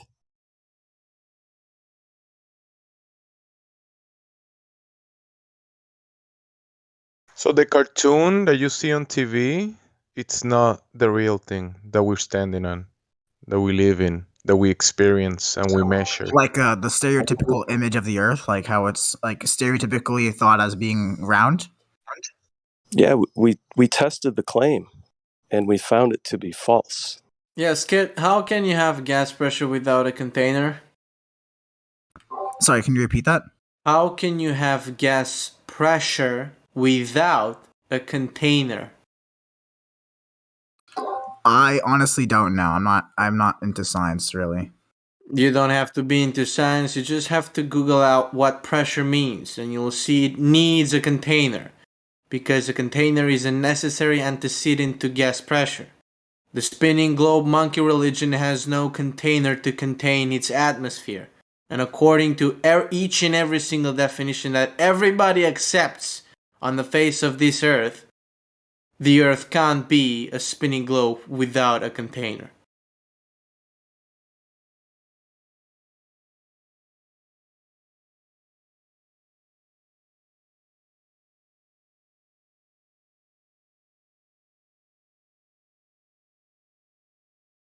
So yeah, you don't live in a cartoon. It's funny, right? When anybody actually tells you anything that is substantially intelligent, you simply have no rebuttal to those points. Like, absolutely none. Yes, because I I don't know as much as you guys do on this topic, so I can't. I feel just comfortable told enough you. to respond. I just told you what you should give me, and everything we need is a definition of gas pressure that doesn't have a container in it, and to an experiment that proves to us we can have gas pressure without a container. Basically, what I'm asking for is somebody generating gravity, however the hell you're gonna do it, I don't know, you do it, and then you contain gases next to a vacuum using that gravity. Look it up, Google it, whatever you want, download Tor, go on the dark web, whatever you want to go. There's gotta be some proof, right? If the Earth is definitely this spinning globe. So go and try to find it. Okay, I will. So yeah, you said you don't know as much as we do on this topic, and that's the funny thing is everybody in here, or anybody who would say they are a flat earther, which is a stupid term, really, pretty much got here by testing the claims of the globe Earth. And in order to do that, you really have to understand the model. You got to understand the ins and the outs of it.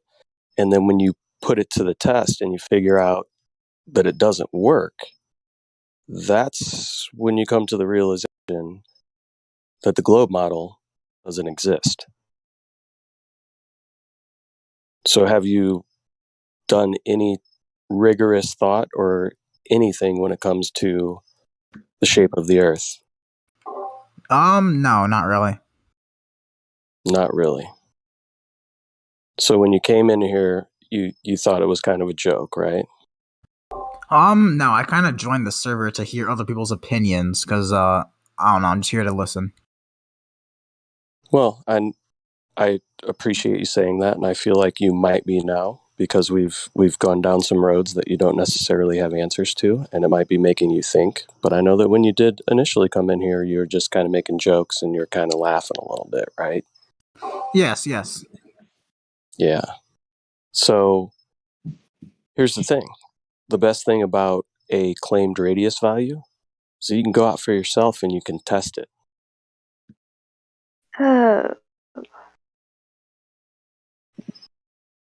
And typically when you test it and realize it doesn't comport to the figures that were given, start to kind of rethink things a little bit.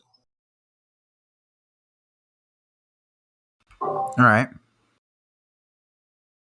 So do you find it interesting that nobody in the history of man that we know about has actually confirmed a radius value for the Earth? Yeah, I guess that's interesting, yeah. And another thing that we didn't discuss is that nobody in history has actually substantiated any axial rotation, which is claimed for the spinning part of the globe. I mean, unless you know of somebody that has done that. Are you familiar with anybody who's actually proven that there's a spin to the Earth? No. No. So these are kind of, between the radius and the spin and the gas pressure that we obviously have here on Earth, but we don't know of any container for it in your model. These are kind of the three big claims of the globe Earth and the model that you're sold in school. Can you admit that maybe it's a teensy bit interesting that we have no real verifiable evidence for any of those three things? Yeah.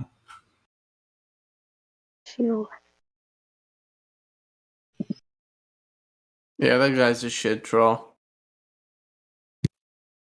Who's that? This guy, he's a shit troll. I don't think so. He is. He doesn't give a fuck. He might have started out being one, but we'll see. We'll see. Yeah. Now I'm sensing his I don't give a shit about this kind of attitude in every single breath he makes with that microphone turned off. That's how good I am. If I didn't care, I wouldn't be here. If I didn't care, I wouldn't be here. Really? Seriously? Yes. Why would I be here if I didn't care? Wow, such a good psychological point. You know, there's a lot of people simply just doing random shit that they don't give a fuck about just because it entertains them, you know? Well, yeah, maybe that might have been his intent. But that's not what I'm doing here. Oh. That might have been. I want to ask for proof of it because if you can't provide proof of a globe, I'm pretty sure you won't provide proof of that either, so. Lining of questioning that our friend was asking him, we can come to the conclusion that gravity guy, you hold a belief on this globe, right? You don't have any actual proof. No, I do not have any proof. I do not have any proof. No. So it will be fair to say it's a belief that you hold about this globe. Yes. A religion? Every breath you take.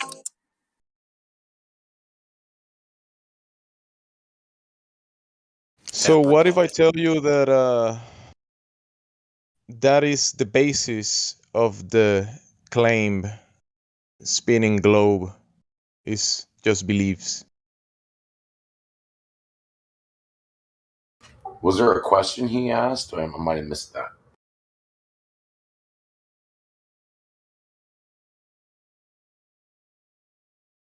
No, so since we've gone through the radius, the spin, and gas pressure without a container, and those being just beliefs, right? There's no proof for them.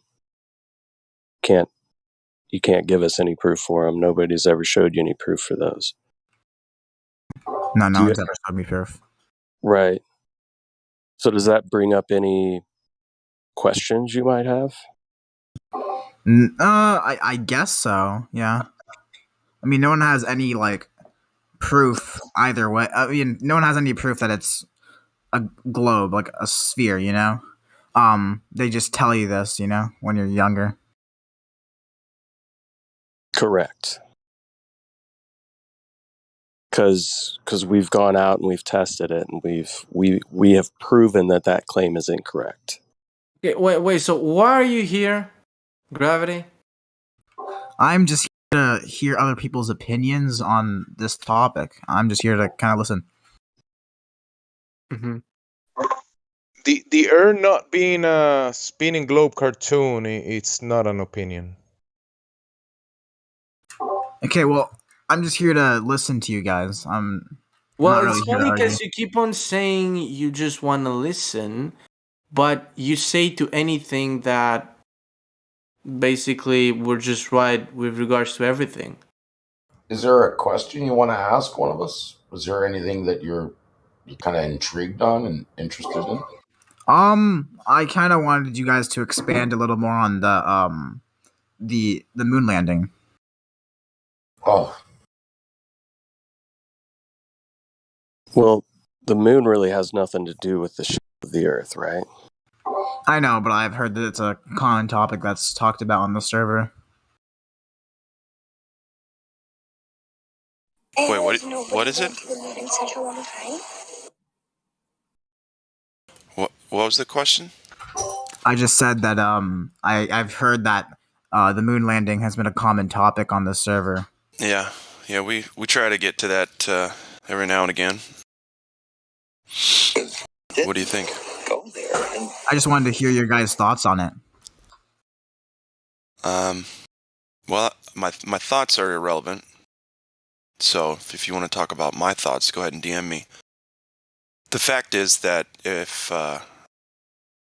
they claim that they went to a second law of thermodynamics violation, they're lying to us about that. Therefore, because we can't leave, because nothing can break through the containment, then you're left with, well, they didn't leave, let alone did they go to the moon, let alone have they sent anything to Mars, let alone did just a few days ago they touch the sun. Didn't do any of it, can't do any of it. So you're saying it's impossible to leave Earth, right? I'll put it to you this way. We live in a pressurized environment. Therefore, we have gas pressure, air pressure, which means we are contained, right? Can't have gas pressure without the walls of a container for the gas to press upon. That's the base word of pressure, press, to press. So if you don't have those walls for it to press on, you don't have containment. Therefore, you don't have pressure. So since we have pressure, we're breathing it, we're living in it, we have to have air and gas pressure to live here, it's contained. So they didn't go anywhere because we're in a container. Does that make sense?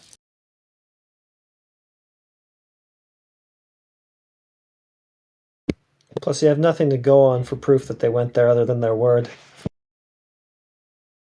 Right, but even that's speculation. Natural physical law dictates that because we're contained, we're pressurized. Gotcha. Yeah, but I mean, you're right. There's a million other reasons why the moon landing is suspect at best. But yeah, to me, the gas pressure one kind of says it. Go ahead, guys. Yeah, it's impossible to go there. It's not a place you can go to. It can't exist as stated. Yeah, you can go to Narnia and speak to Aslan, the talking lion.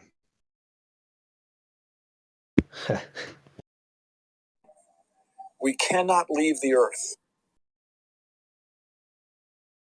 Yeah, that was Bill Nye that you just heard quoted. If you want to play it again, quick. You mean Speedwalker?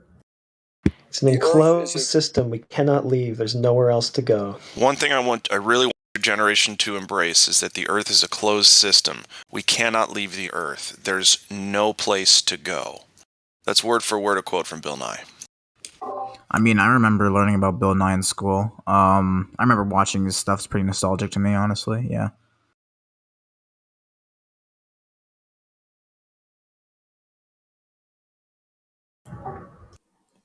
If you dabble down and want to really do your own research, the evidence is out there. Even nature reveals a lot of it.